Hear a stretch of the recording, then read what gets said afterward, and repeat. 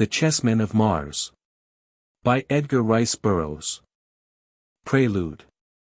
John Carter comes to Earth. Shay had just beaten me at chess, as usual, and, also as usual.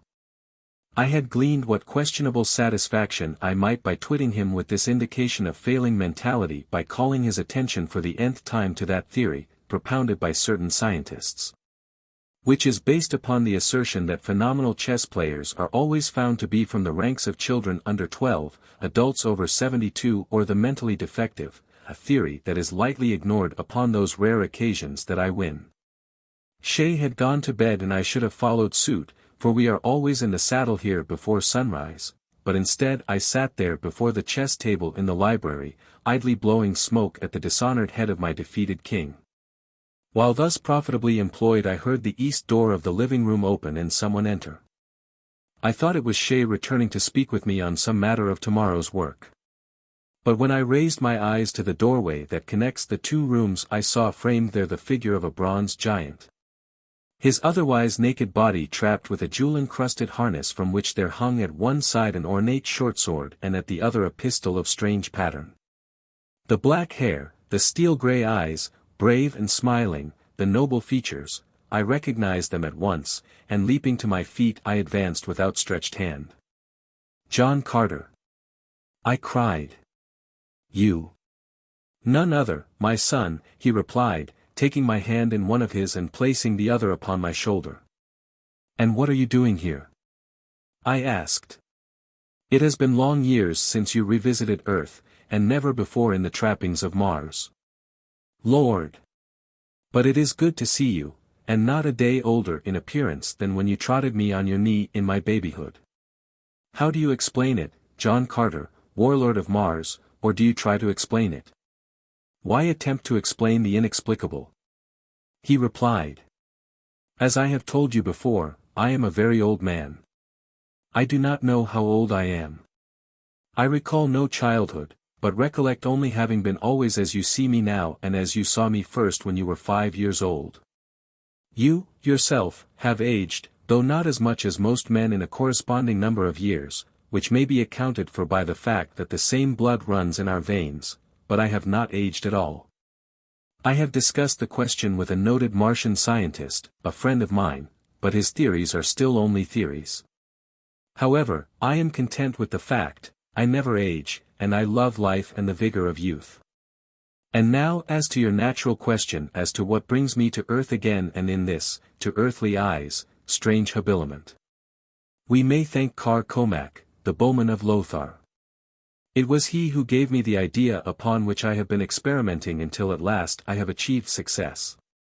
As you know, I have long possessed the power to cross the void in spirit, but never before have I been able to impart to inanimate things a similar power. Now, however, you see me for the first time precisely as my Martian fellows see me, you see the very short sword that has tasted the blood of many a savage foeman, the harness with the devices of helium and the insignia of my rank. The pistol that was presented to me by Tars Tarkas, Jetan of Thark. Aside from seeing you, which is my principal reason for being here, and satisfying myself that I can transport inanimate things from Mars to Earth, and therefore animate things if I so desire, I have no purpose. Earth is not for me. My every interest is upon Barsoom, my wife, my children, my work, all are there. I will spend a quiet evening with you and then back to the world I love even better than I love life." As he spoke he dropped into the chair upon the opposite side of the chess table. "You spoke of children," I said. "Have you more than Cowardice?" "A daughter," he replied, "only a little younger than Cowardice, and, barring one, the fairest thing that ever breathed the thin air of dying Mars. Only Thoris, her mother, could be more beautiful than Terra of Helium." For a moment he fingered the chessmen idly. "We have a game on Mars similar to chess," he said, "very similar. And there is a race there that plays it grimly with men and naked swords. We call the game Jetan. It is played on a board like yours, except that there are 100 squares and we use 20 pieces on each side. I never see it played without thinking of Terra of Helium and what befell her among the Chessmen of Barsoom. Would you like to hear her story?"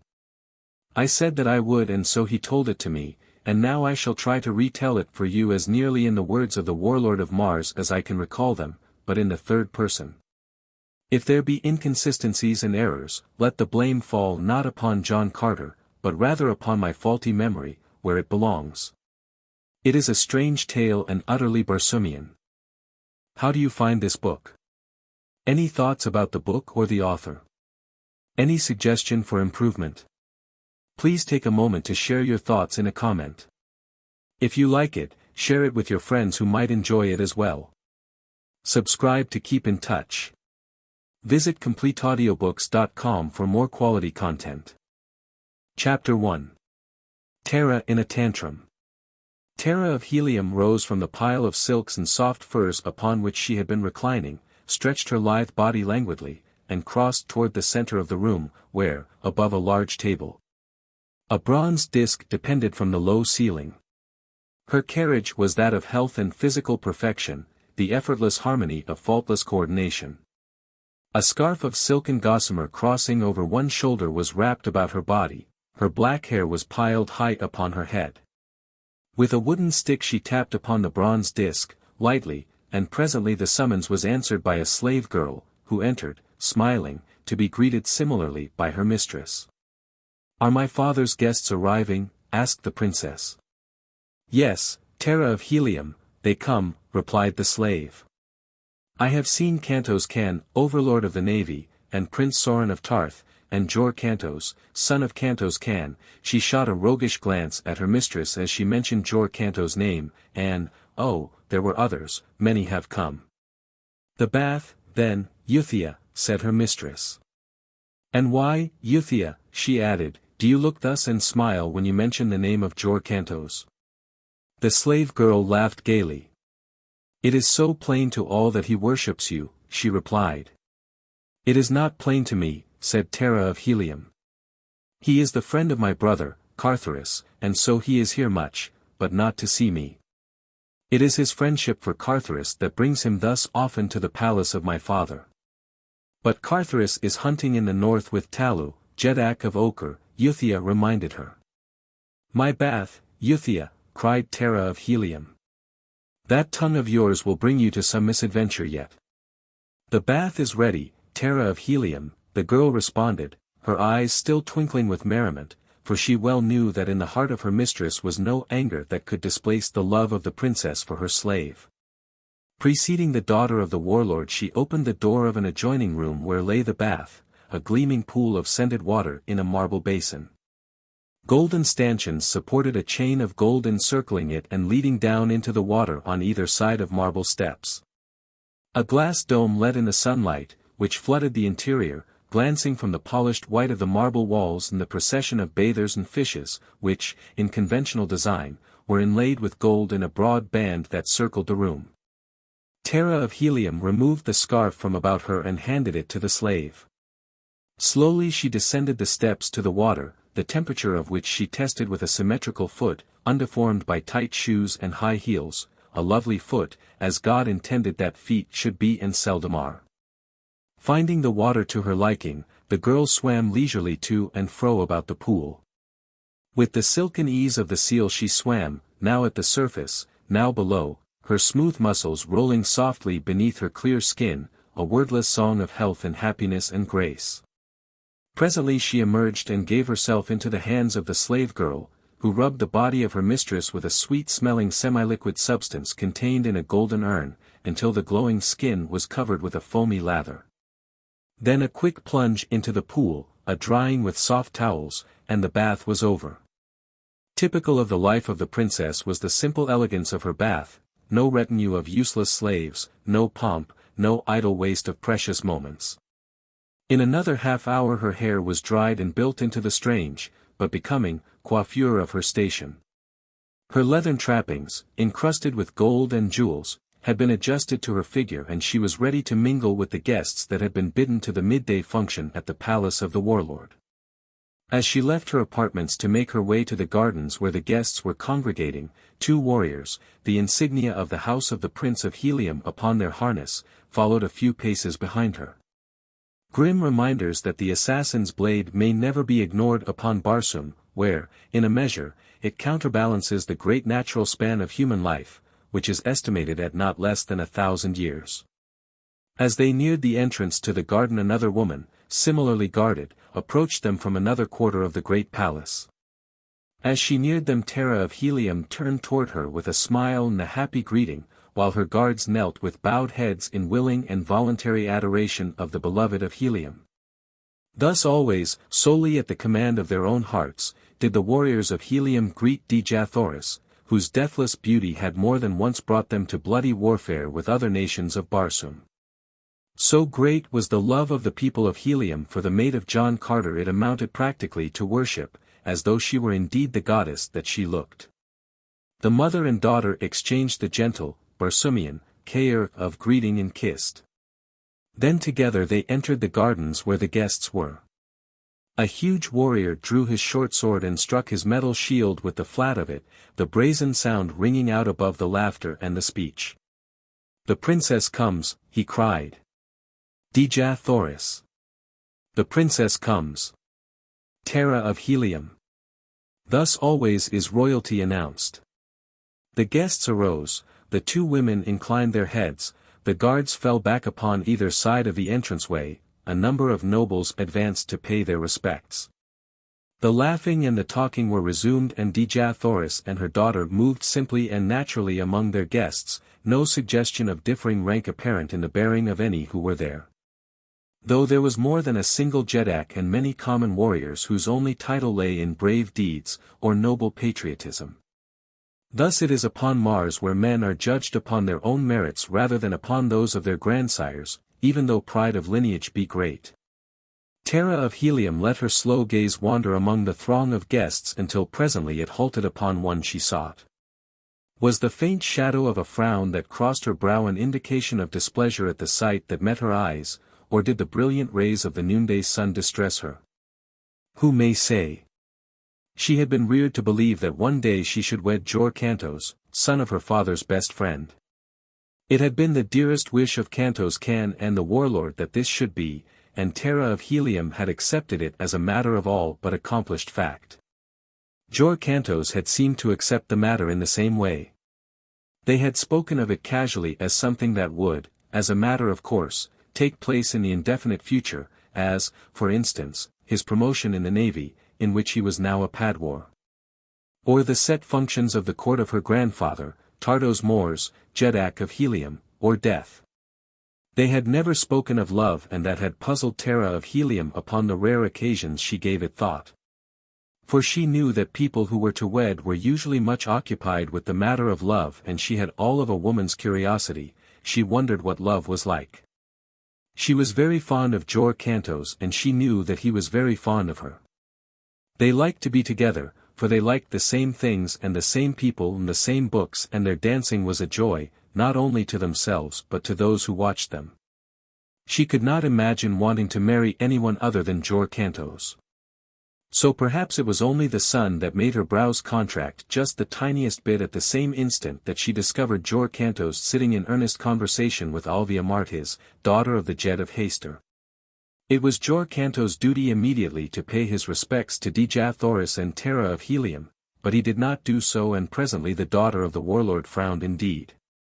She looked long at Alvia Martis, and though she had seen her many times before and knew her well, she looked at her today through new eyes that saw, apparently for the first time, that the girl from Haster was noticeably beautiful even among those other beautiful women of Helium. Terra of Helium was disturbed. She attempted to analyze her emotions, but found it difficult. Alvia Martis was her friend, she was very fond of her, and she felt no anger toward her. Was she angry with Jor Kantos? No, she finally decided that she was not. It was merely surprise, then, that she felt, surprise that Jor Kantos could be more interested in another than in herself. She was about to cross the garden and join them when she heard her father's voice directly behind her. Terra of Helium. He called, and she turned to see him approaching with a strange warrior whose harness and metal bore devices with which she was unfamiliar. Even among the gorgeous trappings of the men of Helium and the visitors from distant empires, those of the stranger were remarkable for their barbaric splendor. The leather of his harness was completely hidden beneath ornaments of platinum thickly set with brilliant diamonds, as were the scabbards of his swords and the ornate holster that held his long, Martian pistol. Moving through the sunlit garden at the side of the great warlord, the scintillant rays of his countless gems enveloping him as in an aureole of light imparted to his noble figure a suggestion of godliness. "Terra of Helium, I bring you Gahan, Jet of Gathol," said John Carter, after the simple Barsoomian custom of presentation. "Kair. Gahan, Jet of Gathol," returned Terra of Helium. "My sword is at your feet, Terra of Helium," said the young chieftain. The warlord left them and the two seated themselves upon an ursite bench beneath a spreading serapis tree. "Far Gathol," mused the girl. "Ever in my mind has it been connected with mystery and romance and the half-forgotten lore of the ancients. I cannot think of Gathol as existing today, possibly because I have never before seen a Gatholian. And perhaps too because of the great distance that separates Helium and Gathol, as well as the comparative insignificance of my little free city, which might easily be lost in one corner of mighty Helium," added Gahan. "But what we lack in power we make up in pride," he continued, laughing. "We believe ours the oldest inhabited city upon Barsoom. It is one of the few that has retained its freedom, and this despite the fact that its ancient diamond mines are the richest known and, unlike practically all the other fields, are today apparently as inexhaustible as ever." "Tell me of Gathol," urged the girl. "The very thought fills me with interest," nor was it likely that the handsome face of the young Jed detracted anything from the glamour of far Gathol. Nor did Gahan seem displeased with the excuse for further monopolizing the society of his fair companion. His eyes seemed chained to her exquisite features, from which they moved no further than to a rounded breast, part hid beneath its jeweled covering, a naked shoulder or the symmetry of a perfect arm, resplendent in bracelets of barbaric magnificence. "Your ancient history has doubtless told you that Gathol was built upon an island in Throxius, mightiest of the 5 oceans of old Barsoom. As the ocean receded, Gathol crept down the sides of the mountain, the summit of which was the island upon which she had been built, until today she covers the slopes from summit to base, while the bowels of the great hill are honeycombed with the galleries of her mines. Entirely surrounding us is a great salt marsh, which protects us from invasion by land, while the rugged and ofttimes vertical topography of our mountain renders the landing of hostile airships a precarious undertaking." "That, and your brave warriors," suggested the girl. Gahan smiled. "We do not speak of that except to enemies," he said, "and then with tongues of steel rather than of flesh. But what practice in the art of war has a people which nature has thus protected from attack?"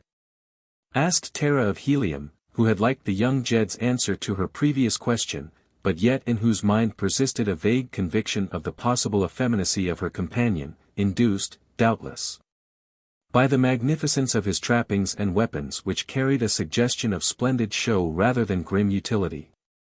"Our natural barriers, while they have doubtless saved us from defeat on countless occasions, have not by any means rendered us immune from attack," he explained.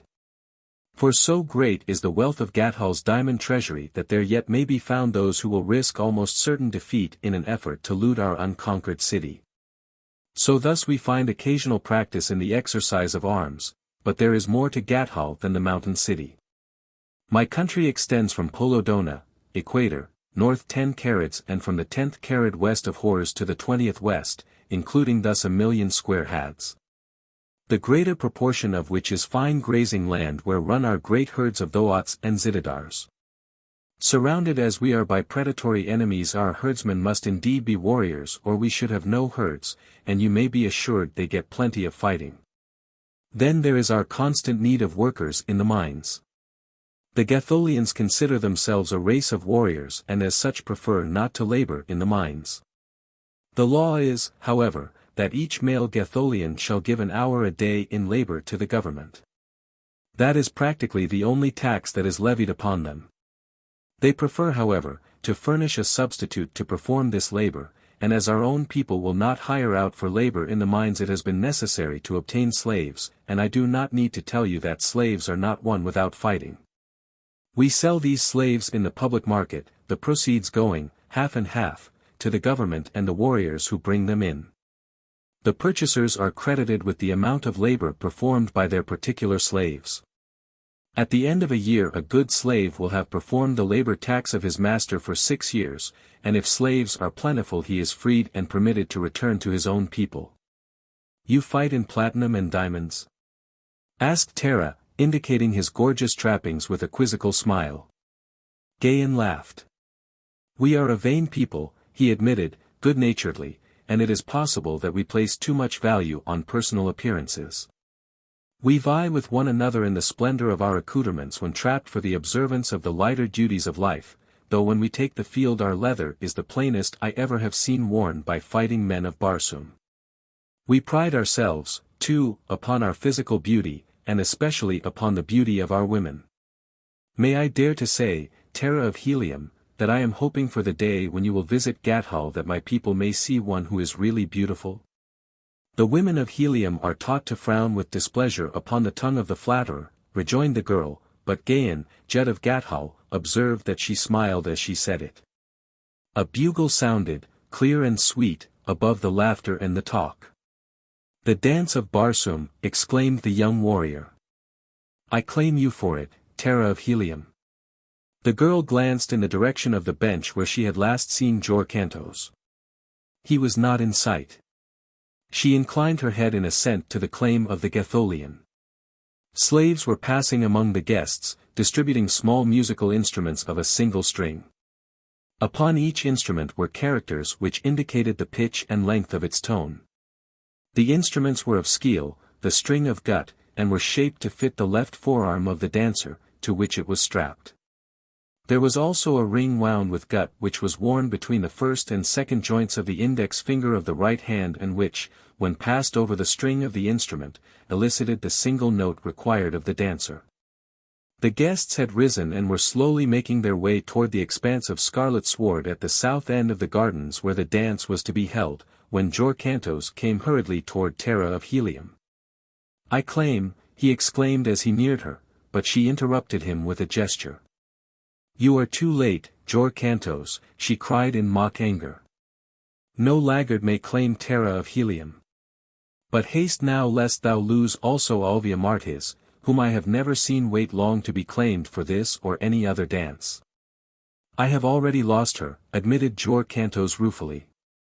And you mean to say that you came for Terra of Helium only after having lost Alvia Martis? Demanded the girl, still simulating displeasure. Oh, Terra of Helium, you know better than that, insisted the young man. Was it not natural that I should assume that you would expect me, who alone has claimed you for the dance of Barsoom for at least 12 times past? And sit and play with my thumbs until you saw fit to come for me? She questioned. Ah, no, Jorcantos, Terra of Helium is for no laggard, and she threw him a sweet smile and passed on toward the assembling dancers with Gahan, Jetan of Gathol. The dance of Barsoom bears a relation similar to the more formal dancing functions of Mars that the Grand March does to ours, though it is infinitely more intricate and more beautiful. Before a Martian youth of either sex may attend an important social function where there is dancing, he must have become proficient in at least 3 dances, the dance of Barsoom, his national dance, and the dance of his city. In these 3 dances the dancers furnish their own music, which never varies, nor do the steps or figures vary, having been handed down from time immemorial. All Barsoomian dances are stately and beautiful, but the dance of Barsoom is a wondrous epic of motion and harmony. There is no grotesque posturing, no vulgar or suggestive movements. It has been described as the interpretation of the highest ideals of a world that aspired to grace and beauty and chastity in woman, and strength and dignity and loyalty in man. Today, John Carter, warlord of Mars, with Dejah Thoris, his mate, led in the dancing. And if there was another couple that vied with them in possession of the silent admiration of the guests, it was the resplendent Jetan of Gathol and his beautiful partner. In the ever-changing figures of the dance the man found himself now with the girl's hand in his and again with an arm about the lithe body that the jeweled harness but inadequately covered, and the girl, though she had danced 1,000 dances in the past, realized for the first time the personal contact of a man's arm against her naked flesh. It troubled her that she should notice it, and she looked up questioningly and almost with displeasure at the man as though it was his fault. Their eyes met and she saw in his that which she had never seen in the eyes of Jorcantos. It was at the very end of the dance and they both stopped suddenly with the music and stood there looking straight into each other's eyes. It was Gahan of Gathol who spoke first. "Terra of Helium, I love you," he said. The girl drew herself to her full height. "The Jet of Gathol forgets himself," she exclaimed haughtily. "The Jet of Gathol would forget everything but you, Terra of Helium," he replied. Fiercely he pressed the soft hand that he still retained from the last position of the dance. "I love you, Terra of Helium," he repeated. "Why should your ears refuse to hear what your eyes but just now did not refuse to see, and answer?" "What meanest thou?" she cried. "Are the men of Gathol such boors, then?" "They are neither boors nor fools," he replied, quietly.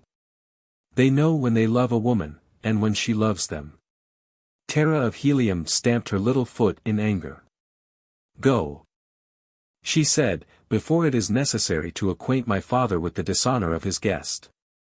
She turned and walked away. "Wait," cried the man. "Just another word." "Of apology?" she asked. "Of prophecy," he said. "I do not care to hear it," replied Terra of Helium, and left him standing there. She was strangely unstrung and shortly thereafter returned to her own quarter of the palace, where she stood for a long time by a window looking out beyond the scarlet tower of Greater Helium toward the northwest. Presently she turned angrily away. "I hate him," she exclaimed aloud. "Whom?" inquired the privileged Euthia. Terra of Helium stamped her foot. "That ill-mannered boor, the Jet of Gathol," she replied. Euthia raised her slim brows. At the stamping of the little foot, a great beast rose from the corner of the room and crossed to Terra of Helium where it stood looking up into her face. She placed her hand upon the ugly head. "Dear old Woola," she said. "No love could be deeper than yours, yet it never offends. Would that men might pattern themselves after you." Chapter 2. At the Gale's Mercy. Terra of Helium did not return to her father's guests, but awaited in her own apartments the word from Jorcantos which she knew must come, begging her to return to the gardens. She would then refuse, haughtily. But no appeal came from Jorcantos. At first Terra of Helium was angry, then she was hurt, and always she was puzzled. She could not understand. Occasionally she thought of the Jet of Gathol and then she would stamp her foot, for she was very angry indeed with Gahan. The presumption of the man. He had insinuated that he read love for him in her eyes. Never had she been so insulted and humiliated. Never had she so thoroughly hated a man. Suddenly she turned toward Euthia. "My flying leather," she commanded. "But the guests," exclaimed the slave girl. "Your father, the warlord, will expect you to return." "He will be disappointed," snapped Terra of Helium. The slave hesitated. "He does not approve of your flying alone," she reminded her mistress. The young princess sprang to her feet and seized the unhappy slave by the shoulders, shaking her. "You are becoming unbearable, Euthia," she cried. "Soon there will be no alternative than to send you to the public slave market. Then possibly you will find a master to your liking." Tears came to the soft eyes of the slave girl. "It is because I love you, my princess," she said softly. Terra of Helium melted. She took the slave in her arms and kissed her. "I have the disposition of a thoat, Euthia," she said. "Forgive me. I love you and there is nothing that I would not do for you and nothing would I do to harm you. Again, as I have so often in the past, I offer you your freedom." "I do not wish my freedom if it will separate me from you, Terra of Helium," replied Euthia. I am happy here with you, I think that I should die without you. Again the girls kissed. And you will not fly alone, then? Questioned the slave. Terra of Helium laughed and pinched her companion. You persistent little pest, she cried. Of course I shall fly, does not Terra of Helium always do that which pleases her? Euthia shook her head sorrowfully. Alas! She does, she admitted. Iron is the warlord of Barsoom to the influences of all but two. In the hands of Djathoris and Terra of Helium he is as potter's clay. Then run and fetch my flying leather like the sweet slave you are, directed the mistress. Far out across the ochre sea bottoms beyond the twin cities of Helium raced the swift flyer of Terra of Helium. Thrilling to the speed and the buoyancy and the obedience of the little craft the girl drove toward the northwest. Why she should choose that direction she did not pause to consider. Perhaps because in that direction lay the least known areas of Barsoom, and, ergo, romance, mystery, and adventure. In that direction also lay far Gathol. But to that fact she gave no conscious thought. She did, however, think occasionally of the jet of that distant kingdom, but the reaction to these thoughts was scarcely pleasurable. They still brought a flush of shame to her cheeks and a surge of angry blood to her heart.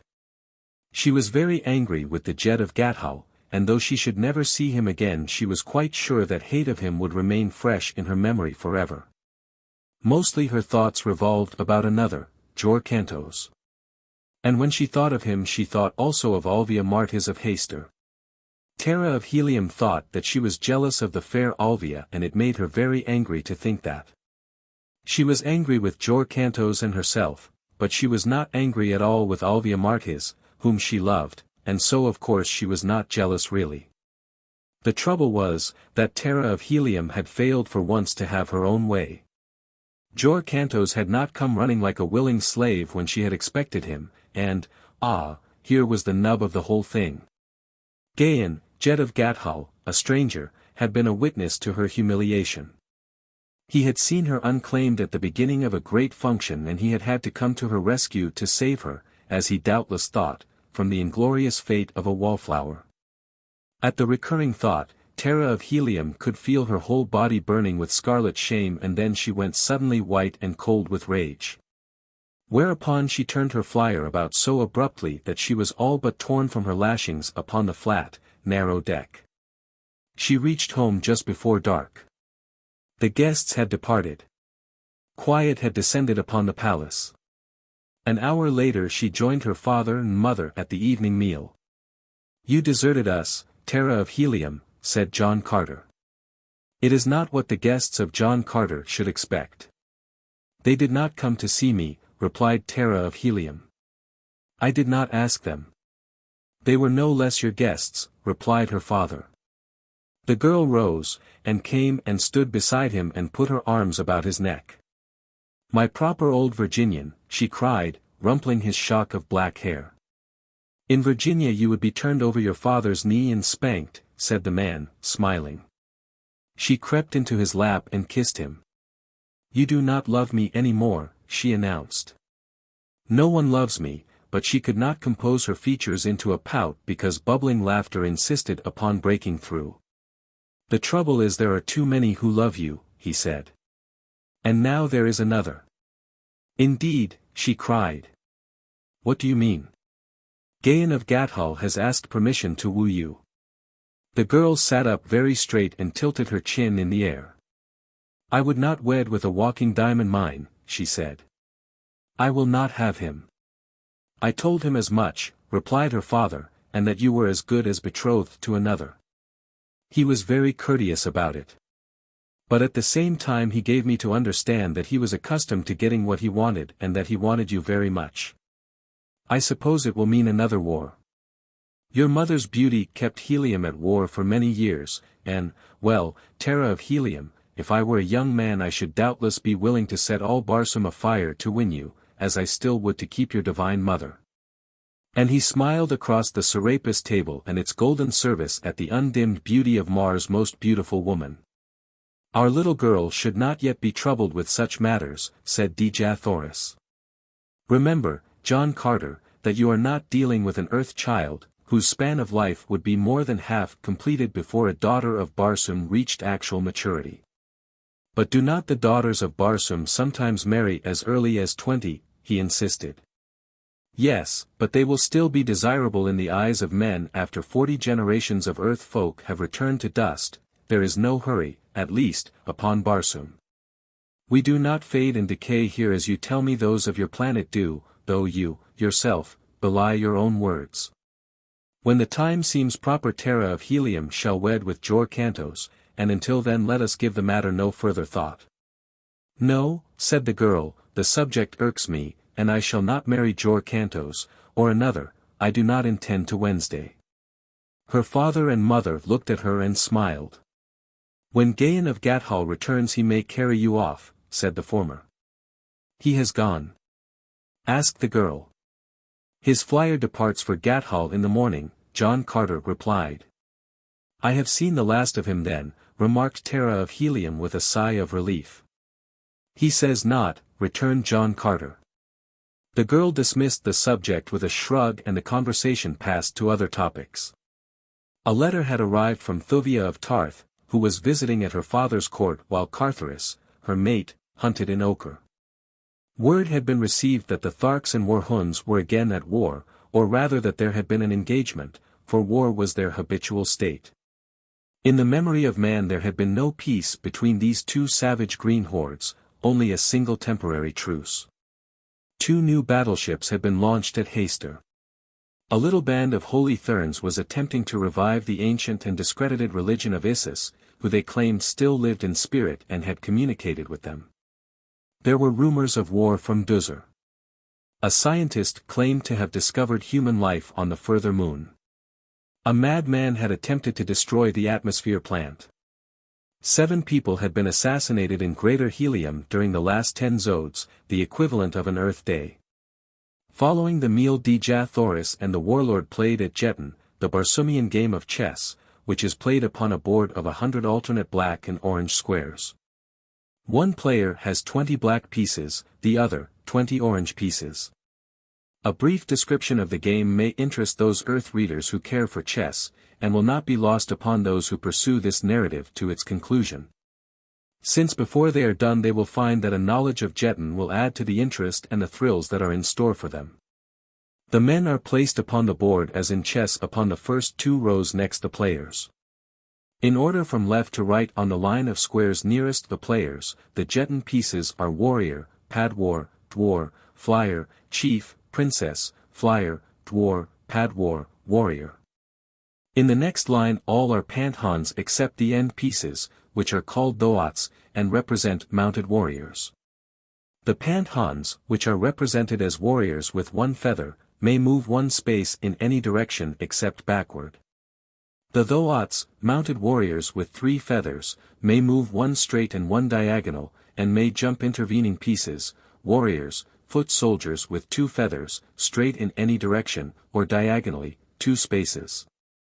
Padwars, lieutenants wearing 2 feathers, 2 diagonal in any direction, or combination, dwars, captains wearing 3 feathers, 3 spaces straight in any direction, or combination. Flyers, represented by a propeller with 3 blades, 3 spaces in any direction, or combination, diagonally, and may jump intervening pieces, the chief, indicated by a diadem with 10 jewels, 3 spaces in any direction, straight, or diagonal. Princess, diadem with a single jewel, same as chief, and can jump intervening pieces. The game is won when a player places any of his pieces on the same square with his opponent's princess, or when a chief takes a chief. It is drawn when a chief is taken by any opposing piece other than the opposing chief, or when both sides have been reduced to 3 pieces, or less, of equal value, and the game is not terminated in the following 10 moves, 5 apiece. This is but a general outline of the game, briefly stated. It was this game that Dja Thoris and John Carter were playing when Terra of Helium bid them good night, retiring to her own quarters and her sleeping silks and furs. Until morning, my beloved, she called back to them as she passed from the apartment, nor little did she guess, nor her parents, that this might indeed be the last time that they would ever set eyes upon her. The morning broke dull and grey. Ominous clouds billowed restlessly and low. Beneath them torn fragments scud toward the northwest. From her window Terra of Helium looked out upon this unusual scene. Dense clouds seldom overcast the Barsoomian sky. At this hour of the day it was her custom to ride one of those small thoats that are the saddle animals of the red Martians, but the sight of the billowing clouds lured her to a new adventure. Euthia still slept and the girl did not disturb her. Instead, she dressed quietly and went to the hangar upon the roof of the palace directly above her quarters where her own swift flyer was housed. She had never driven through the clouds. It was an adventure that always she had longed to experience. The wind was strong and it was with difficulty that she maneuvered the craft from the hangar without accident, but once away it raced swiftly out above the twin cities. The buffeting winds caught and tossed it, and the girl laughed aloud in sheer joy of the resultant thrills. She handled the little ship like a veteran, though few veterans would have faced the menace of such a storm in so light a craft. Swiftly she rose toward the clouds, racing with the scudding streamers of the storm-swept fragments, and a moment later she was swallowed by the dense masses billowing above. Here was a new world, a world of chaos unpeopled except for herself. But it was a cold, damp, lonely world and she found it depressing after the novelty of it had been dissipated, by an overpowering sense of the magnitude of the forces surging about her. Suddenly she felt very lonely and very cold and very little. Hurriedly, therefore, she rose until presently her craft broke through into the glorious sunlight that transformed the upper surface of the somber element into rolling masses of burnished silver. Here it was still cold, but without the dampness of the clouds, and in the eye of the brilliant sun her spirits rose with the mounting needle of her altimeter. Gazing at the clouds, now far beneath, the girl experienced the sensation of hanging stationary in mid-heaven. But the whirring of her propeller, the wind beating upon her, the high figures that rose and fell beneath the glass of her speedometer, these told her that her speed was terrific. It was then that she determined to turn back. The first attempt she made above the clouds, but it was unsuccessful. To her surprise she discovered that she could not even turn against the high wind, which rocked and buffeted the frail craft. Then she dropped swiftly to the dark and wind-swept zone between the hurtling clouds and the gloomy surface of the shadowed ground. Here she tried again to force the nose of the flyer back toward Helium, but the tempest seized the frail thing and hurled it remorselessly about, rolling it over and tossing it as it were a cork in a cataract. At last the girl succeeded in righting the flyer, perilously close to the ground. Never before had she been so close to death, yet she was not terrified. Her coolness had saved her, that and the strength of the deck lashings that held her. Traveling with the storm she was safe, but where was it bearing her? She pictured the apprehension of her father and mother when she failed to appear at the morning meal. They would find her flyer missing and they would guess that somewhere in the path of the storm it lay a wrecked and tangled mass upon her dead body, and then brave men would go out in search of her, risking their lives. And that lives would be lost in the search, she knew, for she realized now that never in her lifetime had such a tempest raged upon Barsoom. She must turn back. She must reach Helium before her mad lust for thrills had cost the sacrifice of a single courageous life. She determined that greater safety and likelihood of success lay above the clouds, and once again she rose through the chilling, wind-tossed vapor.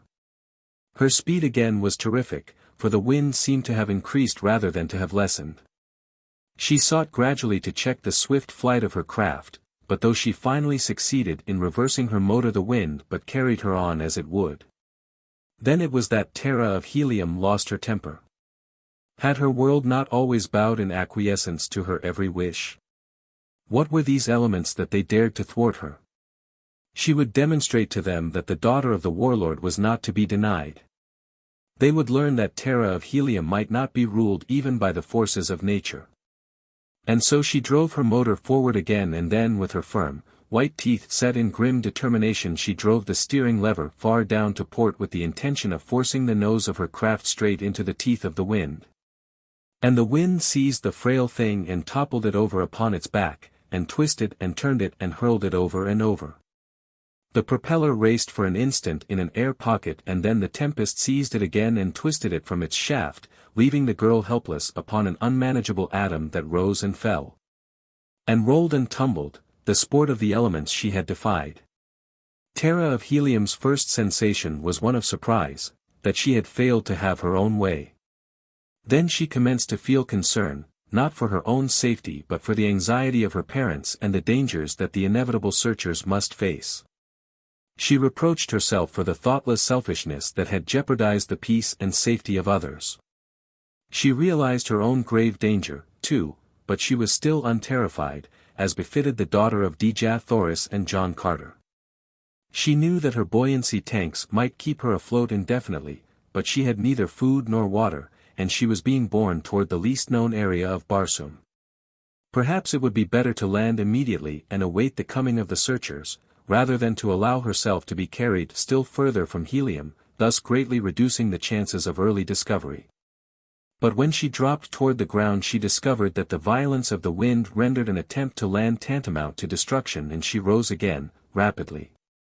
Carried along a few hundred feet above the ground, she was better able to appreciate the titanic proportions of the storm than when she had flown in the comparative serenity of the zone above the clouds. For now she could distinctly see the effect of the wind upon the surface of Barsoom. The air was filled with dust and flying bits of vegetation, and when the storm carried her across an irrigated area of farmland she saw great trees and stone walls and buildings lifted high in air and scattered broadcast over the devastated country. And then she was carried swiftly on to other sights that forced in upon her consciousness a rapidly growing conviction that after all Terra of Helium was a very small and insignificant and helpless person. It was quite a shock to her self-pride while it lasted, and toward evening she was ready to believe that it was going to last forever. There had been no abatement in the ferocity of the tempest, nor was there indication of any. She could only guess at the distance she had been carried, for she could not believe in the correctness of the high figures that had been piled upon the record of her odometer. They seemed unbelievable, and yet, had she known it, they were quite true. In 12 hours she had flown and been carried by the storm full 7,000 hads. Just before dark she was carried over one of the deserted cities of ancient Mars. It was Turquoise, but she did not know it. Had she might readily have been forgiven for abandoning the last vestige of hope, for to the people of Helium Turquoise seems as remote as do the South Sea Islands to us. And still the tempest, its fury unabated, bore her on. All that night she hurtled through the dark beneath the clouds, or rose to race through the moonlit void beneath the glory of Barsoom's two satellites. She was cold and hungry and altogether miserable, but her brave little spirit refused to admit that her plight was hopeless even though reason proclaimed the truth. Her reply to reason, sometimes spoken aloud in sudden defiance, recalled the Spartan stubbornness of her sire in the face of certain annihilation: "I still live." That morning there had been an early visitor at the palace of the warlord. It was Gahan, Jetan of Gathol. He had arrived shortly after the absence of Terra of Helium had been noted. And in the excitement he had remained unannounced until John Carter had happened upon him in the great reception corridor of the palace as the warlord was hurrying out to arrange for the dispatch of ships in search of his daughter. Gahan read the concern upon the face of the warlord.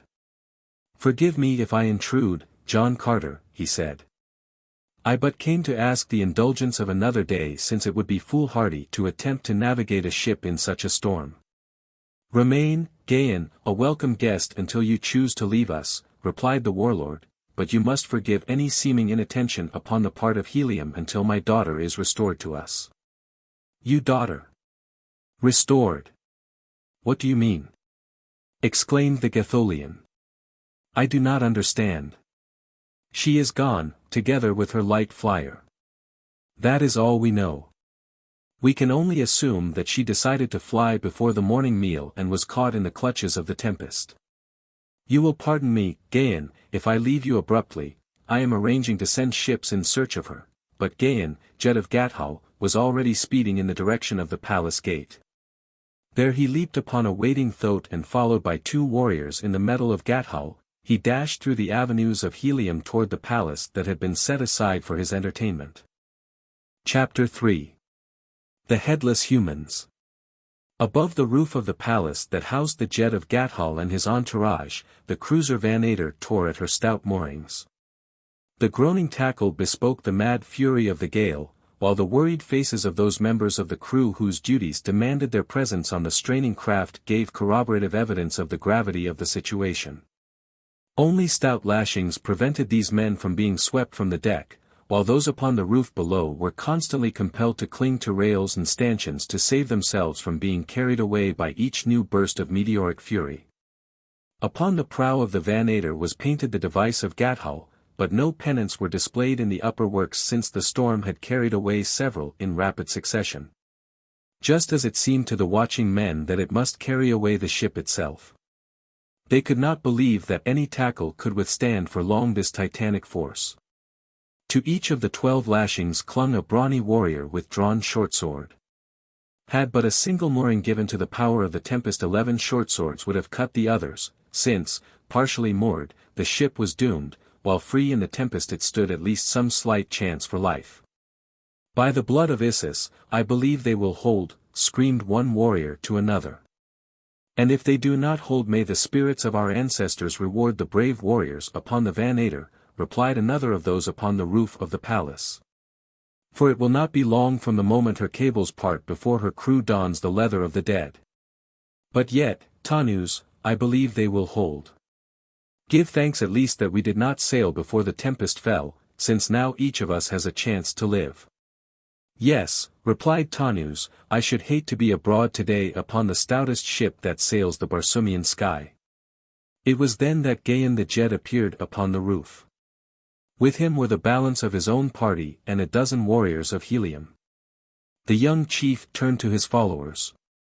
I sail at once upon the Vannator, he said, in search of Terra of Helium, who is thought to have been carried away upon a one-man flyer by the storm. I do not need to explain to you the slender chances the Vannator has to withstand the fury of the tempest, nor will I order you to your deaths. Let those who wish remain behind without dishonor. The others will follow me, and he leaped for the rope ladder that lashed wildly in the gale.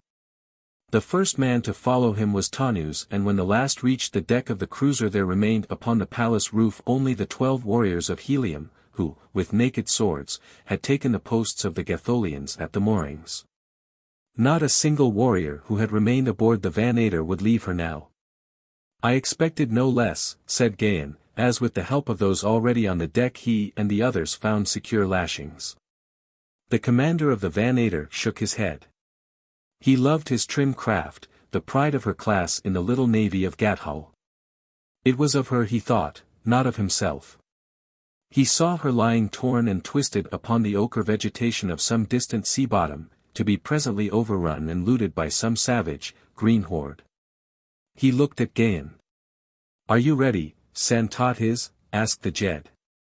All is ready. Then cut away. Word was passed across the deck and over the side to the Heliometic warriors below that at the third gun they were to cut away. 12 keen swords must strike simultaneously and with equal power, and each must sever completely and instantly 3 strands of heavy cable that no loose end fouling a block bring immediate disaster upon the Vannator. Boom! The voice of the signal gun rolled down through the screaming wind to the 12 warriors upon the roof. Boom!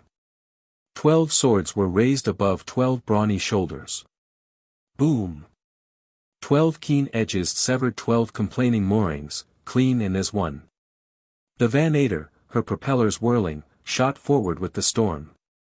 The tempest struck her in the stern as with a mailed fist and stood the great ship upon her nose, and then it caught her and spun her as a child's top spins.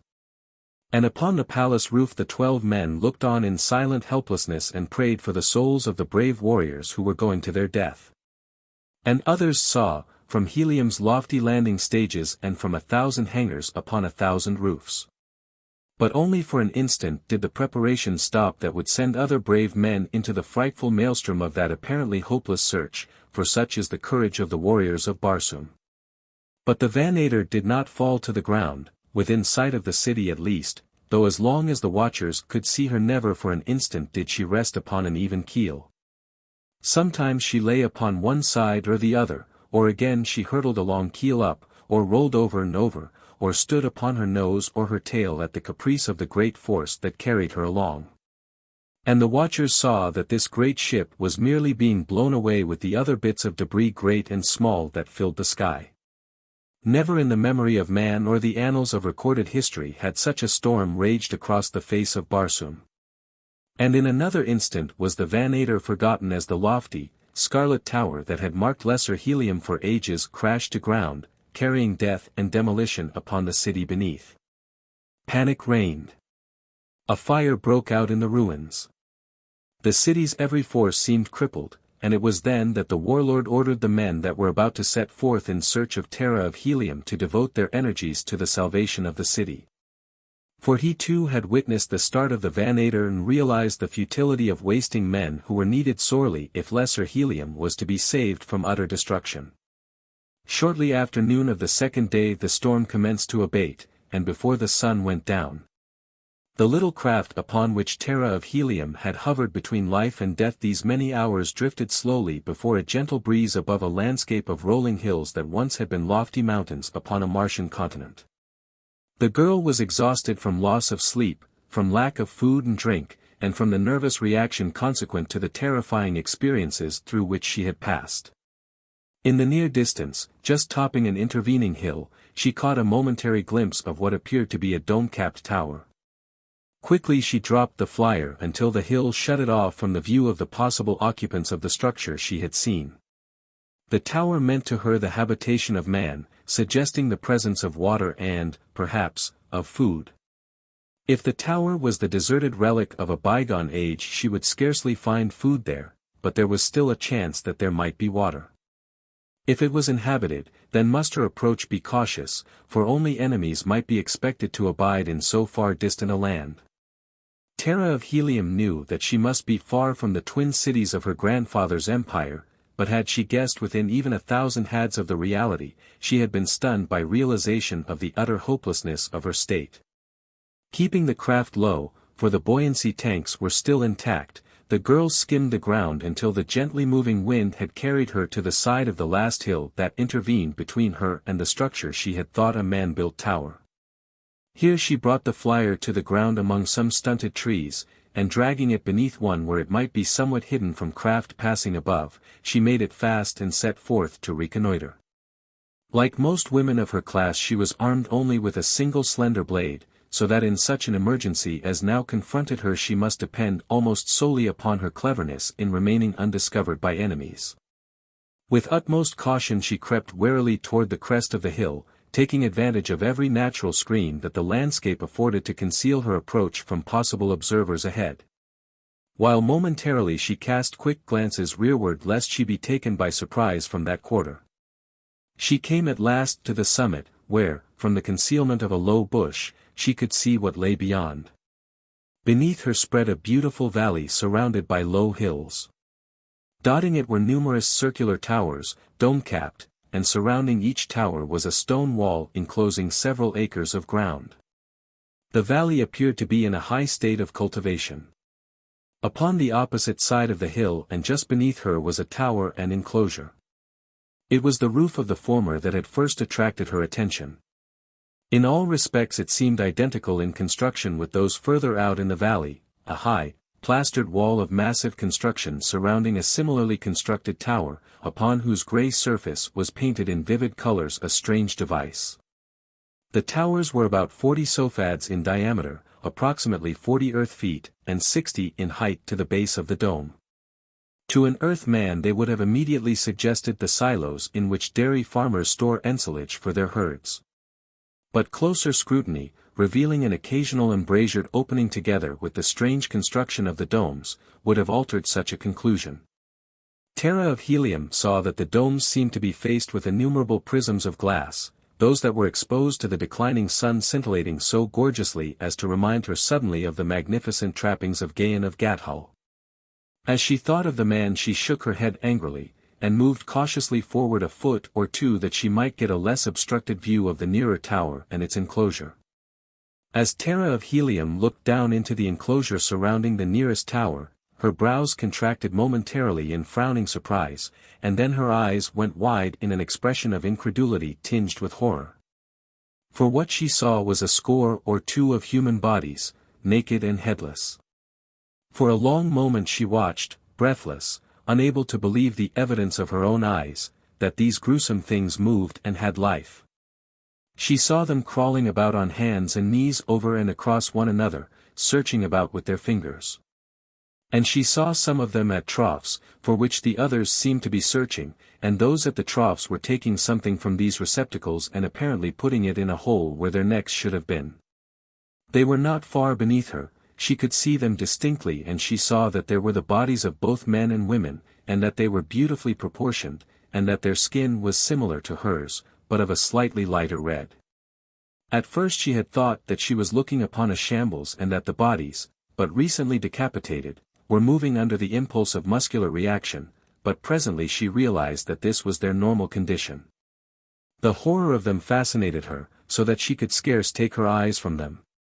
It was evident from their groping hands that they were eyeless, and their sluggish movements suggested a rudimentary nervous system and a correspondingly minute brain. The girl wondered how they subsisted, for she could not, even by the wildest stretch of imagination, picture these imperfect creatures as intelligent tillers of the soil. Yet that the soil of the valley was tilled was evident, and that these things had food was equally so. But who tilled the soil? Who kept and fed these unhappy things, and for what purpose? It was an enigma beyond her powers of deduction. The sight of food aroused again a consciousness of her own gnawing hunger and the thirst that parched her throat. She could see both food and water within the enclosure, but would she dare enter even should she find means of ingress? She doubted it, since the very thought of possible contact with these gruesome creatures sent a shudder through her frame. Then her eyes wandered again out across the valley until presently they picked out what appeared to be a tiny stream winding its way through the center of the farmlands, a strange sight upon Barsoom. Ah, if it were but water! Then might she hope with a real hope, for the fields would give her sustenance which she could gain by night, while by day she hid among the surrounding hills, and sometime, yes, sometime she knew, the searchers would come, for John Carter, warlord of Barsoom, would never cease to search for his daughter until every square head of the planet had been combed again and again. She knew him and she knew the warriors of Helium, and so she knew that could she but manage to escape harm until they came, they would indeed come at last. She would have to wait until dark before she dare venture into the valley, and in the meantime she thought it well to search out a place of safety nearby where she might be reasonably safe from savage beasts. It was possible that the district was free from carnivora, but one might never be sure in a strange land. As she was about to withdraw behind the brow of the hill, her attention was again attracted to the enclosure below. Two figures had emerged from the tower. Their beautiful bodies seemed identical with those of the headless creatures among which they moved, but the newcomers were not headless. Upon their shoulders were heads that seemed human, yet which the girl intuitively sensed were not human. They were just a trifle too far away for her to see them distinctly in the waning light of the dying day, but she knew that they were too large, they were out of proportion to the perfectly proportioned bodies, and they were oblate in form. She could see that the men wore some manner of harness to which were slung the customary long sword and short sword of the Barsoomian warrior. And that about their short necks were massive leather collars cut to fit closely over the shoulders and snugly to the lower part of the head. Their features were scarce discernible, but there was a suggestion of grotesqueness about them that carried to her a feeling of revulsion. The two carried a long rope to which were fastened, at intervals of about 2 sofads, what she later guessed were light manacles. For she saw the warriors passing among the poor creatures in the enclosure, and about the right wrist of each they fastened one of the manacles. When all had been thus fastened to the rope, one of the warriors commenced to pull and tug at the loose end as though attempting to drag the headless company toward the tower, while the other went among them with a long, light whip with which he flicked them upon the naked skin. Slowly, dully, the creatures rose to their feet, and between the tugging of the warrior in front and the lashing of him behind, the hopeless band was finally herded within the tower. Terra of Helium shuddered as she turned away. What manner of creatures were these? Suddenly it was night. The Barsoomian day had ended, and then the brief period of twilight that renders the transition from daylight to darkness almost as abrupt as the switching off of an electric light, and Terra of Helium had found no sanctuary. But perhaps there were no beasts to fear, or rather to avoid. Terra of Helium liked not the word fear. She would have been glad, however, had there been a cabin, even a very tiny cabin, upon her small flyer, but there was no cabin. The interior of the hull was completely taken up by the buoyancy tanks. Ah, she had it. How stupid of her not to have thought of it before. She could moor the craft to the tree beneath which it rested and let it rise the length of the rope. Lashed to the deck ring, she would then be safe from any roaming beast of prey that chanced along. In the morning she could drop to the ground again before the craft was discovered. As Terra of Helium crept over the brow of the hill down toward the valley, her presence was hidden by the darkness of the night from the sight of any chance observer who might be loitering by a window in the nearby tower.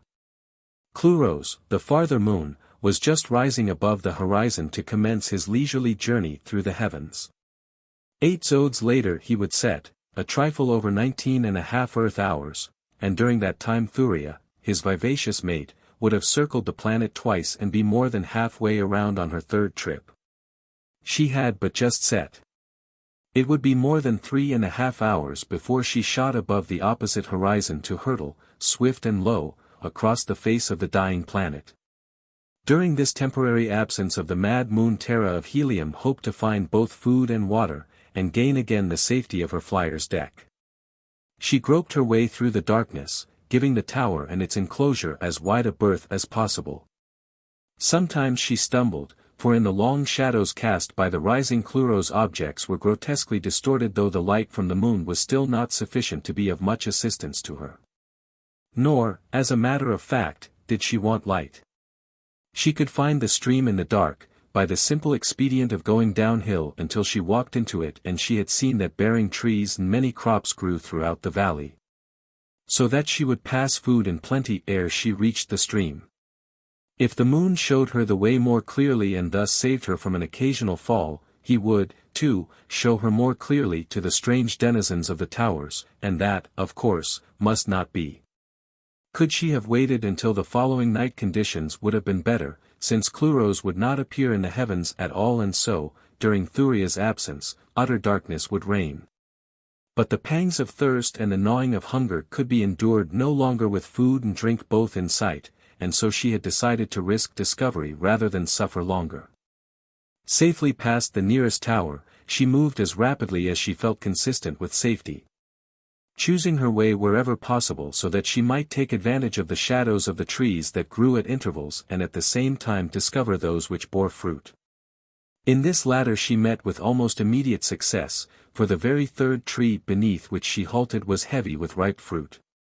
Never, thought Terra of Helium, had aught so delicious impinged upon her palate, and yet it was naught else than the almost tasteless USA, which is considered to be palatable only after having been cooked and highly spiced. It grows easily with little irrigation and the trees bear abundantly. The fruit, which ranks high in food value, is one of the staple foods of the less well-to-do, and because of its cheapness and nutritive value forms one of the principal rations of both armies and navies upon Barsoom. A use which has won for it a Martian sobriquet which, freely translated into English, would be, the fighting potato. The girl was wise enough to eat but sparingly, but she filled her pocket pouch with the fruit before she continued upon her way.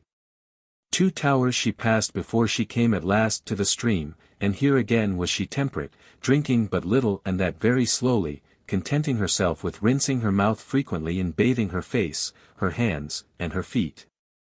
And even though the night was cold, as Martian nights are, the sensation of refreshment more than compensated for the physical discomfort of the low temperature. Replacing her sandals, she sought among the growing track near the stream for whatever edible berries or tubers might be planted there, and found a couple of varieties that could be eaten raw. With these she replaced some of the USA in her pocket pouch, not only to ensure a variety but because she found them more palatable. Occasionally she returned to the stream to drink, but each time moderately. Always were her eyes and ears alert for the first signs of danger, but she had neither seen nor heard aught to disturb her. And presently the time approached when she felt she must return to her flyer lest she be caught in the revealing light of low-swinging Thuria. She dreaded leaving the water, for she knew that she must become very thirsty before she could hope to come again to the stream. If she only had some little receptacle in which to carry water, even a small amount would tide her over until the following night. But she had nothing, and so she must content herself as best she could with the juices of the fruit and tubers she had gathered. After a last drink at the stream, the longest and deepest she had allowed herself, she rose to retrace her steps toward the hills, but even as she did so she became suddenly tense with apprehension. What was that? She could have sworn that she saw something move in the shadows beneath a tree not far away. For a long minute the girl did not move, she scarce breathed. Her eyes remained fixed upon the dense shadows below the tree, her ears strained through the silence of the night. A low moaning came down from the hills where her flyer was hidden. She knew it well, the weird note of the hunting banth. And the great carnivore lay directly in her path. But he was not so close as this other thing, hiding there in the shadows just a little way off. What was it? It was the strain of uncertainty that weighed heaviest upon her. Had she known the nature of the creature lurking there, half its menace would have vanished. She cast quickly about her in search of some haven of refuge should the thing prove dangerous. Again arose the moaning from the hills, but this time closer.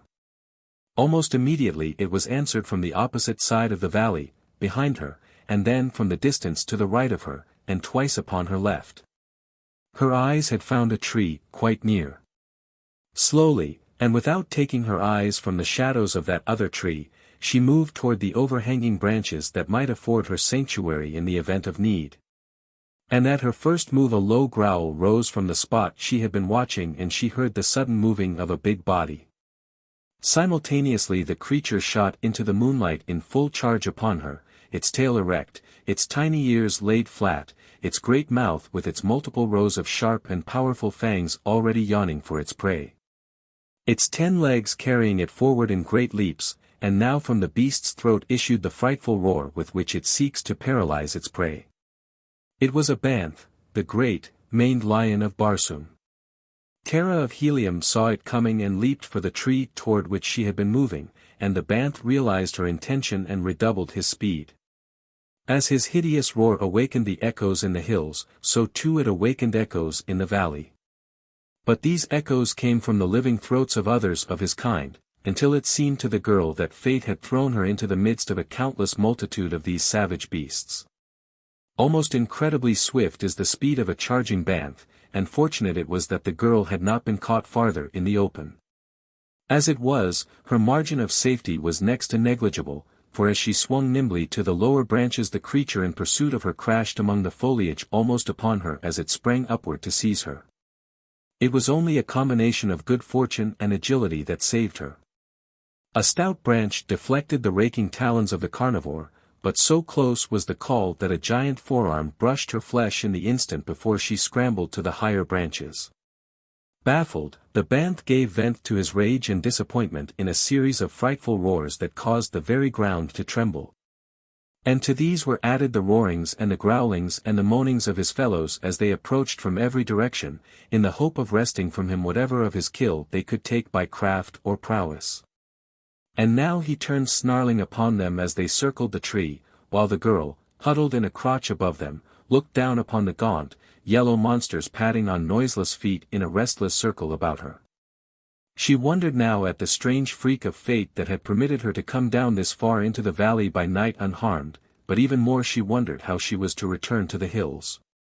She knew that she would not dare venture it by night, and she guessed, too, that by day she might be confronted by even graver perils. To depend upon this valley for sustenance she now saw to be beyond the pale of possibility because of the banths that would keep her from food and water by night. While the dwellers in the towers would doubtless make it equally impossible for her to forage by day. There was but one solution of her difficulty, and that was to return to her flyer and pray that the wind would waft her to some less terrorful land. But when might she return to the flyer? The banths gave little evidence of relinquishing hope of her, and even if they wandered out of sight would she dare risk the attempt? She doubted it. Hopeless indeed seemed her situation, hopeless it was. Chapter 4. Captured. As Thuria, swift racer of the night, shot again into the sky, the scene changed. As by magic a new aspect fell athwart the face of nature. It was as though in the instant one had been transported from one planet to another. It was the age-old miracle of the Martian nights that is always new, even to Martians, two moons resplendent in the heavens, where one had been but now, conflicting, fast-changing shadows that altered the very hills themselves. Far Cluros, stately, majestic, almost stationary, shedding his steady light upon the world below. Thuria, a great and glorious orb, swinging swift across the vaulted dome of the blue-black night, so low that she seemed to graze the hills. A gorgeous spectacle that held the girl now beneath the spell of its enchantment as it always had and always would. Ah, Thuria, mad queen of heaven, murmured Terra of Helium. The hills pass in stately procession, their bosoms rising and falling, the trees move in restless circles, the little grasses describe their little arcs. And all is movement, restless, mysterious movement without sound, while Thuria passes. The girl sighed and let her gaze fall again to the stern realities beneath. There was no mystery in the huge banths. He who had discovered her squatted there looking hungrily up at her. Most of the others had wandered away in search of other prey, but a few remained hoping yet to bury their fangs in that soft body. The night wore on. Again Thuria left the heavens to her lord and master, hurrying on to keep her tryst with the sun in other skies. But a single banth waited impatiently beneath the tree which harbored Terra of Helium. The others had left, but their roars, and growls, and moans thundered or rumbled, or floated back to her from near and far. What prey found they in this little valley? There must be something that they were accustomed to find here that they should be drawn in so great numbers. The girl wondered what it could be. How long the night? Numb, cold, and exhausted, Terra of Helium clung to the tree in growing desperation, for once she had dozed and almost fallen. Hope was low in her brave little heart. How much more could she endure? She asked herself the question and then, with a brave shake of her head, she squared her shoulders. I still live, she said aloud. The banth looked up and growled. Came Thuria again, and after a while the great sun, a flaming lover, pursuing his heart's desire. And Cluros, the cold husband, continued his serene way, as placid as before his house had been violated by this hot Lothario. And now the sun and both moons rode together in the sky, lending their far mysteries to make weird the Martian dawn. Terra of Helium looked out across the fair valley that spread upon all sides of her. It was rich and beautiful, but even as she looked upon it she shuddered, for to her mind came a picture of the headless things that the towers and the walls hid. Those by day and the banths by night. Ah, was it any wonder that she shuddered? With the coming of the sun the great Barsoomian lion rose to his feet. He turned angry eyes upon the girl above him, voiced a single ominous growl, and slunk away toward the hills. The girl watched him, and she saw that he gave the towers as wide a berth as possible and that he never took his eyes from one of them while he was passing it. Evidently the inmates had taught these savage creatures to respect them. Presently he passed from sight in a narrow defile, nor in any direction that she could see was there another. Momentarily at least the landscape was deserted. The girl wondered if she dared to attempt to regain the hills and her flyer. She dreaded the coming of the workmen to the fields as she was sure they would come. She shrank from again seeing the headless bodies, and found herself wondering if these things would come out into the fields and work.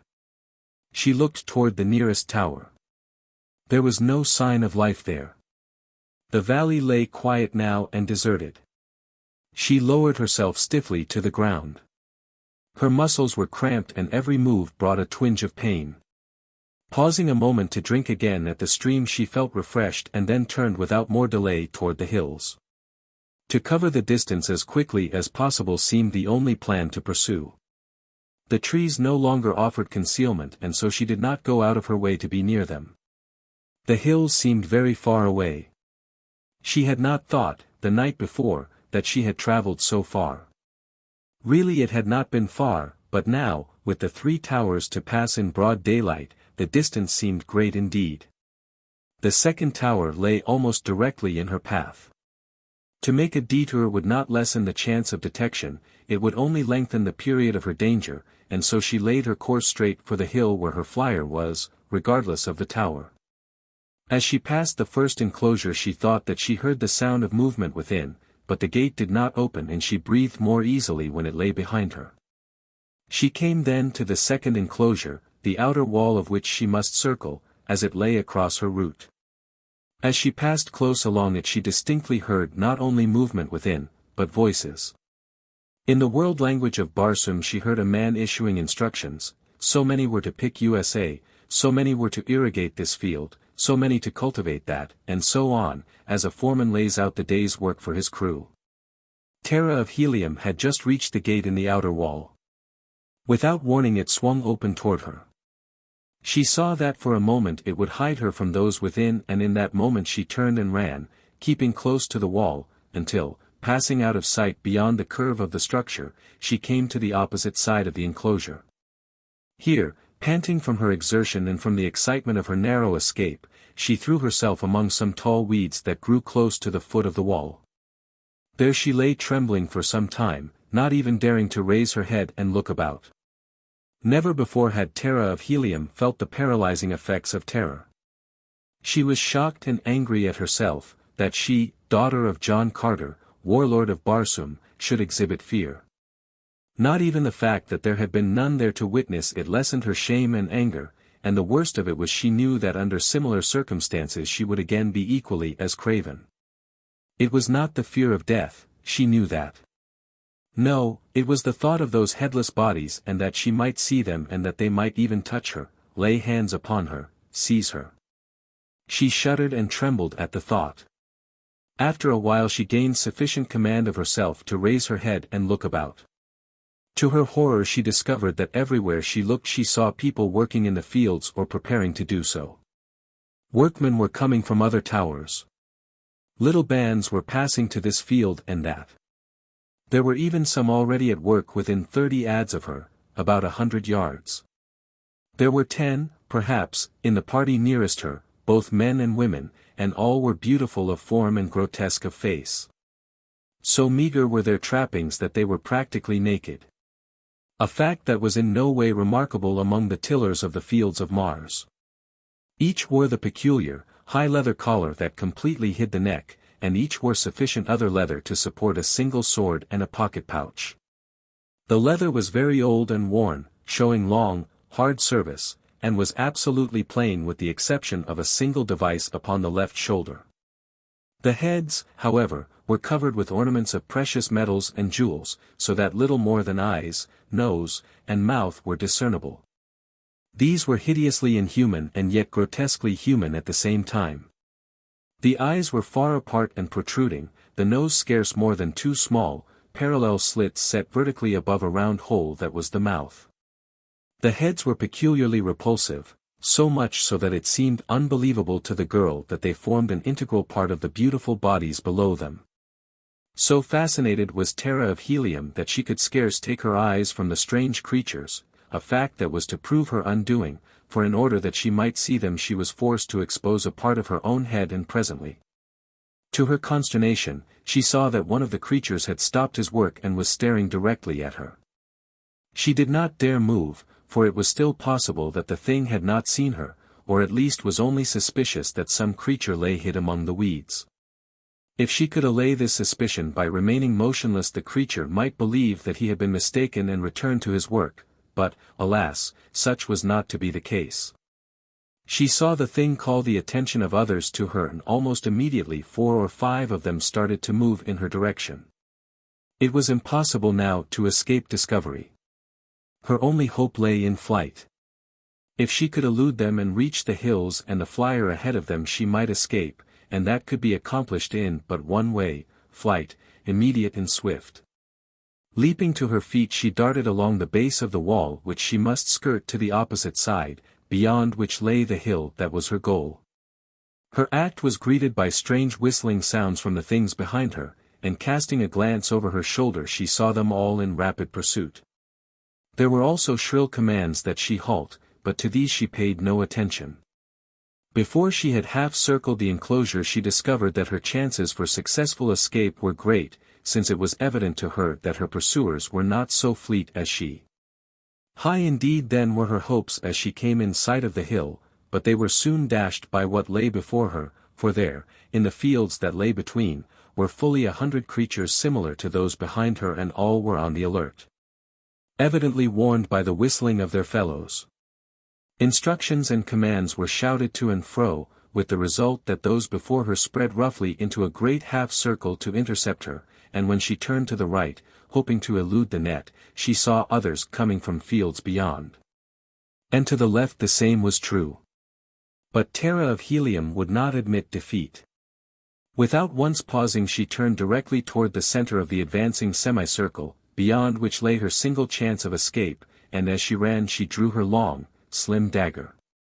Like her valiant sire, if die she must, she would die fighting. There were gaps in the thin line confronting her, and toward the widest of one of these she directed her course. The things on either side of the opening guessed her intent, for they closed in to place themselves in her path. This widened the openings on either side of them, and as the girl appeared almost to rush into their arms she turned suddenly at right angles, ran swiftly in the new direction for a few yards, and then dashed quickly toward the hill again. Now only a single warrior, with a wide gap on either side of him, barred her clear way to freedom, though all the others were speeding as rapidly as they could to intercept her. If she could pass this one without too much delay she could escape, of that she was certain. Her every hope hinged on this. The creature before her realized it, too, for he moved cautiously, though swiftly, to intercept her, as a rugby fullback might maneuver in the realization that he alone stood between the opposing team and a touchdown. At first Terra of Helium had hoped that she might dodge him, for she could not but guess that she was not only more fleet but infinitely more agile than these strange creatures. But soon there came to her the realization that in the time consumed in an attempt to elude his grasp his nearer fellows would be upon her and escape then impossible, so she chose instead to charge straight for him. And when he guessed her decision he stood, half crouching and with outstretched arms, awaiting her. In one hand was his sword, but a voice arose, crying in tones of authority. "Take her alive. Do not harm her." Instantly the fellow returned his sword to its scabbard, and then Terra of Helium was upon him. Straight for that beautiful body she sprang, and in the instant that the arms closed to seize her sharp blade drove deep into the naked chest. The impact hurled them both to the ground, and as Terra of Helium sprang to her feet again she saw, to her horror, that the loathsome head had rolled from the body and was now crawling away from her on 6 short, spider-like legs. The body struggled spasmodically and lay still. As brief as had been the delay caused by the encounter, it still had been of sufficient duration to undo her, for even as she rose 2 more of the things fell upon her, and instantly thereafter she was surrounded. Her blade sank once more into naked flesh, and once more a head rolled free and crawled away. Then they overpowered her, and in another moment she was surrounded by fully 100 of the creatures, all seeking to lay hands upon her. At first she thought that they wished to tear her to pieces in revenge for her having slain 2 of their fellows, but presently she realized that they were prompted more by curiosity than by any sinister motive. "Come," said one of her captors, both of whom had retained a hold upon her. As he spoke he tried to lead her away with him toward the nearest tower. "She belongs to me," cried the other. "Did not I capture her? She will come with me to the Tower of Moke." "Never," insisted the first. "She is Lud's. To Lud I will take her, and whosoever interferes may feel the keenness of my sword, in the head." He almost shouted the last 3 words. "Come." "Enough of this," cried one who spoke with some show of authority. "She was captured in Lud's fields, she will go to Lud. She was discovered in Moke's fields, at the very foot of the Tower of Moke," insisted he who had claimed her for Moke. "You have heard the Nalek speak," cried the Lud. "It shall be as he says." "Not while this Moke holds a sword," replied the other. Rather will I cut her in twain and take my half to Moke than to relinquish her all to Lud, and he drew his sword, or rather he laid his hand upon its hilt in a threatening gesture. But before ever he could draw it the Lud had whipped his out and with a fearful blow cut deep into the head of his adversary. Instantly the big, round head collapsed, almost as a punctured balloon collapses, as a grayish, semi-fluid matter spurted from it. The protruding eyes, apparently lidless, merely stared, the sphincter-like muscle of the mouth opened and closed, and then the head toppled from the body to the ground. The body stood dully for a moment and then slowly started to wander aimlessly about until one of the others seized it by the arm. One of the two heads crawling about on the ground now approached. "This Riker belongs to Moke," it said. "I am a Moke. I will take it," and without further discussion it commenced to crawl up the front of the headless body, using its 6 short, spider-like legs and 2 stout chelae which grew just in front of its legs and strongly resembled those of an earthly lobster, except that they were both of the same size. The body in the meantime stood in passive indifference, its arms hanging idly at its sides. The head climbed to the shoulders and settled itself inside the leather collar that now hid its chelae and legs. Almost immediately the body gave evidence of intelligent animation. It raised its hands and adjusted the collar more comfortably, it took the head between its palms and settled it in place, and when it moved around it did not wander aimlessly, but instead its steps were firm and to some purpose. The girl watched all these things in growing wonder, and presently, no other of the Moke seeming inclined to dispute the right of the Lud to her, she was led off by her captor toward the nearest tower. Several accompanied them, including one who carried the loose head under his arm. The head that was being carried conversed with the head upon the shoulders of the thing that carried it. Terra of Helium shivered. It was horrible. All that she had seen of these frightful creatures was horrible. And to be a prisoner, wholly in their power. Shadow of her first ancestor. What had she done to deserve so cruel a fate? At the wall enclosing the tower they paused while one opened the gate, and then they passed within the enclosure, which, to the girl's horror, she found filled with headless bodies. The creature who carried the bodiless head now set its burden upon the ground, and the latter immediately crawled toward one of the bodies that was lying nearby. Some wandered stupidly to and fro, but this one lay still. It was a female. The head crawled to it and made its way to the shoulders where it settled itself. At once the body sprang lightly erect. Another of those who had accompanied them from the fields approached with the harness and collar that had been taken from the dead body that the head had formerly topped. The new body now appropriated these, and the hands deftly adjusted them. The creature was now as good as before Terra of Helium had struck down its former body with her slim blade. But there was a difference. Before it had been male, now it was female. That, however, seemed to make no difference to the head. In fact, Terra of Helium had noticed during the scramble and the fight about her that sex differences seemed of little moment to her captors. Males and females had taken equal part in her pursuit, both were identically harnessed and both carried swords, and she had seen as many females as males draw their weapons at the moment that a quarrel between the two factions seemed imminent. The girl was given but brief opportunity for further observation of the pitiful creatures in the enclosure as her captor, after having directed the others to return to the fields, led her toward the tower, which they entered. Passing into an apartment about 10 feet wide and 20 long, in one end of which was a stairway leading to an upper level and in the other an opening to a similar stairway leading downward. The chamber, though on a level with the ground, was brilliantly lighted by windows in its inner wall, the light coming from a circular court in the center of the tower. The walls of this court appeared to be faced with what resembled glazed, white tile, and the whole interior of it was flooded with dazzling light. A fact which immediately explained to the girl the purpose of the glass prisms of which the domes were constructed. The stairways themselves were sufficient to cause remark, since in nearly all Barsoomian architecture inclined runways are utilized for purposes of communication between different levels. And especially is this true of the more ancient forms and of those of remote districts where fewer changes have come to alter the customs of antiquity. Down the stairway her captor led Terra of Helium. Down and down through chambers still lighted from the brilliant well. Occasionally they passed others going in the opposite direction, and these always stopped to examine the girl and ask questions of her captor. I know nothing but that she was found in the fields and that I caught her after a fight in which she slew 2 Rikers and in which I slew a Moke, and that I take her to Lud, to whom, of course, she belongs. If Lud wishes to question her, that is for Lud to do, not for me. Thus always he answered the curious. Presently they reached a room from which a circular tunnel led away from the tower, and into this the creature conducted her. The tunnel was some 7 feet in diameter and flattened on the bottom to form a walk. For 100 feet from the tower it was lined with the same tile-like material of the light well and amply illuminated by reflected light from that source. Beyond it was faced with stone of various shapes and sizes, neatly cut and fitted together, a very fine mosaic without a pattern. There were branches, too, and other tunnels which crossed this, and occasionally openings not more than a foot in diameter, these latter being usually close to the floor.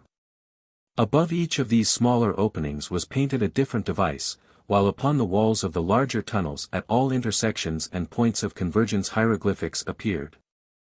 These the girl could not read, though she guessed that they were the names of the tunnels, or notices indicating the points to which they led. She tried to study some of them out, but there was not a character that was familiar to her, which seemed strange, since, while the written languages of the various nations of Barsoom differ, it still is true that they have many characters and words in common. She had tried to converse with her guard, but he had not seemed inclined to talk with her, and she had finally desisted. She could not but note that he had offered her no indignities, nor had he been either unnecessarily rough or in any way cruel. The fact that she had slain 2 of the bodies with her dagger had apparently aroused no animosity or desire for revenge in the minds of the strange heads that surmounted the bodies, even those whose bodies had been killed. She did not try to understand it, since she could not approach the peculiar relationship between the heads and the bodies of these creatures from the basis of any past knowledge or experience of her own. So far their treatment of her seemed to augur naught that might arouse her fears. Perhaps, after all, she had been fortunate to fall into the hands of these strange people, who might not only protect her from harm, but even aid her in returning to Helium. That they were repulsive and uncanny she could not forget, but if they meant her no harm she could, at least, overlook their repulsiveness. Renewed hope aroused within her a spirit of greater cheerfulness, and it was almost blithely now that she moved at the side of her weird companion. She even caught herself humming a gay little tune that was then popular in Helium. The creature at her side turned its expressionless eyes upon her. "What is that noise that you are making?" it asked. "I was but humming an air," she replied. "Humming an air," he repeated. "I do not know what you mean. But do it again, I like it." This time she sang the words, while her companion listened intently. His face gave no indication of what was passing in that strange head. It was as devoid of expression as that of a spider. It reminded her of a spider. When she had finished he turned toward her again. "That was different," he said. "I liked that better, even, than the other." "How do you do it?" "Why," she said, "it is singing." "Do you not know what song is?" "No," he replied. "Tell me how you do it." "It is difficult to explain," she told him, "since any explanation of it presupposes some knowledge of melody and of music, while your very question indicates that you have no knowledge of either." "No," he said, "I do not know what you are talking about, but tell me how you do it." "It is merely the melodious modulations of my voice," she explained. "Listen," and again she sang. "I do not understand," he insisted, "but I like it. Could you teach me to do it?" "I do not know, but I shall be glad to try." "We will see what Lud does with you," he said. "If he does not want you I will keep you and you shall teach me to make sounds like that." At his request she sang again as they continued their way along the winding tunnel, which was now lighted by occasional bulbs which appeared to be similar to the radium bulbs with which she was familiar and which were common to all the nations of Barsoom, insofar as she knew, having been perfected at so remote a period that their very origin was lost in antiquity. They consist, usually, of a hemispherical bowl of heavy glass in which is packed a compound containing what, according to John Carter, must be radium. The bowl is then cemented into a metal plate with a heavily insulated back and the whole affair set in the masonry of wall or ceiling as desired, where it gives off light of greater or less intensity. According to the composition of the filling material, for an almost incalculable period of time. As they proceeded they met a greater number of the inhabitants of this underground world, and the girl noted that among many of these the metal and harness were more ornate than had been those of the workers in the fields above. The heads and bodies, however, were similar, even identical, she thought. No one offered her harm and she was now experiencing a feeling of relief almost akin to happiness, when her guide turned suddenly into an opening on the right side of the tunnel and she found herself in a large, well-lighted chamber. Chapter 5. The Perfect Brain. The song that had been upon her lips as she entered died there, frozen by the sight of horror that met her eyes. In the center of the chamber a headless body lay upon the floor, a body that had been partially devoured, while over and upon it crawled a half a dozen heads upon their short, spider legs. And they tore at the flesh of the woman with their chelae and carried the bits to their awful mouths. They were eating human flesh, eating it raw. Terra of Helium gasped in horror and turning away covered her eyes with her palms. "Come," said her captor.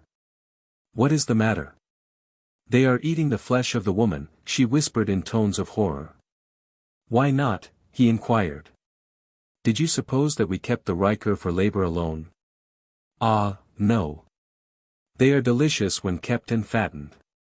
Fortunate, too, are those that are bred for food, since they are never called upon to do aught but eat." "It is hideous," she cried. He looked at her steadily for a moment, but whether in surprise, in anger, or in pity his expressionless face did not reveal. Then he led her on across the room past the frightful thing, from which she turned away her eyes. Lying about the floor near the walls were half a dozen headless bodies in harness. These she guessed had been abandoned temporarily by the feasting heads until they again required their services.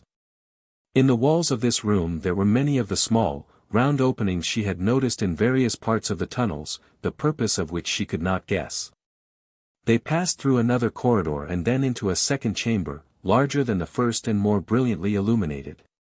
Within were several of the creatures with heads and bodies assembled, while many headless bodies lay about near the walls. Here her captor halted and spoke to one of the occupants of the chamber. "I seek Lud," he said. "I bring to Lud a creature that I captured in the fields above." The others crowded about to examine Terra of Helium. One of them whistled, whereupon the girl learned something of the smaller openings in the walls, for almost immediately there crawled from them, like giant spiders, a score or more of the hideous heads. Each sought one of the recumbent bodies and fastened itself in place. Immediately the bodies reacted to the intelligent direction of the heads. They arose, the hands adjusted the leather collars and put the balance of the harness in order, then the creatures crossed the room to where Terra of Helium stood. She noted that their leather was more highly ornamented than that worn by any of the others she had previously seen, and so she guessed that these must be higher in authority than the others. Nor was she mistaken. The demeanor of her captor indicated it. He addressed them as one who holds intercourse with superiors. Several of those who examined her felt her flesh, pinching it gently between thumb and forefinger, a familiarity that the girl resented. She struck down their hands. "Do not touch me," she cried, imperiously, for was she not a princess of Helium? The expression on those terrible faces did not change. She could not tell whether they were angry or amused, whether her action had filled them with respect for her, or contempt. Only one of them spoke immediately. "She will have to be fattened more," he said. The girl's eyes went wide with horror. She turned upon her captor. "Do these frightful creatures intend to devour me?" she cried. "That is for Lud to say," he replied, and then he leaned closer so that his mouth was near her ear. "That noise you made which you called song pleased me," he whispered, "and I will repay you by warning you not to antagonize these Kaldanes. They are very powerful. Lud listens to them. Do not call them frightful. They are very handsome. Look at their wonderful trappings, their gold, their jewels. Thank you, she said. You called them Kaldanes, what does that mean? We are all Kaldanes, he replied. You, too, and she pointed at him, her slim finger directed toward his chest. No, not this, he explained, touching his body, this is a Riker, but this, and he touched his head, is a Kaldane. It is the brain, the intellect, the power that directs all things. The Riker, he indicated his body, is nothing. It is not so much even as the jewels upon our harness, no, not so much as the harness itself. It carries us about. It is true that we would find difficulty getting along without it. But it has less value than harness or jewels because it is less difficult to reproduce. He turned again to the other Kaldanes. Will you notify Lud that I am here? He asked. September has already gone to Lud. He will tell him, replied one. Where did you find this Riker with the strange Kaldane that cannot detach itself? The girl's captor narrated once more the story of her capture. He stated facts just as they had occurred, without embellishment, his voice as expressionless as his face, and his story was received in the same manner that it was delivered. The creature seemed totally lacking in emotion, or, at least, the capacity to express it. It was impossible to judge what impression the story made upon them, or even if they heard it. Their protruding eyes simply stared and occasionally the muscles of their mouths opened and closed. Familiarity did not lessen the horror the girl felt for them. The more she saw of them the more repulsive they seemed. Often her body was shaken by convulsive shudders as she looked at the Kaldanes, but when her eyes wandered to the beautiful bodies and she could for a moment expunge the heads from her consciousness, the effect was soothing and refreshing. Though when the bodies lay, headless, upon the floor they were quite as shocking as the heads mounted on bodies. But by far the most gruesome and uncanny sight of all was that of the heads crawling about upon their spider legs. If one of these should approach and touch her, Terra of Helium was positive that she should scream, while should one attempt to crawl up her person, ugh! The very idea induced a feeling of faintness. September returned to the chamber. Lud will see you and the captive. Come, he said, and turned toward a door opposite that through which Terra of Helium had entered the chamber. What is your name? His question was directed to the girl's captor. I am Ghek, third foreman of the fields of Lud, he answered. And hers? I do not know. It makes no difference. Come. The patrician brows of Terra of Helium went high. It made no difference, indeed. She, a princess of Helium. Only daughter of the warlord of Barsoom. Wait, she cried. It makes much difference who I am. If you are conducting me into the presence of your Jed, you may announce the Princess Terra of Helium, daughter of John Carter, the warlord of Barsoom. Hold your peace, commanded September, speak when you are spoken to. Come with me. The anger of Terra of Helium all but choked her. Come, admonished Ghek, and took her by the arm, and Terra of Helium came. She was naught but a prisoner. Her rank and titles meant nothing to these inhuman monsters. They led her through a short, S-shaped passageway into a chamber entirely lined with the white, tile-like material with which the interior of the light wall was faced. Close to the base of the walls were numerous smaller apertures, circular in shape, but larger than those of similar aspect that she had noted elsewhere.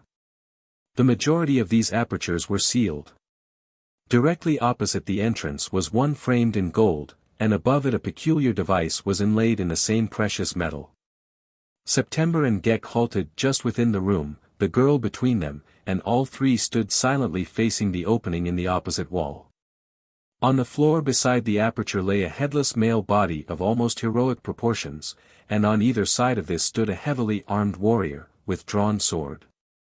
For perhaps 5 minutes the three waited, and then something appeared in the opening. It was a pair of large Keeley, and immediately thereafter there crawled forth a hideous Kaldane of enormous proportions. He was half again as large as any that Terra of Helium had yet seen, and his whole aspect infinitely more terrible. The skin of the others was a bluish-gray, this one was of a little bluer tinge, and the eyes were ringed with bands of white and scarlet, as was its mouth. From each nostril a band of white and one of scarlet extended outward horizontally the width of the face. No one spoke or moved. The creature crawled to the prostrate body and affixed itself to the neck. Then the two rose as one and approached the girl. He looked at her and then he spoke to her captor.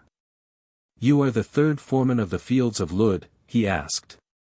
"Yes, Lud, I am called Ghek." "Tell me what you know of this," and he nodded toward Terra of Helium. Ghek did as he was bid, and then Lud addressed the girl. "What were you doing within the borders of Bantoom?" he asked. "I was blown hither in a great storm that injured my flyer and carried me I knew not where. I came down into the valley at night for food and drink. The Banths came and drove me to the safety of a tree, and then your people caught me as I was trying to leave the valley. I do not know why they took me. I was doing no harm. All I ask is that you let me go my way in peace." "None who enters Bantoom ever leaves," replied Lud. "But my people are not at war with yours. I am a princess of Helium, my great-grandfather is a Jedak, my grandfather a Jed, and my father is warlord of all Barsoom. You have no right to keep me, and I demand that you liberate me at once." "None who enters Bantoom ever leaves," repeated the creature without expression. "I know nothing of the lesser creatures of Barsoom, of whom you speak. There is but one high race, the race of Bantoomians. All nature exists to serve them. You shall do your share, but not yet, you are too skinny. We shall have to put some fat upon it." September. "I tire of Riker.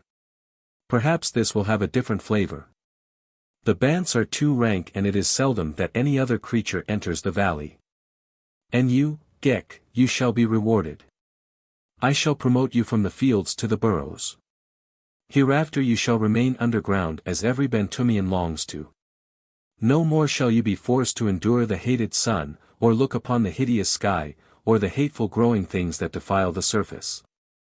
For the present you shall look after this thing that you have brought me, seeing that it sleeps and eats, and does nothing else. You understand me, Ghek, nothing else." "I understand, Lud," replied the other. "Take it away," commanded the creature. Ghek turned and led Terra of Helium from the apartment. The girl was horrified by contemplation of the fate that awaited her, a fate from which it seemed, there was no escape. It was only too evident that these creatures possessed no gentle or chivalric sentiments to which she could appeal, and that she might escape from the labyrinthine mazes of their underground burrows appeared impossible. Outside the audience chamber September overtook them and conversed with Ghek for a brief period, then her keeper led her through a confusing web of winding tunnels until they came to a small apartment. "We are to remain here for a while. It may be that Lud will send for you again. If he does you will probably not be fattened, he will use you for another purpose." It was fortunate for the girl's peace of mind that she did not realize what he meant. "Sing for me," said Ghek, presently. Terra of Helium did not feel at all like singing, but she sang, nevertheless, for there was always the hope that she might escape if given the opportunity and if she could win the friendship of one of the creatures. Her chances would be increased proportionately. All during the ordeal, for such it was to the overwrought girl, Ghek stood with his eyes fixed upon her. "It is wonderful," he said, when she had finished, "but I did not tell Lud. You notice that I did not tell Lud about it. Had he known, he would have had you sing to him, and that would have resulted in your being kept with him that he might hear you sing whenever he wished, but now I can have you all the time." "How do you know he would like my singing?" she asked. "He would have to," replied Ghek. "If I like a thing he has to like it, for are we not identical, all of us?" "The people of my race do not all like the same things," said the girl. "How strange," commented Ghek. "All Kaldanes like the same things and dislike the same things. If I discover something new and like it, I know that all Kaldanes will like it. That is how I know that Lud would like your singing. You see, we are all exactly alike." "But you do not look like Lud," said the girl. "Lud is king." He is larger and more gorgeously marked, but otherwise he and I are identical, and why not? Did not Lud produce the egg from which I hatched? What? Queried the girl. I do not understand you. Yes, explained Ghek, all of us are from Lud's eggs, just as all the swarm of Moke are from Moke's eggs. Oh, exclaimed Terra of Helium understandingly. You mean that Lud has many wives and that you are the offspring of one of them? No, not that at all, replied Ghek. Lud has no wife. He lays the eggs himself. You do not understand. Terra of Helium admitted that she did not. I will try to explain, then, said Ghek, if you will promise to sing to me later. I promise, she said. We are not like the Rikers, he began. They are creatures of a low order, like yourself and the Bants and such things. We have no sex, not one of us except our king, who is bisexual.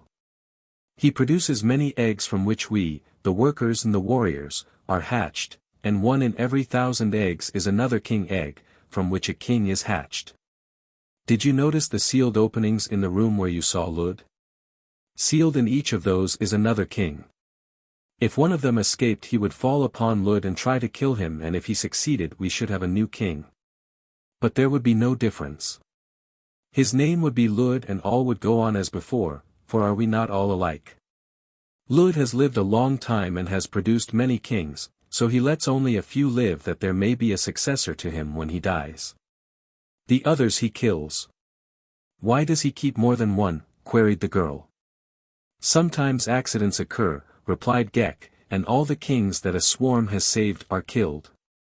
When this happens the swarm comes and obtains another king from a neighboring swarm. Are all of you the children of Lud? She asked. All but a few, who are from the eggs of the preceding king, as was Lud. But Lud has lived a long time and not many of the others are left. You live a long time, or short? Terra asked. A very long time. And the Rikers, too, they live a long time. No.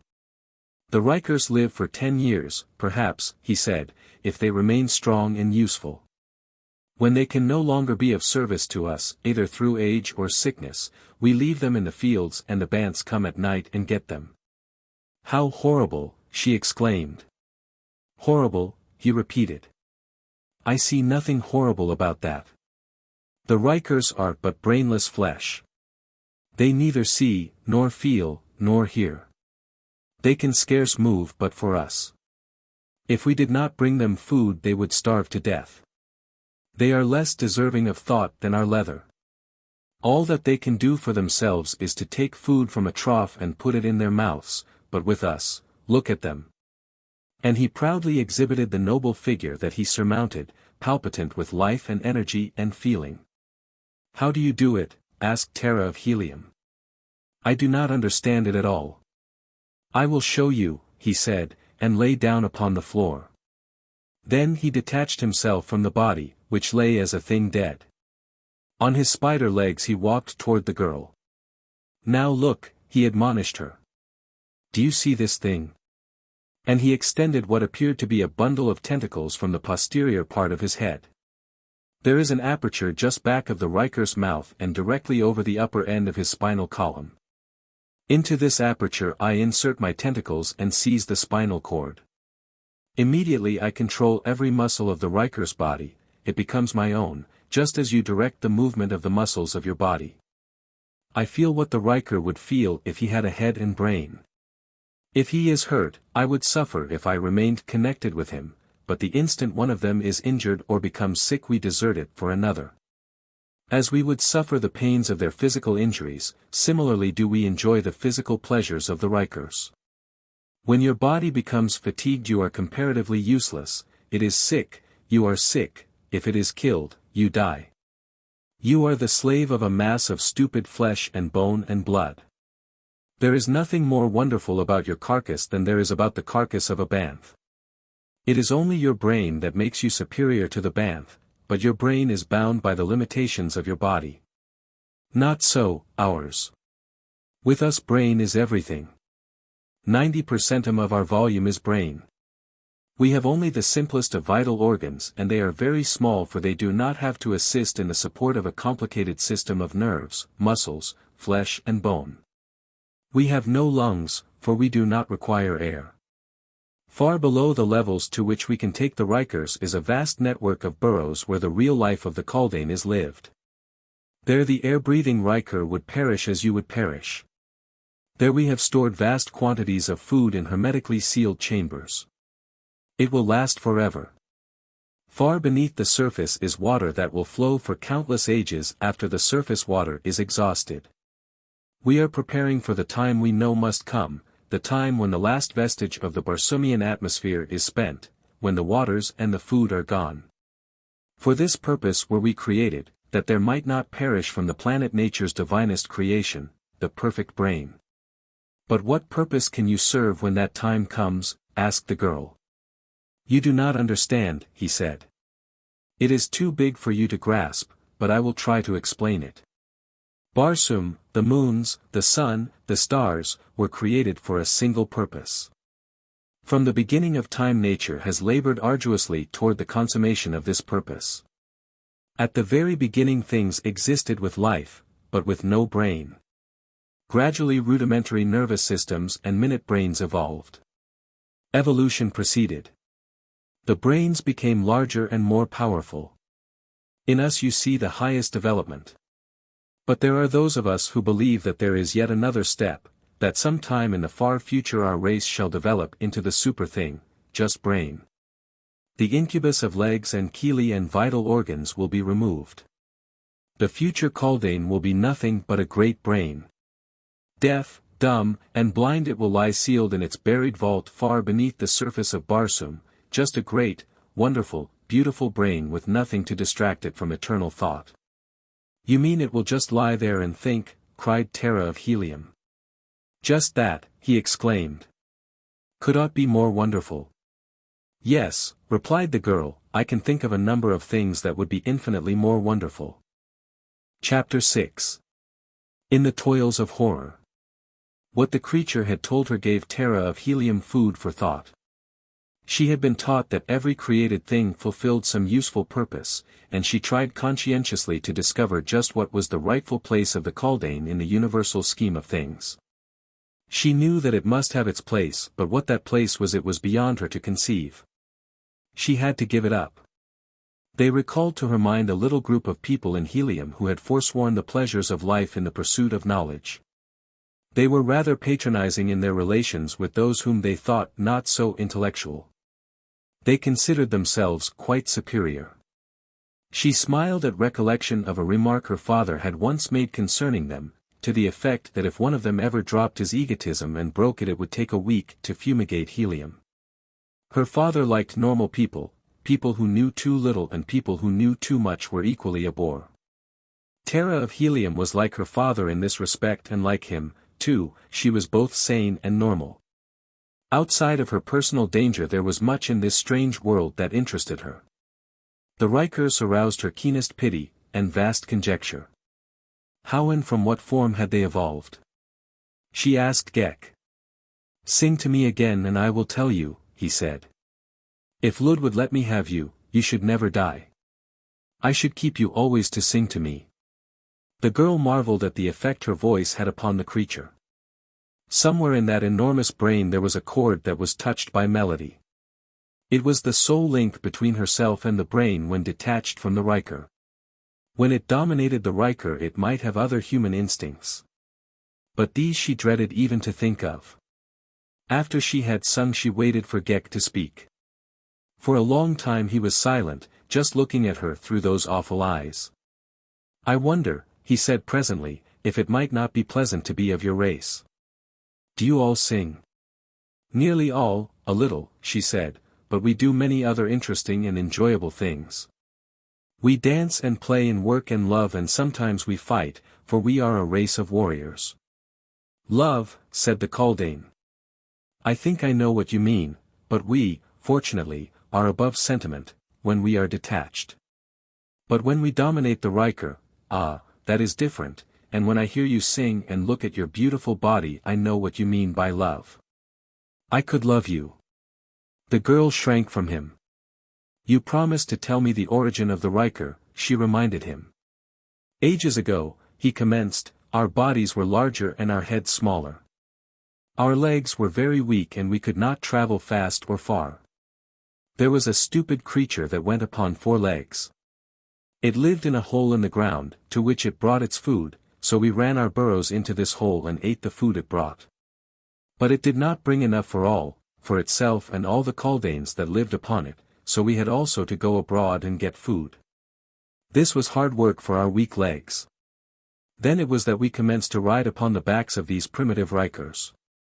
It took many ages, undoubtedly, but at last came the time when the Kaldane had found means to guide the Riker, until presently the latter depended entirely upon the superior brain of his master to guide him to food. The brain of the Riker grew smaller as time went on.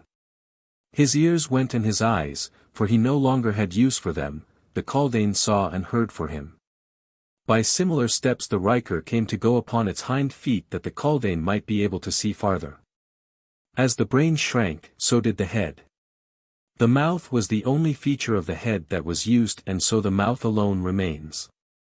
Members of the Red race fell into the hands of our ancestors from time to time. They saw the beauties and the advantages of the form that nature had given the Red race over that which the Riker was developing into. By intelligent crossing the present Riker was achieved. He is really solely the product of the superintelligence of the Kaldane, he is our body, to do with as we see fit, just as you do what you see fit with your body, only we have the advantage of possessing an unlimited supply of bodies. Do you not wish that you were a Kaldane? For how long they kept her in the subterranean chamber Terra of Helium did not know. It seemed a very long time. She ate and slept and watched the interminable lines of creatures that passed the entrance to her prison. There was a laden line passing from above carrying food, food, food. In the other line they returned empty-handed. When she saw them she knew that it was daylight above. When they did not pass she knew it was night, and that the Bants were about devouring the Rikers that had been abandoned in the fields the previous day. She commenced to grow pale and thin. She did not like the food they gave her, it was not suited to her kind, nor would she have eaten overmuch palatable food, for the fear of becoming fat. The idea of plumpness had a new significance here, a horrible significance. Ghek noted that she was growing thin and white. He spoke to her about it and she told him that she could not thrive thus beneath the ground, that she must have fresh air and sunshine, or she would wither and die. Evidently he carried her words to Lud, since it was not long after that he told her that the king had ordered that she be confined in the tower and to the tower she was taken. She had hoped against hope that this very thing might result from her conversation with Ghek. Even to see the sun again was something, but now there sprang to her breast a hope that she had not dared to nurse before, while she lay in the terrible labyrinth from which she knew she could never have found her way to the outer world. But now there was some slight reason to hope. At least she could see the hills, and if she could see them might there not come also the opportunity to reach them? If she could have but 10 minutes, just 10 little minutes. The flyer was still there, she knew that it must be. Just 10 minutes and she would be free, free forever from this frightful place, but the days wore on and she was never alone, not even for half of 10 minutes. Many times she planned her escape. Had it not been for the Bants it had been easy of accomplishment by night. Ghek always detached his body then and sank into what seemed a semi-comatose condition. It could not be said that he slept, or at least it did not appear like sleep, since his lidless eyes were unchanged, but he lay quietly in a corner. Terra of Helium enacted 1,000 times in her mind the scene of her escape. She would rush to the side of the Riker and seize the sword that hung in its harness. Before Ghek knew what she purposed, she would have this and then before he could give an alarm she would drive the blade through his hideous head. It would take but a moment to reach the enclosure. The Rikers could not stop her, for they had no brains to tell them that she was escaping. She had watched from her window the opening and closing of the gate that led from the enclosure out into the fields and she knew how the great latch operated. She would pass through and make a quick dash for the hill. It was so near that they could not overtake her. It was so easy. Or it would have been but for the banths. The banths at night and the workers in the fields by day.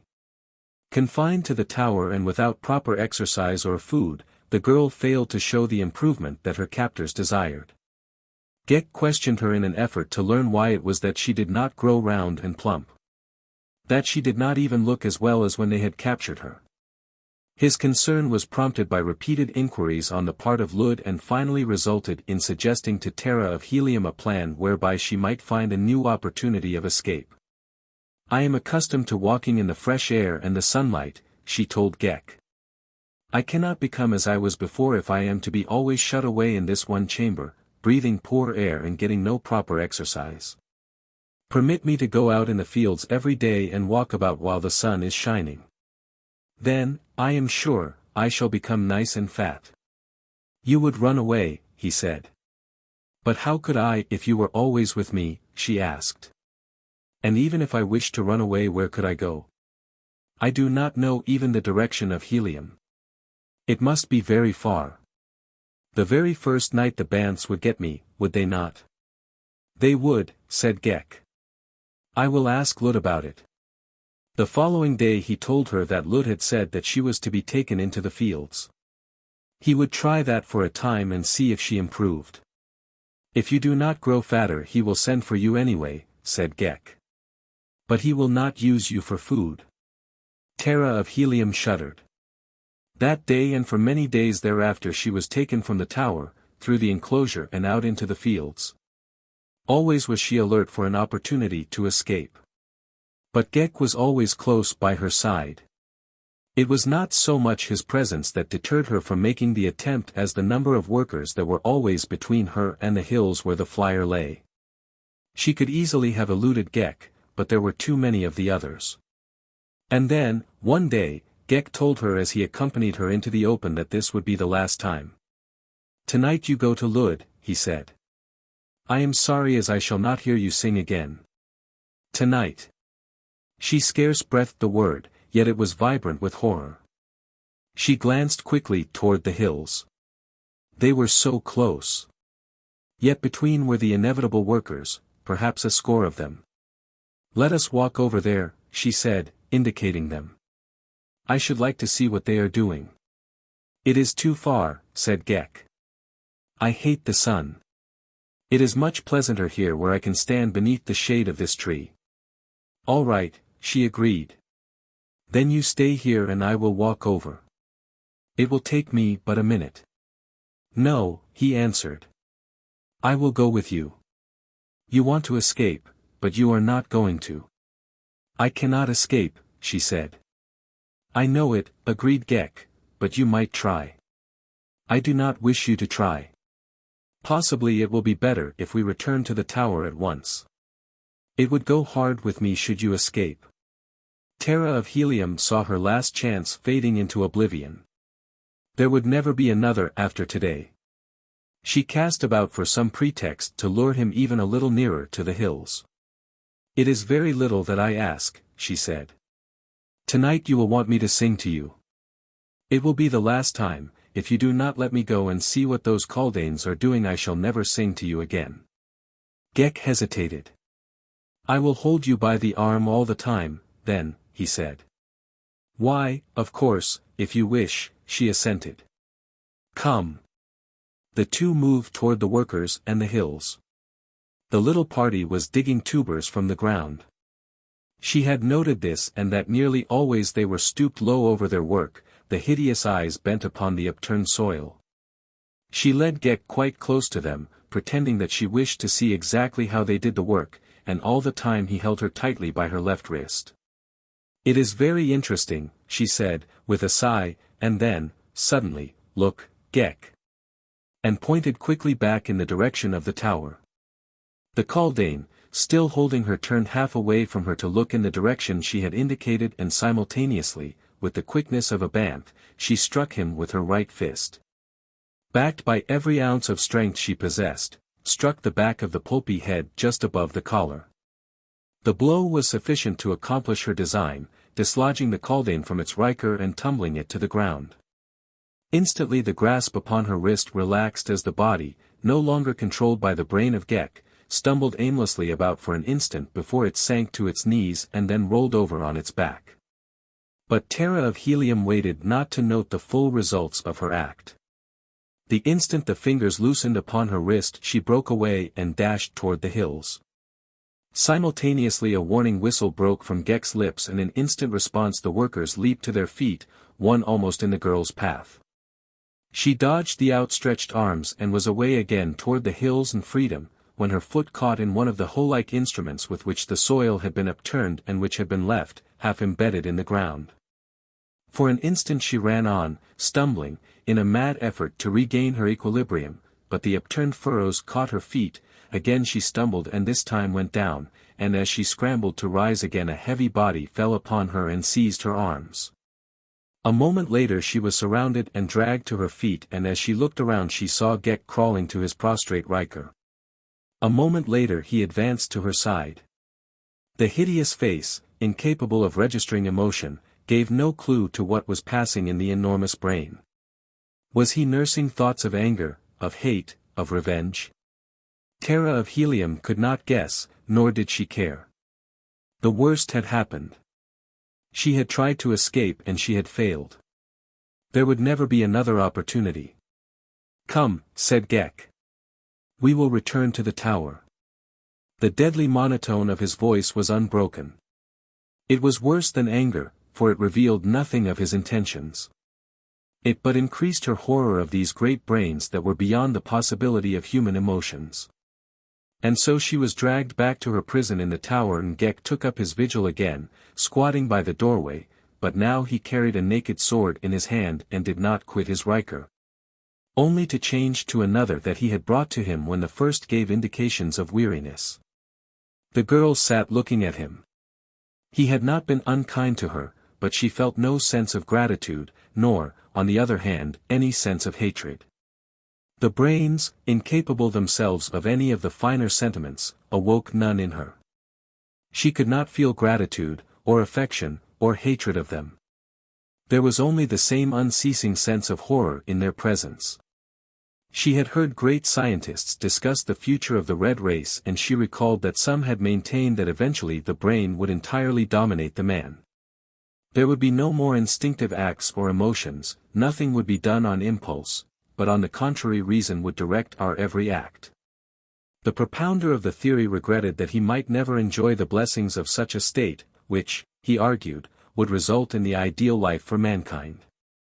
Terra of Helium wished with all her heart that this learned scientist might be here to experience to the full the practical results of the fulfillment of his prophecy.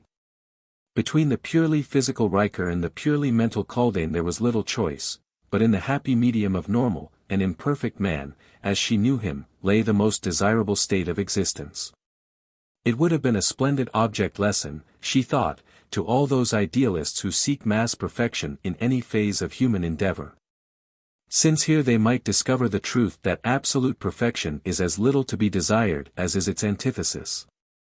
Gloomy were the thoughts that filled the mind of Terra of Helium as she awaited the summons from Lud, the summons that could mean for her but one thing, death. She guessed why he had sent for her and she knew that she must find the means for self-destruction before the night was over, but still she clung to hope and to life.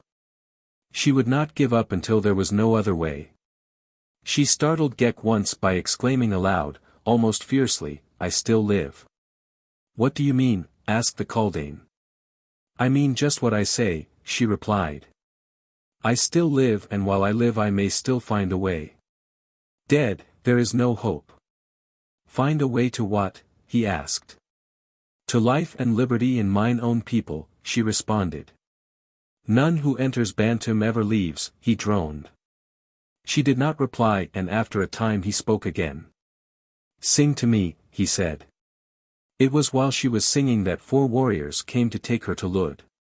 They told Ghek that he was to remain where he was. "Why?" asked Ghek. "You have displeased Lud," replied one of the warriors. "How?" demanded Ghek. "You have demonstrated a lack of uncontaminated reasoning power. You have permitted sentiment to influence you, thus demonstrating that you are a defective. You know the fate of defectives. I know the fate of defectives, but I am no defective, insisted Ghek. You permitted the strange noises which issue from her throat to please and soothe you, knowing well that their origin and purpose had nothing whatever to do with logic or the powers of reason. This in itself constitutes an unimpeachable indictment of weakness. Then, influenced doubtless by an illogical feeling of sentiment, you permitted her to walk abroad in the fields to a place where she was able to make an almost successful attempt to escape. Your own reasoning power, were it not defective, would convince you that you are unfit. The natural, and reasonable, consequence is destruction. Therefore you will be destroyed in such a way that the example will be beneficial to all other Kaldanes of the swarm of Lud. In the meantime you will remain where you are. You are right, said Ghek. I will remain here until Lud sees fit to destroy me in the most reasonable manner. Terra of Helium shot a look of amazement at him as they led her from the chamber. Over her shoulder she called back to him, remember, Ghek, you still live. Then they led her along the interminable tunnels to where Lud awaited her. When she was conducted into his presence he was squatting in a corner of the chamber upon his 6 spidery legs. Near the opposite wall lay his Riker, its beautiful form trapped in gorgeous harness, a dead thing without a guiding Kaldane. Lud dismissed the warriors who had accompanied the prisoner. Then he sat with his terrible eyes fixed upon her and without speaking for some time. Terra of Helium could but wait. What was to come she could only guess. When it came would be sufficiently the time to meet it. There was no necessity for anticipating the end. Presently Lud spoke. You think to escape, he said, in the deadly, expressionless monotone of his kind, the only possible result of orally expressing reason uninfluenced by sentiment. You will not escape. You are merely the embodiment of 2 imperfect things, an imperfect brain and an imperfect body. The 2 cannot exist together in perfection. There you see a perfect body. He pointed toward the Riker. It has no brain. Here, and he raised one of his Keeli to his head, is the perfect brain. It needs no body to function perfectly and properly as a brain. You would pit your feeble intellect against mine. Even now you are planning to slay me. If you are thwarted in that you expect to slay yourself, you will learn the power of mind over matter. I am the mind. You are the matter. What brain you have is too weak and ill-developed to deserve the name of brain. You have permitted it to be weakened by impulsive acts dictated by sentiment. It has no value. It has practically no control over your existence. You will not kill me. You will not kill yourself. When I am through with you you shall be killed if it seems the logical thing to do. You have no conception of the possibilities for power which lie in a perfectly developed brain. Look at that Riker. He has no brain. He can move but slightly of his own volition. An inherent mechanical instinct that we have permitted to remain in him allows him to carry food to his mouth, but he could not find food for himself. We have to place it within his reach and always in the same place. Should we put food at his feet and leave him alone he would starve to death. But now watch what a real brain may accomplish. He turned his eyes upon the Riker and squatted there glaring at the insensate thing. Presently, to the girl's horror, the headless body moved. It rose slowly to its feet and crossed the room to Lud. It stooped and took the hideous head in its hands, it raised the head and set it on its shoulders. What chance have you against such power? Asked Lud. As I did with the Riker so can I do with you. Terra of Helium made no reply. Evidently no vocal reply was necessary. You doubt my ability, stated Lud, which was precisely the fact, though the girl had only thought it, she had not said it. Lud crossed the room and lay down. Then he detached himself from the body and crawled across the floor until he stood directly in front of the circular opening through which she had seen him emerge the day that she had first been brought to his presence. He stopped there and fastened his terrible eyes upon her. He did not speak, but his eyes seemed to be boring straight to the center of her brain. She felt an almost irresistible force urging her toward the Kaldane. She fought to resist it. She tried to turn away her eyes, but she could not. They were held as in horrid fascination upon the glittering, lidless orbs of the great brain that faced her. Slowly, every step a painful struggle of resistance, she moved toward the horrific monster. She tried to cry aloud in an effort to awaken her numbing faculties, but no sound passed her lips. If those eyes would but turn away, just for an instant, she felt that she might regain the power to control her steps, but the eyes never left hers. They seemed but to burn deeper and deeper, gathering up every vestige of control of her entire nervous system. As she approached the thing, it backed slowly away upon its spider legs. She noticed that its chelae waved slowly to and fro before it as it backed, through the round aperture in the wall. Must she follow it there, too? What new and nameless horror lay concealed in that hidden chamber? No. She would not do it. Yet before she reached the wall she found herself down and crawling upon her hands and knees straight toward the hole from which the two eyes still clung to hers. At the very threshold of the opening she made a last, heroic stand, battling against the force that drew her on, but in the end she succumbed. With a gasp that ended in a sob, Terra of Helium passed through the aperture into the chamber beyond.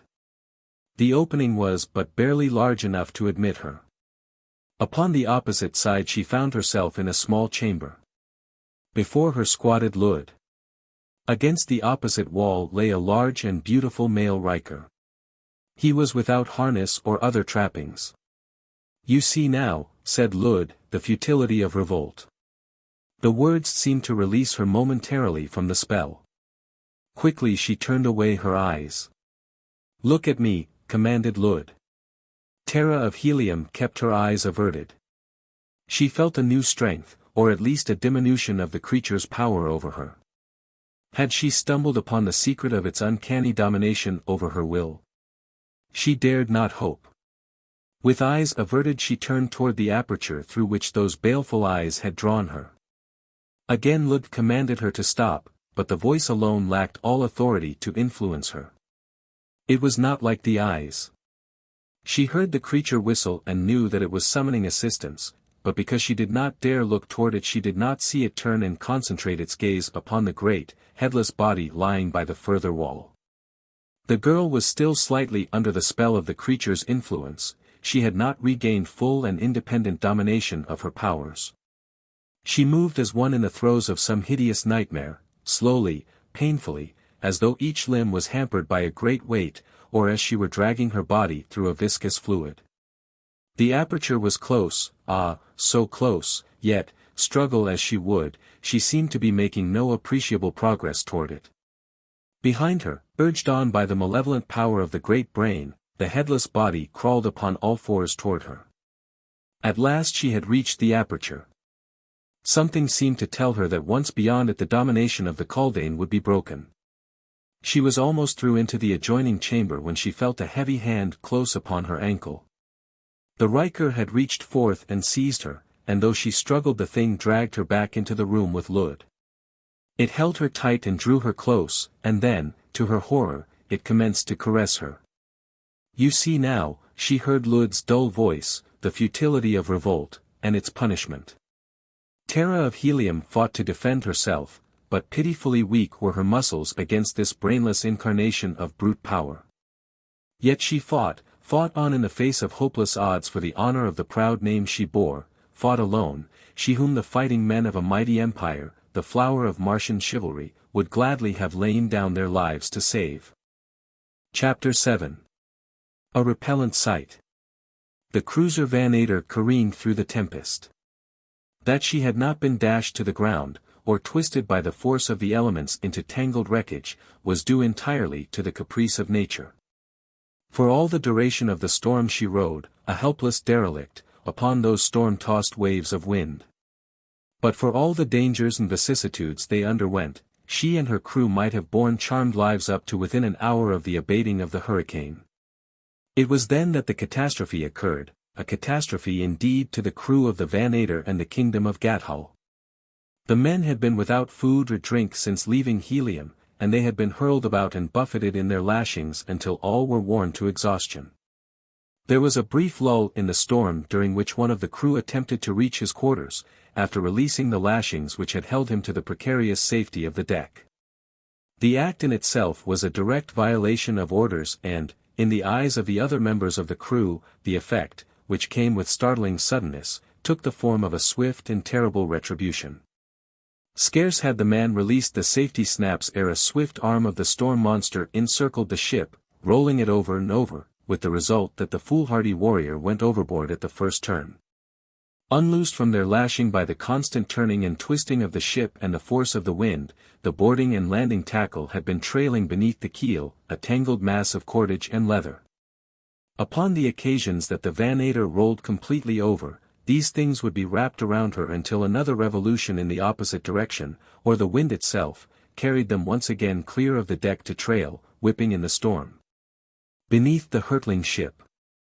Into this fell the body of the warrior, and as a drowning man clutches at a straw, so the fellow clutched at the tangled cordage that caught him and arrested his fall.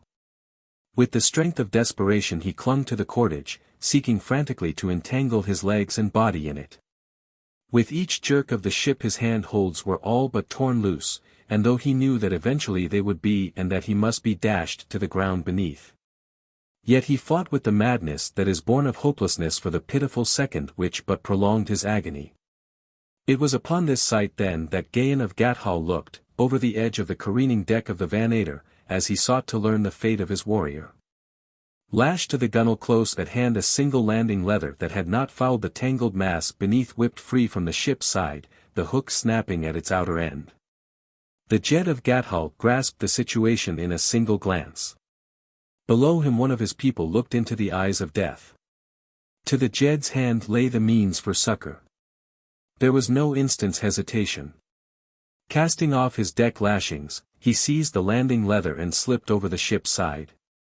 Swinging like a bob upon a mad pendulum he swung far out and back again, turning and twisting 3,000 feet above the surface of Barsoom, and then, at last, the thing he had hoped for occurred. He was carried within reach of the cordage where the warrior still clung, though with rapidly diminishing strength. Catching one leg on a loop of the tangled strands, Gahan pulled himself close enough to seize another quite near to the fellow. Clinging precariously to this new hold, the Jed slowly drew in the landing leather, down which he had clambered until he could grasp the hook at its end. This he fastened to a ring in the warrior's harness, just before the man's weakened fingers slipped from their hold upon the cordage. Temporarily, at least, he had saved the life of his subject, and now he turned his attention toward ensuring his own safety. Inextricably entangled in the mess to which he was clinging were numerous other landing hooks such as he had attached to the warrior's harness. And with one of these he sought to secure himself until the storm should abate sufficiently to permit him to climb to the deck, but even as he reached for one that swung near him the ship was caught in a renewed burst of the storm's fury. The thrashing cordage whipped and snapped to the lunging of the great craft, and one of the heavy metal hooks, lashing through the air, struck the Jetan of Gathol fair between the eyes. Momentarily stunned, Gahan's fingers slipped from their hold upon the cordage and the man shot downward through the thin air of dying Mars toward the ground 3,000 feet beneath. While upon the deck of the rolling Vannator his faithful warriors clung to their lashings, all unconscious of the fate of their beloved leader. Nor was it until more than an hour later, after the storm had materially subsided, that they realized he was lost, or knew the self-sacrificing heroism of the act that had sealed his doom. The Vannator now rested upon an even keel as she was carried along by a strong, though steady, wind. The warriors had cast off their deck lashings and the officers were taking account of losses and damage when a weak cry was heard from oversides, attracting their attention to the man hanging in the cordage beneath the keel. Strong arms hoisted him to the deck, and then it was that the crew of the Vannator learned of the heroism of their Jed and his end. How far they had traveled since his loss they could only vaguely guess, nor could they return in search of him in the disabled condition of the ship. It was a saddened company that drifted onward through the air toward whatever destination fate was to choose for them. And Gahan, Jetan of Gathol, what of him? Plummet-like he fell for 1,000 feet, and then the storm seized him in its giant clutch and bore him far aloft again. As a bit of paper borne upon a gale he was tossed about in mid-air, the sport and plaything of the wind. Over and over it turned him, and upward and downward it carried him, but after each new sally of the element he was brought nearer to the ground. The freaks of cyclonic storms are the rule of cyclonic storms, since such storms are in themselves freaks. They uproot and demolish giant trees, and in the same gust they transport frail infants for miles and deposit them unharmed in their wake. And so it was with Gahan of Gathol.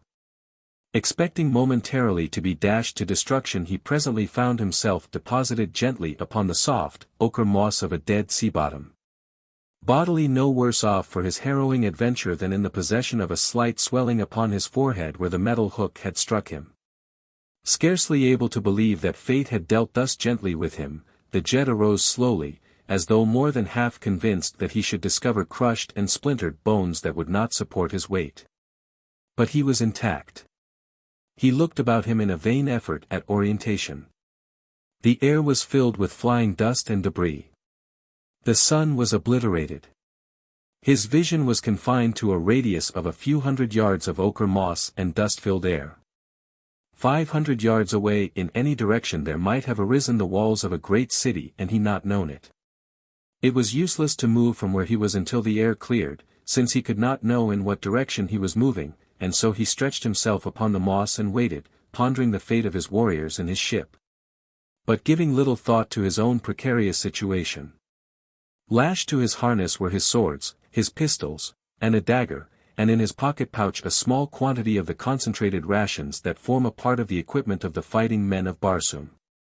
These things together with trained muscles, high courage, and an undaunted spirit sufficed him for whatever misadventures might lie between him and Gathol, which lay in what direction he knew not, nor at what distance. The wind was falling rapidly and with it the dust that obscured the landscape. That the storm was over he was convinced, but he chafed at the inactivity the low visibility put upon him, nor did conditions better materially before night fell. So that he was forced to await the new day at the very spot at which the tempest had deposited him. Without his sleeping silks and furs he spent a far from comfortable night, and it was with feelings of unmixed relief that he saw the sudden dawn burst upon him. The air was now clear, and in the light of the new day he saw an undulating plain stretching in all directions about him, while to the northwest there were barely discernible the outlines of low hills. Toward the southeast of Gathol was such a country, and as Gahan surmised the direction and the velocity of the storm to have carried him somewhere in the vicinity of the country he thought he recognized. He assumed that Gathol lay behind the hills he now saw, whereas, in reality, it lay far to the northeast. It was 2 days before Gahan had crossed the plain and reached the summit of the hills from which he hoped to see his own country, only to meet at last with disappointment. Before him stretched another plain, of even greater proportions than that he had but just crossed, and beyond this other hills.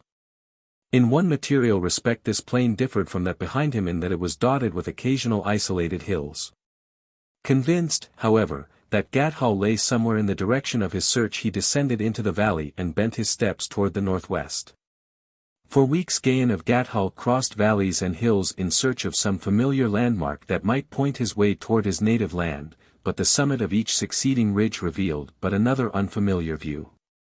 He saw few animals and no men. Until he finally came to the belief that he had fallen upon that fabled area of ancient Barsoom which lay under the curse of her olden gods, the once rich and fertile country whose people in their pride and arrogance had denied the deities, and whose punishment had been extermination. And then, one day, he scaled low hills and looked into an inhabited valley, a valley of trees and cultivated fields and plots of ground enclosed by stone walls surrounding strange towers. He saw people working in the fields, but he did not rush down to greet them.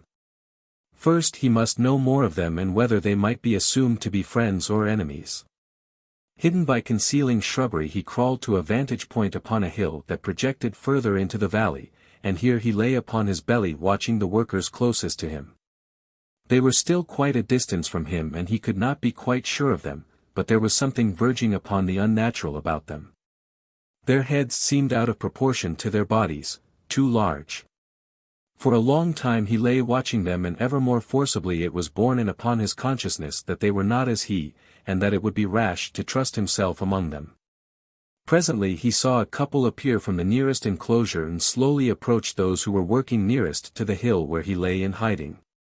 Immediately he was aware that one of these differed from all the others.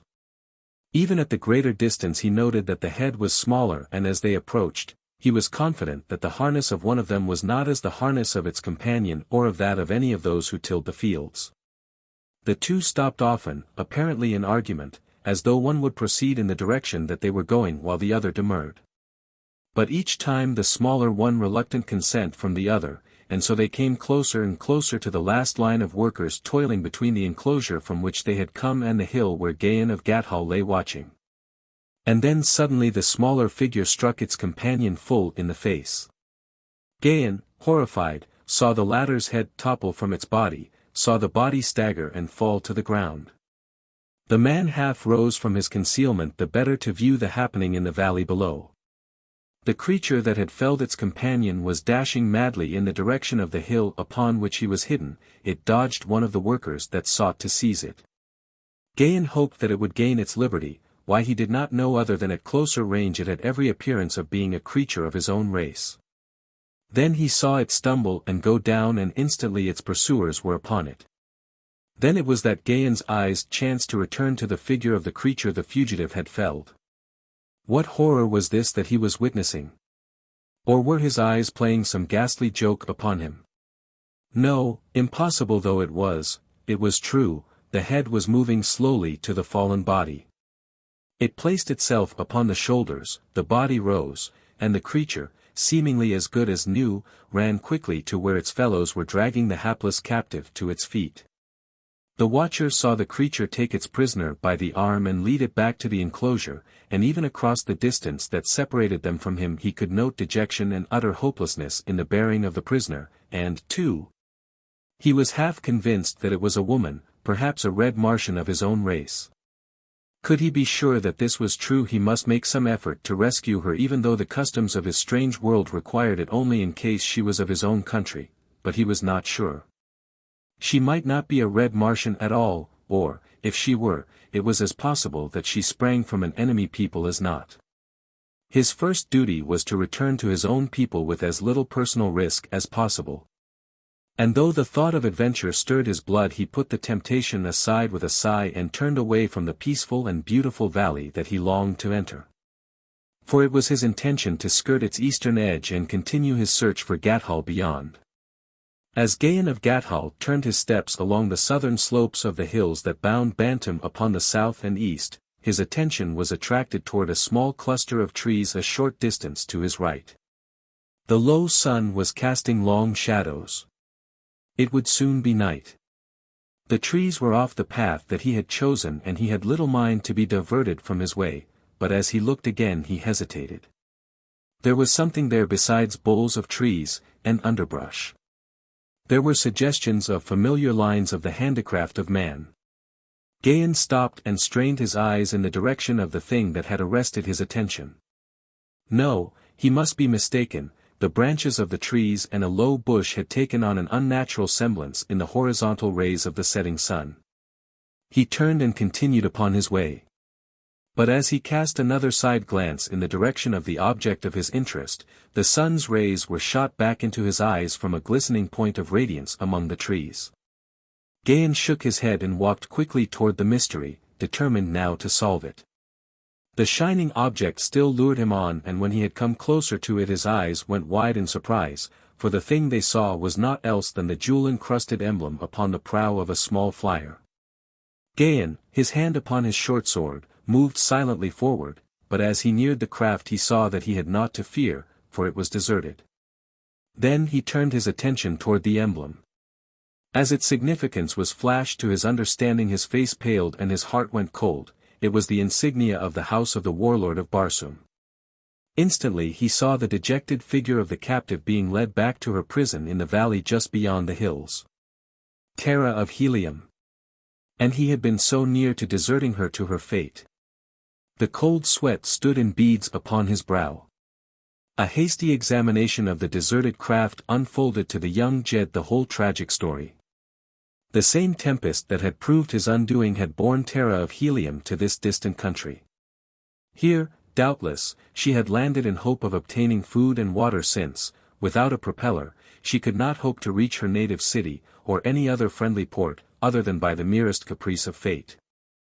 The flyer seemed intact except for the missing propeller, and the fact that it had been carefully moored in the shelter of the clump of trees indicated that the girl had expected to return to it. While the dust and leaves upon its deck spoke of the long days, and even weeks, since she had landed. Mute yet eloquent proofs, these things, that Terra of Helium was a prisoner, and that she was the very prisoner whose bold dash for liberty he had so recently witnessed. He now had not the slightest doubt. The question now revolved solely about her rescue. He knew to which tower she had been taken, that much and no more. Of the number, the kind, or the disposition of her captors he knew nothing. Nor did he care, for Terra of Helium he would face a hostile world alone. Rapidly he considered several plans for succoring her. But the one that appealed most strongly to him was that which offered the greatest chance of escape for the girl should he be successful in reaching her. His decision reached, he turned his attention quickly toward the flyer. Casting off its lashings he dragged it out from beneath the trees, and, mounting to the deck, tested out the various controls. The motor started at a touch and purred sweetly, the buoyancy tanks were well stocked, and the ship answered perfectly to the controls which regulated her altitude. There was nothing needed but a propeller to make her fit for the long voyage to Helium. Gahan shrugged impatiently. There must not be a propeller within 1,000 hats. But what mattered it? The craft even without a propeller would still answer the purpose his plan required of it, provided the captors of Terra of Helium were a people without ships, and he had seen nothing to suggest that they had ships. The architecture of their towers and enclosures assured him that they had not. The sudden Barsoomian night had fallen. Cluros rode majestically the high heavens. The rumbling roar of a banth reverberated among the hills. Gahan of Gathol let the ship rise a few feet from the ground, then, seizing a bow rope, he dropped over the side. To tow the little craft was now a thing of ease, and as Gahan moved rapidly toward the brow of the hill above Bantoom, the flyer floated behind him as lightly as a swan upon a quiet lake. Now down the hill toward the tower dimly visible in the moonlight the Gatholian turned his steps. Closer behind him sounded the roar of the hunting banth. He wondered if the beast sought him or was following some other spoor. He could not be delayed now by any hungry beast of prey, for what might that very instant be befalling Terra of Helium he could not guess, and so he hastened his steps. But closer and closer came the horrid screams of the great carnivore, and now he heard the swift fall of padded feet upon the hillside behind him. He glanced back just in time to see the beast break into a rapid charge. His hand leaped to the hilt of his longsword, but he did not draw, for in the same instant he saw the futility of armed resistance, since behind the first banth came a herd of at least a dozen others. There was but a single alternative to a futile stand, and that he grasped in the instant that he saw the overwhelming numbers of his antagonists. Springing lightly from the ground he swarmed up the rope toward the bow of the flyer. His weight drew the craft slightly lower, and at the very instant that the man drew himself to the deck at the bow of the vessel, the leading banth sprang for the stern. Gahan leaped to his feet and rushed toward the great beast in the hope of dislodging it before it had succeeded in clambering aboard.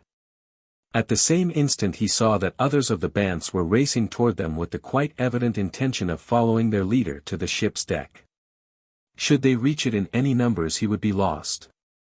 There was but a single hope. Leaping for the altitude control, Gahan pulled it wide. Simultaneously 3 banths leaped for the deck. The craft rose swiftly. Gahan felt the impact of a body against the keel, followed by the soft thuds of the great bodies as they struck the ground beneath. His act had not been an instant too soon. And now the leader had gained the deck and stood at the stern with glaring eyes and snarling jaws. Gahan drew his sword. The beast, possibly disconcerted by the novelty of its position, did not charge. Instead it crept slowly toward its intended prey. The craft was rising and Gahan placed a foot upon the control and stopped the ascent. He did not wish to chance rising to some higher air current that would bear him away. Already the craft was moving slowly toward the tower, carried thither by the impetus of the bantha's heavy body leaping upon it from astern. The man watched the slow approach of the monster, the slavering jowls, the malignant expression of the devilish face. The creature, finding the deck stable, appeared to be gaining confidence, and then the man leaped suddenly to one side of the deck and the tiny flyer heeled as suddenly in response. The bantha slipped and clutched frantically at the deck. Gahan leaped in with his naked sword. The great beast caught itself and reared upon its hind legs to reach forth and seize this presumptuous mortal that dared question its right to the flesh it craved. And then the man sprang to the opposite side of the deck. The bantha toppled sideways at the same instant that it attempted to spring. A raking talon passed close to Gahan's head at the moment that his sword lunged through the savage heart, and as the warrior wrenched his blade from the carcass it slipped silently over the side of the ship. A glance below showed that the vessel was drifting in the direction of the tower to which Gahan had seen the prisoner led. In another moment or two it would be directly over it. The man sprang to the control and let the craft drop quickly toward the ground where followed the banths, still hot for their prey. To land outside the enclosure spelled certain death, while inside he could see many forms huddled upon the ground as in sleep. The ship floated now but a few feet above the wall of the enclosure. There was nothing for it but to risk all on a bold bid for fortune, or drift helplessly past without hope of returning through the bantha-infested valley. From many points of which he could now hear the roars and growls of these fierce Barsoomian lions. Slipping over the side, Gahan descended by the trailing anchor rope until his feet touched the top of the wall, where he had no difficulty in arresting the slow drifting of the ship. Then he drew up the anchor and lowered it inside the enclosure. Still there was no movement upon the part of the sleepers beneath, they lay as dead men. Dull lights shone from openings in the tower, but there was no sign of guard or waking inmate. Clinging to the rope, Gahan lowered himself within the enclosure, where he had his first close view of the creatures lying there in what he had thought sleep. With a half-smothered exclamation of horror the man drew back from the headless bodies of the Rikers. At first he thought them the corpses of decapitated humans like himself, which was quite bad enough. But when he saw them move and realized that they were endowed with life, his horror and disgust became even greater. Here then was the explanation of the thing he had witnessed that afternoon, when Terra of Helium had struck the head from her captor and Gahan had seen the head crawl back to its body. And to think that the pearl of helium was in the power of such hideous things as these. Again the man shuddered, but he hastened to make fast the flyer, clamber again to its deck and lower it to the floor of the enclosure. Then he strode toward a door in the base of the tower, stepping lightly over the recumbent forms of the unconscious Rikers, and crossing the threshold disappeared within. Chapter 8. Close Work. Ghek, in his happier days third foreman of the fields of Lud, sat nursing his anger and his humiliation. Recently something had awakened within him the existence of which he had never before even dreamed. Had the influence of the strange captive woman aught to do with this unrest and dissatisfaction? He did not know. He missed the soothing influence of the noise she called singing. Could it be that there were other things more desirable than cold logic and undefiled brain power? Was well-balanced imperfection more to be sought after than the high development of a single characteristic? He thought of the great, ultimate brain toward which all Kaldanes were striving. It would be deaf, and dumb, and blind. 1,000 beautiful strangers might sing and dance about it, but it could derive no pleasure from the singing or the dancing since it would possess no perceptive faculties. Already had the Kaldanes shut themselves off from most of the gratifications of the senses. Ghek wondered if much was to be gained by denying themselves still further, and with the thought came a question as to the whole fabric of their theory. After all, perhaps the girl was right. What purpose could a great brain serve sealed in the bowels of the earth? And he, Ghek, was to die for this theory. Lud had decreed it. The injustice of it overwhelmed him with rage. But he was helpless. There was no escape. Beyond the enclosure the banths awaited him, within, his own kind, equally as merciless and ferocious. Among them there was no such thing as love, or loyalty, or friendship, they were just brains. He might kill Lud. But what would that profit him? Another king would be loosed from his sealed chamber and Ghek would be killed. He did not know it, but he would not even have the poor satisfaction of satisfied revenge, since he was not capable of feeling so abstruse a sentiment. Ghek, mounted upon his Riker, paced the floor of the tower chamber in which he had been ordered to remain. Ordinarily he would have accepted the sentence of Lud with perfect equanimity, since it was but the logical result of reason. But now it seemed different. The stranger woman had bewitched him. Life appeared a pleasant thing, there were great possibilities in it. The dream of the ultimate brain had receded into a tenuous haze far in the background of his thoughts. At that moment there appeared in the doorway of the chamber a red warrior with naked sword. He was a male counterpart of the prisoner whose sweet voice had undermined the cold, calculating reason of the Kaldane. "Silence!" admonished the newcomer, his straight brows gathered in an ominous frown and the point of his long sword playing menacingly before the eyes of the Kaldane. "I seek the woman, Terra of Helium. Where is she? If you value your life, speak quickly and speak the truth." If he valued his life. It was a truth that Ghek had but just learned. He thought quickly. After all, a great brain is not without its uses. Perhaps here lay escape from the sentence of Lud. "You are of her kind?" he asked. "You come to rescue her?" "Yes." "Listen, then. I have befriended her, and because of this I am to die. If I help you to liberate her, will you take me with you?" Gahan of Gathol eyed the weird creature from crown to foot, the perfect body, the grotesque head, the expressionless face. Among such as these had the beautiful daughter of Helium been held captive for days and weeks. "If she lives and is unharmed," he said, "I will take you with us." "When they took her from me she was alive and unharmed," replied Ghek. "I cannot say what has befallen her since. Lud sent for her." "Who is Lud? Where is he? Lead me to him." Gahan spoke quickly in tones vibrant with authority.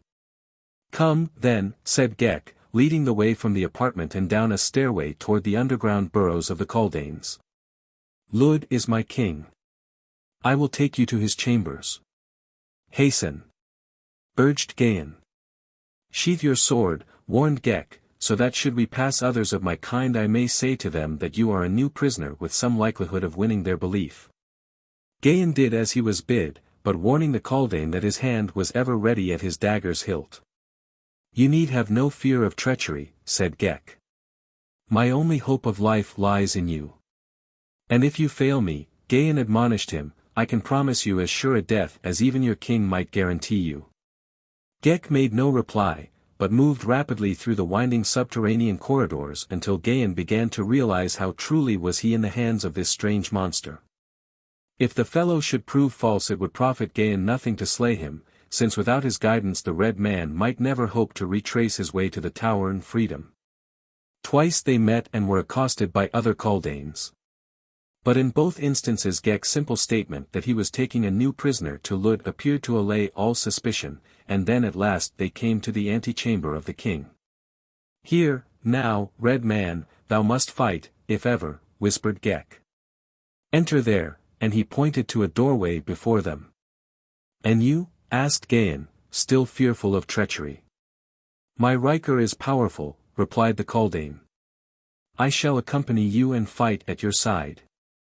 As well die thus as in torture later at the will of Lud. Come." But Gahan had already crossed the room and entered the chamber beyond. Upon the opposite side of the room was a circular opening guarded by two warriors. Beyond this opening he could see two figures struggling upon the floor, and the fleeting glimpse he had of one of the faces suddenly endowed him with the strength of 10 warriors and the ferocity of a wounded banth. It was Terra of Helium, fighting for her honor or her life. The warriors, startled by the unexpected appearance of a red man, stood for a moment in dumb amazement, and in that moment Gahan of Gathol was upon them, and one was down, a sword thrust through its heart. "Strike at the heads," whispered the voice of Ghek in Gahan's ear.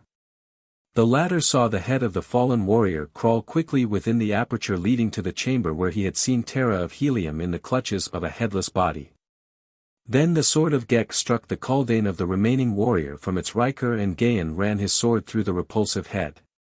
Instantly the red warrior leaped for the aperture, while close behind him came Ghek. "Look not upon the eyes of Lud," warned the Kaldane, "or you are lost." Within the chamber Gahan saw Terra of Helium in the clutches of a mighty body, while close to the wall upon the opposite side of the apartment crouched the hideous, spider-like Lud. Instantly the king realized the menace to himself and sought to fasten his eyes upon the eyes of Gahan, and in doing so he was forced to relax his concentration upon the Riker in whose embraces Terra struggled. So that almost immediately the girl found herself able to tear away from the awful, headless thing.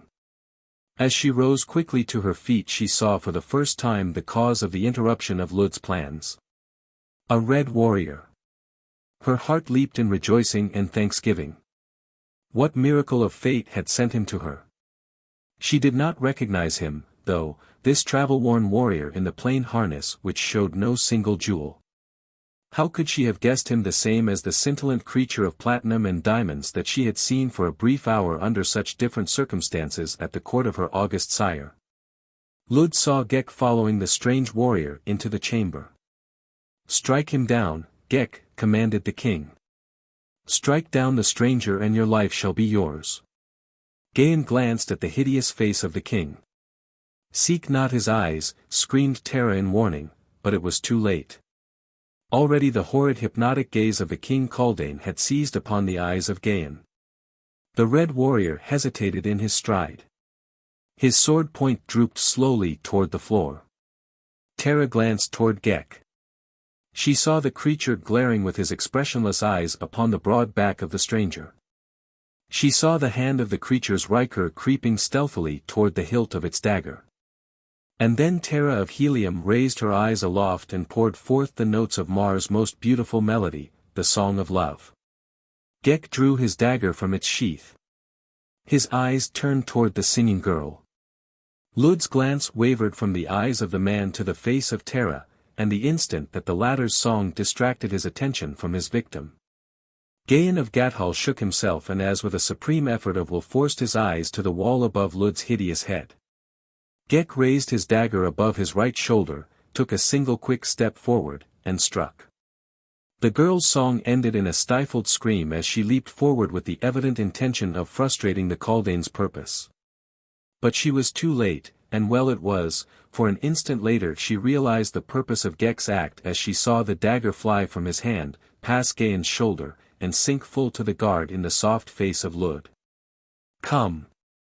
cried the assassin, "we have no time to lose," and started for the aperture through which they had entered the chamber, but in his stride he paused as his glance was arrested by the form of the mighty Riker lying prone upon the floor, a king's Riker. The most beautiful, the most powerful, that the breeders of Bantoom could produce.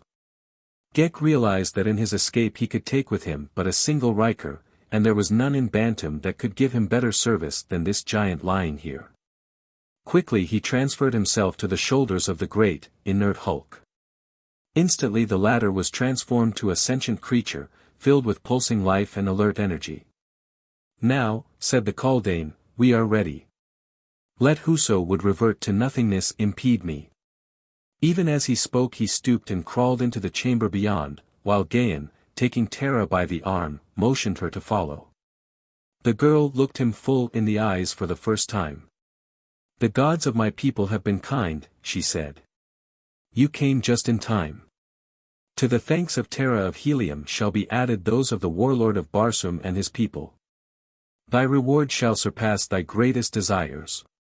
Gahan of Gathol saw that she did not recognize him, and quickly he checked the warm greeting that had been upon his lips. "Be thou Terra of Helium or another," he replied, "is immaterial, to serve thus a red woman of Barsoom is in itself sufficient reward."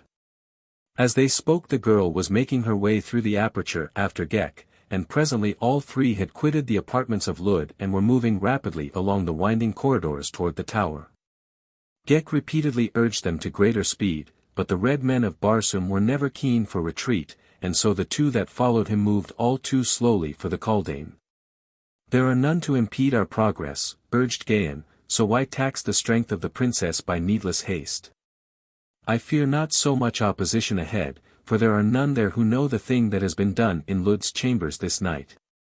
But the Kaldane of one of the warriors who stood guard before Lud's apartment escaped, and you may count it a truth that he lost no time in seeking aid. That it did not come before we left is due solely to the rapidity with which events transpired in the king's room. Long before we reach the tower they will be upon us from behind, and that they will come in numbers far superior to ours and with great and powerful rikers I well know. I have used the word king in describing the rulers or chiefs of the Bantoomian swarms, since the word itself is unpronounceable in English, nor does Jed or Jedak of the Red Martian tongue have quite the same meaning as the Bantoomian word, which has practically the same significance as the English word queen as applied to the leader of a swarm of bees. J.C. Nor was Ghek's prophecy long in fulfillment. Presently the sounds of pursuit became audible in the distant clanking of accoutrements and the whistling call to arms of the Kaldanes. "The tower is but a short distance now," cried Ghek. "Make haste while yet you may, and if we can barricade it until the sun rises we may yet escape." "We shall need no barricades for we shall not linger in the tower," replied Gahan, moving more rapidly as he realized from the volume of sound behind them the great number of their pursuers. "But we may not go further than the tower tonight," insisted Ghek. "Beyond the tower await the Bants and certain death." Gahan smiled. "Fear not the Bants," he assured them. "Can we but reach the enclosure a little ahead of our pursuers we have naught to fear from any evil power within this accursed valley." Ghek made no reply, nor did his expressionless face denote either belief or skepticism. The girl looked into the face of the man questioningly. She did not understand. "Your flyer," he said. "It is moored before the tower." Her face lighted with pleasure and relief. "You found it," she exclaimed. "What fortune!" "It was fortune indeed," he replied. "Since it not only told that you were a prisoner here, but it saved me from the Bants as I was crossing the valley from the hills to this tower into which I saw them take you this afternoon after your brave attempt at escape." "How did you know it was I?" she asked, her puzzled brows scanning his face as though she sought to recall from past memories some scene in which he figured. "Who is there but knows of the loss of the Princess Terra of Helium," he replied. "And when I saw the device upon your flyer I knew at once, though I had not known when I saw you among them in the fields a short time earlier. Too great was the distance for me to make certain whether the captive was man or woman. Had chance not divulged the hiding place of your flyer I had gone my way, Terra of Helium. I shudder to think how close was the chance at that. But for the momentary shining of the sun upon the emblazoned device on the prow of your craft, I had passed on unknowing." The girl shuddered. "The god sent you," she whispered reverently. "The god sent me, Terra of Helium," he replied. "But I do not recognize you," she said. "I have tried to recall you, but I have failed. Your name, what may it be?" "It is not strange that so great a princess should not recall the face of every roving Kaldanes of Barsoom," he replied with a smile. "But your name?" insisted the girl. "Call me Turan," replied the man, for it had come to him that if Terra of Helium recognized him as the man whose impetuous avowal of love had angered her that day in the gardens of the warlord, her situation might be rendered infinitely less bearable than were she to believe him a total stranger. Then, too, as a simple Kaldan he might win a greater degree of her confidence by his loyalty and faithfulness and a place in her esteem that seemed to have been closed to the resplendent Gahan of Gathol. Soldier of fortune, freelance warrior. They had reached the tower now, and as they entered it from the subterranean corridor a backward glance revealed the van of their pursuers, hideous Kaldanes mounted upon swift and powerful rikers. As rapidly as might be the three ascended the stairways leading to the ground level, but after them, even more rapidly, came the minions of Lud. Ghek led the way, grasping one of Terra's hands the more easily to guide and assist her, while Gahan of Gathol followed a few paces in their rear. His bared sword ready for the assault that all realized must come upon them now before ever they reached the enclosure and the flyer. "Let Ghek drop behind to your side," said Terra, "and fight with you." There is but room for a single blade in these narrow corridors, replied the Gatholian. Hasten on with Ghek and win to the deck of the flyer.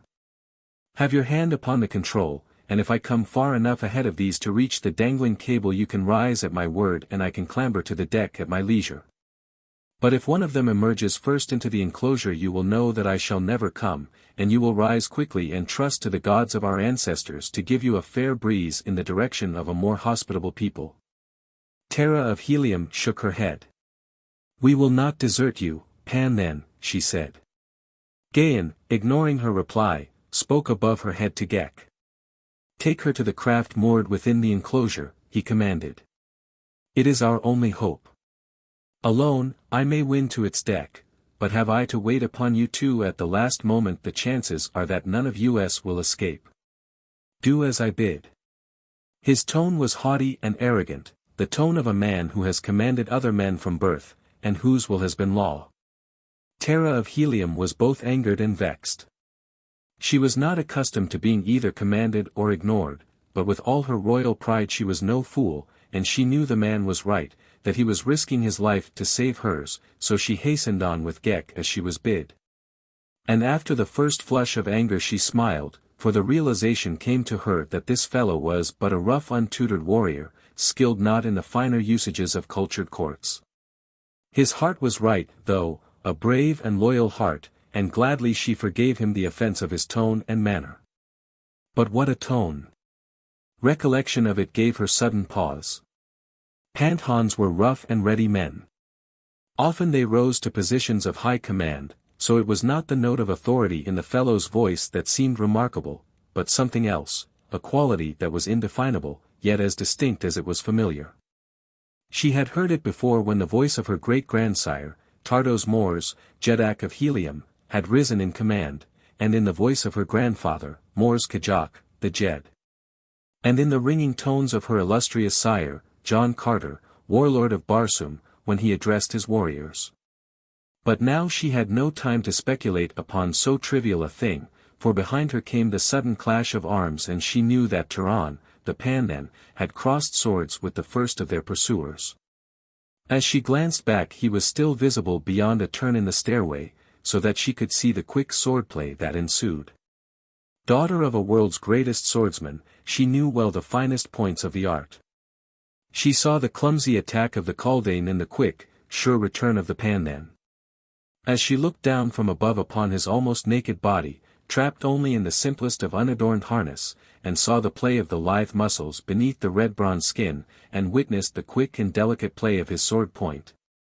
To her sense of obligation was added a spontaneous admission of admiration that was but the natural tribute of a woman to skill and bravery and, perchance, some trifle to manly symmetry and strength. 3 times the Panthan's blade changed its position, once to fend a savage cut, once to feint, and once to thrust. And as he withdrew it from the last position the Kaldane rolled lifeless from its stumbling Riker and Turan sprang quickly down the steps to engage the next behind. And then Ghek had drawn Terra upward and a turn in the stairway shut the battling Pandan from her view. But still she heard the ring of steel on steel, the clank of accoutrements and the shrill whistling of the Kaldanes. Her heart moved her to turn back to the side of her brave defender. But her judgment told her that she could serve him best by being ready at the control of the flyer at the moment he reached the enclosure. Chapter 9. Adrift over strange regions. Presently Ghek pushed aside a door that opened from the stairway, and before them Terra saw the moonlight flooding the walled court where the headless Rikers lay beside their feeding troughs. She saw the perfect bodies, muscled as the best of her father's fighting men, and the females whose figures would have been the envy of many of Helium's most beautiful women. Ah, if she could but endow these with the power to act! Then indeed might the safety of the Pandan be assured, but they were only poor lumps of clay, nor had she the power to quicken them to life. Ever must they lie thus until dominated by the cold, heartless brain of the Kaldane. The girl sighed in pity even as she shuddered in disgust as she picked her way over and among the sprawled creatures toward the flyer. Quickly she and Ghek mounted to the deck after the latter had cast off the moorings. Terra tested the control, raising and lowering the ship a few feet within the walled space. It responded perfectly. Then she lowered it to the ground again and waited. From the open doorway came the sounds of conflict, now nearing them, now receding. The girl, having witnessed her champion's skill, had little fear of the outcome. Only a single antagonist could face him at a time upon the narrow stairway. He had the advantage of position and of the defensive, and he was a master of the sword while they were clumsy bunglers by comparison. Their sole advantage was in their numbers, unless they might find a way to come upon him from behind. She paled at the thought. Could she have seen him she might have been further perturbed, for he took no advantage of many opportunities to win nearer the enclosure. He fought coolly, but with a savage persistence that bore little semblance to purely defensive action. Often he clambered over the body of a fallen foe to leap against the next behind, and once there lay 5 dead Kaldanes behind him, so far had he pushed back his antagonists. They did not know it. These Kaldanes that he fought, nor did the girl awaiting him upon the flyer, but Gahan of Gathol was engaged in a more alluring sport than winning to freedom, for he was avenging the indignities that had been put upon the woman he loved. But presently he realized that he might be jeopardizing her safety uselessly, and so he struck down another before him and turning leaped quickly up the stairway. While the leading Kaldanes slipped upon the brain-covered floor and stumbled in pursuit. Gahan reached the enclosure 20 paces ahead of them and raced toward the flyer. "Rise," he shouted to the girl. "I will ascend the cable." Slowly the small craft rose from the ground as Gahan leaped the inert bodies of the Rikers lying in his path. The first of the pursuers sprang from the tower just as Gahan seized the trailing rope. "Faster!" he shouted to the girl above, "or they will drag us down." But the ship seemed scarcely to move, though in reality she was rising as rapidly as might have been expected of a one-man flyer carrying a load of 3. Gahan swung free above the top of the wall, but the end of the rope still dragged the ground as the Kaldanes reached it. They were pouring in a steady stream from the tower into the enclosure. The leader seized the rope. "Quick," he cried. "Lay hold and we will drag them down." It needed but the weight of a few to accomplish his design. The ship was stopped in its flight and then, to the horror of the girl, she felt it being dragged steadily downward. Gahan, too, realized the danger and the necessity for instant action. Clinging to the rope with his left hand, he had wound a leg about it, leaving his right hand free for his long sword which he had not sheathed.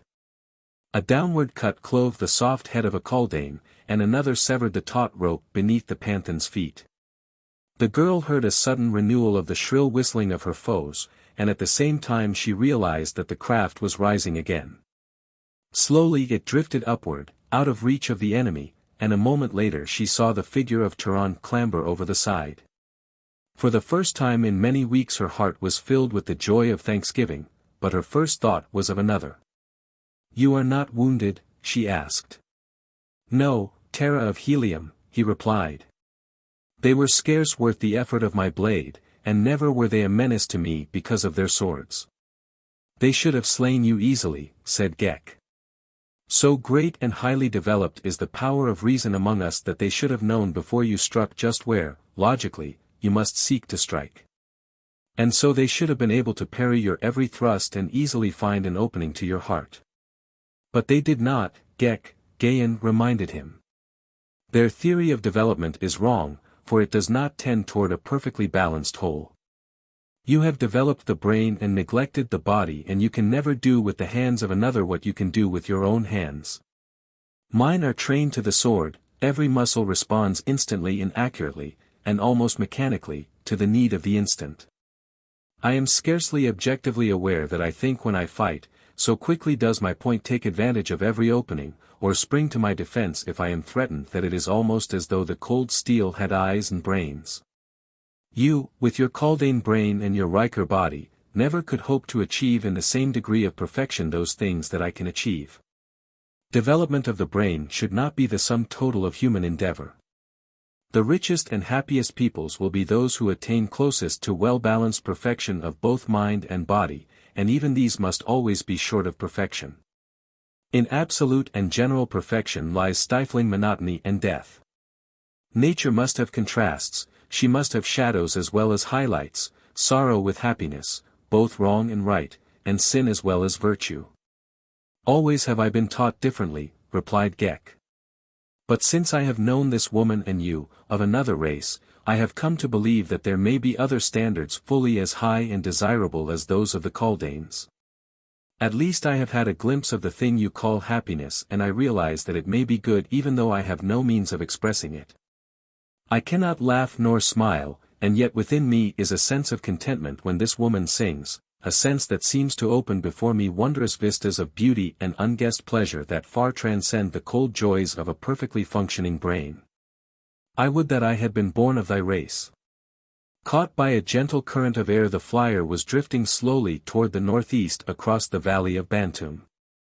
Below them lay the cultivated fields, and one after another they passed over the strange towers of Moke and Nalek and the other kings of the swarms that inhabited this weird and terrible land. Within each enclosure surrounding the towers grovelled the Rikers, repellent, headless things, beautiful yet hideous. A lesson, those, remarked Gahan, indicating the Rikers in an enclosure above which they were drifting at the time, to that fortunately small minority of our race which worships the flesh and makes a god of appetite.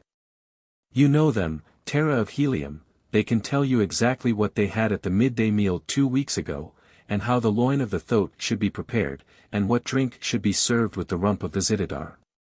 Terra of Helium laughed. But not one of them could tell you the name of the man whose painting took the Jedax Award in the Temple of Beauty this year, she said. Like the Rikers, their development has not been balanced. Fortunate indeed are those in which there is combined a little good and a little bad, a little knowledge of many things outside their own callings, a capacity for love and a capacity for hate, for such as these can look with tolerance upon all. Unbiased by the egotism of him whose head is so heavy on one side that all his brains run to that point. As Gahan ceased speaking, Ghek made a little noise in his throat as one does who would attract attention. You speak as one who has thought much upon many subjects. Is it, then, possible that you of the red race have pleasure in thought? Do you know aught of the joys of introspection? Do reason and logic form any part of your lives? Most assuredly, replied Gahan, but not to the extent of occupying all our time, at least not objectively. You, Ghek, are an example of the egotism of which I spoke. Because you and your kind devote your lives to the worship of mind, you believe that no other created beings think. And possibly we do not in the sense that you do, who think only of yourselves and your great brains. We think of many things that concern the welfare of a world. Had it not been for the red men of Barsoom, even the Kaldanes had perished from the planet, for while you may live without air, the things upon which you depend for existence cannot. And there had been no air in sufficient quantities upon Barsoom these many ages had not a red man planned and built the great atmosphere plant which gave new life to a dying world. What have all the brains of all the Kaldanes that have ever lived done to compare with that single idea of a single red man? Ghek was stumped. Being a Kaldane, he knew that brains spelled the sum total of universal achievement, but it had never occurred to him that they should be put to use in practical and profitable ways. He turned away and looked down upon the valley of his ancestors across which he was slowly drifting, into what unknown world? He should be a veritable god among the underlings, he knew, but somehow a doubt assailed him. It was evident that these two from that other world were ready to question his preeminence. Even through his great egotism was filtering a suspicion that they patronized him, perhaps even pitied him. Then he began to wonder what was to become of him. No longer would he have many Rikers to do his bidding. Only this single one, and when it died there could not be another. When it tired, Ghek must lie almost helpless while it rested. He wished that he had never seen this red woman. She had brought him only discontent and dishonor and now exile. Presently Terra of Helium commenced to hum a tune, and Ghek, the Kaldane, was content. Gently they drifted beneath the hurtling moons above the mad shadows of a Martian night. The roaring of the Bants came in diminishing volume to their ears as their craft passed on beyond the boundaries of Bantoom, leaving behind the terrors of that unhappy land. But to what were they being born? The girl looked at the man sitting cross-legged upon the deck of the tiny flyer, gazing off into the night ahead, apparently absorbed in thought. "Where are we?" she asked. "Toward what are we drifting?" Turan shrugged his broad shoulders. "The stars tell me that we are drifting toward the northeast," he replied, "but where we are, or what lies in our path I cannot even guess. A week since I could have sworn that I knew what lay behind each succeeding ridge that I approached. But now I admit in all humility that I have no conception of what lies a mile in any direction. Terra of Helium, I am lost, and that is all that I can tell you." He was smiling and the girl smiled back at him. There was a slightly puzzled expression on her face, there was something tantalizingly familiar about that smile of his. She had met many a pan then, they came and went, following the fighting of a world, but she could not place this one. "From what country are you, Turan?" she asked suddenly. "Know you not, Terra of Helium," he countered, "that a Pandan has no country? Today he fights beneath the banner of one master, tomorrow beneath that of another." "But you must own allegiance to some country when you are not fighting," she insisted. "What banner, then, owns you now?"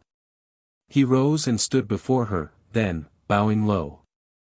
"And I am acceptable," he said, "I serve beneath the banner of the daughter of the warlord now, and forever." She reached forth and touched his arm with a slim brown hand. "Your services are accepted," she said. "And if ever we reach Helium I promise that your reward shall be all that your heart could desire." "I shall serve faithfully, hoping for that reward," he said. But Terra of Helium did not guess what was in his mind, thinking rather that he was mercenary. For how could the proud daughter of the warlord guess that a simple Pandan aspired to her hand and heart? The dawn found them moving rapidly over an unfamiliar landscape. The wind had increased during the night and had borne them far from Bantoom. The country below them was rough and inhospitable. No water was visible and the surface of the ground was cut by deep gorges, while nowhere was any but the most meager vegetation discernible. They saw no life of any nature, nor was there any indication that the country could support life. For 2 days they drifted over this horrid wasteland. They were without food or water and suffered accordingly. Ghek had temporarily abandoned his Riker after enlisting Turan's assistance in lashing it safely to the deck. The less he used it the less would its vitality be spent. Already it was showing the effects of privation. Ghek crawled about the vessel like a great spider, over the side, down beneath the keel, and up over the opposite rail. He seemed equally at home one place as another. For his companions, however, the quarters were cramped, for the deck of a one-man flyer is not intended for 3. Turan sought always ahead for signs of water. Water they must have, or that water-giving plant which makes life possible upon many of the seemingly arid areas of Mars, but there was neither the one nor the other for these 2 days and now the third night was upon them. The girl did not complain, but Turan knew that she must be suffering and his heart was heavy within him. Ghek suffered least of all, and he explained to them that his kind could exist for long periods without food or water. Turan almost cursed him as he saw the form of Terra of Helium slowly wasting away before his eyes, while the hideous Kaldane seemed as full of vitality as ever. "There are circumstances," remarked Ghek, "under which a gross and material body is less desirable than a highly developed brain." Turan looked at him, but said nothing. Terra of Helium smiled faintly. "One cannot blame him," she said, "were we not a bit boastful in the pride of our superiority?" "When our stomachs were filled," she added. "Perhaps there is something to be said for their system," Turan admitted. "If we could but lay aside our stomachs when they cried for food and water I have no doubt but that we should do so." "I should never miss mine now," assented Terra, "it is mighty poor company." A new day had dawned, revealing a less desolate country and renewing again the hope that had been low within them. Suddenly Turan leaned forward, pointing ahead. "Look, Terra of Helium," he cried. "A city. As I am Ga, as I am Turan the Pandan, a city." Far in the distance the domes and walls and slender towers of a city shone in the rising sun. Quickly the man seized the control and the ship dropped rapidly behind a low range of intervening hills, for well Turan knew that they must not be seen until they could discover whether friend or foe inhabited the strange city. Chances were that they were far from the abode of friends, and so must the pan then move with the utmost caution, but there was a city, and where a city was water, even though it were a deserted city, and food if it were inhabited. To the red man food and water, even in the citadel of an enemy, meant food and drink for Terra of Helium. He would accept it from friends or he would take it from enemies. Just so long as it was there he would have it, and there was shown the egotism of the fighting man, though Turan did not see it, nor Terra who came from a long line of fighting men, but Ghek might have smiled had he known how. Turan permitted the flyer to drift closer behind the screening hills, and then when he could advance no farther without fear of discovery, he dropped the craft gently to ground in a little ravine. And leaping over the side made her fast to a stout tree. For several moments they discussed their plans, whether it would be best to wait where they were until darkness hid their movements and then approach the city in search of food and water, or approach it now, taking advantage of what cover they could, until they could glean something of the nature of its inhabitants. It was Turan's plan which finally prevailed. They would approach as close as safety dictated in the hope of finding water outside the city, food, too, perhaps. If they did not they could at least reconnoiter the ground by daylight, and then when night came Turan could quickly come close to the city and in comparative safety prosecute his search for food and drink. Following the ravine upward they finally topped the summit of the ridge, from which they had an excellent view of that part of the city which lay nearest them, though themselves hidden by the brush behind which they crouched. Ghek had resumed his Riker, which had suffered less than either Terra or Turan through their enforced fast. The first glance at the city, now much closer than when they had first discovered it, revealed the fact that it was inhabited. Banners and pennons broke from many a staff. People were moving about the gate before them. The high white walls were paced by sentinels at far intervals. Upon the roofs of higher buildings the women could be seen airing the sleeping silks and furs. Turan watched it all in silence for some time. "I do not know them," he said at last. "I cannot guess what city this may be. But it is an ancient city. Its people have no flyers and no firearms. It must be old indeed." "How do you know they have not these things?" asked the girl. "There are no landing stages upon the roofs, not one that can be seen from here, while were we looking similarly at Helium we would see hundreds. And they have no firearms because their defenses are all built to withstand the attack of spear and arrow, with spear and arrow. They are an ancient people." "If they are ancient perhaps they are friendly," suggested the girl. "Did we not learn as children in the history of our planet that it was once peopled by a friendly, peace-loving race?" "But I fear they are not as ancient as that," replied Turan, laughing. "It has been long ages since the men of Barsoom loved peace." "My father loves peace," returned the girl. "And yet he is always at war," said the man. She laughed. "But he says he likes peace." "We all like peace," he rejoined. "Peace with honor, but our neighbors will not let us have it, and so we must fight." "And to fight well men must like to fight," she added. "And to like to fight they must know how to fight," he said, "for no man likes to do the thing that he does not know how to do well. Or that some other man can do better than he. And so always there will be wars and men will fight," he concluded, "for always the men with hot blood in their veins will practice the art of war." "We have settled a great question," said the girl, smiling, "but our stomachs are still empty." "Your pan then is neglecting his duty," replied Turan, "and how can he with the great reward always before his eyes?" She did not guess in what literal a sense he spoke. "I go forthwith," he continued, "to wrest food and drink from the ancients." "No," she cried, laying a hand upon his arm, "not yet. They would slay you or make you prisoner. You are a brave pan then and a mighty one, but you cannot overcome a city single-handed." She smiled up into his face and her hand still lay upon his arm. He felt the thrill of hot blood coursing through his veins. He could have seized her in his arms and crushed her to him. There was only Ghek the Kaldane there, but there was something stronger within him that restrained his hand.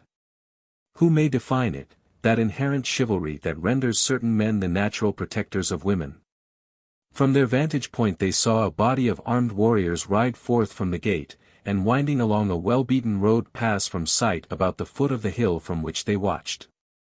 The men were red, like themselves, and they rode the small saddle-thoats of the red race.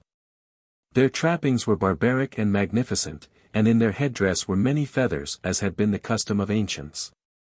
They were armed with swords and long spears and they rode almost naked, their bodies being painted in ochre and blue and white. There were, perhaps, a score of them in the party, and as they galloped away on their tireless mounts they presented a picture at once savage and beautiful. "They have the appearance of splendid warriors," said Turan. "I have a great mind to walk boldly into their city and seek service." Tara shook her head. "Wait," she admonished. "What would I do without you, and if you were captured how could you collect your reward?" "I should escape," he said. "At any rate I shall try it," and he started to rise. "You shall not," said the girl, her tone all authority. The man looked at her quickly, questioningly. "You have entered my service," she said, a trifle haughtily. "You have entered my service for hire and you shall do as I bid you." Turan sank down beside her again with a half-smile upon his lips.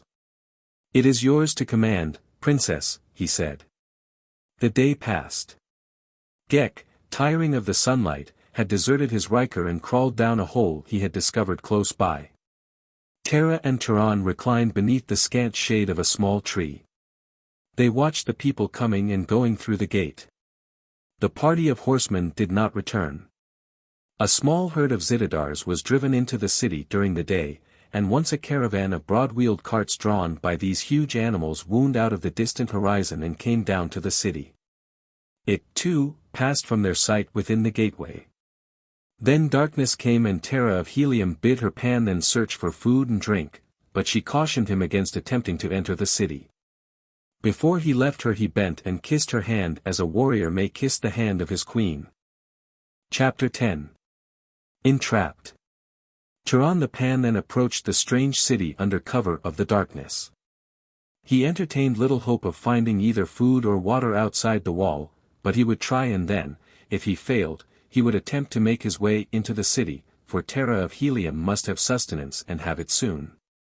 He saw that the walls were poorly sentineled, but they were sufficiently high to render an attempt to scale them doomed to failure. Taking advantage of underbrush and trees, Turan managed to reach the base of the wall without detection. Silently he moved north past the gateway which was closed by a massive gate which effectively barred even the slightest glimpse within the city beyond. It was Turan's hope to find upon the north side of the city away from the hills a level plain where grew the crops of the inhabitants, and here too water from their irrigating system. But though he traveled far along that seemingly interminable wall he found no fields nor any water. He searched also for some means of ingress to the city, yet here, too, failure was his only reward, and now as he went keen eyes watched him from above and a silent stalker kept pace with him for a time upon the summit of the wall. But presently the shadower descended to the pavement within and hurrying swiftly raced ahead of the stranger without. He came presently to a small gate beside which was a low building and before the doorway of the building a warrior standing guard. He spoke a few quick words to the warrior and then entered the building only to return almost immediately to the street, followed by fully 40 warriors. Cautiously opening the gate the fellow peered carefully along the wall upon the outside in the direction from which he had come. Evidently satisfied, he issued a few words of instruction to those behind him, whereupon half the warriors returned to the interior of the building. While the other half followed the man stealthily through the gateway where they crouched low among the shrubbery in a half-circle just north of the gateway which they had left open. Here they waited in utter silence, nor had they long to wait before Turan the Pan then came cautiously along the base of the wall. To the very gate he came and when he found it and that it was open he paused for a moment, listening. Then he approached and looked within. Assured that there was none within sight to apprehend him he stepped through the gateway into the city. He found himself in a narrow street that paralleled the wall. Upon the opposite side rose buildings of an architecture unknown to him, yet strangely beautiful. While the buildings were packed closely together, there seemed to be no two alike, and their fronts were of all shapes and heights and of many hues. The skyline was broken by spire and dome and minaret and tall, slender towers, while the walls supported many a balcony, and in the soft light of Cluros, the farther moon, now low in the west, he saw, to his surprise and consternation, the figures of people upon the balconies. Directly opposite him were two women and a man. They sat leaning upon the rail of the balcony looking, apparently, directly at him, but if they saw him they gave no sign. Turan hesitated a moment in the face of almost certain discovery, and then, assured that they must take him for one of their own people, he moved boldly into the avenue. Having no idea of the direction in which he might best hope to find what he sought, and not wishing to arouse suspicion by further hesitation, he turned to the left and stepped briskly along the pavement with the intention of placing himself as quickly as possible beyond the observation of those nocturnal watchers. He knew that the night must be far spent, and so he could not but wonder why people should sit upon their balconies when they should have been asleep among their silks and furs. At first he had thought them the late guests of some convivial host. But the windows behind them were shrouded in darkness and utter quiet prevailed, quite upsetting such a theory. And as he proceeded he passed many another group sitting silently upon other balconies. They paid no attention to him, seeming not even to note his passing. Some leaned with a single elbow upon the rail, their chins resting in their palms. Others leaned upon both arms across the balcony, looking down into the street, while several that he saw held musical instruments in their hands, but their fingers moved not upon the strings. And then Turan came to a point where the avenue turned to the right, to skirt a building that jutted from the inside of the city wall. And as he rounded the corner he came full upon two warriors standing upon either side of the entrance to a building upon his right. It was impossible for them not to be aware of his presence, yet neither moved, nor gave other evidence that they had seen him. He stood there waiting, his hand upon the hilt of his long sword, but they neither challenged nor halted him. Could it be that these also thought him one of their own kind? Indeed, upon no other grounds could he explain their inaction. As Turan had passed through the gateway into the city and taken his unhindered way along the avenue, 20 warriors had entered the city and closed the gate behind them. And then one had taken to the wall and followed along its summit in the rear of Turan, and another had followed him along the avenue, while a third had crossed the street and entered one of the buildings upon the opposite side. The balance of them, with the exception of a single sentinel beside the gate, had re-entered the building from which they had been summoned. They were well-built, strapping, painted fellows, their naked figures covered now by gorgeous robes against the chill of night. As they spoke of the stranger they laughed at the ease with which they had tricked him, and were still laughing as they threw themselves upon their sleeping silks and furs to resume their broken slumber. It was evident that they constituted a guard detailed for the gate beside which they slept, and it was equally evident that the gates were guarded and the city watched much more carefully than Turan had believed. Chagrined indeed had been the Gahan of Gathol had he dreamed that he was being so neatly tricked. As Turan proceeded along the avenue he passed other sentries beside other doors, but now he gave them small heed, since they neither challenged nor otherwise outwardly noted his passing. But while at nearly every turn of the erratic avenue he passed one or more of these silent sentinels, he could not guess that he had passed one of them many times and that his every move was watched by silent, clever stalkers. Scarce had he passed a certain one of these rigid guardsmen before the fellow awoke to sudden life, bounded across the avenue, entered a narrow opening in the outer wall where he swiftly followed a corridor built within the wall itself until presently he emerged a little distance ahead of Turan, where he assumed the stiff and silent attitude of a soldier upon guard. Nor did Turan know that a second followed in the shadows of the buildings behind him, nor of the third who hastened ahead of him upon some urgent mission. And so the Pandan moved through the silent streets of the strange city in search of food and drink for the woman he loved. Men and women looked down upon him from shadowy balconies, but spoke not, and sentinels saw him pass and did not challenge. Presently from along the avenue before him came the familiar sound of clanking accoutrements, the herald of marching warriors, and almost simultaneously he saw upon his right an open doorway dimly lighted from within. It was the only available place where he might seek to hide from the approaching company, and while he had passed several sentries unquestioned he could scarce hope to escape scrutiny and questioning from a patrol. As he naturally assumed this body of men to be. Inside the doorway he discovered a passage turning abruptly to the right and almost immediately thereafter to the left. There was none in sight within, and so he stepped cautiously around the second turn the more effectually to be hidden from the street. Before him stretched a long corridor, dimly lighted like the entrance. Waiting there he heard the party approach the building, he heard someone at the entrance to his hiding place, and then he heard the door past which he had come slam to. He laid his hand upon his sword, expecting momentarily to hear footsteps approaching along the corridor, but none came. He approached the turn and looked around it. The corridor was empty to the closed door. Whoever had closed it had remained upon the outside. Turan waited, listening. He heard no sound. Then he advanced to the door and placed an ear against it.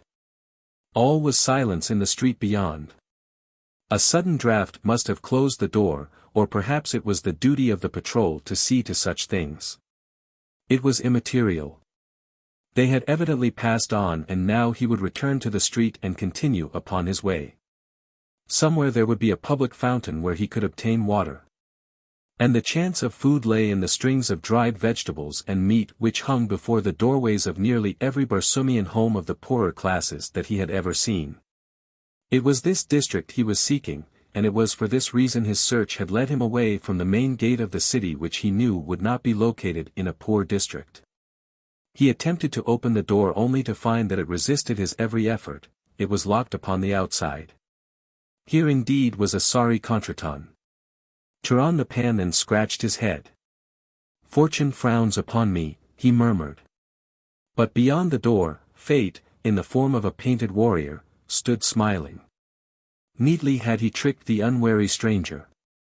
The lighted doorway, the marching patrol, these had been planned and timed to a nicety by the third warrior who had sped ahead of Turan along another avenue, and the stranger had done precisely what the fellow had thought he would do. No wonder, then, that he smiled. This exit barred to him, Turan turned back into the corridor. He followed it cautiously and silently. Occasionally there was a door on one side or the other. These he tried only to find each securely locked. The corridor wound more erratically the farther he advanced. A locked door barred his way at its end, but a door upon his right opened and he stepped into a dimly lighted chamber, about the walls of which were 3 other doors, each of which he tried in turn. 2 were locked. The other opened upon a runway leading downward. It was spiral and he could see no farther than the first turn. A door in the corridor he had quitted opened after he had passed, and the third warrior stepped out and followed after him. A faint smile still lingered upon the fellow's grim lips. Turan drew his short sword and cautiously descended. At the bottom was a short corridor with a closed door at the end. He approached the single heavy panel and listened. No sound came to him from beyond the mysterious portal. Gently he tried the door, which swung easily toward him at his touch. Before him was a low-ceiled chamber with a dirt floor.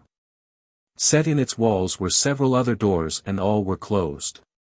As Turan stepped cautiously within, the third warrior descended the spiral runway behind him.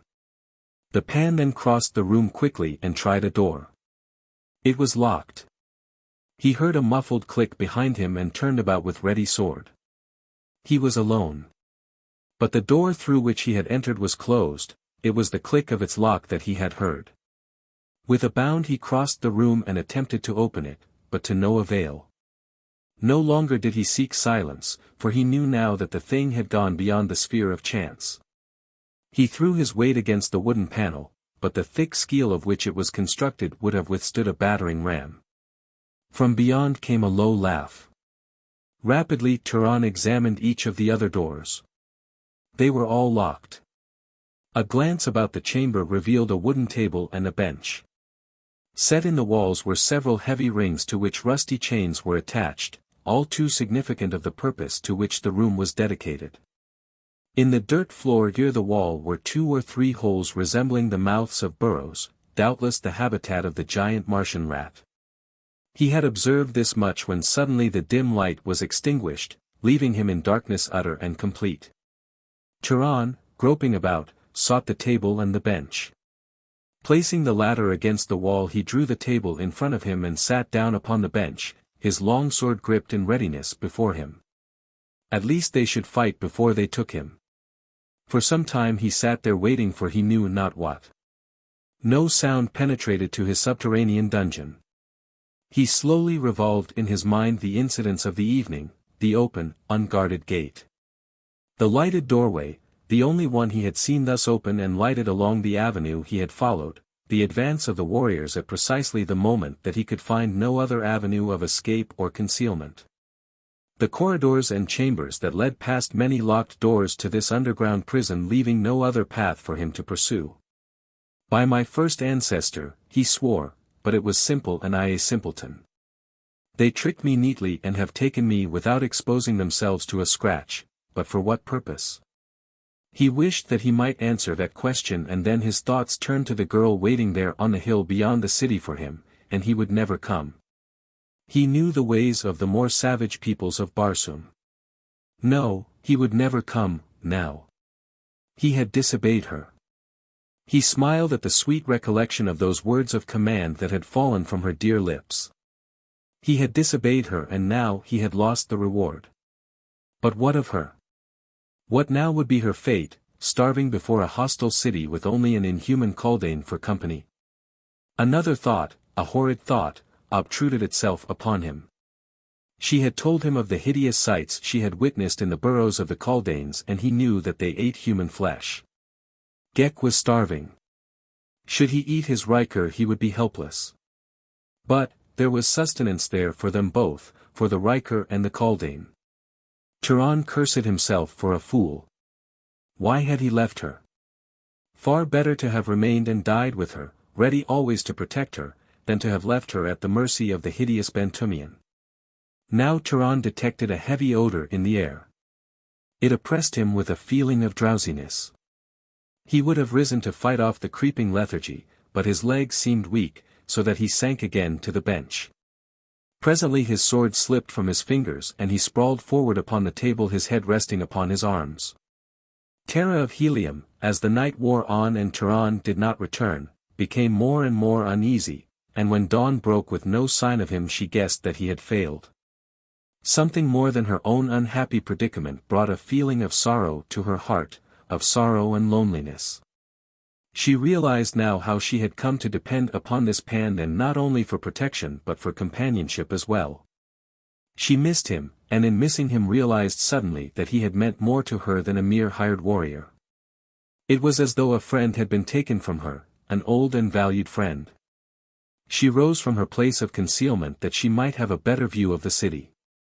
Eudor, dwarf of the 8th Jetan of Otar, Jetak of Manetter, rode back in the early dawn toward Manetter from a brief excursion to a neighboring village. As he was rounding the hills south of the city, his keen eyes were attracted by a slight movement among the shrubbery close to the summit of the nearest hill. He halted his vicious mount and watched more closely. He saw a figure rise facing away from him and peer down toward Manetter beyond the hill. "Come," he signaled to his followers, and with a word to his throat turned the beast at a rapid gallop up the hillside. In his wake swept his 20 savage warriors, the padded feet of their mounts soundless upon the soft turf. It was the rattle of sidearms and harness that brought Terra of Helium suddenly about, facing them. She saw a score of warriors with couched lances bearing down upon her. She glanced at Ghek. What would the Spider-Man do in this emergency? She saw him crawl to his Riker and attach himself. Then he arose, the beautiful body once again animated and alert. She thought that the creature was preparing for flight. Well, it made little difference to her. Against such as were streaming up the hill toward them, a single mediocre swordsman such as Ghek was worse than no defense at all. "Hurry, Ghek," she admonished him. "Back into the hills. You may find there a hiding place." But the creature only stepped between her and the oncoming riders, drawing his long sword. "It is useless, Ghek," she said, when she saw that he intended to defend her. What can a single sword accomplish against such odds? I can die but once, replied the Kaldane. You and your pan then saved me from Lud, and I but do what your pan then would do were he here to protect you. It is brave, but it is useless, she replied. Sheath your sword. They may not intend us harm. Ghek let the point of his weapon drop to the ground, but he did not sheath it, and thus the two stood waiting as Udor the dwarf stopped his throat before them while his 20 warriors formed a rough circle about. For a long minute Udor sat his mount in silence, looking searchingly first at Terra of Helium and then at her hideous companion. What manner of creature are you? He asked presently. And what do you before the gates of Manetter? We are from far countries, replied the girl, and we are lost and starving. We ask only food and rest and the privilege to go our way seeking our own homes. Udor smiled a grim smile.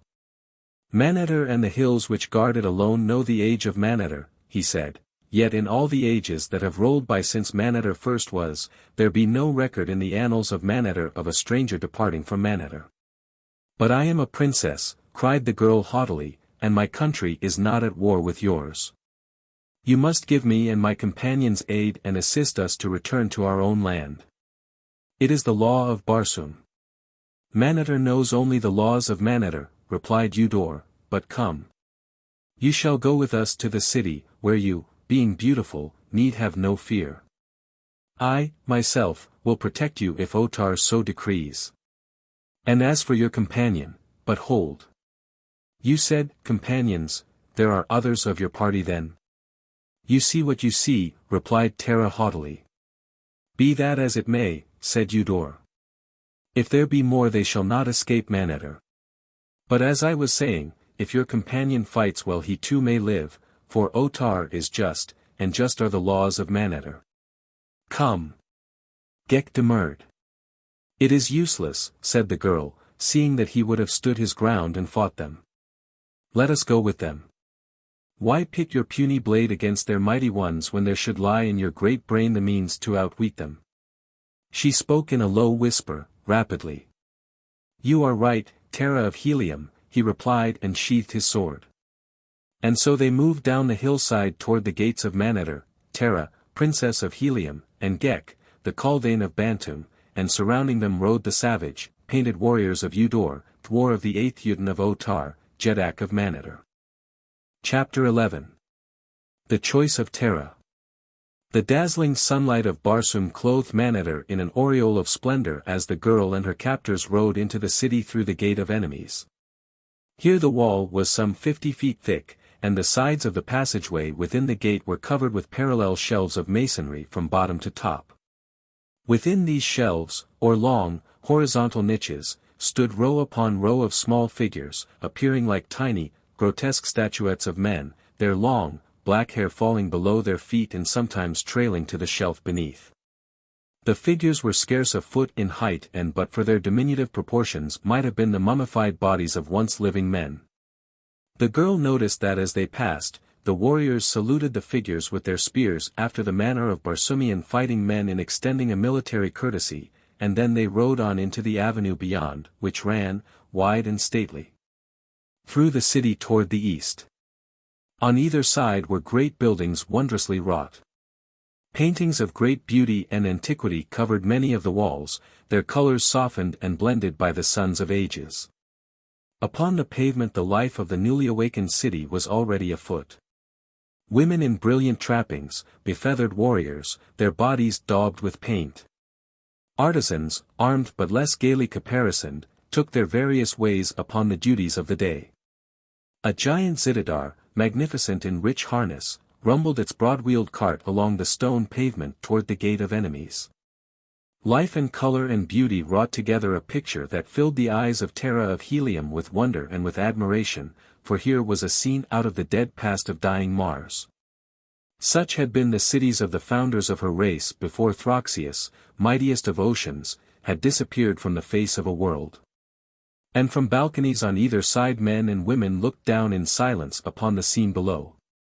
The people in the street looked at the two prisoners, especially at the hideous Ghek, and called out in question or comment to their guard, but the watchers upon the balconies spoke not, nor did one so much as turn a head to note their passing. There were many balconies on each building and not a one that did not hold its silent party of richly trapped men and women, with here and there a child or two, but even the children maintained the uniform silence and immobility of their elders. As they approached the center of the city, the girls saw that even the roofs bore companies of these idle watchers, harnessed and bejeweled as for some gala day of laughter and music, but no laughter broke from those silent lips, nor any music from the strings of the instruments that many of them held in jeweled fingers. And now the avenue widened into an immense square, at the far end of which rose a stately edifice gleaming white in virgin marble among the gaily painted buildings surrounding it and its scarlet sward and gaily flowering, green-foliaged shrubbery. Toward this Eudor led his prisoners and their guard to the great arched entrance before which a line of 50 mounted warriors barred the way. When the commander of the guard recognized Eudor, the guardsmen fell back to either side, leaving a broad avenue through which the party passed. Directly inside the entrance were inclined runways leading upward on either side. Eudor turned to the left and led them upward to the second floor and down a long corridor. Here they passed other mounted men, and in chambers upon either side they saw more. Occasionally there was another runway leading either up or down. A warrior, his steed at full gallop, dashed into sight from one of these and raced swiftly past them upon some errand. Nowhere as yet had Terra of Helium seen a man afoot in this great building. But when at a turn Eudor led them to the third floor, she caught glimpses of chambers in which many riderless thoats were penned and others adjoining where dismounted warriors lolled at ease or played games of skill or chance, and many there were who played at Jetan. And then the party passed into a long, wide hall of state, as magnificent an apartment as even a princess of mighty Helium ever had seen. The length of the room ran an arched ceiling ablaze with countless radium bulbs. The mighty spans extended from wall to wall, leaving the vast floor unbroken by a single column. The arches were of white marble, apparently quarried in single, huge blocks from which each arch was cut complete. Between the arches, the ceiling was set solid about the radium bulbs with precious stones whose scintillant fire and color and beauty filled the whole apartment. The stones were carried down the walls in an irregular fringe for a few feet, where they appeared to hang like a beautiful and gorgeous drapery against the white marble of the wall. The marble ended some 6 or 7 feet from the floor, the walls from that point down being wainscoted in solid gold. The floor itself was of marble richly inlaid with gold. In that single room was a vast treasure equal to the wealth of many a large city. But what riveted the girls' attention even more than the fabulous treasure of decorations were the files of gorgeously harnessed warriors who sat their thoats in grim silence and immobility on either side of the central aisle. Rank after rank of them to the farther walls, and as the party passed between them she could not note so much as the flicker of an eyelid, or the twitching of a thoat's ear. "The Hall of Chiefs," whispered one of her guard, evidently noting her interest. There was a note of pride in the fellow's voice and something of hushed awe. Then they passed through a great doorway into the chamber beyond, a large, square room in which a dozen mounted warriors lolled in their saddles. As Eudor and his party entered the room, the warriors came quickly erect in their saddles and formed a line before another door upon the opposite side of the wall. The Padwar commanding them saluted Eudor, who, with his party, had halted facing the guard. "Send one to Otar announcing that Eudor brings 2 prisoners worthy of the observation of the great Jetak," said Eudor. "One because of her extreme beauty, the other because of his extreme ugliness." "Otar sits in council with the lesser chiefs," replied the lieutenant. "But the words of Eudor the dwarf shall be carried to him," and he turned and gave instructions to one who sat his thoat behind him.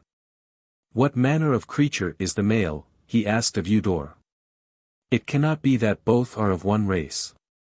They were together in the hills south of the city," explained Eudor, "and they say that they are lost and starving." "The woman is beautiful," said the Padwar. "She will not long go begging in the city of Manetter," and then they spoke of other matters, of the doings of the palace, of the expedition of Eudor, until the messenger returned to say that Otar bade them bring the prisoners to him. They passed then through a massive doorway, which, when opened, revealed the great council chamber of Otar, Jetak of Manetter, beyond. A central aisle led from the doorway the full length of the great hall, terminating at the steps of a marble dais upon which a man sat in a great throne chair. Upon either side of the aisle were ranged rows of highly carved desks and chairs of skeel, a hardwood of great beauty. Only a few of the desks were occupied, those in the front row, just below the rostrum. At the entrance Eudor dismounted with 4 of his followers who formed a guard about the 2 prisoners who were then conducted toward the foot of the throne, following a few paces behind Eudor. As they halted at the foot of the marble steps, the proud gaze of Terra of Helium rested upon the enthroned figure of the man above her. He sat erect without stiffness, a commanding presence trapped in the barbaric splendor that the Barsoomian chieftain loves. He was a large man, the perfection of whose handsome face was marred only by the hauteur of his cold eyes and the suggestion of cruelty imparted by 2 thin lips. It needed no second glance to assure the least observing that here indeed was a ruler of men, a fighting Jetak whose people might worship but not love, and for whose slightest favor warriors would vie with one another to go forth and die. This was Otar, Jetak of Maneter, and as Terra of Helium saw him for the first time she could not but acknowledge a certain admiration for this savage chieftain who so virilely personified the ancient virtues of the god of war. Eudor and the Jetak interchanged the simple greetings of Barsoom, and then the former recounted the details of the discovery and capture of the prisoners. Otar scrutinized them both intently during Eudor's narration of events, his expression revealing naught of what passed in the brain behind those inscrutable eyes. When the officer had finished the Jetak fastened his gaze upon Ghek. "And you," he asked, "what manner of thing are you? From what country? Why are you in Maneter?" "I am a Kaldane," replied Ghek, "the highest type of created creature upon the face of Barsoom. I am mind, you are matter. I come from Bantoom. I am here because we were lost and starving. And you?" Otar turned suddenly on Terra. "You, too, are a Kaldane?" "I am a princess of Helium," replied the girl. "I was a prisoner in Bantoom. This Kaldane and a warrior of my own race rescued me. The warrior left us to search for food and water. He has doubtless fallen into the hands of your people. I ask you to free him and give us food and drink and let us go upon our way. I am a granddaughter of a Jetak, the daughter of a Jetak of Jetaks, the warlord of Barsoom. I ask only the treatment that my people would accord you or yours." "Helium," repeated Otar. "I know not of Helium, nor does the Jetak of Helium rule Maneter. I, Otar, am Jetak of Maneter. I alone rule. I protect my own. You have never seen a woman or a warrior of Maneter captive in Helium. Why should I protect the people of another Jetak? It is his duty to protect them. If he cannot, he is weak, and his people must fall into the hands of the strong. I, Otar, am strong. I will keep you. That," he pointed at Ghek, "can it fight?" "It is brave," replied Terra of Helium, "but it has not the skill at arms which my people possess." "There is none then to fight for you?" asked Otar. "We are a just people," he continued without waiting for a reply, "and had you one to fight for you he might win to freedom for himself and you as well." "But Eudor assured me that no stranger ever had departed from Maneter," she answered. Otar shrugged. "That does not disprove the justice of the laws of Maneter," replied Otar, "but rather that the warriors of Maneter are invincible. Had there come one who could defeat our warriors that one had won to liberty." "And you fetch my warrior," cried Terra haughtily, "you shall see such swordplay as doubtless the crumbling walls of your decaying city never have witnessed, and if there be no trick in your offer we are already as good as free." Otar smiled more broadly than before and Eudor smiled, too, and the chiefs and warriors who looked on nudged one another and whispered, laughing. And Terra of Helium knew then that there was trickery in their justice. But though her situation seemed hopeless she did not cease to hope, for was she not the daughter of John Carter, warlord of Barsoom, whose famous challenge to fate, "I still live," remained the one irreducible defense against despair. At thought of her noble sire the patrician chin of Terra of Helium rose a shade higher. Ah! If he but knew where she was there were little to fear then. The hosts of Helium would batter at the gates of Manetter, the great green warriors of John Carter's savage allies would swarm up from the Dead Sea bottoms lusting for pillage and for loot.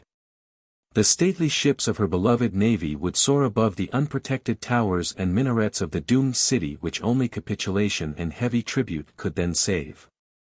But John Carter did not know. There was only one other to whom she might hope to look, Turon the Pandan, but where was he?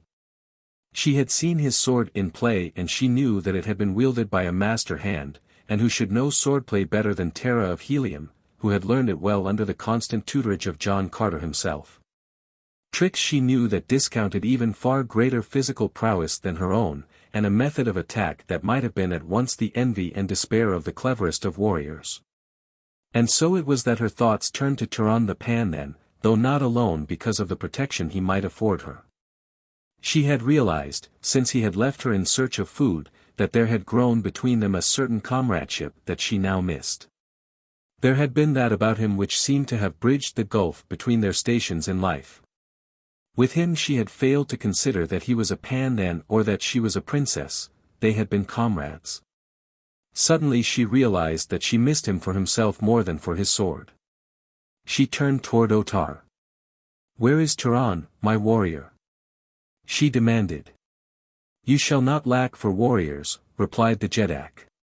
"One of your beauty will find plenty ready to fight for her. Possibly it shall not be necessary to look farther than the Jetak of Manetter. You please me, woman. What say you to such an honor?" Through narrowed lids the Princess of Helium scrutinized the Jetak of Manetter, from feathered headdress to sandaled foot and back to feathered headdress. "Honor," she mimicked in tones of scorn. "I please thee, do I? Then know, swine, that thou pleaseth me not, that the daughter of John Carter is not for such as thou." A sudden, tense silence fell upon the assembled chiefs. Slowly the blood receded from the sinister face of Otar, Jetak of Manetter, leaving him a sickly purple in his wrath. His eyes narrowed to two thin slits, his lips were compressed to a bloodless line of malevolence. For a long moment there was no sound in the throne room of the palace at Manetter. Then the Jetak turned toward Eudor. "Take her away," he said in a level voice that belied his appearance of rage. "Take her away, and at the next games let the prisoners and the common warriors play at Jetan for her." "And this?" asked Eudor, pointing at Ghek. "To the pits until the next games," replied Otar. "So this is your vaunted justice?" cried Terra of Helium, "that two strangers who have not wronged you shall be sentenced without trial? And one of them is a woman. The swine of Manetter are as just as they are brave. Away with her!" shouted Otar, and at a sign from Eudor the guards formed about the two prisoners and conducted them from the chamber. Outside the palace, Ghek and Terra of Helium were separated. The girl was led through long avenues toward the center of the city and finally into a low building, topped by lofty towers of massive construction. Here she was turned over to a warrior who wore the insignia of a dwar, or captain. "It is Otar's wish," explained Eudor to this one, "that she be kept until the next games, when the prisoners and the common warriors shall play for her. Had she not the tongue of a thoat she had been a worthy stake for our noblest steel," and Eudor sighed. "Perhaps even yet I may win a pardon for her. It were too bad to see such beauty fall to the lot of some common fellow. I would have honored her myself." "If I am to be imprisoned, imprison me," said the girl. "I do not recall that I was sentenced to listen to the insults of every low-born boor who chanced to admire me." "You see, Acor," cried Eudor, "the tongue that she has. Even so and worse spoke she to Otar the Jetak." "I see," replied Acor, whom Terra saw was with difficulty restraining a smile. "Come, then, with me, woman," he said, "and we shall find a safe place within the towers of Jetan, but stay. What ails thee?" The girl had staggered and would have fallen had not the man caught her in his arms. She seemed to gather herself then and bravely sought to stand erect without support. Acor glanced at Eudor. "Knew you the woman was ill?" he asked. "Possibly it is lack of food," replied the other. "She mentioned, I believe, that she and her companions had not eaten for several days. Brave are the warriors of Otar, sneered Acor, lavish their hospitality. Eudor, whose riches are uncounted, and the brave Otar, whose squealing thoats are stabled within marble halls and fed from troughs of gold, can spare no crust to feed a starving girl. The black-haired Eudor scowled. Thy tongue will yet pierce thy heart, son of a slave, he cried. Once too often mayst thou try the patience of the just Otar.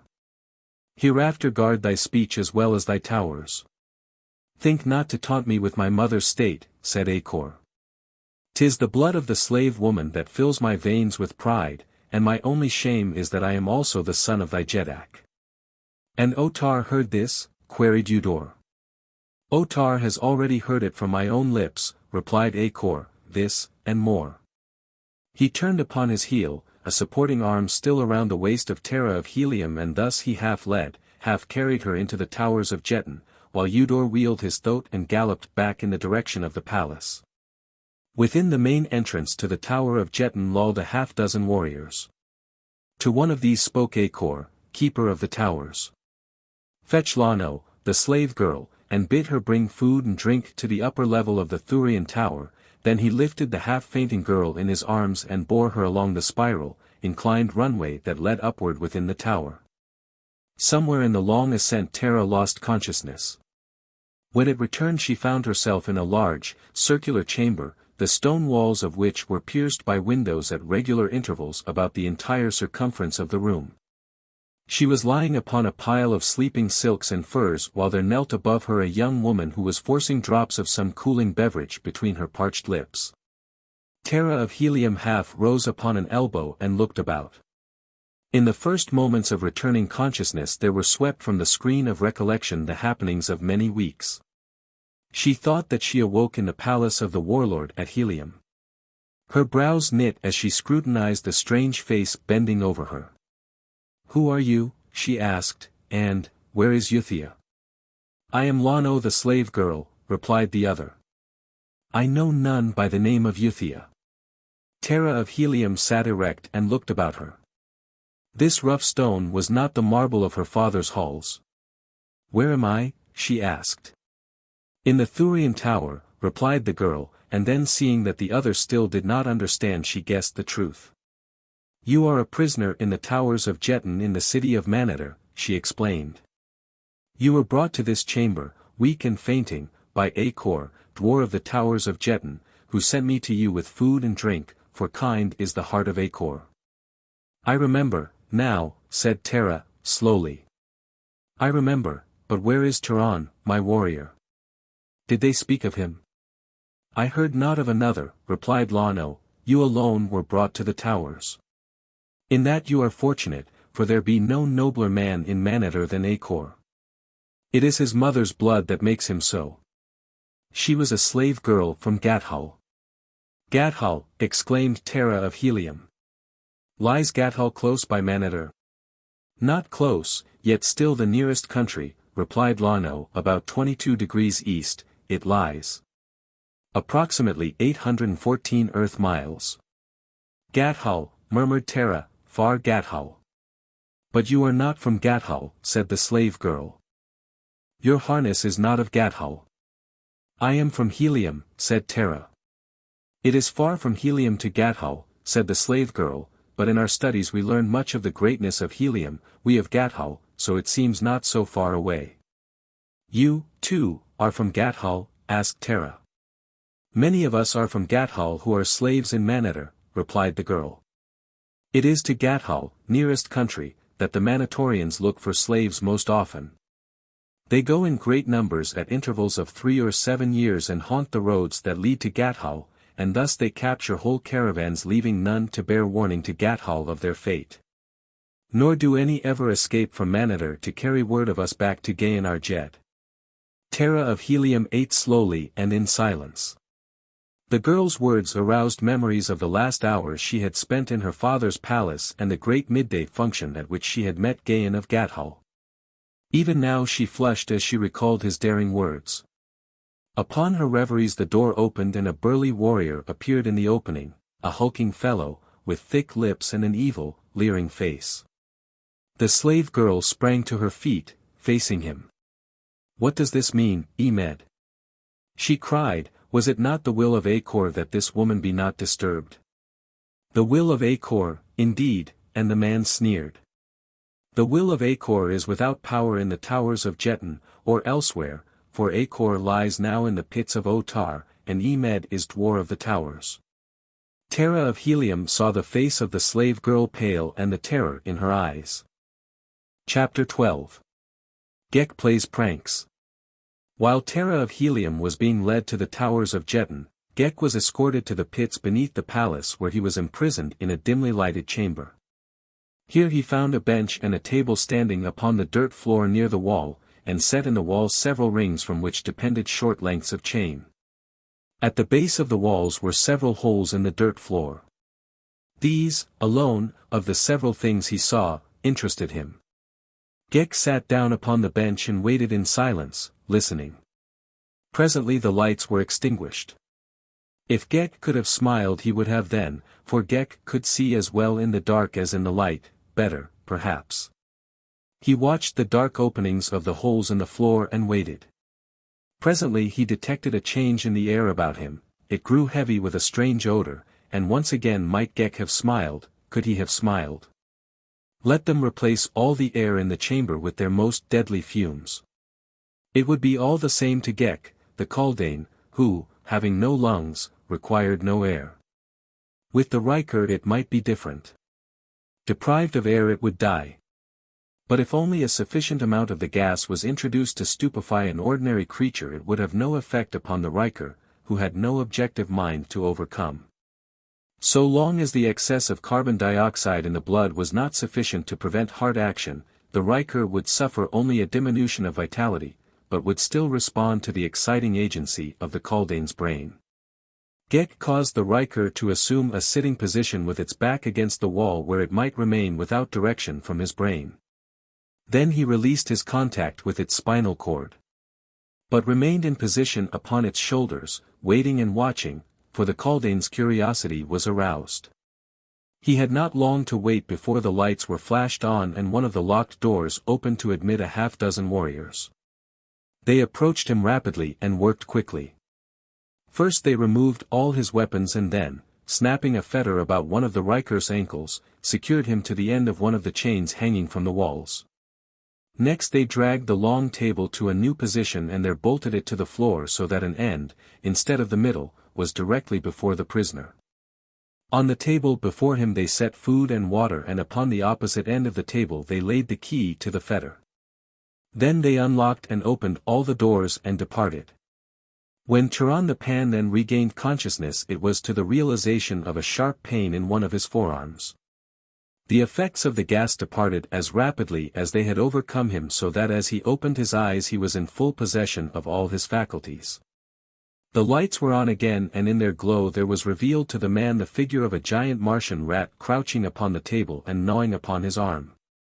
Snatching his arm away he reached for his short sword, while the rat, growling, sought to seize his arm again. It was then that Turan discovered that his weapons had been removed, short sword, long sword, dagger, and pistol. The rat charged him then and striking the creature away with his hand the man rose and backed off, searching for something with which to strike a harder blow. Again the rat charged and as Turan stepped quickly back to avoid the menacing jaws, something seemed to jerk suddenly upon his right ankle. And as he drew his left foot back to regain his equilibrium his heel caught upon a taut chain and he fell heavily backward to the floor just as the rat leaped upon his breast and sought his throat. The Martian rat is a fierce and unlovely thing. It is many-legged and hairless, its hide resembling that of a newborn mouse in repulsiveness. In size and weight it is comparable to a large Airedale terrier. Its eyes are small and close-set, and almost hidden in deep, fleshy apertures. But its most ferocious and repulsive feature is its jaws, the entire bony structure of which protrudes several inches beyond the flesh, revealing 5 sharp, spade-like teeth in the upper jaw and the same number of similar teeth in the lower. The whole suggesting the appearance of a rotting face from which much of the flesh has sloughed away. It was such a thing that leaped upon the breast of the Pan then to tear at his jugular. Twice Turan struck it away as he sought to regain his feet, but both times it returned with increased ferocity to renew the attack. Its only weapons are its jaws, since its broad, splay feet are armed with blunt talons. With its protruding jaws it excavates its winding burrows, and with its broad feet it pushes the dirt behind it. To keep the jaws from his flesh then was Turan's only concern, and this he succeeded in doing until chance gave him a hold upon the creature's throat. After that the end was but a matter of moments. Rising at last he flung the lifeless thing from him with a shudder of disgust. Now he turned his attention to a hurried inventory of the new conditions which surrounded him since the moment of his incarceration. He realized vaguely what had happened. He had been anesthetized and stripped of his weapons, and as he rose to his feet he saw that one ankle was fettered to a chain in the wall. He looked about the room. All the doors swung wide open. His captors would render his imprisonment the more cruel by leaving ever before him tempting glimpses of open aisles to the freedom he could not attain. Upon the end of the table and within easy reach was food and drink.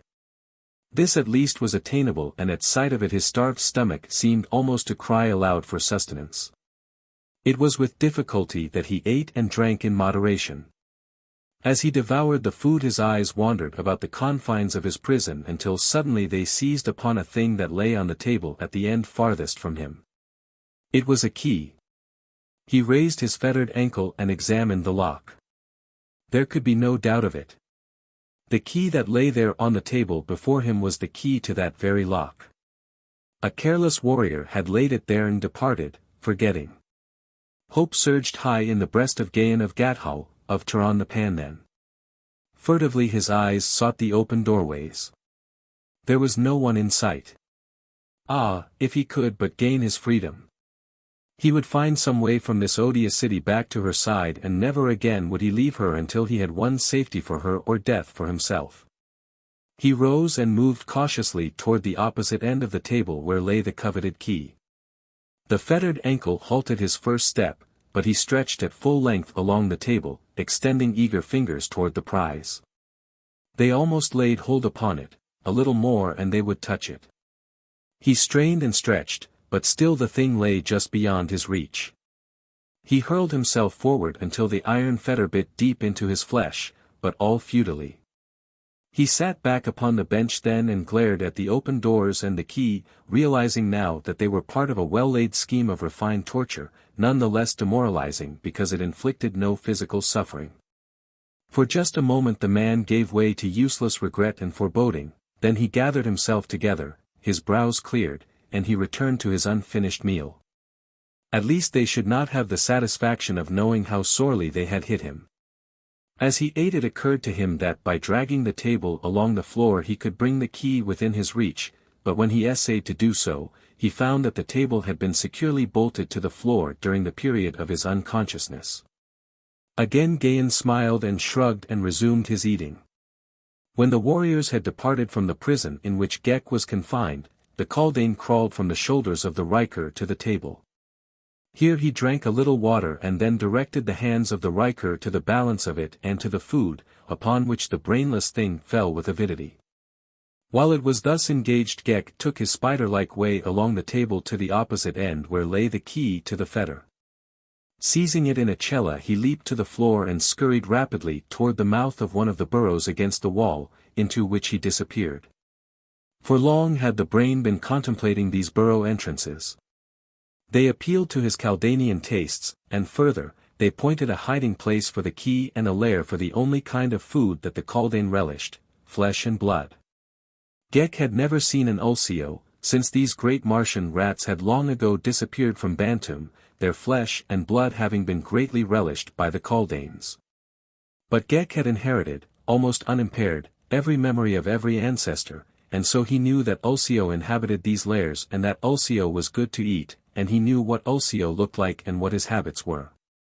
Though he had never seen him nor any picture of him.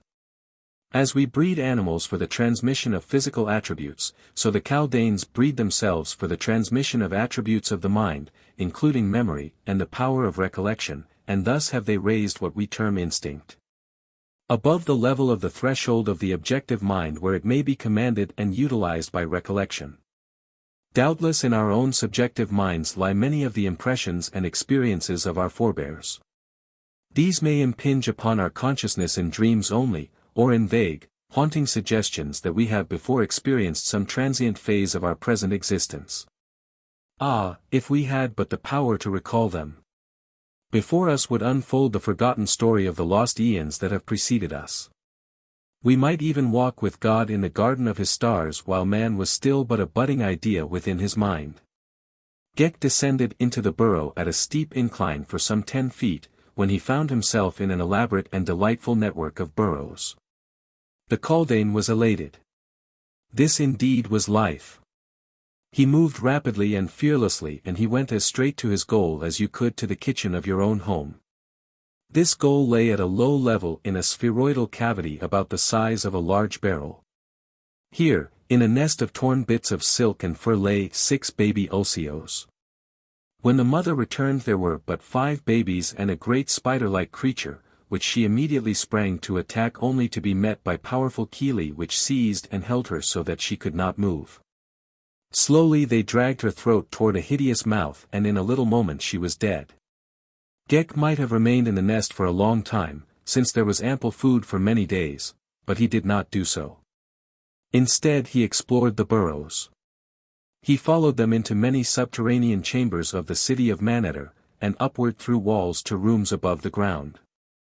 He found many ingeniously devised traps, and he found poisoned food and other signs of the constant battle that the inhabitants of Menace waged against these repulsive creatures that dwelt beneath their homes and public buildings.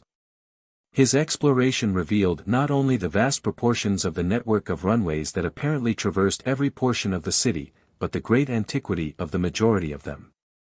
Tons upon tons of dirt must have been removed, and for a long time he wondered where it had been deposited, until in following downward a tunnel of great size and length he sensed before him the thunderous rush of subterranean waters.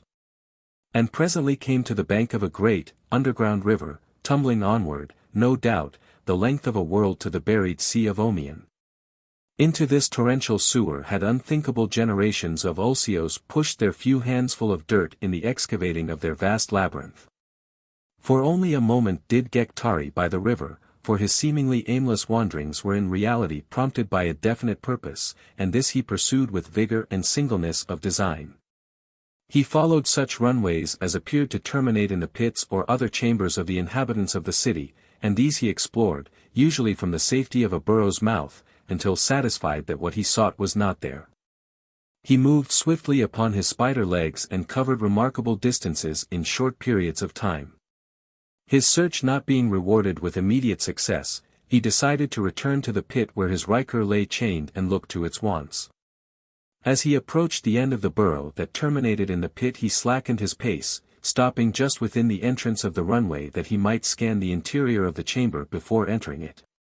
As he did so he saw the figure of a warrior appear suddenly in an opposite doorway. The Riker sprawled upon the table, his hands groping blindly for more food. Ghek saw the warrior pause and gaze in sudden astonishment at the Riker. He saw the fellow's eyes go wide and an ashen hue replace the copper bronze of his cheek. He stepped back as though someone had struck him in the face. For an instant only he stood thus as in a paralysis of fear, then he uttered a smothered shriek and turned and fled. Again was it a catastrophe that Ghek, the Kaldane, could not smile. Quickly entering the room he crawled to the table top and affixed himself to the shoulders of his Riker, and there he waited, and who may say that Ghek, though he could not smile, possessed not a sense of humor. For a half-hour he sat there, and then there came to him the sound of men approaching along corridors of stone. He could hear their arms clank against the rocky walls and he knew that they came at a rapid pace. But just before they reached the entrance to his prison they paused and advanced more slowly. In the lead was an officer, and just behind him, wide-eyed and perhaps still a little ashen, the warrior who had so recently departed in haste. At the doorway they halted and the officer turned sternly upon the warrior. With upraised finger he pointed at Ghek. There sits the creature. Didst thou dare lie, then, to thy dwar? I swear, cried the warrior, that I spoke the truth. But a moment since the thing grovelled, headless, upon this very table. And may my first ancestor strike me dead upon the spot if I speak other than a true word." The officer looked puzzled. "The men of Mars seldom if ever lie." He scratched his head. Then he addressed Ghek. "How long have you been here?" he asked. "Who knows better than those who placed me here and chained me to a wall," he returned in reply. "Saw you this warrior enter here a few minutes since?" "I saw him," replied Ghek. "And you sat there where you sit now?" continued the officer. "Look thou to my chain and tell me then where else might I sit," cried Ghek. "Art the people of thy city all fools?" 3 other warriors pressed behind the 2 in front, craning their necks to view the prisoner while they grinned at the discomfiture of their fellow. The officer scowled at Ghek. "Thy tongue is as venomous as that of the she-banth otar sent to the towers of Jetan," he said. "You speak of the young woman who was captured with me?" asked Ghek, his expressionless monotone and face revealing naught of the interest he felt. "I speak of her," replied the dwarf, and then turning to the warrior who had summoned him, "Return to thy quarters and remain there until the next games. Perhaps by that time thy eyes may have learned not to deceive thee." The fellow cast a venomous glance at Ghek and turned away. The officer shook his head. "I do not understand it," he muttered. "Always has Yuvan been a true and dependable warrior. Could it be?" He glanced piercingly at Ghek. "Thou hast a strange head that misfits thy body, fellow," he cried. "Our legends tell us of those ancient creatures that placed hallucinations upon the mind of their fellows. If thou be such, then maybe Yuvan suffered from thy forbidden powers. If thou be such, Otar will know well how to deal with thee." He wheeled about and motioned his warriors to follow him. "Wait," cried Ghek. "Unless I am to be starved, send me food." "You have had food," replied the warrior. "Am I to be fed but once a day?" asked Ghek. "I require food oftener than that. Send me food." "You shall have food," replied the officer. "None may say that the prisoners of Manetter are ill-fed. Just are the laws of Manetter," and he departed. No sooner had the sounds of their passing died away in the distance than Ghek clambered from the shoulders of his riker, and scurried to the burrow where he had hidden the key. Fetching it, he unlocked the fetter from about the creature's ankle, locked it empty and carried the key farther down into the burrow. Then he returned to his place upon his brainless servitor. After a while he heard footsteps approaching, whereupon he rose and passed into another corridor from that down which he knew the warrior was coming. Here he waited out of sight, listening.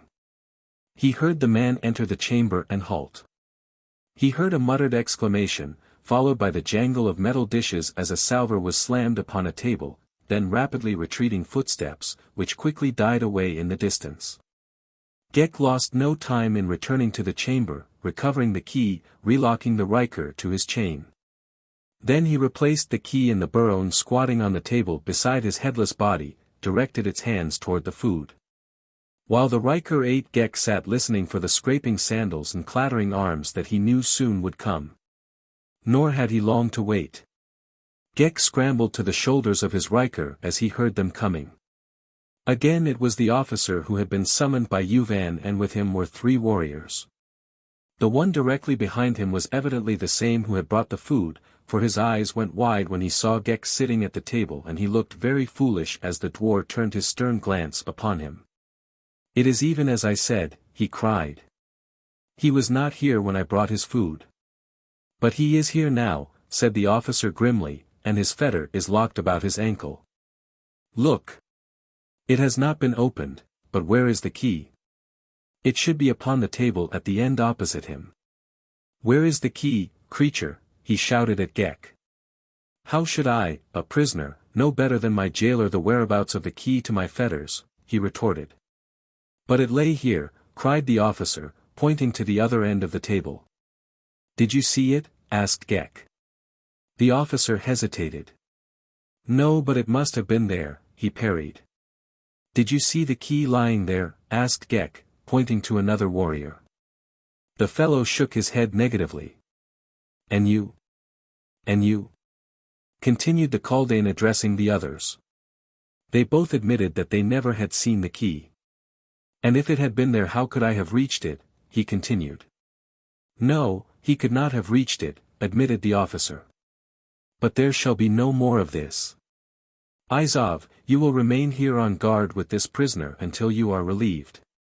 Izov looked anything but happy as this intelligence was transmitted to him, and he eyed Ghek suspiciously as the dwarf and the other warriors turned and left him to his unhappy lot.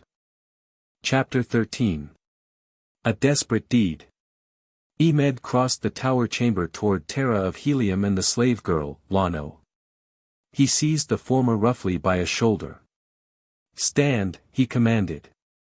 Terra struck his hand from her and rising, backed away. Lay not your hand upon the person of a princess of Helium, beast, she warned. Emed laughed.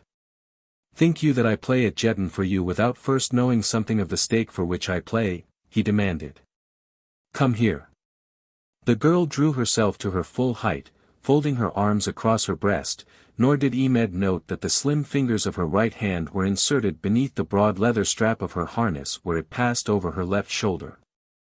And Otar learns of this you shall rue it, Emed, cried the slave girl, there be no law in Manetter that gives you this girl before you shall have won her fairly. What cares Otar for her fate, replied Emed, have I not heard?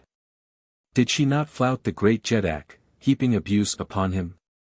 By my first ancestor, I think Otar might make a jet of the man who subdued her, and again he advanced toward Terra. Wait, said the girl in low, even tone. Perhaps you know not what you do. Sacred to the people of Helium are the persons of the women of Helium. For the honor of the humblest of them would the great Jedak himself unsheath his sword. The greatest nations of Barsoom have trembled to the thunders of war in defense of the person of Djathoris, my mother. We are but mortal and so may die, but we may not be defiled. You may play at Jetan for a princess of Helium, but though you may win the match, never may you claim the reward.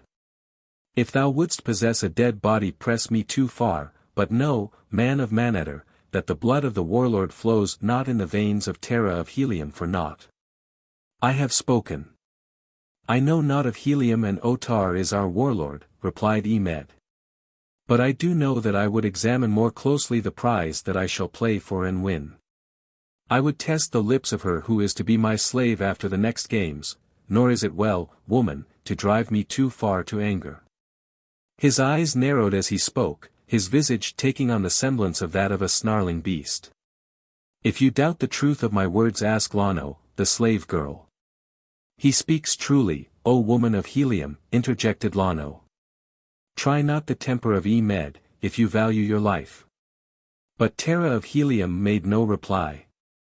Already had she spoken. She stood in silence now facing the burly warrior who approached her. He came close and then quite suddenly he seized her and, bending, tried to draw her lips to his. Lano saw the woman from Helium half turn, and with a quick movement jerk her right hand from where it had lain upon her breast. She saw the hand shoot from beneath the arm of Emed and rise behind his shoulder, and she saw in the hand a long, slim blade. The lips of the warrior were drawing closer to those of the woman, but they never touched them, for suddenly the man straightened, stiffly, a shriek upon his lips, and then he crumpled like an empty fur and lay, a shrunken heap, upon the floor. Terra of Helium stooped and wiped her blade upon his harness. Lano, wide-eyed, looked with horror upon the corpse. For this we shall both die, she cried. And who would live a slave in Manetter? Asked Terra of Helium. I am not so brave as thou, said the slave girl, and life is sweet and there is always hope. Life is sweet, agreed Terra of Helium, but honor is sacred. But do not fear. When they come I shall tell them the truth, that you had no hand in this and no opportunity to prevent it. For a moment the slave girl seemed to be thinking deeply. Suddenly her eyes lighted. There is a way, perhaps, she said, to turn suspicion from us. He has the key to this chamber upon him. Let us open the door and drag him out, maybe we shall find a place to hide him. Good!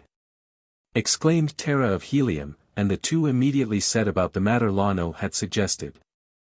Quickly they found the key and unlatched the door, and then, between them, they half carried, half-dragged, the corpse of Emed from the room and down the stairway to the next level where Lano said there were vacant chambers. The first door they tried was unlatched, and through this the two bore their grisly burden into a small room lighted by a single window. The apartment bore evidence of having been utilized as a living room rather than as a cell, being furnished with a degree of comfort and even luxury. The walls were paneled to a height of about 7 feet from the floor, while the plaster above and the ceiling were decorated with faded paintings of another day. As Tara's eyes ran quickly over the interior, her attention was drawn to a section of paneling that seemed to be separated at one edge from the piece next adjoining it. Quickly she crossed to it, discovering that one vertical edge of an entire panel projected a half-inch beyond the others.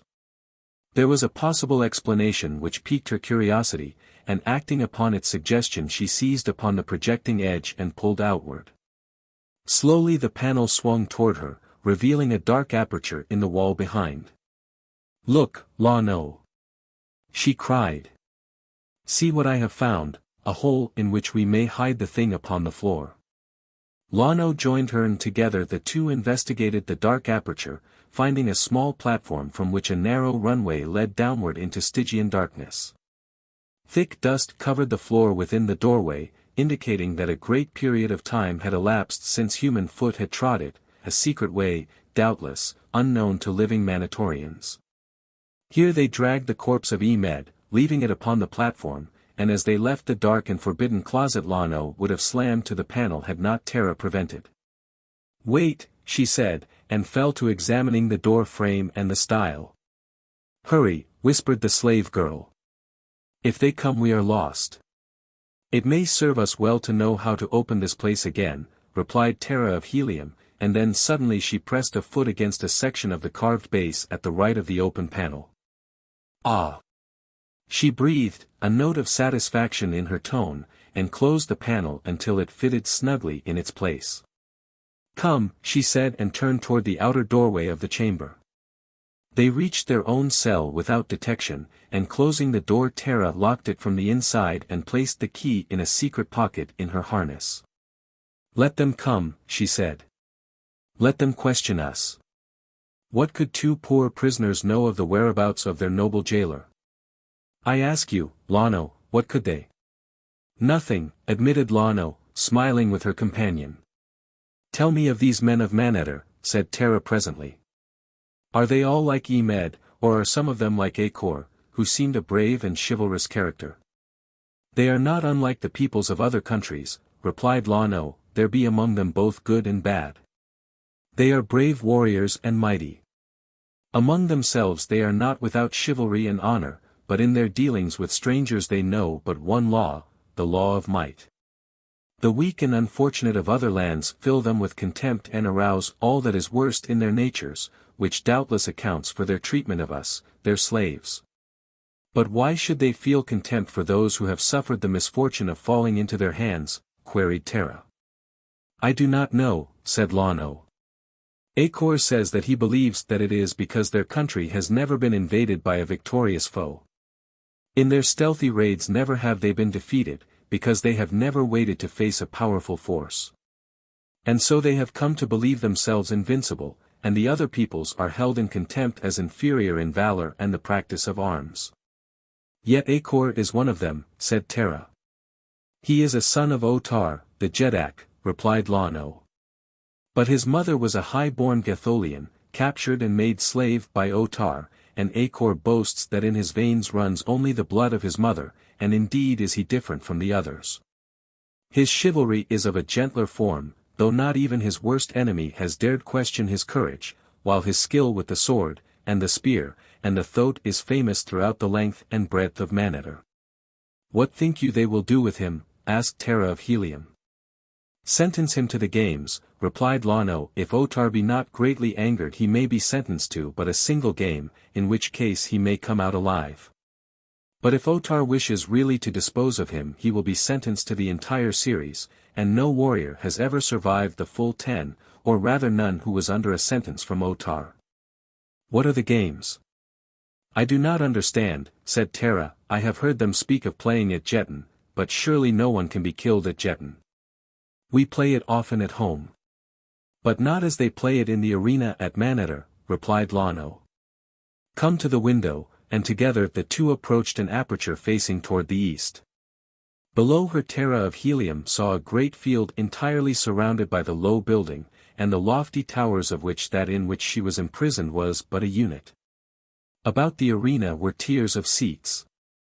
But the thing that caught her attention was a gigantic Jetan board laid out upon the floor of the arena in great squares of alternate orange and black. Here they play at Jetan with living pieces. They play for great stakes and usually for a woman, some slave of exceptional beauty. Otar himself might have played for you had you not angered him, but now you will be played for in an open game by slaves and criminals, and you will belong to the side that wins, not to a single warrior, but to all who survive the game. The eyes of Terra of Helium flashed, but she made no comment. Those who direct the play do not necessarily take part in it, continued the slave girl, but sit in those two great thrones which you see at either end of the board and direct their pieces from square to square. But where lies the danger? Asked Terra of Helium. If a piece be taken it is merely removed from the board. This is a rule of Jetan as old almost as the civilization of Barsoom. But here in Manetter, when they play in the great arena with living men, that rule is altered, explained Lono. When a warrior is moved to a square occupied by an opposing piece, the two battle to the death for possession of the square and the one that is successful advantages by the move. Each is caparisoned to simulate the piece he represents and in addition he wears that which indicates whether he be slave, a warrior serving a sentence, or a volunteer. If serving a sentence the number of games he must play is also indicated, and thus the one directing the moves knows which pieces to risk and which to conserve, and further than this. A man's chances are affected by the position that is assigned him for the game. Those whom they wish to die are always panthons in the game, for the pan then has the least chance of surviving. Do those who direct the play ever actually take part in it? Asked Terra. Oh, yes, said Lono. Often when two warriors, even of the highest class, hold a grievance against one another Otar compels them to settle it upon the arena. Then it is that they take active part and with drawn swords direct their own players from the position of chief. They pick their own players, usually the best of their own warriors and slaves, if they be powerful men who possess such, or their friends may volunteer, or they may obtain prisoners from the pits. These are games indeed, the very best that are seen. Often the great chiefs themselves are slain. It is within this amphitheater that the justice of Manetter is meted, then, asked Terra. Very largely, replied Lono. How, then, through such justice, could a prisoner win his liberty? Continued the girl from Helium. If a man, and he survived 10 games his liberty would be his, replied Lono. But none ever survives, queried Terra. And if a woman? No stranger within the gates of Manetter ever has survived 10 games, replied the slave girl. They are permitted to offer themselves into perpetual slavery if they prefer that to fighting at Jetan. Of course they may be called upon, as any warrior, to take part in a game, but their chances then of surviving are increased, since they may never again have the chance of winning to liberty. But a woman, insisted Terra. How may a woman win her freedom? Lono laughed. Very simply, she cried, derisively. She has but to find a warrior who will fight through 10 consecutive games for her and survive. Just are the laws of Manetter, quoted Terra, scornfully. Then it was that they heard footsteps outside their cell and a moment later a key turned in the lock and the door opened. A warrior faced them. Hast seen Emed the dwarf? He asked. Yes, replied Terra, he was here some time ago. The man glanced quickly about the bare chamber and then searchingly first at Terra of Helium and then at the slave girl, Lono. The puzzled expression upon his face increased. He scratched his head. It is strange, he said. A score of men saw him ascend into this tower, and though there is but a single exit, and that well guarded, no man has seen him pass out. Terra of Helium hid a yawn with the back of a shapely hand. The Princess of Helium is hungry, fellow, she drawled, tell your master that she would eat. It was an hour later that food was brought, an officer and several warriors accompanying the bearer. The former examined the room carefully, but there was no sign that aught amiss had occurred there. The wound that had sent Emed the dwarf to his ancestors had not bled, fortunately for Terra of Helium. "Woman," cried the officer, turning upon Terra, "you were the last to see Emed the dwarf. Answer me now and answer me truthfully. Did you see him leave this room?" "I did," answered Terra of Helium. "Where did he go from here?" "How should I know? Think you that I can pass through a locked door of steel?" The girl's tone was scornful. "Of that we do not know," said the officer. "Strange things have happened in the cell of your companion in the pits of Manetter. Perhaps you could pass through a locked door of steel as easily as he performs seemingly more impossible feats." "Whom do you mean?" she cried. "Turan the Pan then? He lives, then? Tell me, is he here in Manetter unharmed?" "I speak of that thing which calls itself Ghek the Kaldane," replied the officer. "But Turan? Tell me, Padwar, have you heard aught of him?" Terra's tone was insistent and she leaned a little forward toward the officer, her lips slightly parted in expectancy. Into the eyes of the slave girl, Lano, who was watching her, there crept a soft light of understanding. But the officer ignored Terra's question. What was the fate of another slave to him? "Men do not disappear into thin air," he growled, "and if Emed be not found soon Otar himself may take a hand in this.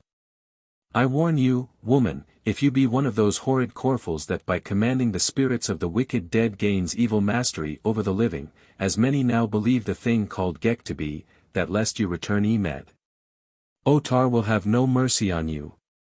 "What foolishness is this?" cried the girl. "I am a princess of Helium, as I have told you all a score of times. Even if the fabled Corfels existed, as none but the most ignorant now believes, the lore of the ancients tells us that they entered only into the bodies of wicked criminals of the lowest class. Man of Manetter, thou art a fool, and thy Jetak and all his people," and she turned her royal back upon the Padwar, and gazed through the window across the field of Jetan and the roofs of Manetter through the low hills and the rolling country and freedom. "And you know so much of Corfels, then," he cried, "you know that while no common man dare harm them they may be slain by the hand of a Jetak with impunity."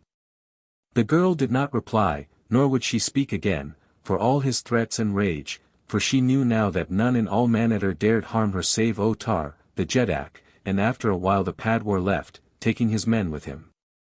And after they had gone Terra stood for long looking out upon the city of Manetter, and wondering what more of cruel wrongs fate held in store for her. She was standing thus in silent meditation when there rose to her the strains of martial music from the city below, the deep, mellow tones of the long war trumpets of mounted troops, the clear, ringing notes of foot soldiers' music. The girl raised her head and looked about, listening, and Lano, standing at an opposite window, looking toward the west, motioned Terra to join her. Now they could see across roofs and avenues to the gate of enemies, through which troops were marching into the city. "The great Jed is coming," said Lano, "none other dares enter thus, with blaring trumpets, the city of Manetter. It is Uthor, Jed of Monatos, second city of Manetter. They call him the great Jed, the length and breadth of Manetter, and because the people love him, Otar hates him. They say, who know, that it would need but slight provocation to inflame the two to war. How such a war would end no one could guess, for the people of Manetter worship the great Otar, though they do not love him. Uthor they love, but he is not the Jetak," and Terra understood, as only a Martian may, how much that simple statement encompassed. The loyalty of a Martian to his Jetak is almost an instinct, and second not even to the instinct of self-preservation at that. Nor is this strange in a race whose religion includes ancestor worship, and where families trace their origin back into remote ages and a Jetak sits upon the same throne that his direct progenitors have occupied for, perhaps, hundreds of thousands of years, and rules the descendants of the same people that his forebears ruled. Wicked Jedaks have been dethroned, but seldom are they replaced by other than members of the imperial house, even though the law gives to the Jeds the right to select whom they please. "Uthor is a just man and good, then?" asked Terra of Helium. There be none nobler, replied Lono. In Monato's none but wicked criminals who deserve death are forced to play at Jetan, and even then the play is fair and they have their chance for freedom. Volunteers may play, but the moves are not necessarily to the death, a wound, and even sometimes points in swordplay, deciding the issue. There they look upon Jetan as a martial sport, here it is but butchery.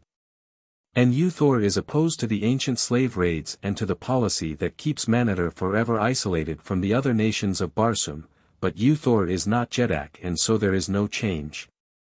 The two girls watched the column moving up the broad avenue from the Gate of Enemies toward the Palace of Otar. A gorgeous, barbaric procession of painted warriors in jewel-studded harness and waving feathers. Vicious, squealing thoats caparisoned in rich trappings, far above their heads the long lances of their riders bore fluttering pennons, foot soldiers swinging easily along the stone pavement, their sandals of Zitidar hide giving forth no sound. And at the rear of each Jetan a train of painted chariots, drawn by mammoth Zitidars, carrying the equipment of the company to which they were attached. Jetan after Jetan entered through the great gate, and even when the head of the column reached the palace of Otar they were not all within the city. I have been here many years, said the girl, Lono. But never have I seen even the great Jed bring so many fighting men into the city of Manator. Through half-closed eyes Terra of Helium watched the warriors marching up the broad avenue, trying to imagine them the fighting men of her beloved Helium coming to the rescue of their princess. That splendid figure upon the great thoat might be John Carter, himself, warlord of Barsoom, and behind him Jetan after Jetan of the veterans of the Empire, and then the girl opened her eyes again and saw the host of painted, befeathered barbarians. And sighed. But yet she watched, fascinated by the martial scene, and now she noted again the groups of silent figures upon the balconies. No waving silks, no cries of welcome. No showers of flowers and jewels such as would have marked the entry of such a splendid, friendly pageant into the twin cities of her birth. The people do not seem friendly to the warriors of Monatos, she remarked to Lono. I have not seen a single welcoming sign from the people on the balconies. The slave girl looked at her in surprise. It cannot be that you do not know, she exclaimed. Why, they are, but she got no further. The door swung open and an officer stood before them. The slave girl, Terra, is summoned to the presence of Otar, the Jedak, he announced. Chapter 14. At Ghek's command. Turan the Pandan chafed in his chains. Time dragged, silence and monotony prolonged minutes into hours. Uncertainty of the fate of the woman he loved turned each hour into an eternity of hell. He listened impatiently for the sound of approaching footsteps that he might see and speak to some living creature and learn, perchance, some word of Terra of Helium. After torturing hours his ears were rewarded by the rattle of harness and arms. Men were coming. He waited breathlessly. Perhaps they were his executioners, but he would welcome them notwithstanding. He would question them. But if they knew naught of Terra he would not divulge the location of the hiding place in which he had left her. Now they came, a half-dozen warriors and an officer, escorting an unarmed man, a prisoner, doubtless. Of this Turan was not left long in doubt, since they brought the newcomer and chained him to an adjoining ring. Immediately the Pandan commenced to question the officer in charge of the guard. Tell me, he demanded, why I have been made prisoner, and if other strangers were captured since I entered your city. What other prisoners? Asked the officer. A woman, and a man with a strange head, replied Turan. It is possible, said the officer, but what were their names? The woman was Terra, princess of Helium, and the man was Ghek, a Kaldane, of Bantoom. These were your friends? Asked the officer. Yes, replied Turan. It is what I would know, said the officer, and with a curt command to his men to follow him he turned and left the cell. Tell me of them, cried Turan after him. Tell me of Terra of Helium. Is she safe? But the man did not answer and soon the sound of their departure died in the distance. Terra of Helium was safe, but a short time since, said the prisoner chained at Turan's side. The Pan then turned toward the speaker, seeing a large man, handsome of face and with a manner both stately and dignified. "You have seen her?" he asked. "They captured her then?" "She is in danger. She is being held in the towers of Jetan as a prize for the next games," replied the stranger. "And who are you?" asked Turan. "And why are you here, a prisoner?" "I am Acor the Dwar, keeper of the towers of Jetan," replied the other. "I am here because I dared speak the truth of Otar the Jedak, to one of his officers." "And your punishment?" asked Turan. "I do not know. Otar has not yet spoken. Doubtless the games, perhaps the full 10, for Otar does not love Acor, his son." "You are the Jedak's son?" asked Turan. "I am the son of Otar and of a slave, Haja of Gathol, who was a princess in her own land." Turan looked searchingly at the speaker. "A son of Haja of Gathol. A son of his mother's sister, this man, then, was his own cousin." Well did Gahan remember the mysterious disappearance of the Princess Haja and an entire Yutan of her personal troops. She had been upon a visit far from the city of Gathol and returning home had vanished with her whole escort from the sight of man. So this was the secret of the seeming mystery. Doubtless it explained many other similar disappearances that extended nearly as far back as the history of Gathol. Turan scrutinized his companion, discovering many evidences of resemblance to his mother's people. Acor might have been 10 years younger than he, but such differences in age are scarce accounted among a people who seldom or never age outwardly after maturity and whose span of life may be 1,000 years. "And where lies Gathol?" asked Turan. "Almost due east of Maneter," replied Acor. "And how far?" "Some 21 degrees it is from the city of Maneter to the city of Gathol," replied Acor, "but little more than 10 degrees between the boundaries of the two countries. Between them, though, there lies a country of torn rocks and yawning chasms." Well did Gahan know this country that bordered his upon the west, even the ships of the air avoided it because of the treacherous currents that rose from the deep chasms, and the almost total absence of safe landings. He knew now where Maneter lay and for the first time in long weeks the way to his own Gathol, and here was a man, a fellow prisoner, in whose veins flowed the blood of his own ancestors, a man who knew Maneter. Its people, its customs and the country surrounding it, one who could aid him, with advice at least, to find a plan for the rescue of Terra of Helium and for escape. But would Acor, could he dare broach the subject? He could do no less than try. "And Otar you think will sentence you to death?" he asked, "and why?" "He would like to," replied Acor, "for the people chafe beneath his iron hand and their loyalty is but the loyalty of a people to the long line of illustrious Jedaks from which he has sprung. He is a jealous man and has found the means of disposing of most of those whose blood might entitle them to a claim upon the throne, and whose place in the affections of the people endowed them with any political significance. The fact that I was the son of a slave relegated me to a position of minor importance in the consideration of Otar, yet I am still the son of a Jedak and might sit upon the throne of Maneter with as perfect congruity as Otar himself. Combined with this is the fact that of recent years the people, and especially many of the younger warriors, have evinced a growing affection for me, which I attribute to certain virtues of character and training derived from my mother. But which Otar assumes to be the result of an ambition upon my part to occupy the throne of Maneter. And now, I am firmly convinced, he has seized upon my criticism of his treatment of the slave girl Terra as a pretext for ridding himself of me. But if you could escape and reach Gathol, suggested Turan. I have thought of that, mused Acor. But how much better off would I be? In the eyes of the Gatholians I would be, not a Gatholian, but a stranger, and doubtless they would accord me the same treatment that we of Maneter accord strangers.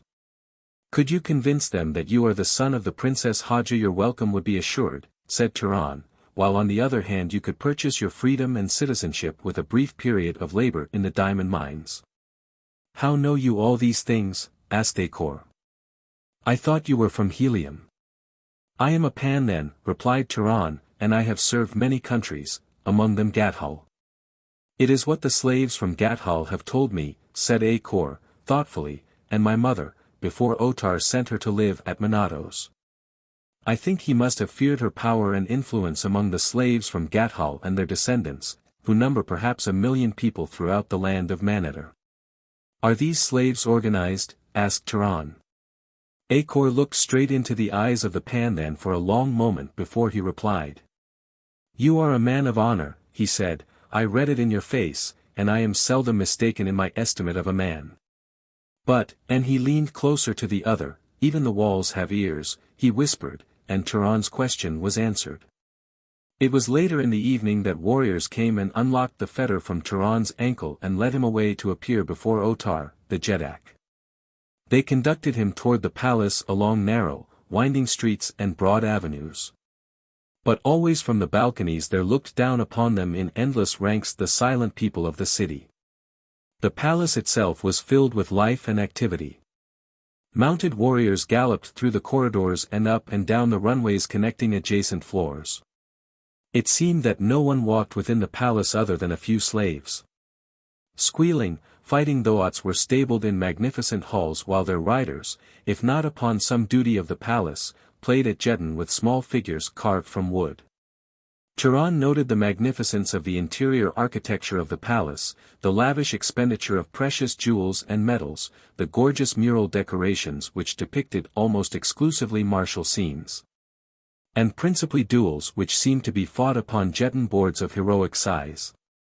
The capitals of many of the columns supporting the ceilings of the corridors and chambers through which they passed were wrought into formal likenesses of Jetan pieces, everywhere there seemed a suggestion of the game. Along the same path that Terra of Helium had been led, Turan was conducted toward the throne room of Otar the Jedak. And when he entered the Hall of Chiefs his interest turned to wonder and admiration as he viewed the ranks of statuesque thoatmen decked in their gorgeous, martial panoply. Never, he thought, had he seen upon Barsoom more soldierly figures or thoats so perfectly trained to perfection of immobility as these. Not a muscle quivered, not a tail lashed, and the riders were as motionless as their mounts, each warlike eye straight to the front, the great spears inclined at the same angle. It was a picture to fill the breast of a fighting man with awe and reverence.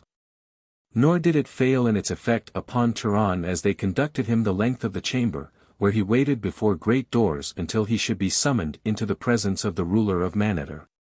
When Terra of Helium was ushered into the throne room of Otar, she found the great hall filled with the chiefs and officers of Otar and Uthor, the latter occupying the place of honor at the foot of the throne, as was his due. The girl was conducted to the foot of the aisle and halted before the Jedak, who looked down upon her from his high throne with scowling brows and fierce, cruel eyes. The laws of Manatar are just, said Otar, addressing her. Thus is it that you have been summoned here again to be judged by the highest authority of Manatar. Word has reached me that you are suspected of being a Korpal. What word have you to say in refutation of the charge? Terra of Helium could scarce restrain a sneer as she answered the ridiculous accusation of witchcraft. So ancient is the culture of my people, she said, that authentic history reveals no defense for that which we know existed only in the ignorant and superstitious minds of the most primitive peoples of the past. To those who are yet so untutored as to believe in the existence of Korfals, there can be no argument that will convince them of their error, only long ages of refinement and culture can accomplish their release from the bondage of ignorance. I have spoken. Yet you do not deny the accusation, said Otar. It is not worthy the dignity of a denial, she responded haughtily. And I were you, woman, said a deep voice at her side, I should, nevertheless, deny it. Terra of Helium turned to see the eyes of Uthor, the great Jet of Menatos, upon her. Brave eyes they were, but neither cold nor cruel. Otar rapped impatiently upon the arm of his throne. Uthor forgets, he cried, that Otar is the Jedak. Uthor remembers, replied the Jet of Menatos, that the laws of Manatar permit any who may be accused to have advice and counsel before their judge. Terra of Helium saw that for some reason this man would have assisted her, and so she acted upon his advice. I deny the charge, she said, I am no Korpal. Of that we shall learn, snapped Otar. Udor, where are those who have knowledge of the powers of this woman? And Eudor brought several who recounted the little that was known of the disappearance of Emed, and others who told of the capture of Ghek and Terra, suggesting by deduction that having been found together they had sufficient in common to make it reasonably certain that one was as bad as the other, and that, therefore, it remained but to convict one of them of Corphilism to make certain the guilt of both. And then Otar called for Ghek, and immediately the hideous Kaldane was dragged before him by warriors who could not conceal the fear in which they held this creature. And you, said Otar in cold accusing tones. Already have I been told enough of you to warrant me in passing through your heart the Jedak steel, of how you stole the brains from the warrior Yuvan so that he thought he saw your headless body still endowed with life. Of how you caused another to believe that you had escaped, making him to see naught but an empty bench and a blank wall where you had been. Ah, Otar, but that is as nothing, cried a young Padwar who had come in command of the escort that brought Ghek. The thing which he did to Izov, here, would prove his guilt alone. What did he to the warrior Izov? Demanded Otar. Let Izov speak. The warrior Izov, a great fellow of bulging muscles and thick neck, advanced to the foot of the throne. He was pale and still trembling visibly as from a nervous shock. Let my first ancestor be my witness, Otar, that I speak the truth, he began. I was left to guard this creature, who sat upon a bench, shackled to the wall. I stood by the open doorway at the opposite side of the chamber. He could not reach me, yet, Otar, may ISS engulf me if he did not drag me to him helpless as an unhatched egg. He dragged me to him, greatest of Jedaks, with his eyes.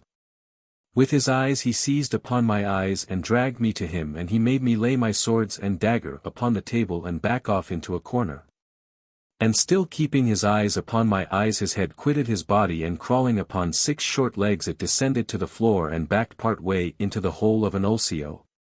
But not so far that the eyes were not still upon me, and then it returned with the key to its fetter, and after resuming its place upon its own shoulders it unlocked the fetter and again dragged me across the room and made me to sit upon the bench where it had been, and there it fastened the fetter about my ankle. And I could do naught for the power of its eyes and the fact that it wore my 2 swords and my dagger. And then the head disappeared down the hole of the ulcio with the key, and when it returned, it resumed its body and stood guard over me at the doorway until the Padwar came to fetch it hither. It is enough, said Otar, sternly. Both shall receive the Jedak steel, and rising from his throne he drew his long sword and descended the marble steps toward them, while 2 brawny warriors seized Terra by either arm and 2 seized Ghek, holding them facing the naked blade of the Jedak. Hold, just Otar, cried Eudor. There be yet another to be judged. Let us confront him who calls himself Turan with these his fellows before they die. Good, exclaimed Otar, pausing halfway down the steps. Fetch Turan, the slave. When Turan had been brought into the chamber he was placed a little to Terra's left and a step nearer the throne. Otar eyed him menacingly. You are Turan, he asked, friend and companion of these? The Pan then was about to reply when Terra of Helium spoke. I know not this fellow, she said. Who dares say that he be a friend and companion of the Princess Terra of Helium? Turan and Ghek looked at her in surprise, but at Turan she did not look, and to Ghek she passed a quick glance of warning, as to say, hold thy peace. The Pan then tried not to fathom her purpose, for the head is useless when the heart usurps its functions, and Turan knew only that the woman he loved had denied him. And though he tried not even to think it, his foolish heart urged but a single explanation, that she refused to recognize him lest she be involved in his difficulties. Otar looked first at one and then at another of them, but none of them spoke. Were they not captured together? He asked of Eudor. No, replied the dwarf.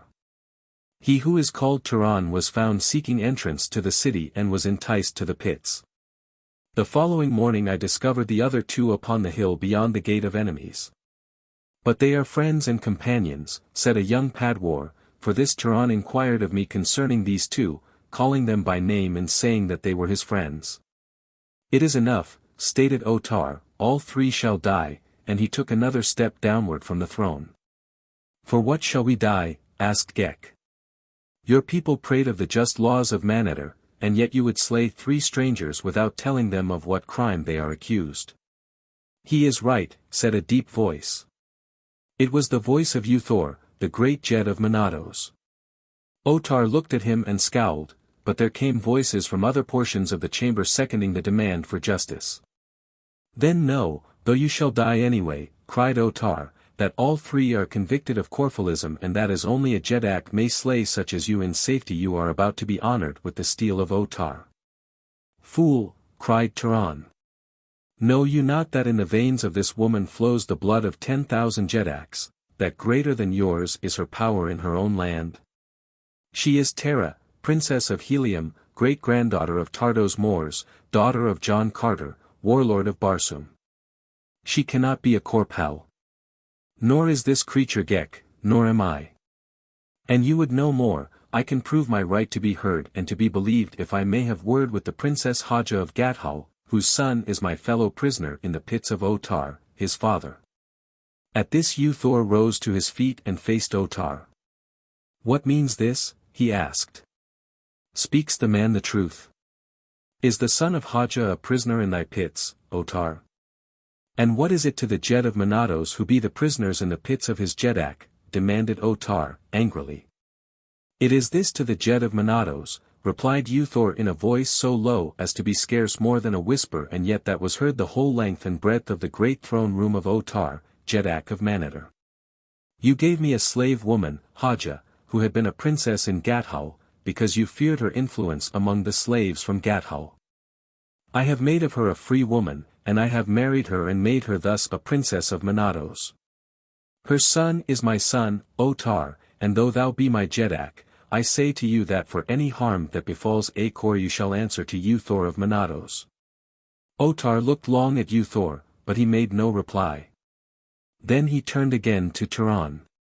If one be a Corpal, he said, then all of you be Corphals, and we know well from the things that this creature has done, he pointed at Ghek, that he is a Corpal, for no mortal has such powers as he. And as you are all Corphals you must all die. He took another step downward, when Ghek spoke. These 2 have no such powers as I, he said. They are but ordinary, brainless things such as yourself. I have done all the things that your poor, ignorant warriors have told you, but this only demonstrates that I am of a higher order than yourselves, as is indeed the fact. I am a Kaldane, not a Corpal.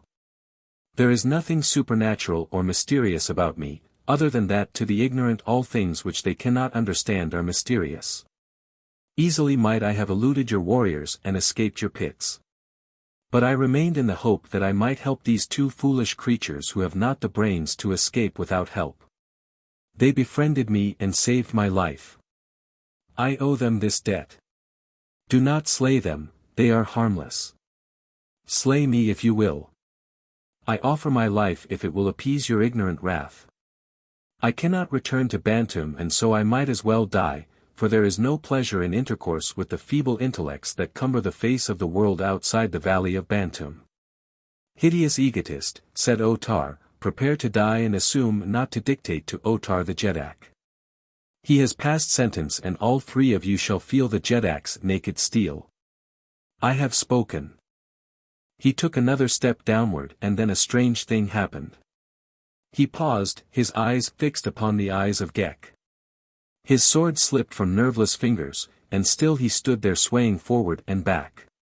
A Jed rose to rush to his side. But Ghek stopped him with a word. Wait, he cried. The life of your Jedak is in my hands. You believe me a Corpal and so you believe, too, that only the sword of a Jedak may slay me, therefore your blades are useless against me. Offer harm to any one of us, or seek to approach your Jedak until I have spoken, and he shall sink lifeless to the marble. Release the 2 prisoners and let them come to my side, I would speak to them, privately. Quick! Do as I say. I would as lief as not slay Otar. I but let him live that I may gain freedom for my friends, obstruct me and he dies. The guards fell back, releasing Terra and Turan, who came close to Ghek's side. Do as I tell you and do it quickly, whispered the Kaldane. I cannot hold this fellow long, nor could I kill him thus. There are many minds working against mine, and presently mine will tire and Otar will be himself again. You must make the best of your opportunity while you may. Behind the arras that you see hanging in the rear of the throne above you is a secret opening. From it a corridor leads to the pits of the palace, where there are storerooms containing food and drink. Few people go there. From these pits lead others to all parts of the city. Follow one that runs due west and it will bring you to the gate of enemies. The rest will then lie with you. I can do no more, hurry before my waning powers fail me. I am not as Lud, who was a king. He could have held this creature forever. Make haste. Go. Chapter 15. The Old Man of the Pits. I shall not desert you, Ghek, said Terra of Helium, simply. Go. Go, whispered the Kaldane. You can do me no good. Go, or all I have done is for naught. Terra shook her head. I cannot, she said. They will slay her, said Ghek to Turan, and the Pan then, torn between loyalty to this strange creature who had offered its life for him, and love of the woman, hesitated but a moment. Then he swept Terra from her feet and lifting her in his arms leaped up the steps that led to the throne of Manetter. Behind the throne he parted the arras and found the secret opening. Into this he bore the girl and down a long, narrow corridor and winding runways that led to lower levels until they came to the pits of the palace of Otar. Here was a labyrinth of passages and chambers presenting 1,000 hiding places. As Turan bore Terra up the steps toward the throne, a score of warriors rose as though to rush forward to intercept them. Stay! Cried Ghek, or your Jetak dies, and they halted in their tracks, waiting the will of this strange, uncanny creature. Presently Ghek took his eyes from the eyes of Otar and the Jetak shook himself as one who would be rid of a bad dream and straightened up, half dazed still. Look, said Ghek, then, I have given your Jetak his life, nor have I harmed one of those whom I might easily have slain when they were in my power. No harm have I or my friends done in the city of Manetter. Why then should you persecute us? Give us our lives. Give us our liberty. Otar, now in command of his faculties, stooped and regained his sword. In the room was silence as all waited to hear the Jetak's answer. Just are the laws of Manetter, he said at last. Perhaps, after all, there is truth in the words of the stranger. Return him then to the pits and pursue the others and capture them. Through the mercy of Otar they shall be permitted to win their freedom upon the field of Jetan, in the coming games. Still ashen was the face of the Jetak as Ghek was led away, and his appearance was that of a man who had been snatched from the brink of eternity into which he has gazed, not with the composure of great courage, but with fear. There were those in the throne room who knew that the execution of the 3 prisoners had but been delayed and the responsibility placed upon the shoulders of others, and one of those who knew was Uthor, the great Jed of Menace. His curling lip betokened his scorn of the Jetak who had chosen humiliation rather than death. He knew that Otar had lost more of prestige in those few moments than he could regain in a lifetime, for the Martians are jealous of the courage of their chiefs. There can be no evasions of stern duty, no temporizing with honor. That there were others in the room who shared Uthor's belief was evidenced by the silence and the grim scowls. Otar glanced quickly around.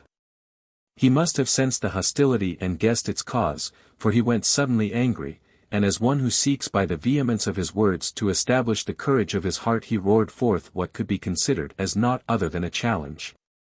The will of Otar, the Jetak, is the law of Manetter, he cried, and the laws of Manetter are just, they cannot err. Udor, dispatch those who will search the palace, the pits, and the city, and return the fugitives to their cells. And now for you, Uthor of Menace. Think you with impunity to threaten your Jetak, to question his right to punish traitors and instigators of treason?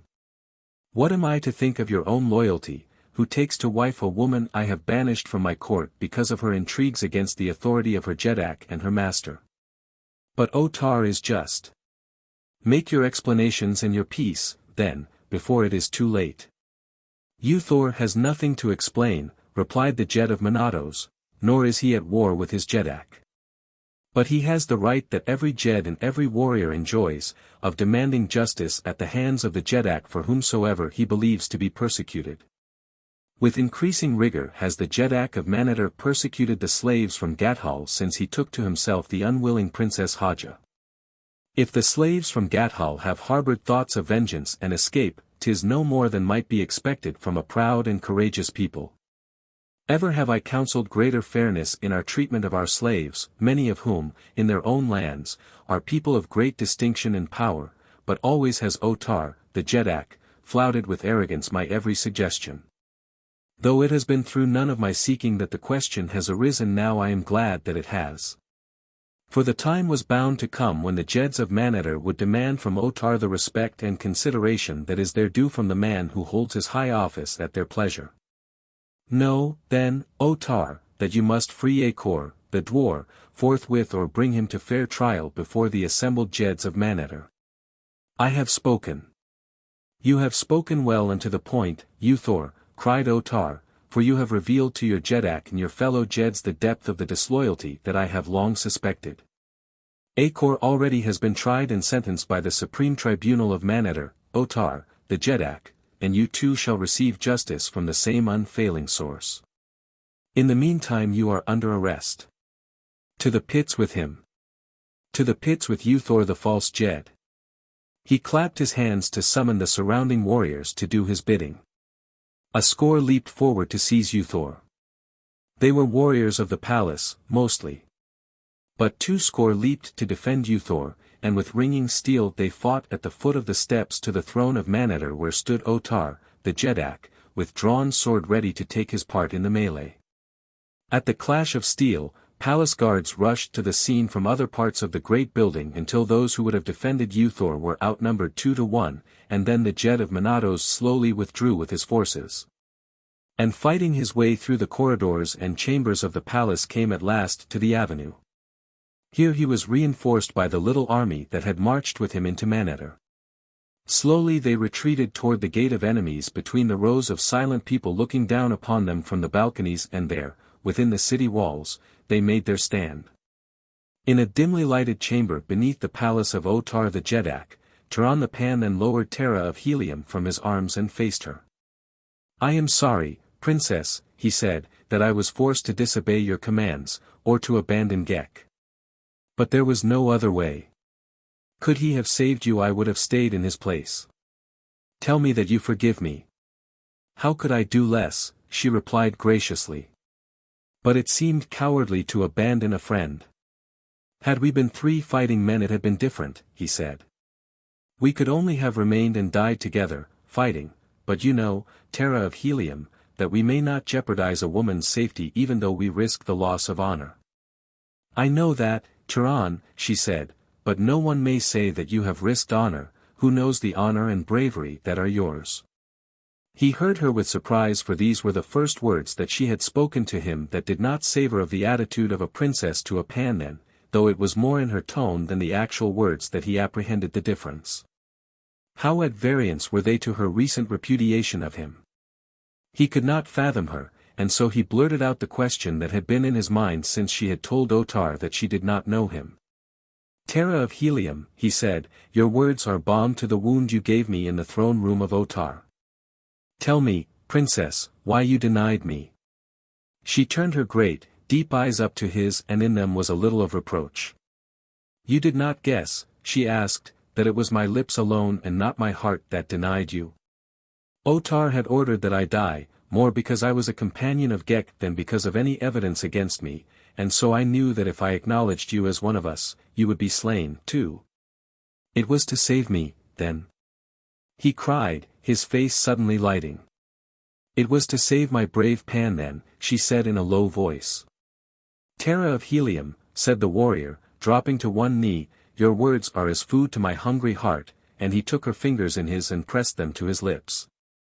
Gently she raised him to his feet. You need not tell me, kneeling, she said, softly. Her hand was still in his as he rose, and they were very close, and the man was still flushed with the contact of her body since he had carried her from the throne room of Otar.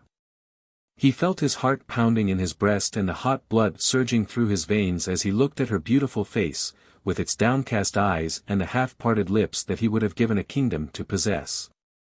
And then he swept her to him, and as he crushed her against his breast his lips smothered hers with kisses. But only for an instant.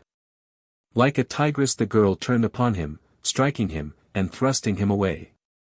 She stepped back, her head high and her eyes flashing fire. "You would dare," she cried. "You would dare thus defile a princess of Helium?" His eyes met hers squarely and there was no shame and no remorse in them. "Yes, I would dare," he said. "I would dare love Terra of Helium, but I would not dare defile her or any woman with kisses that were not prompted by love of her alone." He stepped closer to her and laid his hands upon her shoulders. "Look into my eyes, daughter of the warlord," he said, "and tell me that you do not wish the love of Tehran, the Pandan." "I do not wish your love," she cried, pulling away. "I hate you," and then turning away she bent her head into the hollow of her arm, and wept. The man took a step toward her as though to comfort her when he was arrested by the sound of a crackling laugh behind him.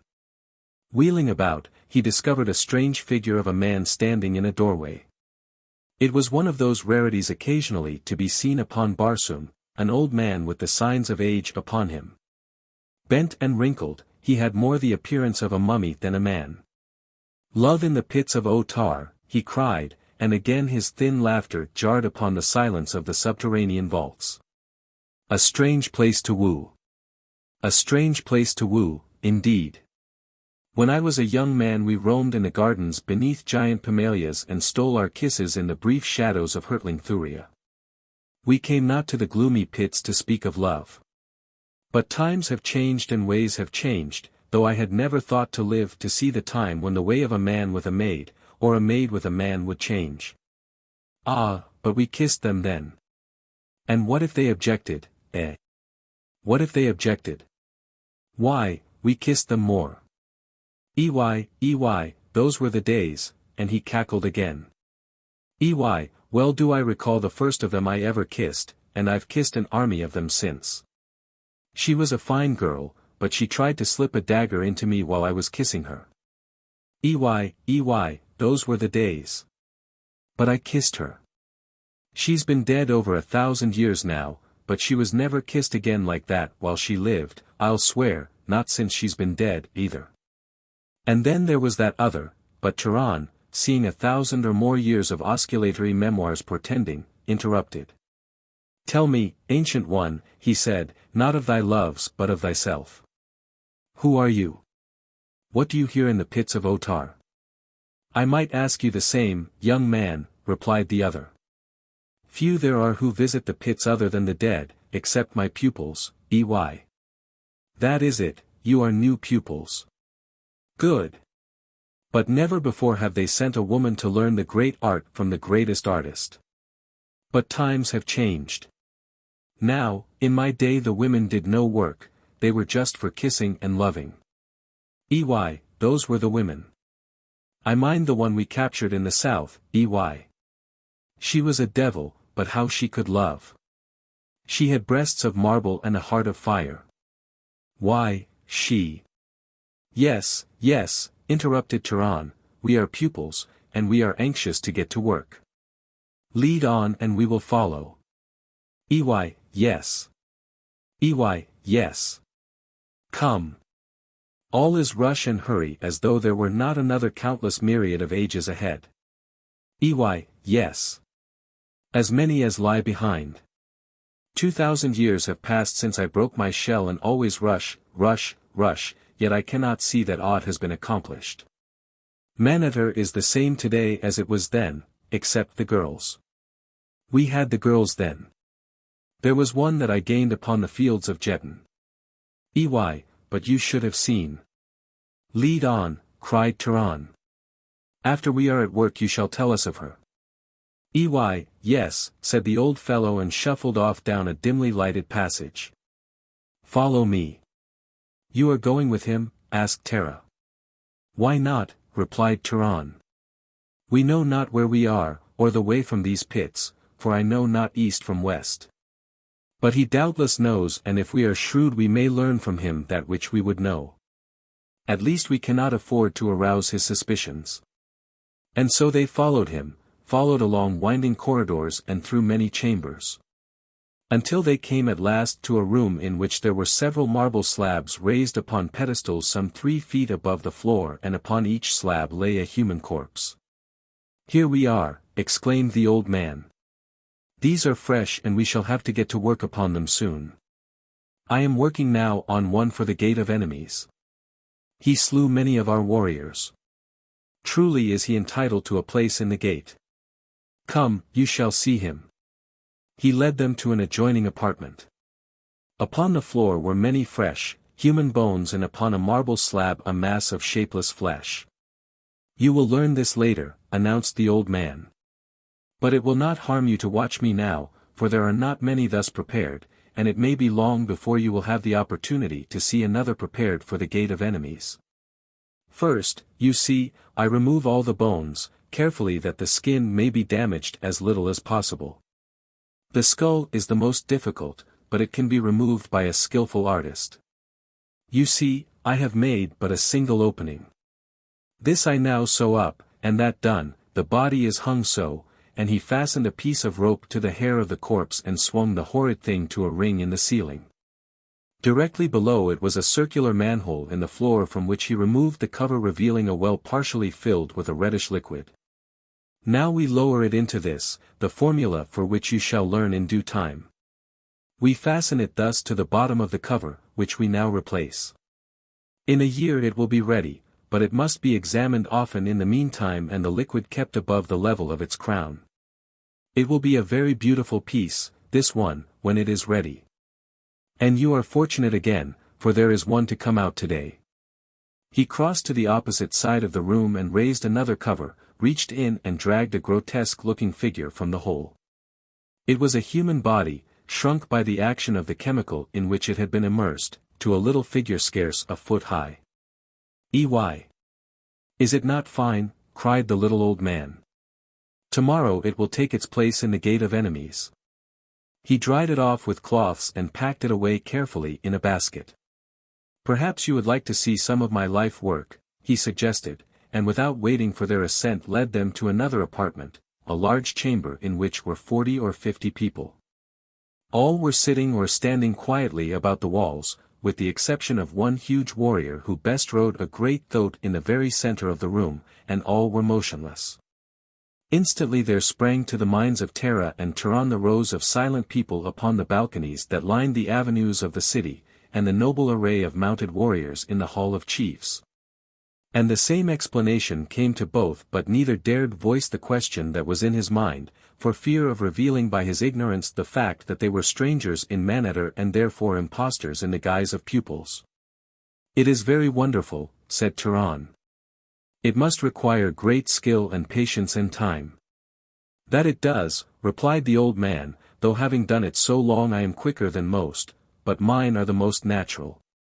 Why, I would defy the wife of that warrior to say that insofar as appearances are concerned he does not live," and he pointed at the man upon the thoat. "Many of them, of course, are brought here wasted or badly wounded, and these I have to repair. That is where great skill is required, for everyone wants his dead to look as they did at their best in life, but you shall learn, to mount them and paint them and repair them and sometimes to make an ugly one look beautiful. And it will be a great comfort to be able to mount your own. Why, for 1500 years no one has mounted my own dead but myself. I have many, my balconies are crowded with them, but I keep a great room for my wives. I have them all, as far back as the first one, and many is the evening I spend with them, quiet evenings and very pleasant. And then the pleasure of preparing them and making them even more beautiful than in life partially recompenses one for their loss.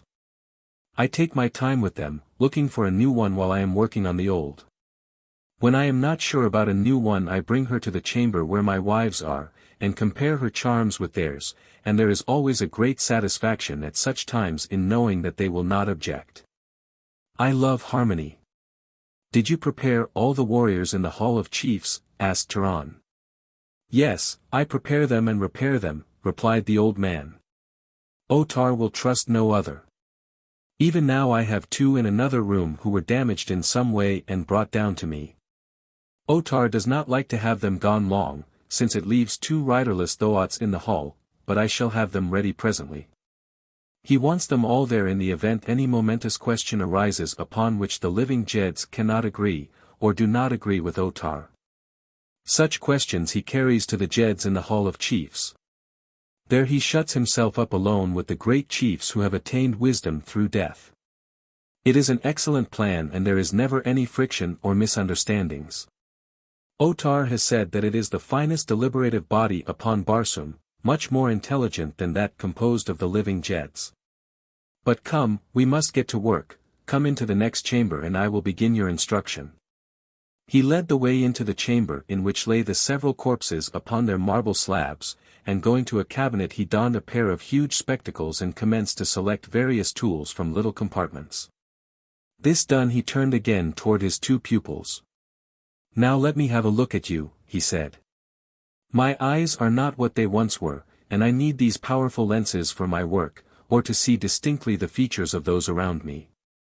He turned his eyes upon the 2 before him. Turan held his breath for he knew that now the man must discover that they wore not the harness or insignia of Manetter. He had wondered before why the old fellow had not noticed it, for he had not known that he was half blind. The other examined their faces, his eyes lingering long upon the beauty of Terra of Helium, and then they drifted to the harness of the 2. Turan thought that he noted an appreciable start of surprise on the part of the taxidermist, but if the old man noticed anything his next words did not reveal it. Come with Igos, he said to Turan.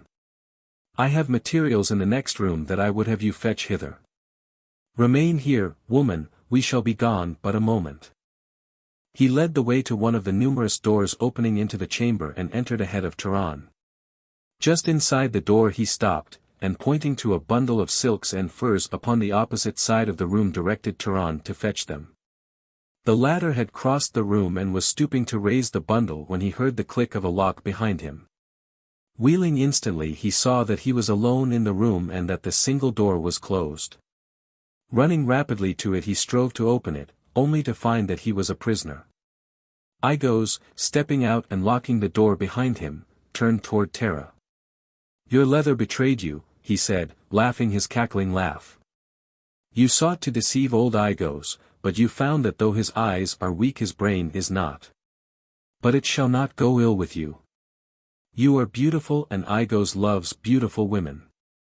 I might not have you elsewhere in Manetter, but here there is none to deny old Igos. Few come to the pits of the dead, only those who bring the dead and they hasten away as fast as they can. No one will know that Igos has a beautiful woman locked with his dead. I shall ask you no questions and then I will not have to give you up, for I will not know to whom you belong, eh? And when you die I shall mount you beautifully and place you in the chamber with my other women. Will not that be fine, eh? He had approached until he stood close beside the horrified girl. Come, he cried, seizing her by the wrist. Come to Igos. Chapter 16. Another change of name. Turan dashed himself against the door of his prison in a vain effort to break through the solid skeel to the side of Terra whom he knew to be in grave danger. But the heavy panels held and he succeeded only in bruising his shoulders and his arms. At last he desisted and set about searching his prison for some other means of escape. He found no other opening in the stone walls, but his search revealed a heterogeneous collection of odds and ends of arms and apparel, of harness and ornaments and insignia, and sleeping silks and furs in great quantities. There were swords and spears and several large, two-bladed battle axes, the heads of which bore a striking resemblance to the propeller of a small flyer. Seizing one of these he attacked the door once more with great fury. He expected to hear something from Igos at this ruthless destruction, but no sound came to him from beyond the door, which was, he thought, too thick for the human voice to penetrate, but he would have wagered much that Igos heard him. Bits of the hardwood splintered at each impact of the heavy axe, but it was slow work and heavy. Presently he was compelled to rest, and so it went for what seemed hours, working almost to the verge of exhaustion and then resting for a few minutes. But ever the hole grew larger, though he could see nothing of the interior of the room beyond because of the hanging that Igos had drawn across it after he had locked Turan within. At last, however, the Pandan had hewn an opening through which his body could pass, and seizing a long sword that he had brought close to the door for the purpose, he crawled through into the next room. Flinging aside the arras, he stood ready, sword in hand, to fight his way to the side of Terra of Helium, but she was not there. In the center of the room lay Igos, dead upon the floor, but Terra of Helium was nowhere to be seen. Turan was nonplussed. It must have been her hand that had struck down the old man, yet she had made no effort to release Turan from his prison. And then he thought of those last words of hers, "I do not want your love. I hate you," and the truth dawned upon him, she had seized upon this first opportunity to escape him. With downcast heart Turan turned away. What should he do? There could be but one answer. While he lived and she lived, he must still leave no stone unturned to effect her escape and safe return to the land of her people. But how? How was he even to find his way from this labyrinth? How was he to find her again? He walked to the nearest doorway.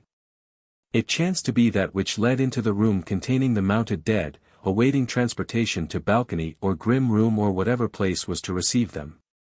His eyes traveled to the great, painted warrior on the thoat, and as they ran over the splendid trappings and the serviceable arms, a new light came into the pain-dulled eyes of the Pandan. With a quick step he crossed to the side of the dead warrior and dragged him from his mount. With equal celerity he stripped him of his harness and his arms, and tearing off his own, donned the regalia of the dead man. Then he hastened back to the room in which he had been trapped, for there he had seen that which he needed to make his disguise complete. In a cabinet he found them, pots of paint that the old taxidermist had used to place the war paint in its wide bands across the cold faces of dead warriors. A few moments later Gahan of Gathol emerged from the room, a warrior of Manator in every detail of harness, equipment, and ornamentation. He had removed from the leather of the dead man the insignia of his house and rank so that he might pass, with the least danger of arousing suspicion, as a common warrior. To search for Terra of Helium in the vast, dim labyrinth of the pits of Otar seemed to the Gatholian a hopeless quest, foredoomed to failure. It would be wiser to seek the streets of Manator, where he might hope to learn first if she had been recaptured, and, if not, then he could return to the pits and pursue the hunt for her. To find egress from the maze he must perforce travel a considerable distance through the winding corridors and chambers, since he had no idea as to the location or direction of any exit. In fact, he could not have retraced his steps 100 yards toward the point at which he and Terra had entered the gloomy caverns. And so he set out in the hope that he might find by accident either Terra of Helium or a way to the street level above. For a time he passed room after room filled with the cunningly preserved dead of Manator, many of which were piled in tiers after the manner that firewood is corded. And as he moved through corridor and chamber he noticed hieroglyphics painted upon the walls above every opening and at each fork or crossing of corridors. Until by observation he reached the conclusion that these indicated the designations of passageways, so that one who understood them might travel quickly and surely through the pits. But Turan did not understand them. Even could he have read the language of Manator, they might not materially have aided one unfamiliar with the city. But he could not read them at all, since, though there is but one spoken language upon Barsoom, there are as many different written languages as there are nations. One thing, however, soon became apparent to him: the hieroglyphic of a corridor remained the same until the corridor ended. It was not long before Turan realized from the distance that he had traveled that the pits were part of a vast system undermining, possibly, the entire city. At least he was convinced that he had passed beyond the precincts of the palace. The corridors and chambers varied in appearance and architecture from time to time. All were lighted, though usually quite dimly, with radium bulbs. For a long time he saw no signs of life other than an occasional osio. Then quite suddenly he came face to face with a warrior at one of the numerous crossings. The fellow looked at him, nodded, and passed on. Turan breathed a sigh of relief as he realized that his disguise was effective, but he was caught in the middle of it by a hail from the warrior who had stopped and turned toward him. The Pan then was glad that a sword hung at his side, and glad too that they were buried in the dim recesses of the pits and that there would be but a single antagonist, for time was precious. "Heard you any word of the other?" called the warrior to him. "No," replied Turan, who had not the faintest idea to whom or what the fellow referred. "He cannot escape," continued the warrior. "The woman ran directly into our arms, but she swore that she knew not where her companion might be found." "They took her back to Otar," asked Turan, for now he knew whom the other meant, and he would know more. "They took her back to the towers of Jetan," replied the warrior. "Tomorrow the games commence and doubtless she will be played for, though I doubt if any wants her, beautiful as she is. She fears not even Otar. By Cluros. But she would make a hard slave to subdue, a regular she-bant she is. Not for me," and he continued on his way shaking his head. Turan hurried on searching for an avenue that led to the level of the streets above when suddenly he came to the open doorway of a small chamber in which sat a man who was chained to the wall. Turan voiced a low exclamation of surprise and pleasure as he recognized that the man was Acor, and that he had stumbled by accident upon the very cell in which he had been imprisoned. Acor looked at him questioningly. It was evident that he did not recognize his fellow prisoner. Turan crossed to the table and leaning close to the other whispered to him. "I am Turan the Pan then," he said, "who was chained beside you." Acor looked at him closely. "Your own mother would never know you," he said, "but tell me, what has transpired since they took you away?" Turan recounted his experiences in the throne room of Otar and in the pits beneath, "And now," he continued, "I must find these towers of Jetan and see what may be done toward liberating the Princess of Helium." Acor shook his head. "Long was I dwar of the towers," he said, "and I can say to you, stranger, that you might as well attempt to reduce Manetter, single-handed, as to rescue a prisoner from the towers of Jetan." "But I must," replied Turan. "Are you better than a good swordsman?" asked Acor presently. "I am accounted so," replied Turan. "Then there is a way, Sst." He was suddenly silent and pointing toward the base of the wall at the end of the room. Turan looked in the direction the other's forefinger indicated, to see projecting from the mouth of an Ulsio's burrow 2 large chelae and a pair of protruding eyes. "Ghek!" he cried, and immediately the hideous Kaldane crawled out upon the floor and approached the table. Acor drew back with a half-stifled ejaculation of repulsion. "Do not fear," Turan reassured him. "It is my friend, he whom I told you held Otar while Terra and I escaped." Ghek climbed to the table top and squatted between the two warriors. "You are safe in assuming," he said addressing Acor, "that Turan the Pan then has no master in all Manetter where the art of swordplay is concerned. I overheard your conversation, go on."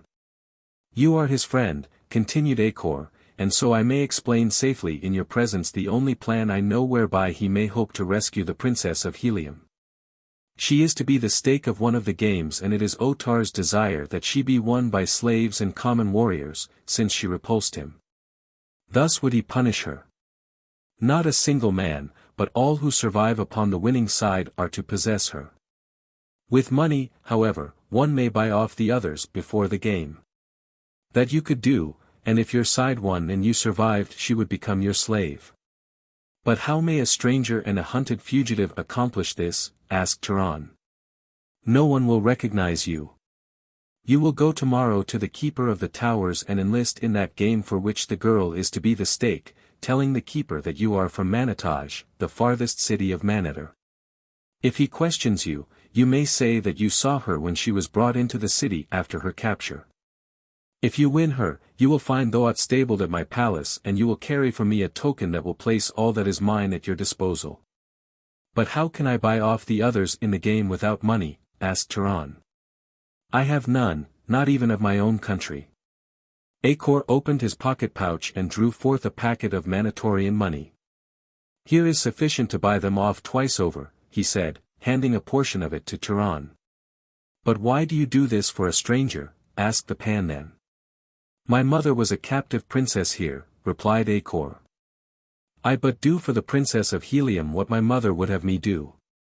Under the circumstances, then, Manatorian, replied Turan, I cannot but accept your generosity on behalf of Terra of Helium and live in hope that some day I may do for you something in return. Now you must be gone, advised Acor. At any minute a guard may come and discover you here. Go directly to the Avenue of Gates, which circles the city just within the outer wall. There you will find many places devoted to the lodging of strangers. You will know them by the thoat's head carved above the doors. Say that you are here from Manataj to witness the games. Take the name of Ukal, it will arouse no suspicion, nor will you if you can avoid conversation. Early in the morning seek the keeper of the towers of Jetan. May the strength and fortune of all your ancestors be with you. Bidding goodbye to Ghek and Acor, the Pan then, following directions given him by Acor, set out to find his way to the Avenue of Gates, nor had he any great difficulty. On the way he met several warriors, but beyond a nod they gave him no heed. With ease he found a lodging place where there were many strangers from other cities of Manetter. As he had had no sleep since the previous night he threw himself among the silks and furs of his couch to gain the rest which he must have, was he to give the best possible account of himself in the service of Terra of Helium the following day.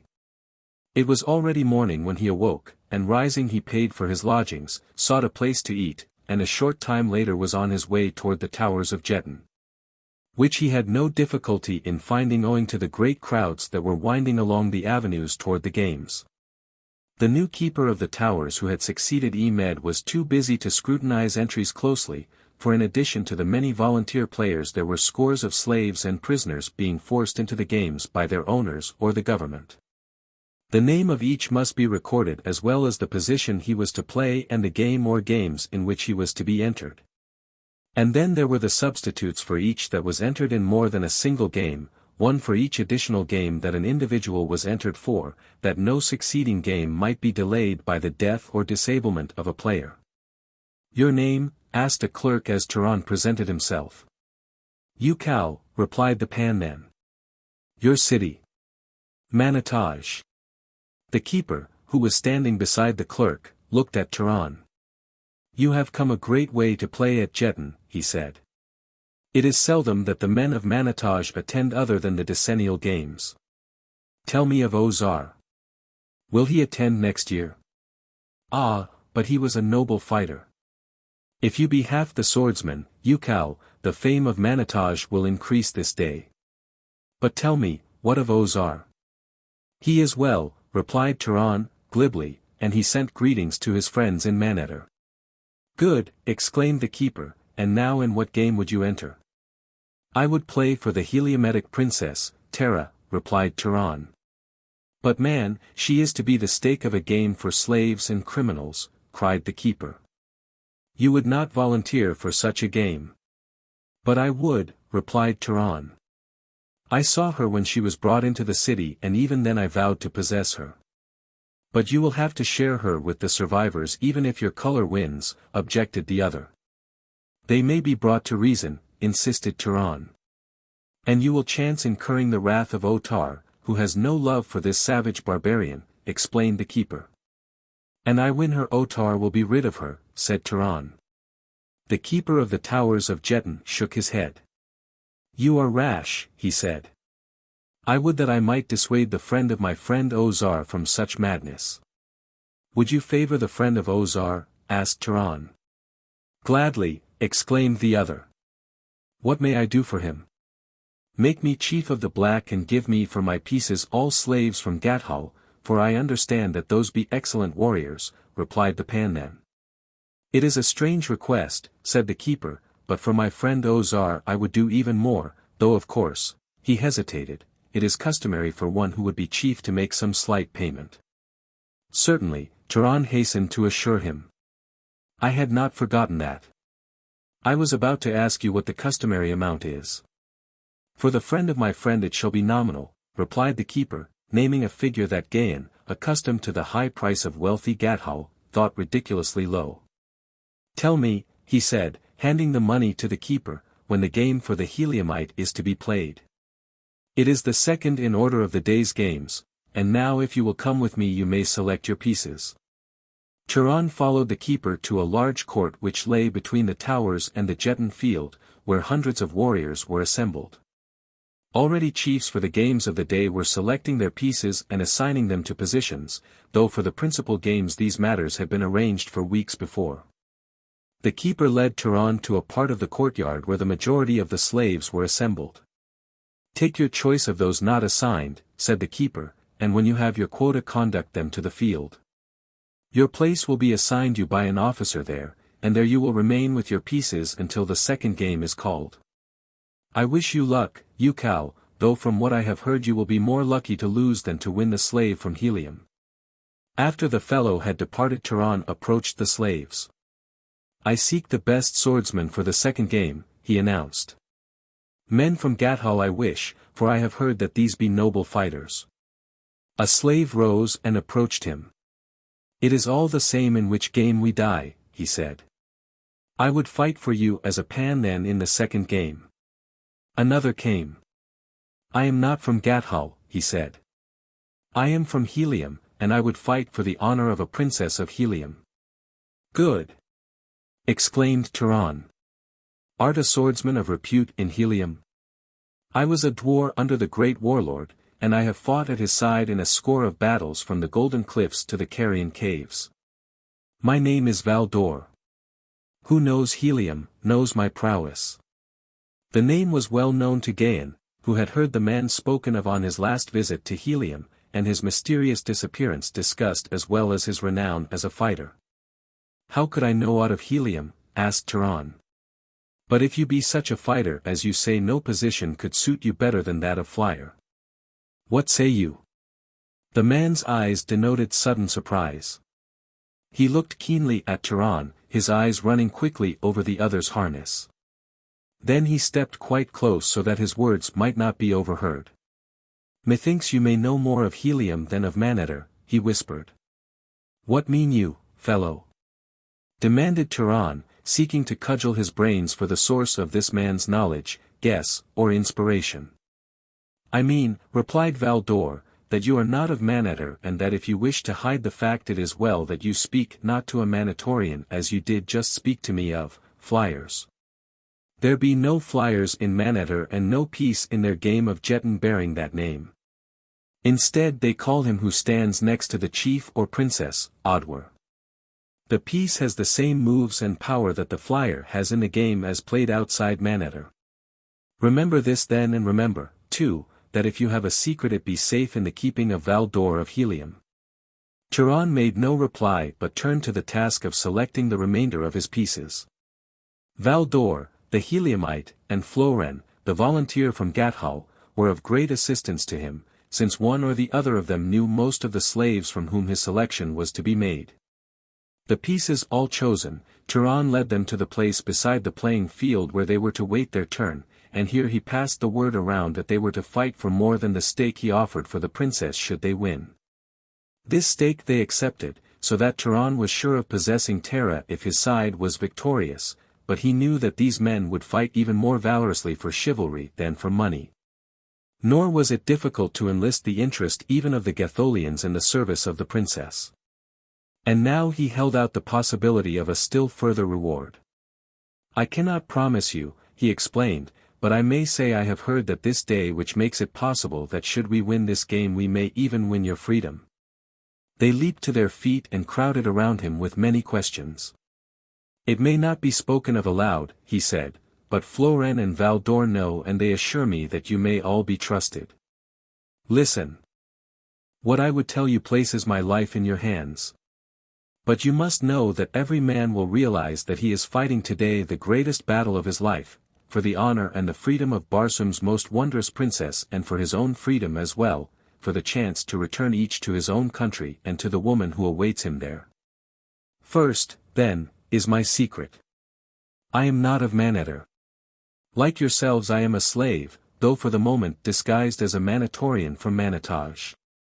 My country and my identity must remain undisclosed for reasons that have no bearing upon our game today. I, then, am one of you. I fight for the same things that you will fight for.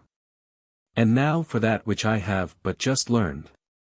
You Thor, the great Jet of Menace, quarrelled with Otar in the palace the day before yesterday, and their warriors set upon one another. Uthor was driven as far as the Gate of Enemies, where he now lies encamped.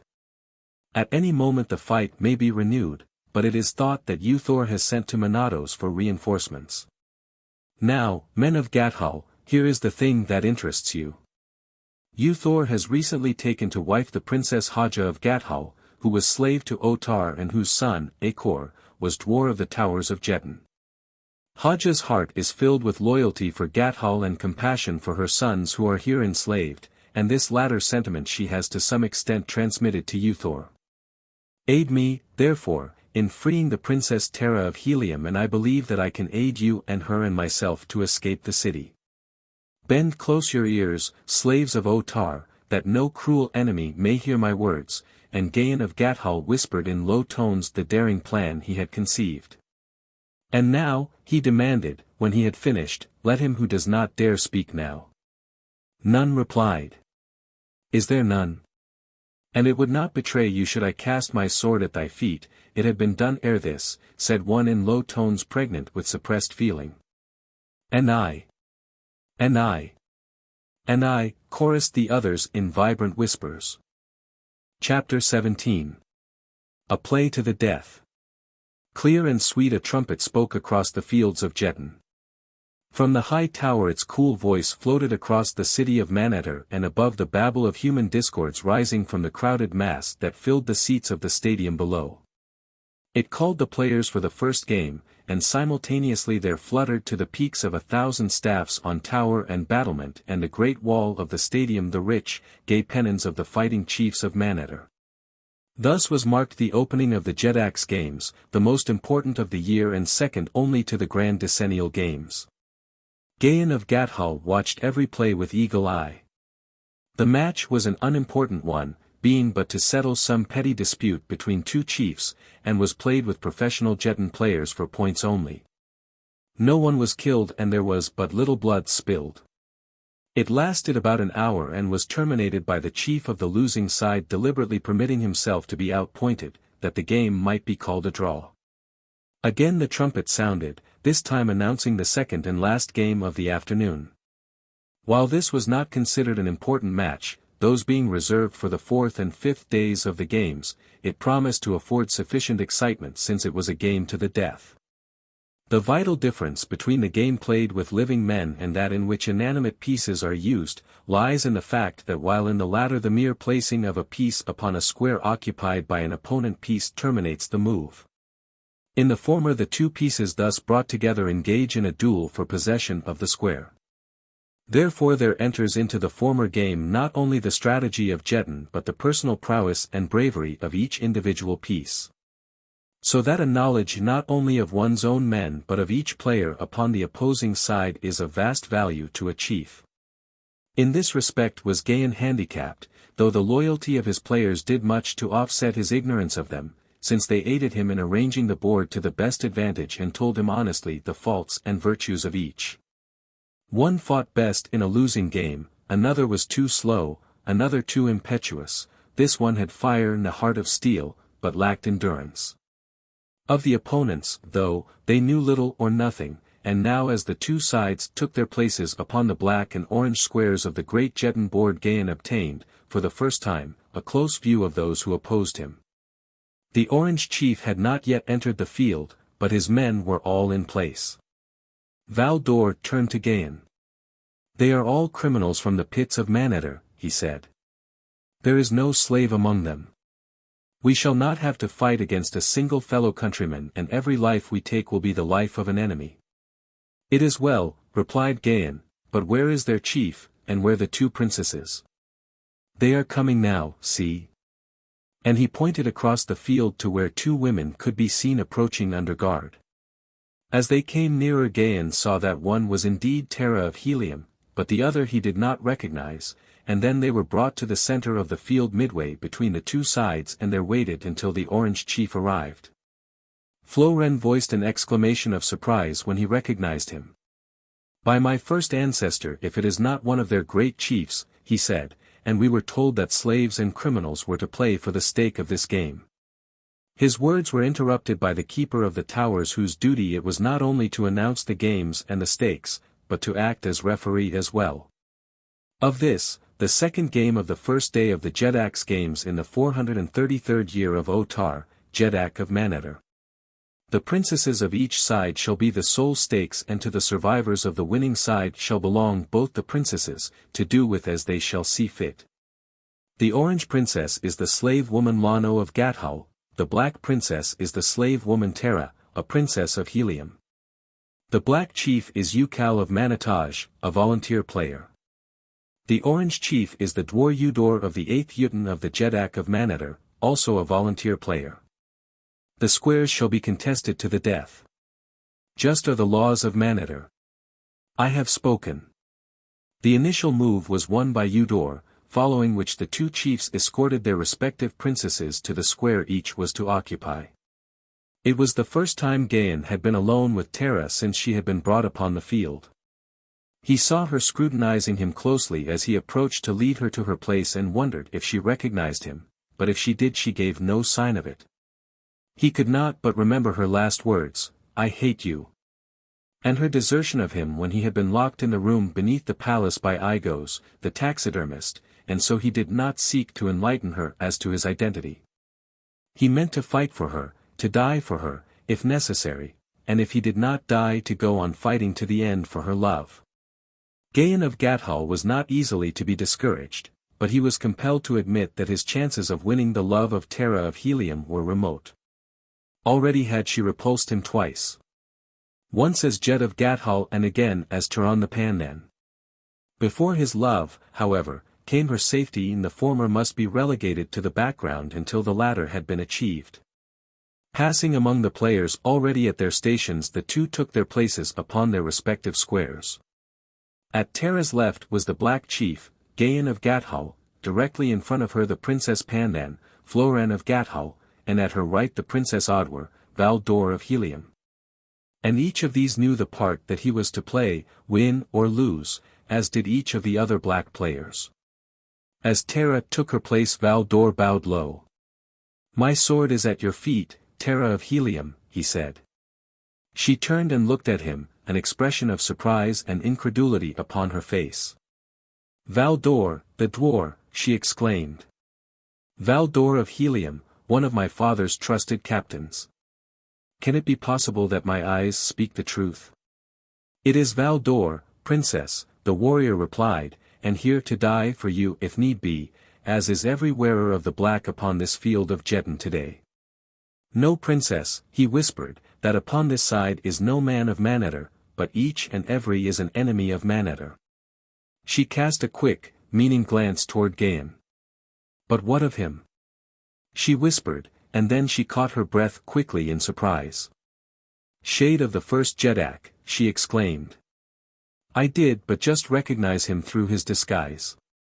"And you trust him?" asked Valdor. "I know him not. But he spoke fairly, as an honorable warrior, and we have taken him at his word." "You have made no mistake," replied Terra of Helium. "I would trust him with my life, with my soul, and you, too, may trust him." Happy indeed would have been Gahan of Gathol could he have heard those words, but fate, who is usually unkind to the lover in such matters, ordained it otherwise, and then the game was on. Udor moved his Princess Odwar 3 squares diagonally to the right, which placed the piece upon the black chief's Odwar's 7th. The move was indicative of the game that Udor intended playing, a game of blood, rather than of science, and evidenced his contempt for his opponents. Gahan followed with his Odwar's Pandan 1 square straight forward, a more scientific move, which opened up an avenue for himself through his line of pantons. As well as announcing to the players and spectators that he intended having a hand in the fighting himself even before the exigencies of the game forced it upon him. The move elicited a ripple of applause from those sections of seats reserved for the common warriors and their women, showing perhaps that Udor was none too popular with these, and, too, it had its effect upon the morale of Gahan's pieces. A chief may, and often does, play almost an entire game without leaving his own square, where, mounted upon a thoat, he may overlook the entire field and direct each move. Nor may he be reproached for lack of courage should he elect thus to play the game since, by the rules, were he to be slain or so badly wounded as to be compelled to withdraw. A game that might otherwise have been won by the science of his play and the prowess of his men would be drawn. To invite personal combat, therefore, denotes confidence in his own swordsmanship, and great courage, two attributes that were calculated to fill the black players with hope and valor when evinced by their chief thus early in the game. Eudor's next move placed Lono's Odwer upon Terra's Odwer's fourth, within striking distance of the Black Princess. Another move and the game would be lost to Gahan unless the Orange Odwer was overthrown, or Terra moved to a position of safety. But to move his princess now would be to admit his belief in the superiority of the Orange. In the 3 squares allowed him he could not place himself squarely upon the square occupied by the Odwer of Eudor's princess. There was only one player upon the black side that might dispute the square with the enemy, and that was the chief's Odwer, who stood upon Gahan's left. Gahan turned upon his throat and looked at the man. He was a splendid-looking fellow, resplendent in the gorgeous trappings of an Odwer, the 5 brilliant feathers which denoted his position rising defiantly erect from his thick, black hair. In common with every player upon the field and every spectator in the crowded stands, he knew what was passing in his chief's mind. He dared not speak, the ethics of the game forbade it, but what his lips might not voice his eyes expressed in martial fire, and eloquently, "The honor of the black and the safety of our princess are secure with me." Gahan hesitated no longer. "Chief's Odwer to Princess Odwer's fourth," he commanded. It was the courageous move of a leader who had taken up the gauntlet thrown down by his opponent. The warrior sprang forward and leaped into the square occupied by Eudor's piece. It was the first disputed square of the game. The eyes of the players were fastened upon the contestants, the spectators leaned forward in their seats after the first applause that had greeted the move, and silence fell upon the vast assemblage. If the black went down to defeat, Eudor could move his victorious piece onto the square occupied by Terra of Helium, and the game would be over in 4 moves and lost to Gahan of Gathol. If the Orange lost, Eudor would have sacrificed one of his most important pieces and more than lost what advantage the first move might have given him. Physically the 2 men appeared perfectly matched and each was fighting for his life, but from the first it was apparent that the Black Odwer was the better swordsman. And Gahan knew that he had another and perhaps a greater advantage over his antagonist. The latter was fighting for his life only, without the spur of chivalry or loyalty. The Black Odwer had these to strengthen his arm, and besides these the knowledge of the thing that Gahan had whispered into the ears of his players before the game, and so he fought for what is more than life to the man of honor. It was a duel that held those who witnessed it in spellbound silence. The weaving blades gleamed in the brilliant sunlight, ringing to the parries of cut and thrust. The barbaric harness of the duelists lent splendid color to the savage, martial scene. The Orange Odwer, forced upon the defensive, was fighting madly for his life. The black, with cool and terrible efficiency, was forcing him steadily, step by step, into a corner of the square, a position from which there could be no escape. To abandon the square was to lose it to his opponent and win for himself ignoble and immediate death before the jeering populace. Spurred on by the seeming hopelessness of his plight, the Orange Odwer burst into a sudden fury of offense that forced the black back a half-dozen steps, and then the sword of Eudor's piece leaped in and drew first blood from the shoulder of his merciless opponent. An ill-smothered cry of encouragement went up from Eudor's men. The Orange Odwer, encouraged by his single success, sought to bear down the black by the rapidity of his attack. There was a moment in which the swords moved with a rapidity that no man's eye might follow, and then the Black Odwer made a lightning parry of a vicious thrust, leaned quickly forward into the opening he had effected, and drove his sword through the heart of the Orange Odwer. To the hilt he drove it through the body of the Orange Odwer. A shout arose from the stands, for wherever may have been the favor of the spectators, none there was who could say that it had not been a pretty fight, or that the better man had not won. And from the black players came a sigh of relief as they relaxed from the tension of the past moments. I shall not weary you with the details of the game, only the high features of it are necessary to your understanding of the outcome.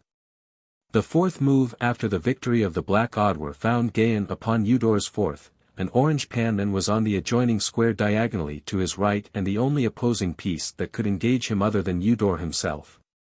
It had been apparent to both players and spectators for the past two moves that Gahan was moving straight across the field into the enemy's country to seek personal combat with the Orange Chief, that he was staking all upon his belief in the superiority of his own swordsmanship, since if the two chiefs engage, the outcome decides the game.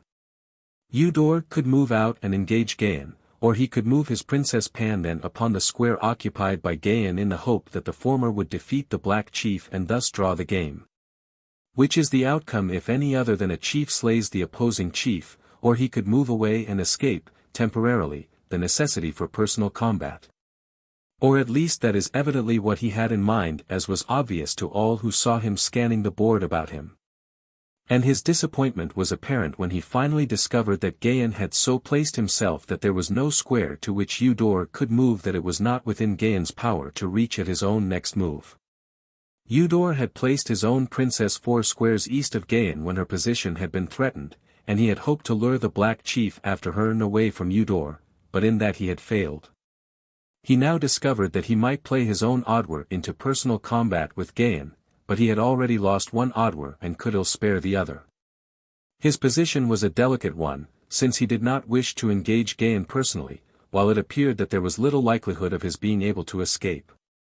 There was just one hope, and that lay in his Princess Pandan, so, without more deliberation, he ordered the piece onto the square occupied by the Black Chief. The sympathies of the spectators were all with Gahan now. If he lost, the game would be declared a draw, nor do they think better of drawn games upon Barsoom than do Earth men. If he won, it would doubtless mean a duel between the two chiefs, a development for which they all were hoping. The game already bade fair to be a short one, and it would be an angry crowd should it be decided a draw with only 2 men slain.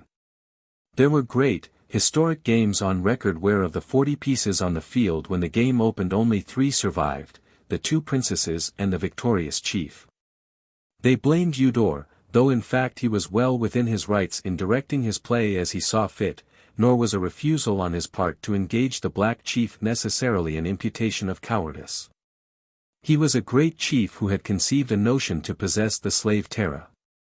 There was no honor that could accrue to him from engaging in combat with slaves and criminals, or an unknown warrior from Manatage, nor was the stake of sufficient import to warrant the risk. But now the duel between Gahan and the Orange Pandan was on, and the decision of the next move was no longer in other hands than theirs. It was the first time that these Manatorians had seen Gahan of Gathol fight, but Terra of Helium knew that he was master of his sword. Could he have seen the proud light in her eyes as he crossed blades with the wearer of the orange, he might easily have wondered if they were the same eyes that had flashed fire and hatred at him that time he had covered her lips with mad kisses in the pits of the palace of Otar. As she watched him, she could not but compare his swordplay with that of the greatest swordsman of 2 worlds, her father, John Carter, of Virginia, a prince of Helium, warlord of Barsoom, and she knew that the skill of the Black Chief suffered little by the comparison. Short and to the point was the duel that decided possession of the Orange Chief's fourth. The spectators had settled themselves for an interesting engagement of at least average duration when they were brought almost standing by a brilliant flash of rapid swordplay that was over ere one could catch his breath. They saw the Black Chief step quickly back, his point upon the ground, while his opponent, his sword slipping from his fingers, clutched his breast, sank to his knees and then lunged forward upon his face. And then Gahan of Gathol turned his eyes directly upon Eudor of Manator, 3 squares away. 3 squares is a chief's move, 3 squares in any direction or combination of directions, only provided that he does not cross the same square twice in a given move. The people saw and guessed Gahan's intention.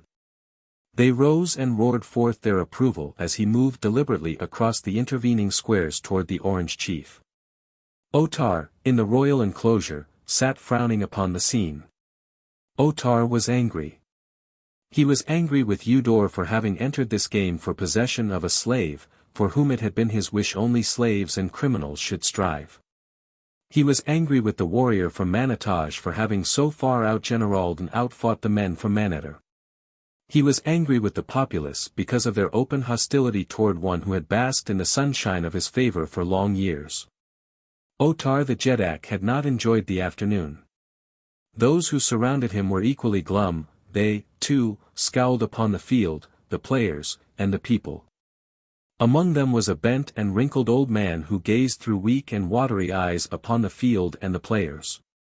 As Gahan entered his square, Eudor leaped toward him with drawn sword with such fury as might have overborne a less skilled and powerful swordsman. For a minute the fighting was fast and furious and by comparison reducing to insignificance all that had gone before. Here indeed were two magnificent swordsmen, and here was to be a battle that bade fair to make up for whatever the people felt they had been defrauded of by the shortness of the game. Nor had it continued long before many there were who would have prophesied that they were witnessing a duel that was to become historic in the annals of Jetan at Manatar. Every trick, every subterfuge, known to the art of fence these men employed. Time and again each scored a point and brought blood to his opponent's copper hide until both were red with gore, but neither seemed able to administer the coup de grace. From her position upon the opposite side of the field Terra of Helium watched the long-drawn battle. Always it seemed to her that the Black Chief fought upon the defensive, or when he assumed to push his opponent, he neglected 1,000 openings that her practiced eye beheld. Never did he seem in real danger, nor never did he appear to exert himself to quite the pitch needful for victory. The duel already had been long contested and the day was drawing to a close. Presently the sudden transition from daylight to darkness which, owing to the tenuity of the air upon Barsoom, occurs almost without the warning twilight of earth, would occur. Would the fight never end? Would the game be called a draw after all? What ailed the Black Chief? Terra wished that she might answer at least the last of these questions for she was sure that Taran the Pandan, as she knew him, while fighting brilliantly, was not giving of himself all that he might. She could not believe that fear was restraining his hand, but that there was something beside inability to push Eudor more fiercely she was confident. What it was, however, she could not guess. Once she saw Gahan glance quickly up toward the sinking sun. In 30 minutes it would be dark. And then she saw and all those others saw a strange transition steal over the swordplay of the Black Chief. It was as though he had been playing with the great dwarf, Eudor, all these hours, and now he still played with him but there was a difference.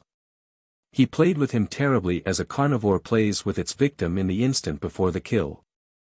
The Orange Chief was helpless now in the hands of a swordsman so superior that there could be no comparison. And the people sat in open-mouthed wonder and awe as Gahan of Gathol cut his foe to ribbons and then struck him down with a blow that cleft him to the chin. In 20 minutes the sun would set. But what of that? Chapter 18. A Task for Loyalty. Long and loud was the applause that rose above the field of Jetan at Manatar. As the keeper of the towers summoned the two princesses and the victorious chief to the center of the field and presented to the latter the fruits of his prowess, and then, as custom demanded, the victorious players. Headed by Gahan and the two princesses, formed in procession behind the keeper of the towers and were conducted to the place of victory before the royal enclosure that they might receive the commendation of the Jetak. Those who were mounted gave up their thoughts to slaves as all must be on foot for this ceremony. Directly beneath the royal enclosure are the gates to one of the tunnels that, passing beneath the seats, give ingress or egress to or from the field. Before this gate the party halted while Otar looked down upon them from above. Valdor and Floren, passing quietly ahead of the others, went directly to the gates, where they were hidden from those who occupied the enclosure with Otar. The keeper of the towers may have noticed them, but so occupied was he with the formality of presenting the victorious chief to the Jetak that he paid no attention to them. "I bring you, Otar, Jetak of Manatar, Ukal of Manatage," he cried in a loud voice that might be heard by as many as possible, victor over the Orange in the second of the Jetak's games of the 433rd year of Otar. "And the slave woman Terra and the slave woman Lano that you may bestow these, the stakes, upon Ukal." As he spoke, a little, wrinkled, old man peered over the rail of the enclosure down upon the three who stood directly behind the keeper. and strained his weak and watery eyes in an effort to satisfy the curiosity of old age in a matter of no particular import, for what were 2 slaves and a common warrior from Manitage to any who sat with Otar the Jedak. "You Kal of Manitage," said Otar, "you have deserved the stakes. Seldom have we looked upon more noble swordplay. And you Tyre of Manitage, there be always here in the city of Maneter a place for you in the Jedak's guard." While the Jedak was speaking, the little, old man, failing clearly to discern the features of the Black Chief, reached into his pocket pouch and drew forth a pair of thick-lensed spectacles, which he placed upon his nose. For a moment he scrutinized Gahan closely, then he leaped to his feet and addressing Otar pointed a shaking finger at Gahan. As he rose, Terra of Helium clutched the Black Chief's arm. "Turan," she whispered. "It is Igos, whom I thought to have slain in the pits of Otar. It is Igos, and he recognizes you and will." But what Igos would do was already transpiring. In his falsetto voice he fairly screamed, "It is the slave Turan who stole the woman Terra from your throne room, Otar. He desecrated the dead chief Imal and wears his harness now." Instantly all was pandemonium. Warriors drew their swords and leaped to their feet. Gahan's victorious players rushed forward in a body, sweeping the keeper of the towers from his feet. Valdorn Floren threw open the gates beneath the royal enclosure, opening the tunnel that led to the avenue in the city beyond the towers. Gahan, surrounded by his men, drew Terra and Lano into the passageway, and at a rapid pace the party sought to reach the opposite end of the tunnel before their escape could be cut off. They were successful, and when they emerged into the city the sun had set and darkness had come, relieved only by an antiquated and ineffective lighting system, which cast but a pale glow over the shadowy streets. Now it was that Terra of Helium guessed why the Black Chief had drawn out his duel with Eudor and realized that he might have slain his man at almost any moment he had elected.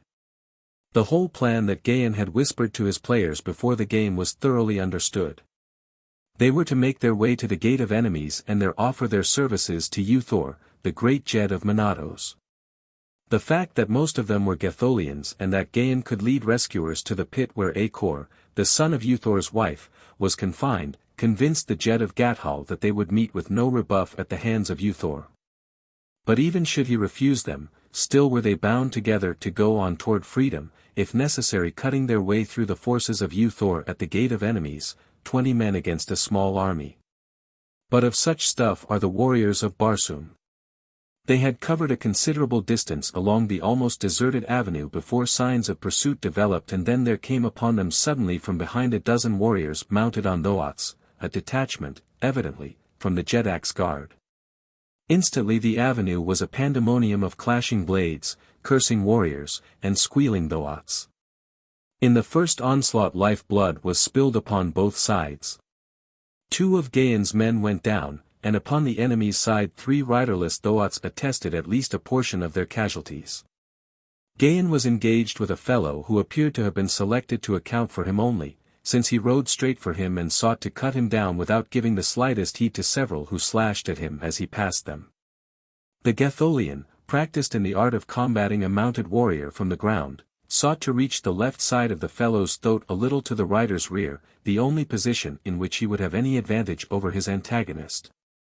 Or rather the position that would most greatly reduce the advantage of the mounted man, and, similarly, the Manatorian strove to thwart his design.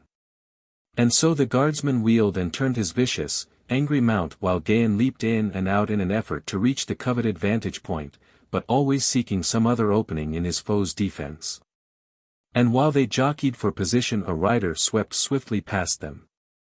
As he passed behind Gahan the latter heard a cry of alarm. "Turan, they have me," came to his ears in the voice of Terra of Helium. A quick glance across his shoulder showed him the galloping Thotman in the act of dragging Terra to the withers of the beast, and then, with the fury of a demon, Gahan of Gathol leaped for his own man. Dragged him from his mount and as he fell smote his head from his shoulders with a single cut of his keen sword. Scarce had the body touched the pavement when the Gatholian was upon the back of the dead warrior's mount, and galloping swiftly down the avenue after the diminishing figures of Terra and her abductor. The sounds of the fight waning in the distance as he pursued his quarry along the avenue that passes the palace of Otar and leads to the gate of enemies. Gahan's mount, carrying but a single rider, gained upon that of the Manatorian, so that as they neared the palace Gahan was scarce 100 yards behind, and now, to his consternation, he saw the fellow turn into the great entranceway. For a moment only was he halted by the guards and then he disappeared within. Gahan was almost upon him then, but evidently he had warned the guards, for they leaped out to intercept the Gatholian. But no. The fellow could not have known that he was pursued, since he had not seen Gahan seize a mount, nor would he have thought that pursuit would come so soon. If he had passed then, so could Gahan pass, for did he not wear the trappings of a Manatorian? The Gatholian thought quickly, and stopping his throat called to the guardsmen to let him pass, in the name of Otar. They hesitated a moment. Aside, cried Gahan. Must the Jedak's messenger parley for the right to deliver his message? To whom would you deliver it? Asked the Padwar of the guard. Saw you not him who just entered? Cried Gahan, and without waiting for a reply urged his throat straight past them into the palace, and while they were deliberating what was best to be done, it was too late to do anything, which is not unusual.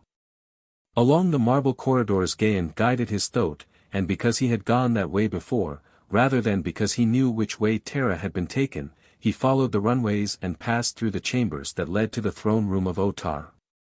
On the second level he met a slave. Which way went he who carried the woman before him? He asked.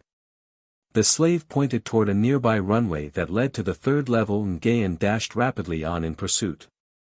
At the same moment a thoatman, riding at a furious pace, approached the palace and halted his mount at the gate.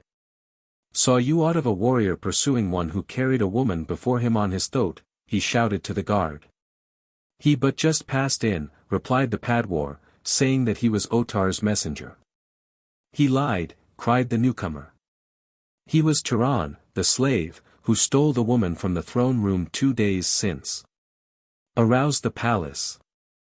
He must be seized, and alive if possible. It is Otar's command. Instantly warriors were dispatched to search for the Gatholian and warn the inmates of the palace to do likewise. Owing to the games there were comparatively few retainers in the great building, but those whom they found were immediately enlisted in the search. So that presently at least 50 warriors were seeking through the countless chambers and corridors of the palace of Otar. As Gahan's thoat bore him to the third level the man glimpsed the hind quarters of another thoat disappearing at the turn of a corridor far ahead. Urging his own animal forward he raced swiftly in pursuit and making the turn discovered only an empty corridor ahead. Along this he hurried to discover near its farther end a runway to the fourth level, which he followed upward. Here he saw that he had gained upon his quarry who was just turning through a doorway 50 yards ahead. As Gahan reached the opening he saw that the warrior had dismounted and was dragging Terra toward a small door on the opposite side of the chamber. At the same instant the clank of harness to his rear caused him to cast a glance behind where, along the corridor he had just traversed, he saw 3 warriors approaching on foot at a run. Leaping from his thoat Gahan sprang into the chamber where Terra was struggling to free herself from the grasp of her captor, slammed the door behind him, shot the great bolt into its seat. And drawing his sword crossed the room at a run to engage the Manatorian. The fellow, thus menaced, called aloud to Gahan to halt, at the same time thrusting Terra at arm's length and threatening her heart with the point of his short sword. Stay! He cried, or the woman dies, for such is the command of Otar, rather than that she again fall into your hands. Gahan stopped. But a few feet separated him from Terra and her captor, yet he was helpless to aid her. Slowly the warrior backed toward the open doorway behind him, dragging Terra with him. The girl struggled and fought, but the warrior was a powerful man and having seized her by the harness from behind was able to hold her in a position of helplessness. Save me, Turan, she cried. Let them not drag me to a fate worse than death. Better that I die now while my eyes behold a brave friend than later, fighting alone among enemies in defense of my honor. He took a step nearer. The warrior made a threatening gesture with his sword close to the soft, smooth skin of the princess, and Gahan halted. I cannot, Terra of Helium, he cried. Think not ill of me that I am weak, that I cannot see you die. Too great is my love for you, daughter of Helium. The Manatorian warrior, a derisive grin upon his lips, backed steadily away. He had almost reached the doorway when Gahan saw another warrior in the chamber toward which Terra was being borne, a fellow who moved silently, almost stealthily, across the marble floor as he approached Terra's captor from behind. In his right hand he grasped a longsword. 2-1, thought Gahan, and a grim smile touched his lips, for he had no doubt that once they had Terra safely in the adjoining chamber the two would set upon him. If he could not save her, he could at least die for her. And then, suddenly, Gahan's eyes fastened with amazement upon the figure of the warrior behind the grinning fellow who held Terra and was forcing her to the doorway. He saw the newcomer step almost within arm's reach of the other. He saw him stop, an expression of malevolent hatred upon his features. He saw the great sword swing through the arc of a great circle, gathering swift and terrific momentum from its own weight backed by the brawn of the steel thews that guided it. He saw it pass through the feathered skull of the Manatorian, splitting his sardonic grin in twain, and open him to the middle of his breastbone. As the dead hand relaxed its grasp upon Terra's wrist the girl leaped forward, without a backward glance, to Gahan's side. His left arm encircled her, nor did she draw away, as with ready sword the Gatholian awaited fate's next decree. Before them Terra's deliverer was wiping the blood from his sword upon the hair of his victim. He was evidently a Manatorian, his trappings those of the Jedak's guard, and so his act was inexplicable to Gahan and to Terra.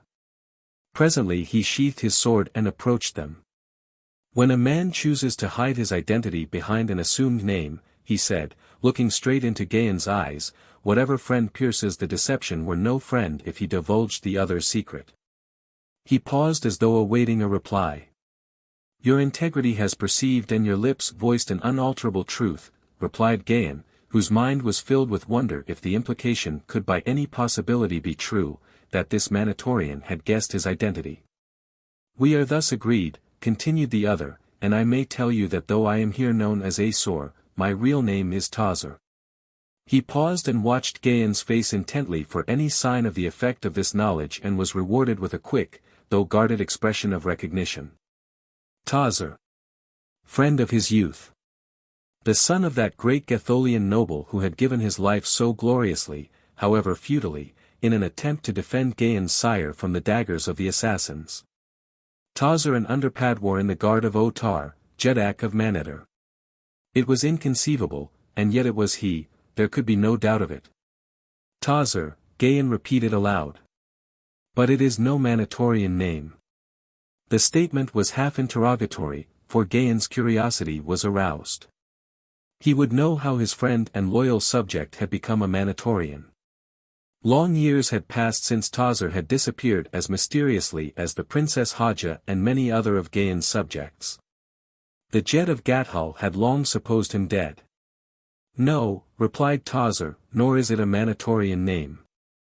Come, while I search for a hiding place for you in some forgotten chamber in one of the untenanted portions of the palace, and as we go I will tell you briefly how Tazur the Gatholian became Azor the Manatorian.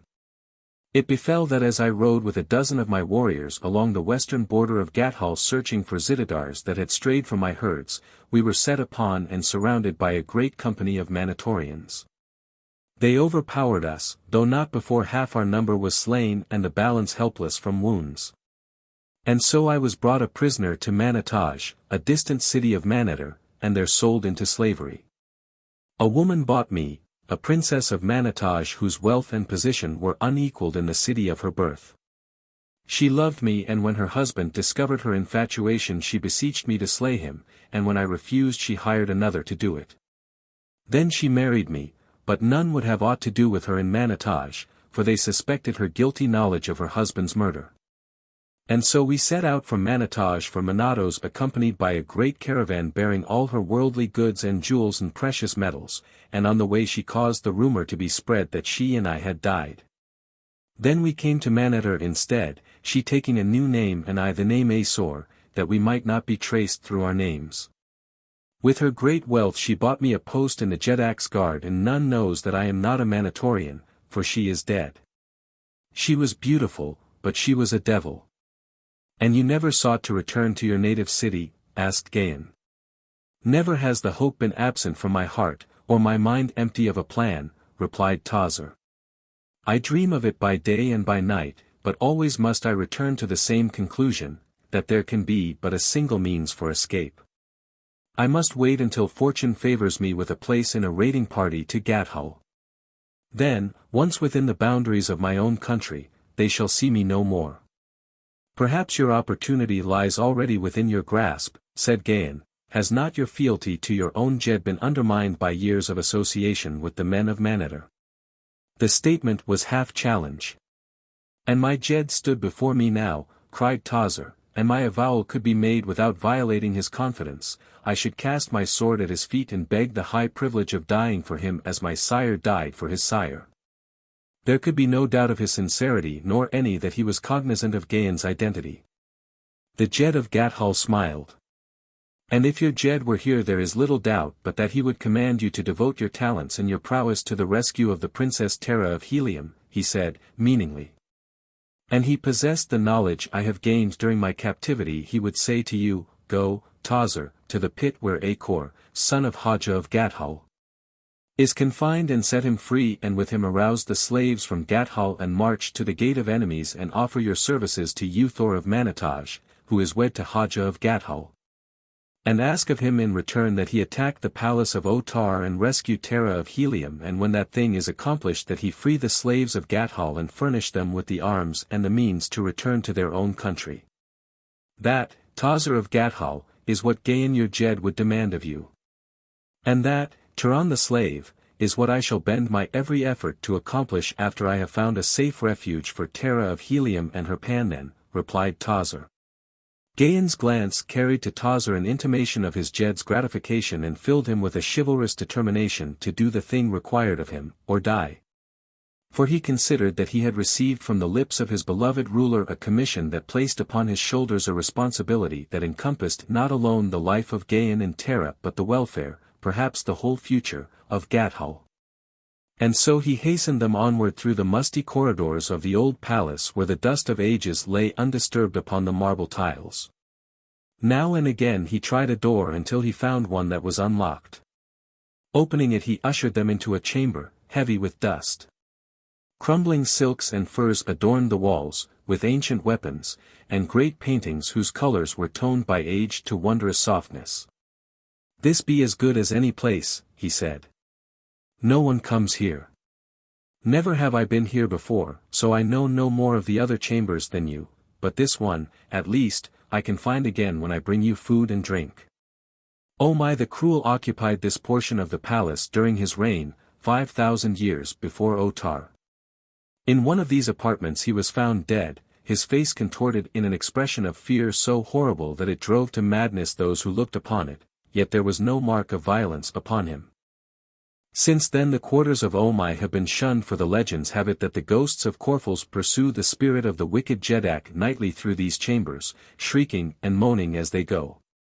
But, he added, as though to reassure himself as well as his companions, such things may not be countenanced by the culture of Gathol or Helium. Gahan laughed. And if all who looked upon him were driven mad, who then was there to perform the last rites or prepare the body of the Jedak for them? There was none, replied Tazur. Where they found him they left him, and there to this very day his mouldering bones lie hid in some forgotten chamber of this forbidden suite. Tazur left them then, assuring them that he would seek the first opportunity to speak with Akor, and upon the following day he would bring them food and drink. Those who have read John Carter's description of the Green Martians in A Princess of Mars will recall that these strange people could exist for considerable periods of time without food or water. And to a lesser degree is the same true of all Martians. After Tazur had gone, Terra turned to Gahan and approaching laid a hand upon his arm. So swiftly have events transpired since I recognized you beneath your disguise, she said, that I have had no opportunity to assure you of my gratitude and the high esteem that your valor has won for you in my consideration. Let me now acknowledge my indebtedness, and if promises be not vain from one whose life and liberty are in grave jeopardy, accept my assurance of the great reward that awaits you at the hand of my father in Helium. I desire no reward, he replied, other than the happiness of knowing that the woman I love is happy. For an instant the eyes of Terra of Helium blazed as she drew herself haughtily to her full height, and then they softened and her attitude relaxed as she shook her head sadly. I have it not in my heart to reprimand you, Turan, she said, however great your fault, for you have been an honorable and a loyal friend to Terra of Helium, but you must not say what my ears must not hear.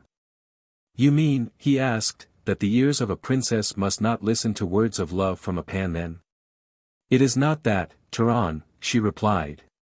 But rather that I may not in honor listen to words of love from another than him to whom I am betrothed, a fellow countryman, Jor Cantos.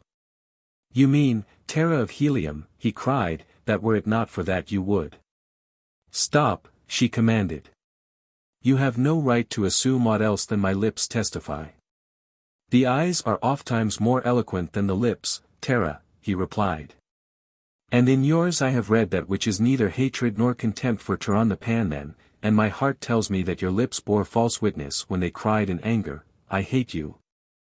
I do not hate you, Turan, nor yet may I love you, said the girl, simply. When I broke my way out from the chamber of Igos I was indeed upon the verge of believing that you did hate me, he said, for only hatred, it seemed to me, could account for the fact that you had gone without making an effort to liberate me. But presently both my heart and my judgment told me that Terra of Helium could not have deserted a companion in distress, and though I still am in ignorance of the facts I know that it was beyond your power to aid me. It was indeed, said the girl. Scarce had Igos fallen at the bite of my dagger than I heard the approach of warriors.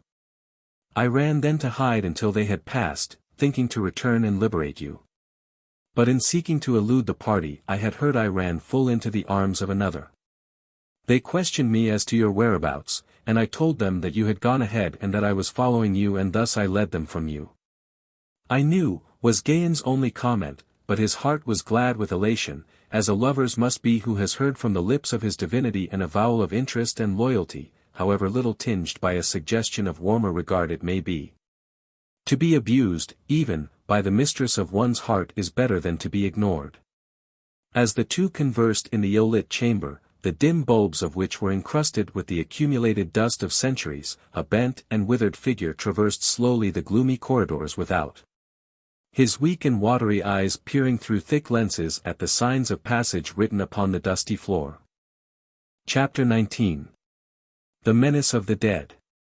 The night was still young when there came one to the entrance of the banquet hall where Otar of Manetter dined with his chiefs.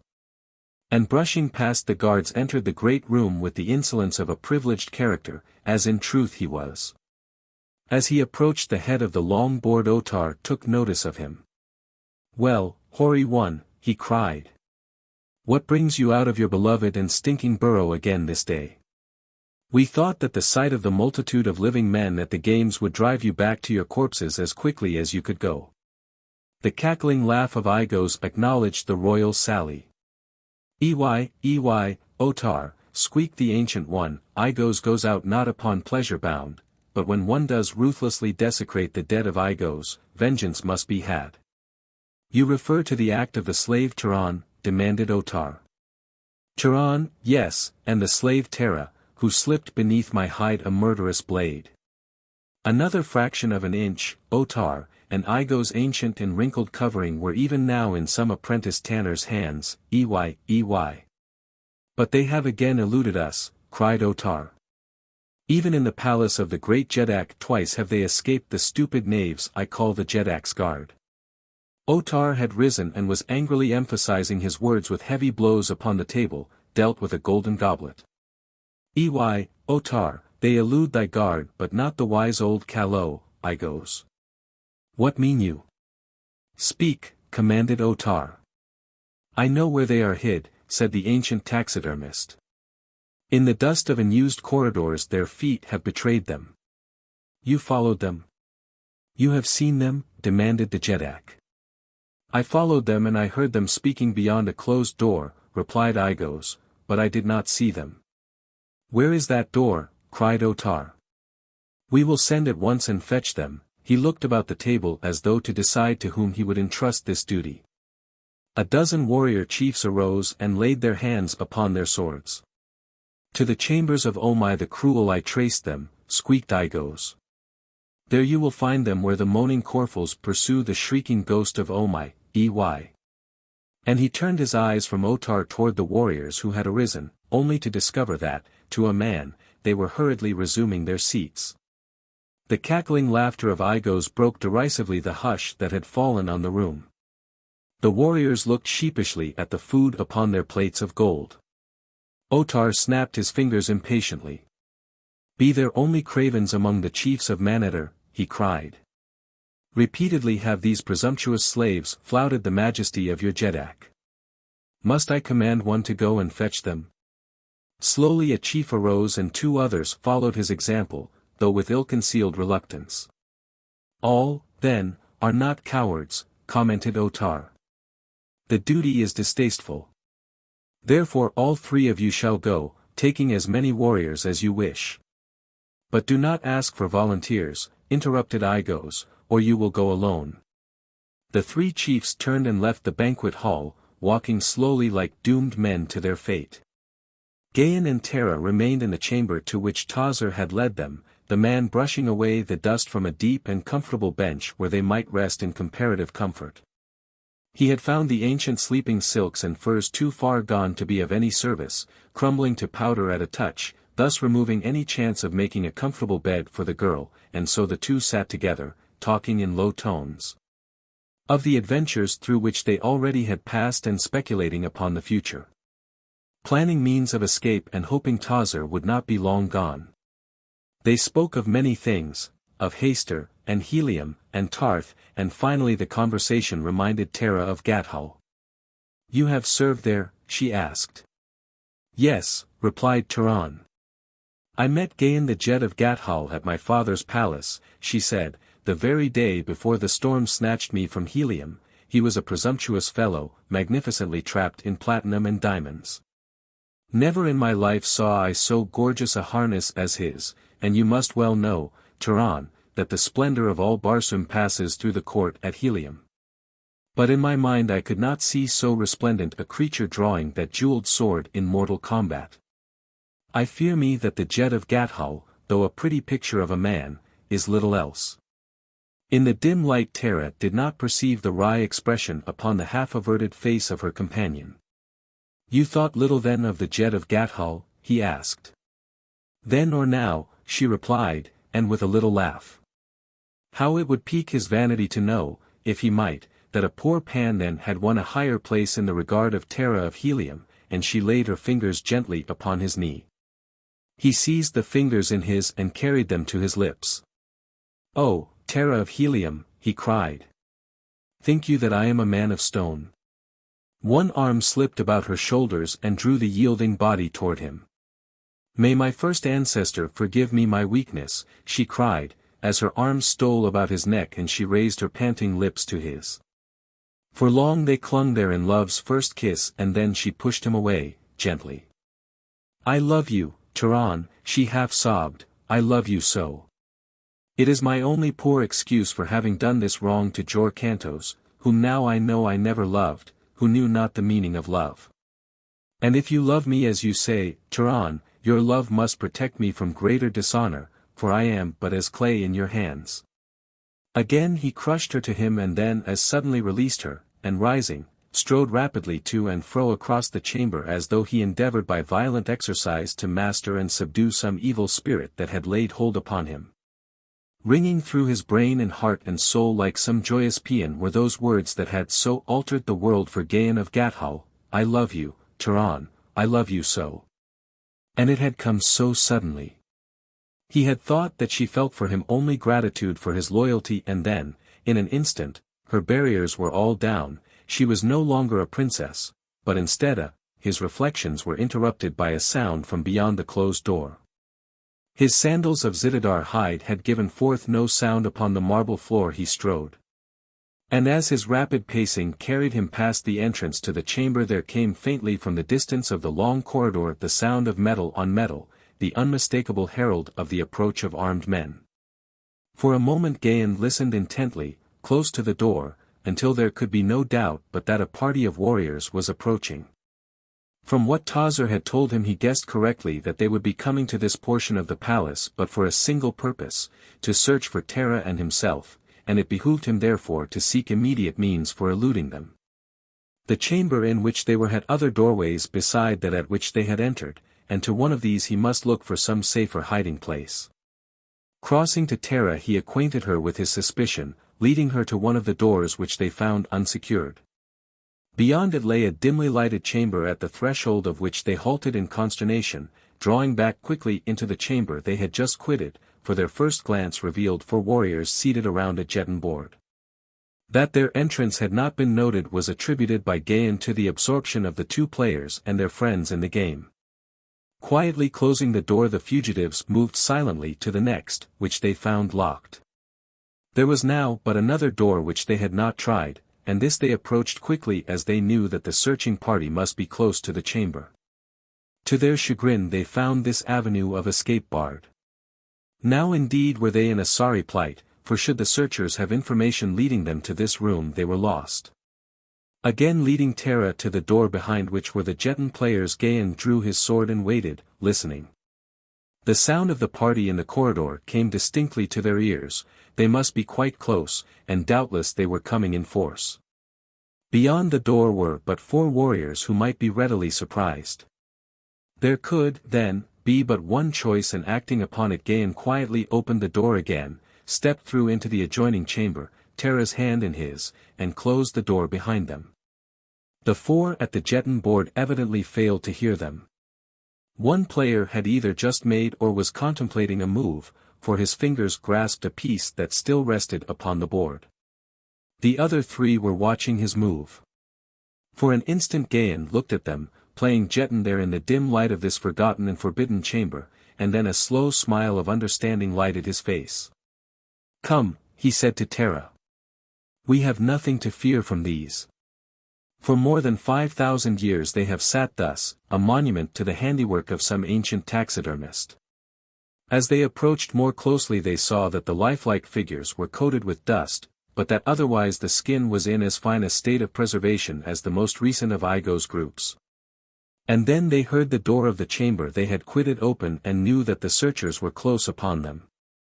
Across the room they saw the opening of what appeared to be a corridor, in which investigation proved to be a short passageway, terminating in a chamber in the center of which was an ornate sleeping dais. This room, like the others, was but poorly lighted, time having dimmed the radiance of its bulbs and coated them with dust. A glance showed that it was hung with heavy goods and contained considerable massive furniture in addition to the sleeping platform. A second glance at which revealed what appeared to be the form of a man lying partially on the floor and partially on the dais. No doorways were visible other than that at which they had entered, though both knew that others might be concealed by the hangings. Gahan, his curiosity aroused by the legends surrounding this portion of the palace, crossed to the dais to examine the figure that apparently had fallen from it. To find the dried and shriveled corpse of a man lying upon his back on the floor with arms outstretched and fingers stiffly outspread. One of his feet was doubled partially beneath him, while the other was still entangled in the sleeping silks and furs upon the dais. After 5,000 years the expression of the withered face and the eyeless sockets retained the aspect of horrid fear to such an extent, that Gahan knew that he was looking upon the body of Omai the Cruel. Suddenly Terra, who stood close beside him, clutched his arm and pointed toward a far corner of the room. Gahan looked and looking felt the hairs upon his neck rising. He threw his left arm about the girl and with bared sword stood between her and the hangings that they watched, and then slowly Gahan of Gathol backed away, for in this grim and somber chamber, which no human foot had trod for 5,000 years and to which no breath of wind might enter, the heavy hangings in the far corner had moved. Not gently had they moved as a draught might have moved them had there been a draught, but suddenly they had bulged out as though pushed against from behind.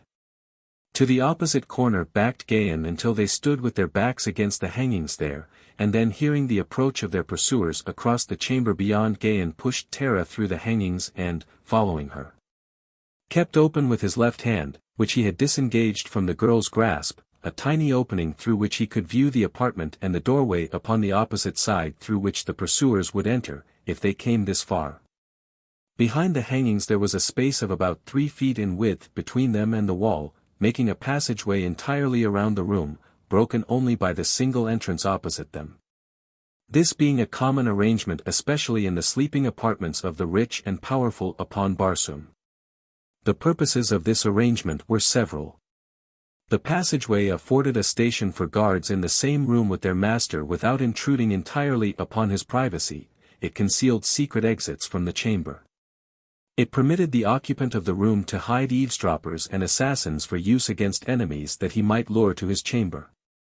The 3 chiefs with a dozen warriors had had no difficulty in following the tracks of the fugitives through the dust of the corridors and chambers they had traversed.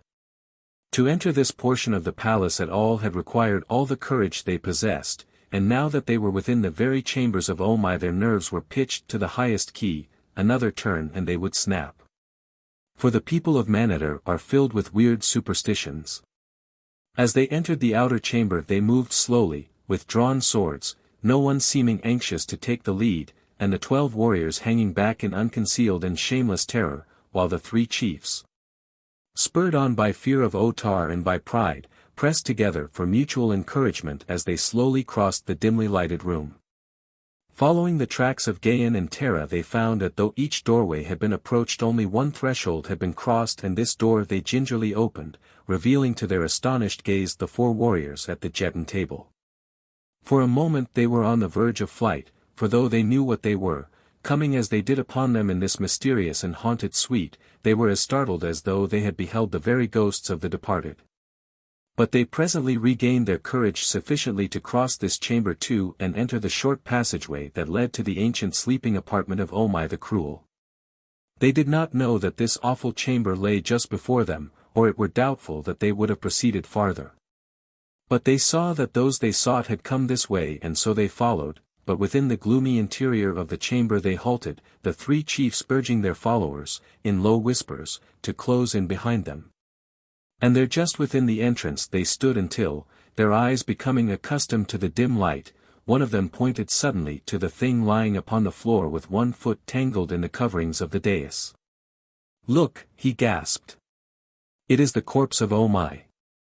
Ancestor of ancestors. We are in the forbidden chamber." Simultaneously there came from behind the hangings beyond the gruesome dead a hollow moan followed by a piercing scream, and the hangings shook and bellied before their eyes. With one accord, chieftains and warriors, they turned and bolted for the doorway, a narrow doorway, where they jammed, fighting and screaming in an effort to escape. They threw away their swords and clawed at one another to make a passage for escape, those behind climbed upon the shoulders of those in front, and some fell and were trampled upon. But at last they all got through, and, the swiftest first, they bolted across the 2 intervening chambers to the outer corridor beyond, nor did they halt their mad retreat before they stumbled, weak and trembling, into the banquet hall of Otar. At sight of them the warriors who had remained with the Jedak leaped to their feet with drawn swords, thinking that their fellows were pursued by many enemies. But no one followed them into the room, and the 3 chieftains came and stood before Otar with bowed heads and trembling knees. "Well?" demanded the Jedak. "What ails you? Speak." "Otar," cried one of them when at last he could master his voice. "When have we 3 failed you in battle or combat? Have our swords been not always among the foremost in defense of your safety and your honor? Have I denied this?" demanded Otar. "Listen, then, O Jedak, and judge us with leniency. We followed the 2 slaves to the apartments of Omai the Cruel. We entered the accursed chambers and still we did not falter. We came at last to that horrid chamber no human eye had scanned before in 50 centuries and we looked upon the dead face of Omai lying as he has lain for all this time. To the very death chamber of Omai the Cruel we came and yet we were ready to go farther. When suddenly there broke upon our horrified ears the moans and the shrieking that marked these haunted chambers and the hangings moved and rustled in the dead air. Otar, it was more than human nerves could endure. We turned and fled. We threw away our swords and fought with one another to escape. With sorrow, but without shame, I tell it, for there be no man in all Manetter that would not have done the same. If these slaves be Corphals they are safe among their fellow ghosts. If they be not Corphals, then already are they dead in the chambers of Omai, and there may they rot for all of me, for I would not return to that accursed spot for the harness of a Jetak and the half of Barsoom for an empire. I have spoken. Otar knitted his scowling brows. Are all my chieftains cowards and cravens? He demanded presently in sneering tones. From among those who had not been of the searching party a chieftain arose and turned a scowling face upon Otar. The Jetak knows, he said, that in the annals of Manetter her Jetaks have ever been accounted the bravest of her warriors. Where my Jetak leads I will follow, nor may any Jetak call me a coward or a craven unless I refuse to go where he dares to go. I have spoken. After he had resumed his seat there was a painful silence, for all knew that the speaker had challenged the courage of Otar the Jetak of Manetter and all awaited the reply of their ruler. In every mind was the same thought, Otar must lead them at once to the chamber of Omai the Cruel, or accept forever the stigma of cowardice, and there could be no coward upon the throne of Manetter. That they all knew and that Otar knew, as well. But Otar hesitated. He looked about upon the faces of those around him at the banquet board, but he saw only the grim visages of relentless warriors. There was no trace of leniency in the face of any. And then his eyes wandered to a small entrance at one side of the great chamber. An expression of relief expunged the scowl of anxiety from his features. Look, he exclaimed. See who has come. Chapter 20. The Charge of Cowardice. Gahan, watching through the aperture between the hangings, saw the frantic flight of their pursuers. A grim smile rested upon his lips as he viewed the mad scramble for safety and saw them throw away their swords and fight with one another to be first from the chamber of fear, and when they were all gone he turned back toward Terra. The smile still upon his lips. But the smile died the instant that he turned, for he saw that Terra had disappeared. Terra, he called in a loud voice, for he knew that there was no danger that their pursuers would return. But there was no response, unless it was a faint sound as of cackling laughter from afar. Hurriedly he searched the passageway behind the hangings finding several doors, one of which was ajar. Through this he entered the adjoining chamber which was lighted more brilliantly for the moment by the soft rays of hurtling Thuria taking her mad way through the heavens. Here he found the dust upon the floor disturbed, and the imprint of sandals. They had come this way, Terra and whatever the creature was that had stolen her. But what could it have been? Gahan, a man of culture and high intelligence, held few if any superstitions. In common with nearly all races of Barsoom he clung, more or less inherently, to a certain exalted form of ancestor worship. Though it was rather the memory or legends of the virtues and heroic deeds of his forebears that he deified rather than themselves. He never expected any tangible evidence of their existence after death. He did not believe that they had the power either for good or for evil other than the effect that their example while living might have had upon following generations. He did not believe therefore in the materialization of dead spirits. If there was a life hereafter he knew nothing of it, for he knew that science had demonstrated the existence of some material cause for every seemingly supernatural phenomenon of ancient religions and superstitions. Yet he was at a loss to know what power might have removed Terra so suddenly and mysteriously from his side in a chamber that had not known the presence of man for 5,000 years. In the darkness he could not see whether there were the imprints of other sandals than Terra's, only that the dust was disturbed, and when it led him into gloomy corridors he lost the trail altogether. A perfect labyrinth of passages and apartments were now revealed to him as he hurried on through the deserted quarters of Omai. Here was an ancient bath, doubtless that of the Jetak himself, and again he passed through a room in which a meal had been laid upon a table 5,000 years before, the untasted breakfast of Omai, perhaps. There passed before his eyes in the brief moments that he traversed the chambers a wealth of ornaments and jewels and precious metals that surprised even the Gahan of Gathol whose harness was of diamonds and platinum and whose riches were the envy of a world. But at last his search of Omai's chambers ended in a small closet in the floor of which was the opening to a spiral runway leading straight down into Stygian darkness. The dust at the entrance of the closet had been freshly disturbed, and as this was the only possible indication that Gahan had of the direction taken by the abductor of Terra, it seemed as well to follow on as to search elsewhere. So, without hesitation, he descended into the utter darkness below. Feeling with a foot before taking a forward step, his descent was necessarily slow, but Gahan was a Barsoomian and so knew the pitfalls that might await the unwary in such dark, forbidden portions of a Jedak's palace. He had descended for what he judged might be 3 full levels and was pausing, as he occasionally did, to listen, when he distinctly heard a peculiar shuffling, scraping sound approaching him from below. Whatever the thing was, it was ascending the runway at a steady pace and would soon be near him. Gahan laid his hand upon the hilt of his sword and drew it slowly from its scabbard that he might make no noise that would apprise the creature of his presence. He wished that there might be even the slightest lessening of the darkness. If he could see but the outline of the thing that approached him, he would feel that he had a fairer chance in the meeting. But he could see nothing, and then because he could see nothing, the end of his scabbard struck the stone side of the runway, giving off a sound that the stillness and the narrow confines of the passage and the darkness seemed to magnify to a terrific clatter. Instantly the shuffling sound of approach ceased. For a moment Gahan stood in silent waiting, then casting aside discretion he moved on again down the spiral. The thing, whatever it might be, gave forth no sound now by which Gahan might locate it. At any moment it might be upon him, and so he kept his sword in readiness. Down, ever downward the steep spiral led. The darkness and the silence of the tomb surrounded him, yet somewhere ahead was something. He was not alone in that horrid place. Another presence that he could not hear or see hovered before him, of that he was positive. Perhaps it was the thing that had stolen Terra. Perhaps Terra herself, still in the clutches of some nameless horror, was just ahead of him. He quickened his pace, it became almost a run at the thought of the danger that threatened the woman he loved, and then he collided with a wooden door that swung open to the impact. Before him was a lighted corridor. On either side were chambers. He had advanced but a short distance from the bottom of the spiral when he recognized that he was in the pits below the palace.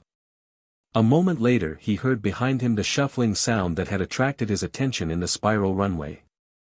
Wheeling about he saw the author of the sound emerging from a doorway he had just passed. It was Ghek the Kaldane. "Ghek," exclaimed Gahan. "It was you in the runway? Have you seen Terra of Helium?" "It was I in the spiral," replied the Kaldane. "But I have not seen Terra of Helium. I have been searching for her." "Where is she?" "I do not know," replied the Gatholian, "but we must find her and take her from this place." "We may find her," said Ghek. "But I doubt our ability to take her away. It is not so easy to leave Manetter as it is to enter it.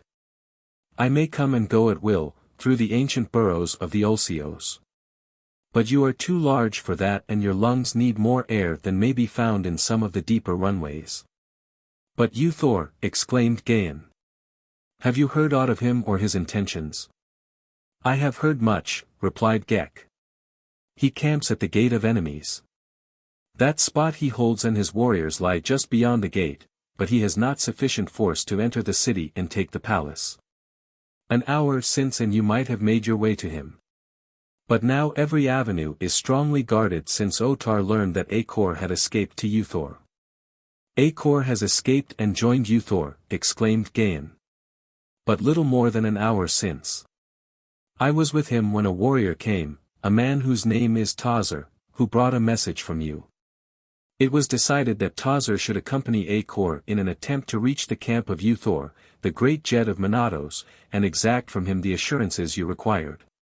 Then Uthor was to return and take food to you and the Princess of Helium. I accompanied them. We won through easily and found Uthor more than willing to respect your every wish, but when Tazar would have returned to you the way was blocked by the warriors of Otar. Then it was that I volunteered to come to you and report and find food and drink and then go forth among the Gatholian slaves of Manetter and prepare them for their part in the plan that Uthor and Tazar conceived." "And what was this plan?" "Uthor has sent for reinforcements. To Menatos he has sent and to all the outlying districts that are his. It will take a month to collect and bring them hither, and in the meantime the slaves within the city are to organize secretly, stealing and hiding arms against the day that the reinforcements arrive. When that day comes the forces of Uthor will enter the gate of enemies, and as the warriors of Otar rush to repulse them, the slaves from Gathol will fall upon them from the rear with the majority of their numbers, while the balance will assault the palace. They hope thus to divert so many from the gate that Uthor will have little difficulty in forcing an entrance to the city. Perhaps they will succeed, commented Gahan. But the warriors of Otar are many, and those who fight in defense of their homes and their Jetak have always an advantage. Ah, Ghek, would that we had the great warships of Gathol or of Helium to pour their merciless fire into the streets of Manatar while Uthor marched to the palace over the corpses of the slain. He paused, deep in thought, and then turned his gaze again upon the Kaldane. Heard you aught of the party that escaped with me from the field of Jetan, of Floren, Valdor, and the others? What of them? 10 of these won through to Uthor at the gate of enemies and were well received by him. 8 fell in the fighting upon the way. Valdor and Floren live, I believe, for I am sure that I heard Uthor address 2 warriors by these names. Good! Exclaimed Gahan. Go then, through the burrows of the Ulcios, to the gate of enemies and carry to Floren the message that I shall write in his own language. Come, while I write the message.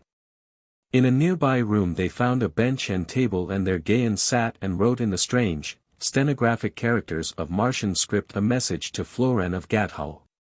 Why, he asked, when he had finished it, did you search for Terra through the spiral runway where we nearly met? Tazur told me where you were to be found, and as I have explored the greater part of the palace by means of the Ulcio runways and the darker and less frequented passages, I knew precisely where you were and how to reach you.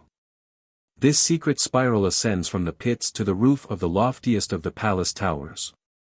It has secret openings at every level, but there is no living Manatorian, I believe, who knows of its existence. At least never have I met one within it, and I have used it many times. Thrice have I been in the chamber where Omai lies, though I knew nothing of his identity or the story of his death until Tazur told it to us in the camp of Uthor. You know the palace thoroughly then? Gahan interrupted. Better than Otar himself or any of his servants. Good. And you would serve the Princess Terra, Ghek, you may serve her best by accompanying Floren and following his instructions. I will write them here at the close of my message to him, for the walls have ears, Ghek, while none but a Gatholian may read what I have written to Floren. He will transmit it to you. Can I trust you? I may never return to Bantoom, replied Ghek. Therefore I have but 2 friends in all Barsoom. What better may I do than serve them faithfully? You may trust me, Gatholian, who with a woman of your kind has taught me that there be finer and nobler things than perfect mentality uninfluenced by the unreasoning tuitions of the heart. I go. As Otar pointed to the little doorway, all eyes turned in the direction he indicated, and surprise was writ large upon the faces of the warriors when they recognized the 2 who had entered the banquet hall. There was Igos, and he dragged behind him one who was gagged and whose hands were fastened behind with a ribbon of tough silk. It was the slave girl. Igos' cackling laughter rose above the silence of the room. Ey, he shrilled. What the young warriors of Otar cannot do, old Igos does alone. Only a Korpal may capture a Korpal, growled one of the chiefs who had fled from the chambers of Omai. Igos laughed. Terror turned your heart to water, he replied. And shame your tongue to libel. This be no Korpal, but only a woman of Helium, her companion a warrior who can match blades with the best of you and cut your putrid hearts. Not so in the days of Igos' youth. Ah, then were there men in Manatar. Well do I recall that day that I. Peace, doddering fool, commanded Otar. Where is the man? Where I found the woman, in the death chamber of Omai. Let your wise and brave chieftains go thither and fetch him. I am an old man, and could bring but one. You have done well, Igos, Otar hastened to assure him, for when he learned that Gahan might still be in the haunted chambers he wished to appease the wrath of Igos, knowing well the vitriolic tongue and temper of the Ancient One. "You think she is no Corpal, then, Igos?" he asked, wishing to carry the subject from the man who was still at large. "No more than you," replied the ancient taxidermist.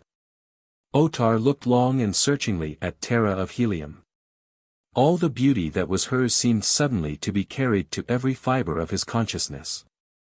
She was still garbed in the rich harness of a black princess of Jetan, and as Otar the Jedak gazed upon her he realized that never before had his eyes rested upon a more perfect figure, a more beautiful face. "She is no Corpal," he murmured to himself. "She is no Corpal and she is a princess of Helium, and, by the golden hair of the holy Hecador, she is beautiful." "Take the gag from her mouth and release her hands," he commanded aloud. "Make room for the Princess Terra of Helium at the side of Otar of Manetter. She shall dine as becomes a princess." Slaves did as Otar bid and Terra of Helium stood with flashing eyes behind the chair that was offered her. "Sit," commanded Otar. The girl sank into the chair.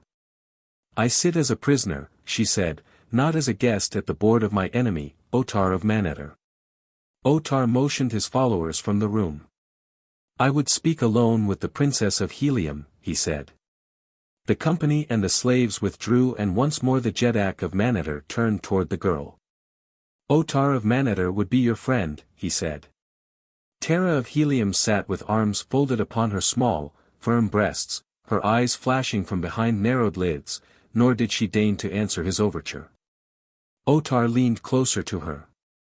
He noted the hostility of her bearing and he recalled his first encounter with her. She was a she-banth, but she was beautiful. She was by far the most desirable woman that Otar had ever looked upon and he was determined to possess her. He told her so. "I could take you as my slave," he said to her, "but it pleases me to make you my wife. You shall be Jeddara of Manetter.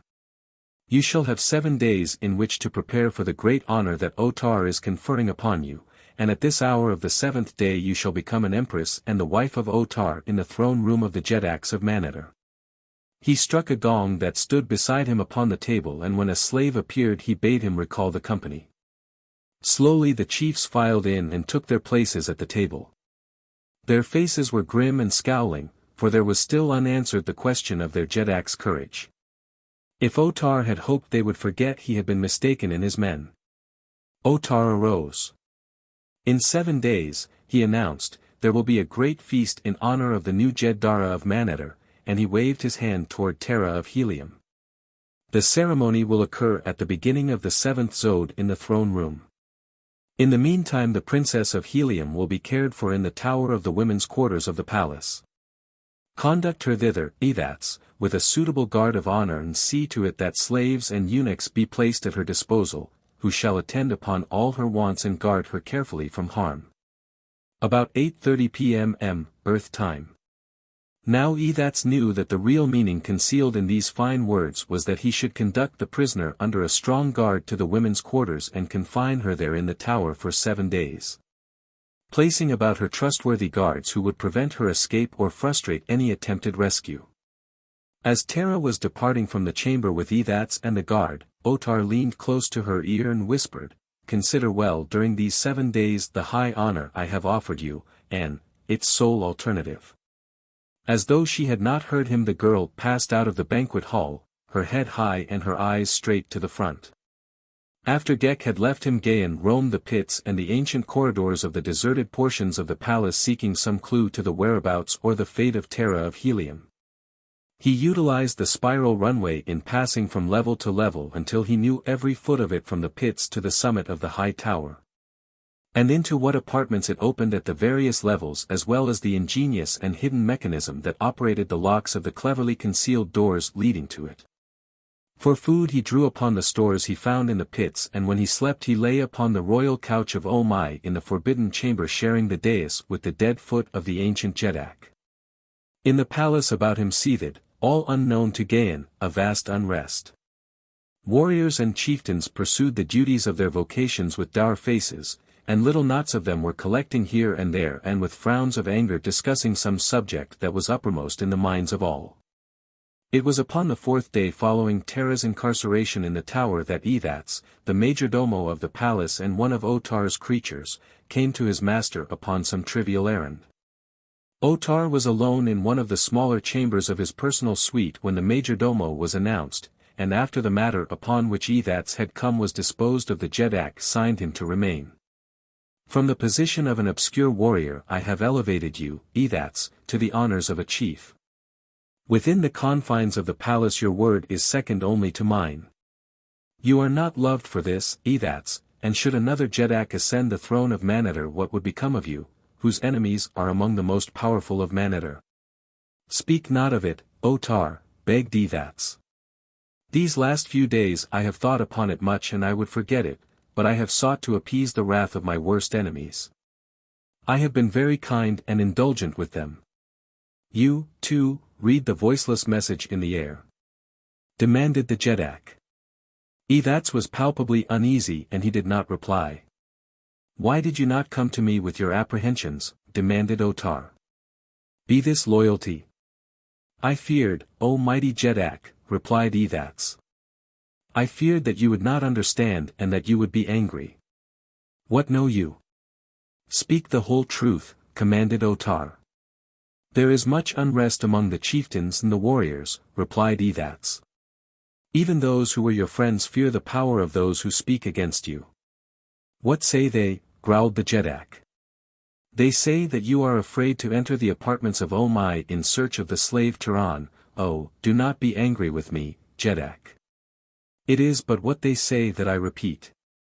I, your loyal Ethats, believe no such foul slander. No, no, why should I fear? Demanded Otar. We do not know that he is there. Did not my chiefs go thither and see nothing of him? But they say that you did not go, pursued Ethats, and that they will have none of a coward upon the throne of Maneter. They said that treason. Otar almost shouted. They said that and more, great Jedak, answered the majordomo. They said that not only did you fear to enter the chambers of Omai, but that you feared the slave Turan, and they blame you for your treatment of Acor, whom they all believe to have been murdered at your command. They were fond of Acor and there are many now who say aloud that Acor would have made a wondrous Jedak. They dare, screamed Otar. They dare suggest the name of a slave's bastard for the throne of Otar. He is your son, Otar, Ethats reminded him, nor is there a more beloved man in Maneter. I but speak to you of facts which may not be ignored. And I dare do so because only when you realize the truth may you seek a cure for the ills that draw about your throne. Otar had slumped down upon his bench, suddenly he looked shrunken and tired and old. Cursed be the day, he cried, that saw those 3 strangers enter the city of Maneter. Would that Eudor had been spared to me. He was strong, my enemies feared him, but he is gone, dead at the hands of that hateful slave, Turan, may the curse of Isis be upon him. My Jedak, what shall we do? Begged Ethats. Cursing the slave will not solve your problems. But the great feast and the marriage is but 3 days off, pleaded Otar. It shall be a great gala occasion. The warriors and the chiefs all know that, it is the custom. Upon that day gifts and honors shall be bestowed. Tell me, who are most bitter against me? I will send you among them and let it be known that I am planning rewards for their past services to the throne. We will make Jeds of chiefs and chiefs of warriors, and grant them palaces and slaves. Ethats? The other shook his head. It will not do, Otar. They will have nothing of your gifts or honors. I have heard them say as much. What do they want? Demanded Otar. They want a Jedak as brave as the bravest, replied Ethats, though his knees shook as he said it. They think I am a coward, cried the Jedak. They say you are afraid to go to the apartments of Omai the Cruel. For a long time Otar sat, his head sunk upon his breast, staring blankly at the floor. Tell them, he said at last in a hollow voice that sounded not at all like the voice of a great Jedak. Tell them that I will go to the chambers of Omai and search for Turan the slave. Chapter 21.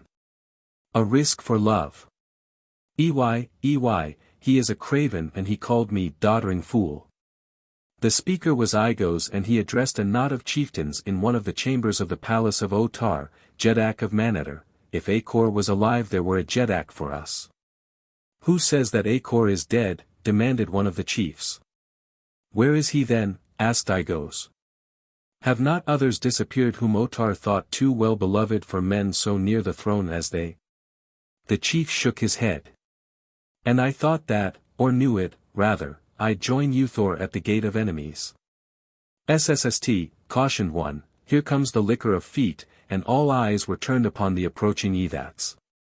Kair, friends, he exclaimed as he stopped among them, but his friendly greeting elicited naught but a few surly nods. Have you heard the news? He continued, unabashed by treatment to which he was becoming accustomed. What, has Otar seen an Ulsion fainted? Demanded Igos with broad sarcasm. Men have died for less than that, ancient one, Ethats reminded him. I am safe, retorted Igos, for I am not a brave and popular son of the Jedak of Manatar. This was indeed open treason, but Ethats feigned not to hear it. He ignored Igos and turned to the others. Otar goes to the chamber of Omai this night in search of Turan the slave, he said. He sorrows that his warriors have not the courage for so mean a duty and that their Jedak is thus compelled to arrest a common slave, with which taunt Ethats passed on to spread the word in other parts of the palace. As a matter of fact the latter part of his message was purely original with himself, and he took great delight in delivering it to the discomfiture of his enemies. As he was leaving the little group of men Igos called after him. At what hour does Otar intend visiting the chambers of Omai? He asked. Toward the end of the 8th Zode, replied the majordomo, and went his way. About 1 a.m. Earth time. We shall see, stated Igos. What shall we see? Asked a warrior. We shall see whether Otar visits the chamber of Omai. How? I shall be there myself and if I see him I will know that he has been there. If I don't see him I will know that he has not, explained the old taxidermist. Is there anything there to fill an honest man with fear? Asked a chieftain. What have you seen? It was not so much what I saw, though that was bad enough, as what I heard, said Igos. Tell us. What heard and saw you? I saw the dead Omai, said Igos. The others shuddered. And you went not mad? They asked. Am I mad? Retorted Igos. And you will go again? Yes. Then indeed you are mad, cried one. You saw the dead Omai. But what heard you that was worse? Whispered another. I saw the dead Omai lying upon the floor of his sleeping chamber with one foot tangled in the sleeping silks and furs upon his couch. I heard horrid moans and frightful screams. And you are not afraid to go there again? Demanded several. The dead cannot harm me, said Igos. He has lain thus for 5,000 years. Nor can a sound harm me. I heard it once and live, I can hear it again. It came from almost at my side where I hid behind the hangings and watched the slave Turan before I snatched the woman away from him. Igos, you are a very brave man, said a chieftain. Otar called me doddering fool, and I would face worse dangers than lie in the forbidden chambers of Omai to know it if he does not visit the chamber of Omai. Then indeed shall Otar fall. The night came and the Zodes dragged and the time approached when Otar, Jedak of Manatar, was to visit the chamber of Omai in search of the slave Turan. To us, who may doubt the existence of malignant spirits, his fear may seem unbelievable, for he was a strong man, an excellent swordsman, and a warrior of great repute. But the fact remained that Otar of Manatar was nervous with apprehension as he strode the corridors of his palace toward the deserted halls of Omai, and when he stood at last with his hand upon the door that opened from the dusty corridor to the very apartments themselves he was almost paralyzed with terror. He had come alone for two very excellent reasons, the first of which was that thus none might note his terror-stricken state nor his defection should he fail at the last moment. And the other was that should he accomplish the thing alone or be able to make his chiefs believe that he had, the credit would be far greater than were he to be accompanied by warriors. But though he had started alone, he had become aware that he was being followed, and he knew that it was because his people had no faith in either his courage or his veracity. He did not believe that he would find the slave Turan. He did not very much want to find him, for though Otar was an excellent swordsman and a brave warrior in physical combat, he had seen how Turan had played with Udor, and he had no stomach for a passage at arms with one whom he knew outclassed him. And so Otar stood with his hand upon the door, afraid to enter, afraid not to. But at last his fear of his own warriors, watching behind him, grew greater than the fear of the unknown behind the ancient door, and he pushed the heavy skeel aside and entered. Silence and gloom and the dust of centuries lay heavy upon the chamber. From his warriors he knew the route that he must take to the horrid chamber of Omai, and so he forced his unwilling feet across the room before him, across the room where the Jetan players sat at their eternal game. And came to the short corridor that led into the room of Omai. His naked sword trembled in his grasp. He paused after each forward step to listen, and when he was almost at the door of the ghost-haunted chamber, his heart stood still within his breast and the cold sweat broke from the clammy skin of his forehead. For from within there came to his affrighted ears the sound of muffled breathing. Then it was that Otar of Manetter came near to fleeing from the nameless horror that he could not see, but that he knew lay waiting for him in that chamber just ahead. But again came the fear of the wrath and contempt of his warriors and his chiefs. They would degrade him and they would slay him into the bargain. There was no doubt of what his fate would be should he flee the apartments of Omai in terror. His only hope, therefore, lay in daring the unknown in preference to the known. He moved forward. A few steps took him to the doorway. The chamber before him was darker than the corridor, so that he could just indistinctly make out the objects in the room. He saw a sleeping dais near the center, with a darker blotch of something lying on the marble floor beside it.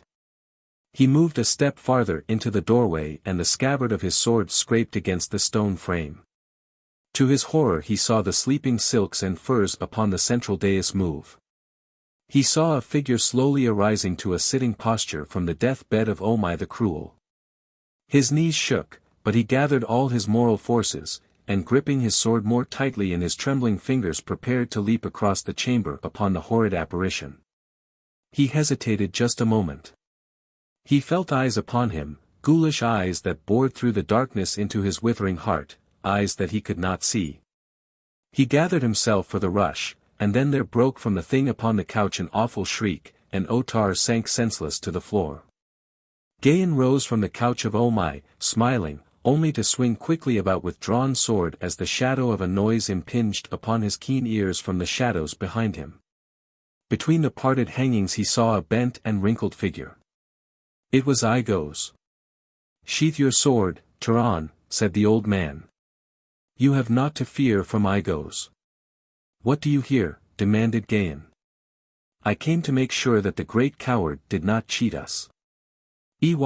And he called me doddering fool, but look at him now. Stricken insensible by terror, but, one might forgive him that who had heard your uncanny scream. It all but blasted my own courage. And it was you, then, who moaned and screamed when the chiefs came the day that I stole Terra from you. It was you, then, old scoundrel," demanded Gahan, moving threateningly toward Igos. Come, expostulated the old man, "it was I, but then I was your enemy. I would not do it now. Conditions have changed." "How have they changed?" "What has changed them?" asked Gahan. "Then I did not fully realize the cowardice of my Jetak, or the bravery of you and the girl. I am an old man from another age and I love courage. At first I resented the girl's attack upon me, but later I came to see the bravery of it and it won my admiration, as have all her acts. She feared not Otar, she feared not me, she feared not all the warriors of Manetter. And you. Blood of a million sires. How you fight. I am sorry that I exposed you at the fields of Jetan. I am sorry that I dragged the girl Terra back to Otar. I would make amends. I would be your friend. Here is my sword at your feet, and drawing his weapon Aigos cast it to the floor in front of Gahan. The Gatholian knew that scarce the most abandoned of knaves would repudiate this solemn pledge, and so he stooped, and picking up the old man's sword returned it to him, hilt first, in acceptance of his friendship. "Where is the Princess Terra of Helium?" asked Gahan. "Is she safe?" "She is confined in the tower of the women's quarters awaiting the ceremony that is to make her Jedara of Manetter," replied Aigos. "This thing dared think that Terra of Helium would mate with him," growled Gahan. "I will make short work of him if he is not already dead from fright," and he stepped toward the fallen Otar to run his sword through the Jedak's heart. "No!" cried Aigos. "Slay him not and pray that he be not dead if you would save your princess." "How is that?" asked Gahan. "If word of Otar's death reached the quarters of the women, the Princess Terra would be lost. They know Otar's intention of taking her to wife and making her Jedara of Manetter, so you may rest assured that they all hate her with the hate of jealous women. Only Otar's power protects her now from harm. Should Otar die, they would turn her over to the warriors and the male slaves, for there would be none to avenge her." Gahan sheathed his sword. "Your point is well taken, but what shall we do with him?" "Leave him where he lies," counseled Aigos. "He is not dead. When he revives he will return to his quarters with a fine tale of his bravery, and there will be none to impugn his boasts, none but Aigos. Come. He may revive at any moment and he must not find us here." Aigos crossed to the body of his Jedak, knelt beside it for an instant, and then returned past the couch to Gahan. The two quit the chamber of Omai and took their way toward the spiral runway. Here Aigos led Gahan to a higher level and out upon the roof of that portion of the palace from where he pointed to a high tower quite close by. "There," he said, "lies the Princess of Helium, and quite safe she will be until the time of the ceremony." "Safe, possibly, from other hands, but not from her own," said Gahan. "She will never become Jedara of Manetter, first will she destroy herself." "She would do that?" asked Aigos. "She will, unless you can get word to her that I still live and that there is yet hope," replied Gahan.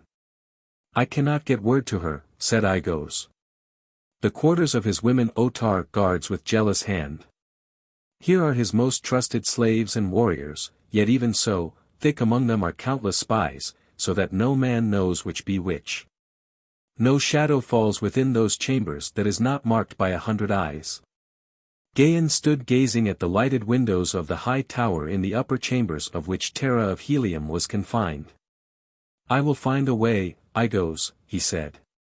"There is no way," replied the old man. For some time they stood upon the roof beneath the brilliant stars and hurtling moons of dying Mars, laying their plans against the time that Terra of Helium should be brought from the high tower to the throne room of Otar. It was then, and then alone, argued Aigos, that any hope of rescuing her might be entertained. Just how far he might trust the other Gahan did not know, and so he kept to himself the knowledge of the plan that he had forwarded to Floren and Valdor by Ghek. But he assured the ancient taxidermist that if he were sincere in his oft-repeated declaration that Otar should be denounced and superseded, he would have his opportunity on the night that the Jedak sought to wed the Heliometic princess. "Your time shall come then, Aigos," Gahan assured the other, "and if you have any party that thinks as you do, prepare them for the eventuality that will succeed Otar's presumptuous attempt to wed the daughter of the warlord. Where shall I see you again, and when?" "I go now to speak with Terra, Princess of Helium." "I like your boldness," said Aigos, "but it will avail you naught. You will not speak with Terra, Princess of Helium, though doubtless the blood of many Manatorians will drench the floors of the women's quarters before you are slain." Gahan smiled. "I shall not be slain. Where and when shall we meet?" "But you may find me in Omai's chamber at night. That seems the safest retreat in all Manetter for an enemy of the Jedak in whose palace it lies. I go. And may the spirits of your ancestors surround you," said Aigos. After the old man had left him, Gahan made his way across the roof to the high tower, which appeared to have been constructed of concrete and afterward elaborately carved. its entire surface being covered with intricate designs cut deep into the stone-like material of which it was composed. Though wrought ages since, it was but little weather-worn owing to the aridity of the Martian atmosphere, the infrequency of rains, and the rarity of dust storms. To scale it, though, presented difficulties and danger that might have deterred the bravest of men, that would, doubtless, have deterred Gahan, had he not felt that the life of the woman he loved depended upon his accomplishing the hazardous feat. Removing his sandals and laying aside all of his harness and weapons other than a single belt supporting a dagger, the Gatholian essayed the dangerous ascent. Clinging to the carvings with hands and feet, he worked himself slowly aloft, avoiding the windows and keeping upon the shadowy side of the tower, away from the light of Thuria and Cluros. The tower rose some 50 feet above the roof of the adjacent part of the palace, comprising 5 levels or floors with windows looking in every direction. A few of the windows were balconied, and these more than the others he sought to avoid, although, it being now near the close of the 9th zode, there was little likelihood that many were awake within the tower. His progress was noiseless and he came at last, undetected, to the windows of the upper level. These, like several of the others he had passed at lower levels, were heavily barred, so that there was no possibility of his gaining ingress to the apartment where Terra was confined. Darkness hid the interior behind the first window that he approached. The second opened upon a lighted chamber where he could see a guard sleeping at his post outside a door. Here also was the top of the runway leading to the next level below. Passing still farther around the tower, Gahan approached another window, but now he clung to that side of the tower which ended in a courtyard 100 feet below, and in a short time the light of Thuria would reach him. He realized that he must hasten, and he prayed that behind the window he now approached he would find Terra of Helium. Coming to the opening, he looked in upon a small chamber dimly lighted. In the center was a sleeping dais upon which a human form lay beneath silks and furs. A bare arm, protruding from the coverings, lay exposed against a black and yellow striped Orlic skin, an arm of wondrous beauty about which was clasped an armlet that Gahan knew. No other creature was visible within the chamber, all of which was exposed to Gahan's view. Pressing his face to the bars, the Gatholian whispered her dear name. The girl stirred, but did not awaken. Again he called, but this time louder. Terra sat up and looked about, and at the same instant a huge eunuch leaped to his feet from where he had been lying on the floor close by that side of the dais farthest from Gahan. Simultaneously the brilliant light of Thuria flashed full upon the window where Gahan clung, silhouetting him plainly to the two within. Both sprang to their feet. The eunuch drew his sword and leaped for the window where the helpless Gahan would have fallen an easy victim to a single thrust of the murderous weapon the fellow bore, had not Terra of Helium leaped upon her guard, dragging him back. At the same time she drew the slim dagger from its hiding place in her harness, and even as the eunuch sought to hurl her aside, its keen point found his heart. Without a sound he died and lunged forward to the floor. Then Terra ran to the window. "Turan, my chief," she cried.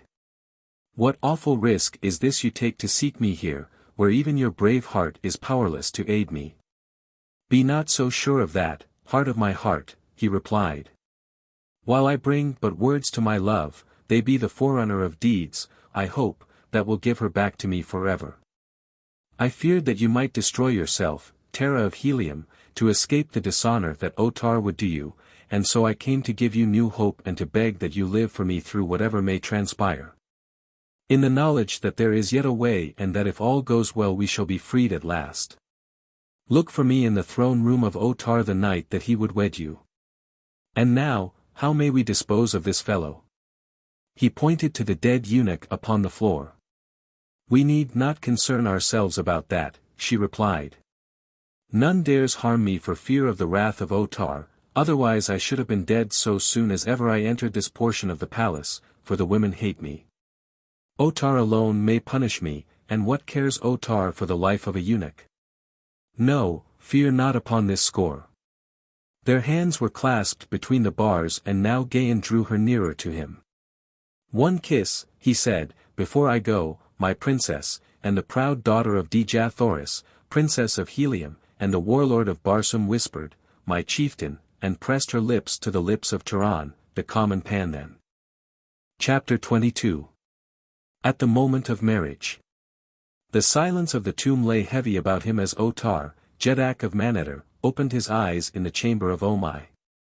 Recollection of the frightful apparition that had confronted him swept to his consciousness. He listened, but heard naught. Within the range of his vision there was nothing apparent that might cause alarm. Slowly he lifted his head and looked about.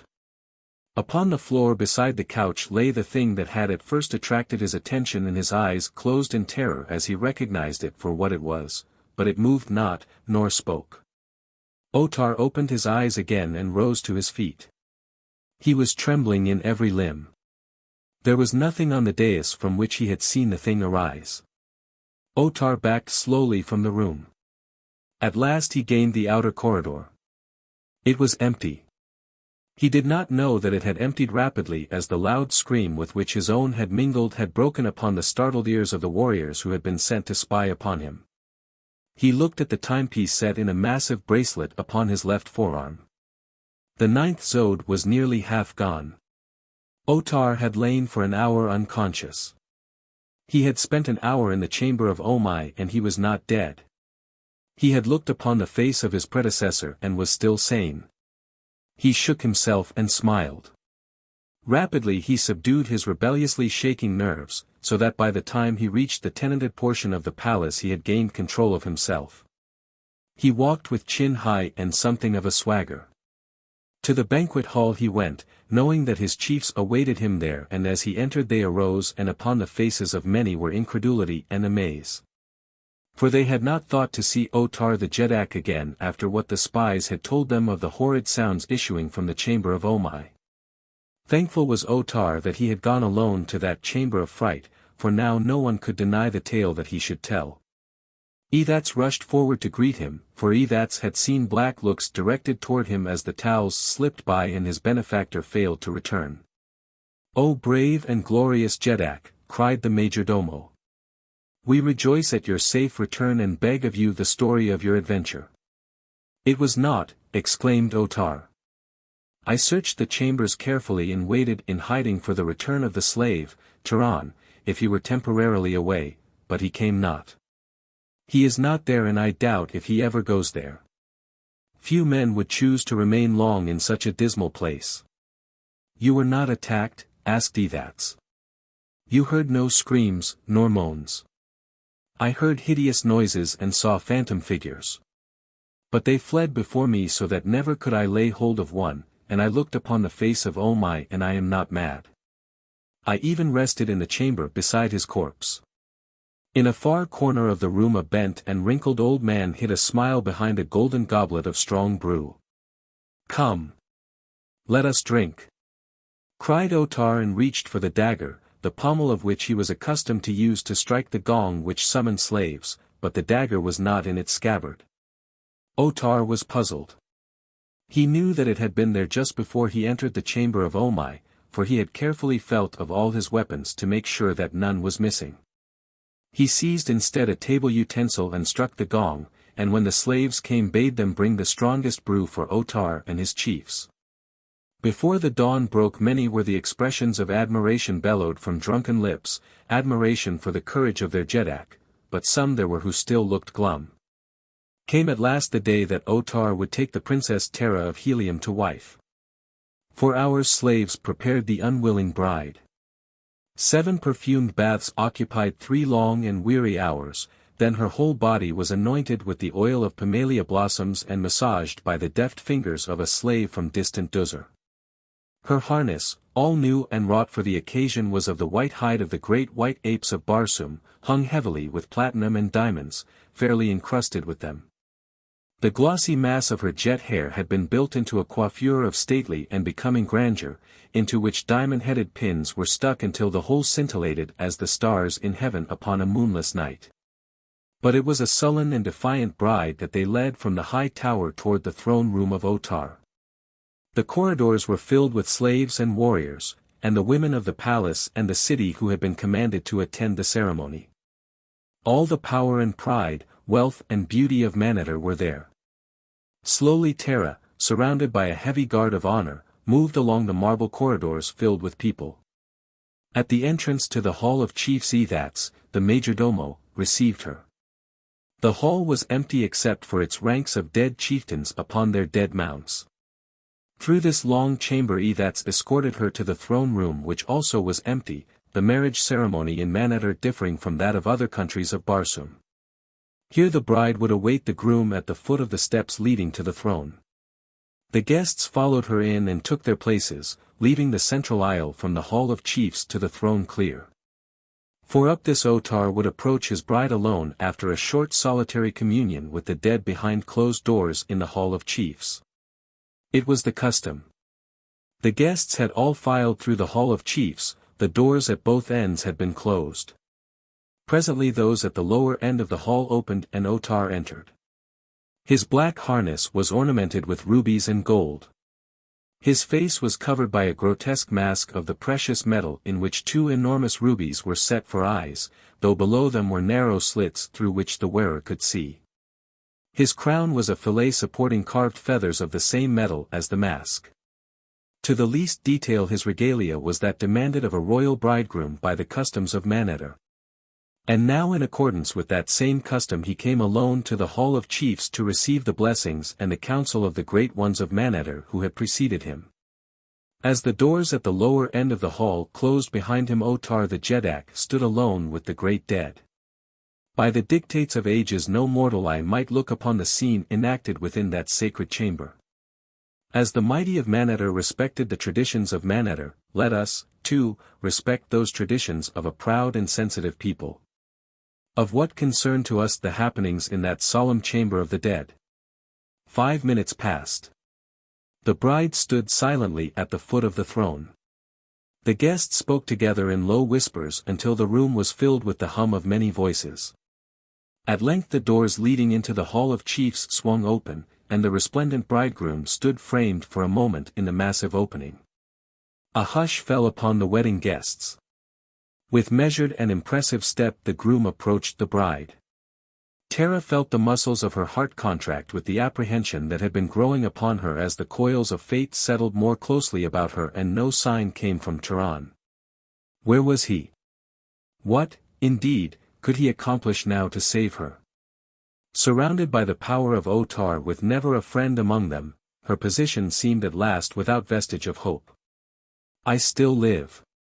She whispered inwardly in a last brave attempt to combat the terrible hopelessness that was overwhelming her, but her fingers stole for reassurance to the slim blade that she had managed to transfer, undetected, from her old harness to the new. And now the groom was at her side and taking her hand was leading her up the steps to the throne, before which they halted and stood facing the gathering below. Came then, from the back of the room a procession headed by the high dignitary whose office it was to make these two man and wife. And directly behind him a richly clad youth bearing a silken pillow on which lay the golden handcuffs connected by a short length of chain of gold with which the ceremony would be concluded when the dignitary clasped a handcuff about the wrist of each symbolizing their indissoluble union in the holy bonds of wedlock. Would Tehran's promised succor come too late? Tara listened to the long, monotonous intonation of the wedding service. She heard the virtues of Otar extolled and the beauties of the bride. The moment was approaching and still no sign of Tehran. But what could he accomplish should he succeed in reaching the throne room, other than to die with her? There could be no hope of rescue. The dignitary lifted the golden handcuffs from the pillow upon which they reposed. He blessed them and reached for Tara's wrist. The time had come. The thing could go no further, for alive or dead, by all the laws of Barsoom she would be the wife of Otar of Manetter the instant the two were locked together. Even should rescue come then or later she could never dissolve those bonds and Tehran would be lost to her as surely as though death separated them.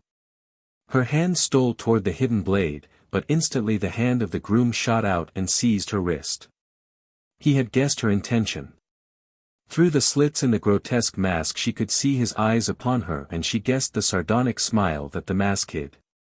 For a tense moment the two stood thus. The people below them kept breathless silence for the play before the throne had not passed unnoticed. Dramatic as was the moment it was suddenly rendered trebly so by the noisy opening of the doors leading to the Hall of Chiefs. All eyes turned in the direction of the interruption to see another figure framed in the massive opening, a half-clad figure buckling the half-adjusted harness hurriedly in place, the figure of Otar, Jetan of Mars. "Stop!" he screamed, springing forward along the aisle toward the throne. "Seize the impostor!" All eyes shot to the figure of the groom before the throne. They saw him raise his hand and snatch off the golden mask, and Terra of Helium in wide-eyed incredulity looked up into the face of Turan the Pandan. "Turan the slave," they cried then. "Death to him! Death to him!" "Wait!" shouted Turan, drawing his sword, as a dozen warriors leaped forward. "Wait!" screamed another voice, old and cracked, as Igos, the ancient taxidermist, sprang from among the guests and reached the throne steps ahead of the foremost warriors. At sight of the old man the warriors paused, for age is held in great veneration among the peoples of Barsoom, as is true, perhaps, of all peoples whose religion is based to any extent upon ancestor worship. But Otar gave no heed to him, leaping instead swiftly toward the throne. "Stop, coward!" cried Igos. The people looked at the little old man in amazement. "Men of Mars," he cackled in his thin, shrill voice, "wouldst be ruled by a coward and a liar?" "Down with him," shouted Otar. "Not until I have spoken," retorted Igos. "It is my right. If I fail my life is forfeit, that you all know and I know. I demand therefore to be heard." "It is my right." "It is his right," echoed the voices of a score of warriors in various parts of the chamber. "That Otar is a coward and a liar I can prove," continued Igos. "He said that he faced bravely the horrors of the chamber of Omai and saw nothing of the slave Turan. I was there, hiding behind the hangings, and I saw all that transpired. Turan had been hiding in the chamber and was even then lying upon the couch of Omai when Otar, trembling with fear, entered the room. Turan, disturbed, arose to a sitting position at the same time voicing a piercing shriek. Otar screamed and swooned. "It is a lie," cried Otar. "It is not a lie and I can prove it," retorted Igos. "Didst notice the night that he returned from the chambers of Omai and was boasting of his exploit, that when he would summon slaves to bring wine he reached for his dagger to strike the gong with its pommel as is always his custom? Didst note that, any of you? And that he had no dagger? Otar, where is the dagger that you carried into the chamber of Omai? You do not know, but I know. While you lay in the swoon of terror I took it from your harness and hid it among the sleeping silks upon the couch of Omai. There it is even now, and if any doubt it let them go thither and there they will find it and know the cowardice of their Jetan." "But what of this impostor?" demanded one. "Shall he stand with impunity upon the throne of Mars whilst we squabble about our ruler?" "It is through his bravery that you have learned the cowardice of Otar," replied Igos, "and through him you will be given a greater Jetan. We will choose our own Jetan. Seize and slay the slave." There were cries of approval from all parts of the room. Gahan was listening intently, as though for some hoped-for sound. He saw the warriors approaching the dais, where he now stood with drawn sword and with one arm about Terra of Helium. He wondered if his plans had miscarried after all. If they had it would mean death for him, and he knew that Terra would take her life if he fell. Had he, then, served her so futilely after all his efforts? Several warriors were urging the necessity for sending at once to the chamber of Omai to search for the dagger that would prove, if found, the cowardice of Otar. At last 3 consented to go. "You need not fear," Igos assured them. "There is naught there to harm you. I have been there often of late and Turan the slave has slept there for these many nights. The screams and moans that frightened you and Otar were voiced by Turan to drive you away from his hiding place." Shamefacedly the 3 left the apartment to search for Otar's dagger. And now the others turned their attention once more to Gahan. They approached the throne with bared swords, but they came slowly for they had seen this slave upon the field of Jetan and they knew the prowess of his arm. They had reached the foot of the steps when from far above there sounded a deep boom, and another, and Turan smiled and breathed a sigh of relief. Perhaps, after all, it had not come too late.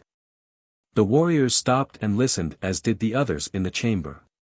Now there broke upon their ears a loud rattle of musketry and it all came from above as though men were fighting upon the roofs of the palace. "What is it?" they demanded, one of the other. "A great storm has broken over Manetter," said one. "Mind not the storm until you have slain the creature who dares stand upon the throne of your Jedak," demanded Otar. "Seize him." Even as he ceased speaking the arras behind the throne parted and a warrior stepped forth upon the dais. An exclamation of surprise and dismay broke from the lips of the warriors of Otar. "Uthor," they cried. "What treason is this?" "It is no treason," said Uthor in his deep voice. "I bring you a new Jedak for all of Manetter. No lying poltroon, but a courageous man whom you all love." He stepped aside then and another emerged from the corridor hidden by the arras. It was Acor, and at sight of him there rose exclamations of surprise, of pleasure, and of anger, as the various factions recognized the coup d'état that had been arranged so cunningly. Behind Acor came other warriors until the dais was crowded with them, all men of Manetter from the city of Monatos. Otar was exhorting his warriors to attack, when a bloody and disheveled Padwar burst into the chamber through a side entrance. "The city has fallen," he cried aloud. "The hordes of Monatos pour through the gate of enemies. The slaves from Gathol have arisen and destroyed the palace guards. Great ships are landing warriors upon the palace roof and in the fields of Jetan. The men of Helium and Gathol are marching through Manetter. They cry aloud for the princess of Helium and swear to leave Manetter a blazing funeral pyre consuming the bodies of all our people. The skies are black with ships. They come in great processions from the east and from the south." And then once more the doors from the Hall of Chiefs swung wide and the men of Manetter turned to see another figure standing upon the threshold, a mighty figure of a man with white skin, and black hair. And grey eyes that glittered now like points of steel and behind him the Hall of Chiefs was filled with fighting men wearing the harness of far countries. Terra of Helium saw him and her heart leaped in exultation, for it was John Carter, warlord of Barsoom, come at the head of a victorious host to the rescue of his daughter, and at his side was Jor Cantos to whom she had been betrothed. The warlord eyed the assemblage for a moment before he spoke. "Lay down your arms, men of Manetter," he said. "I see my daughter and that she lives, and if no harm has befallen her no blood need be shed. Your city is filled with the fighting men of Uthor, and those from Gathol and from Helium. The palace is in the hands of the slaves from Gathol, beside 1,000 of my own warriors who fill the halls and chambers surrounding this room. The fate of your Jedak lies in your own hands. I have no wish to interfere. I come only for my daughter and to free the slaves from Gathol. I have spoken." And without waiting for a reply and as though the room had been filled with his own people rather than a hostile band he strode up the broad main aisle toward Terra of Helium. The chiefs of Manetter were stunned. They looked to Otar. But he could only gaze helplessly about him as the enemy entered from the Hall of Chiefs and circled the throne room until they had surrounded the entire company. And then a dwarf of the army of Helium entered. "We have captured 3 chiefs," he reported to the warlord, who begged that they be permitted to enter the throne room and report to their fellows some matter which they say will decide the fate of Manetter. "Fetch them," ordered the warlord.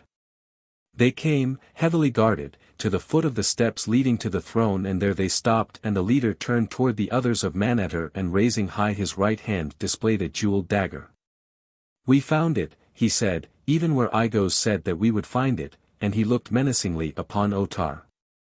"Acor, Jedak of Manetter," cried a voice, and the cry was taken up by 100 horse-throated warriors. "There can be but one Jedak in Manetter," said the chief who held the dagger. His eyes still fixed upon the hapless Otar he crossed to where the latter stood and holding the dagger upon an outstretched palm proffered it to the discredited ruler. "There can be but one Jedak in Manetter," he repeated meaningly. Otar took the proffered blade and drawing himself to his full height plunged it to the guard into his breast, in that single act redeeming himself in the esteem of his people and winning an eternal place in the Hall of Chiefs. As he fell all was silence in the great room, to be broken presently by the voice of Uthor. Otar is dead, he cried. Let Akor rule until the chiefs of all Manetter may be summoned to choose a new Jedak. What is your answer? Let Akor rule. Akor, Jedak of Manetter. The cries filled the room and there was no dissenting voice. Akor raised his sword for silence. It is the will of Akor, he said, and that of the great Jet of Monados, and the commander of the fleet from Gathol, and of the illustrious John Carter, warlord of Barsoom.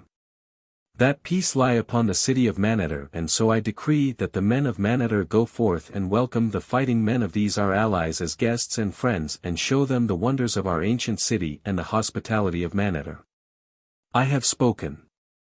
And Uthor and John Carter dismissed their warriors and bade them accept the hospitality of Manetter.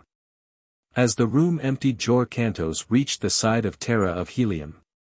The girl's happiness at rescue had been blighted by sight of this man whom her virtuous heart told her she had wronged.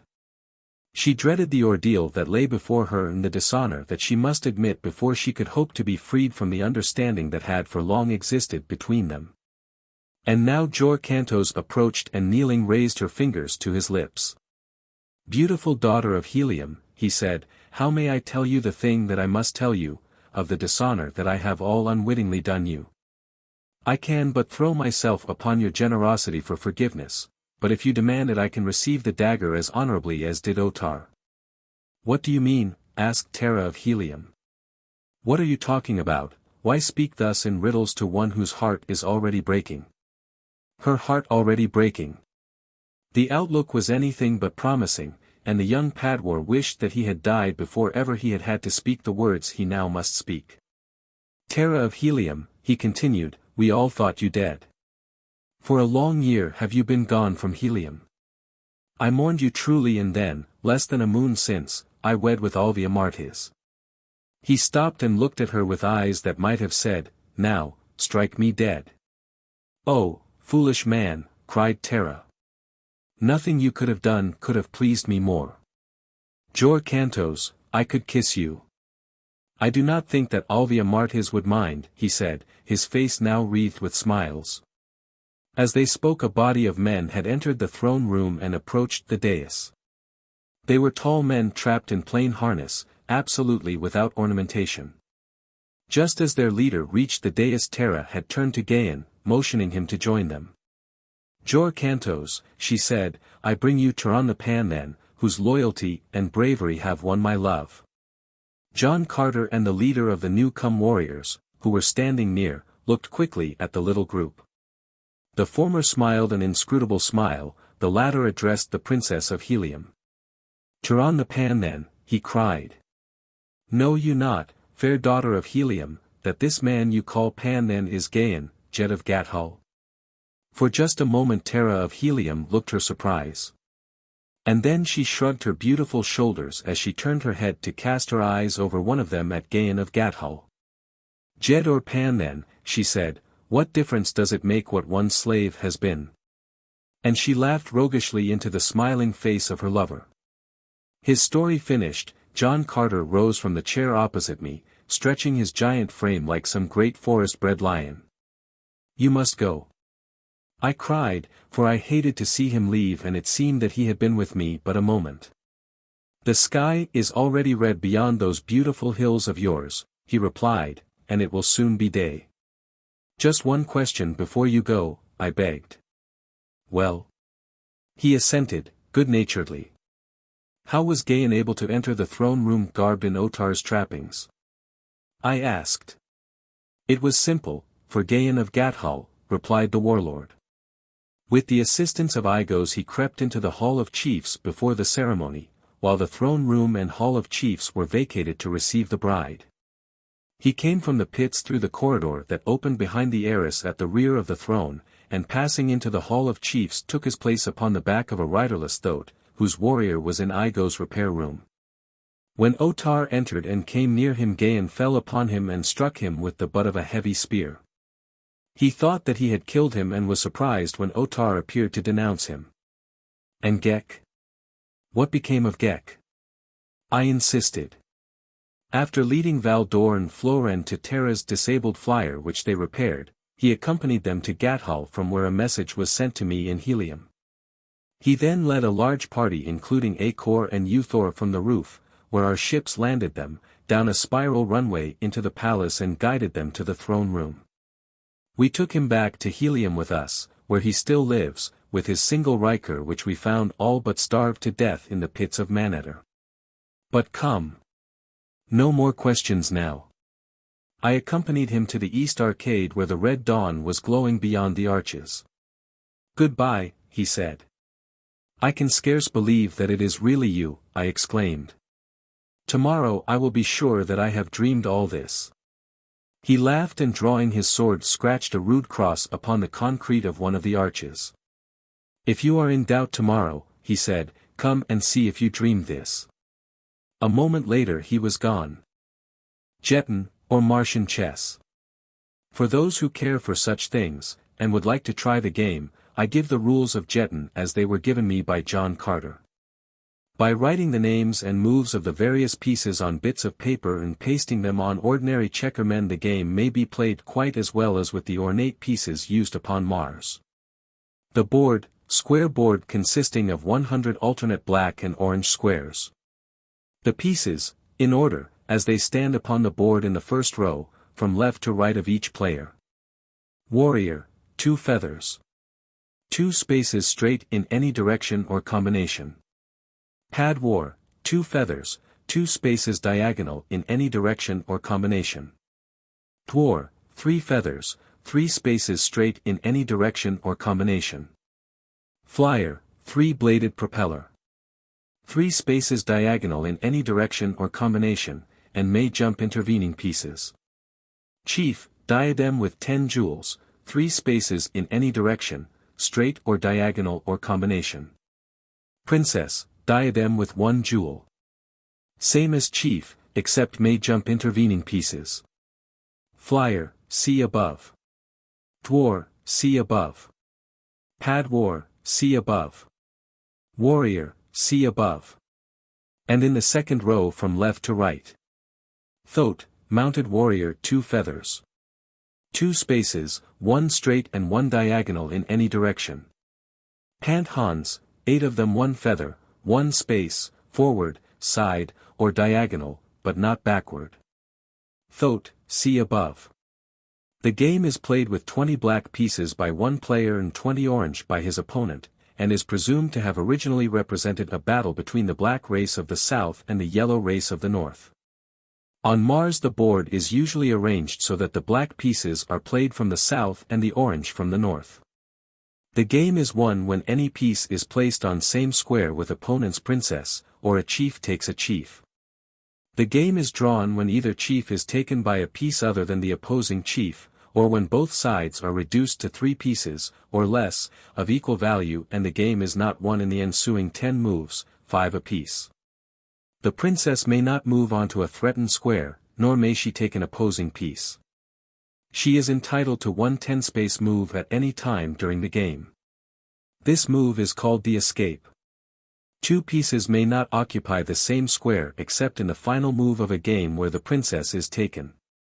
When a player, moving properly and in order, places one of his pieces upon a square occupied by an opponent piece, the opponent piece is considered to have been killed and is removed from the game. The moves explained. Straight moves mean due north, south, east, or west, diagonal moves mean northeast, southeast, southwest, or northwest.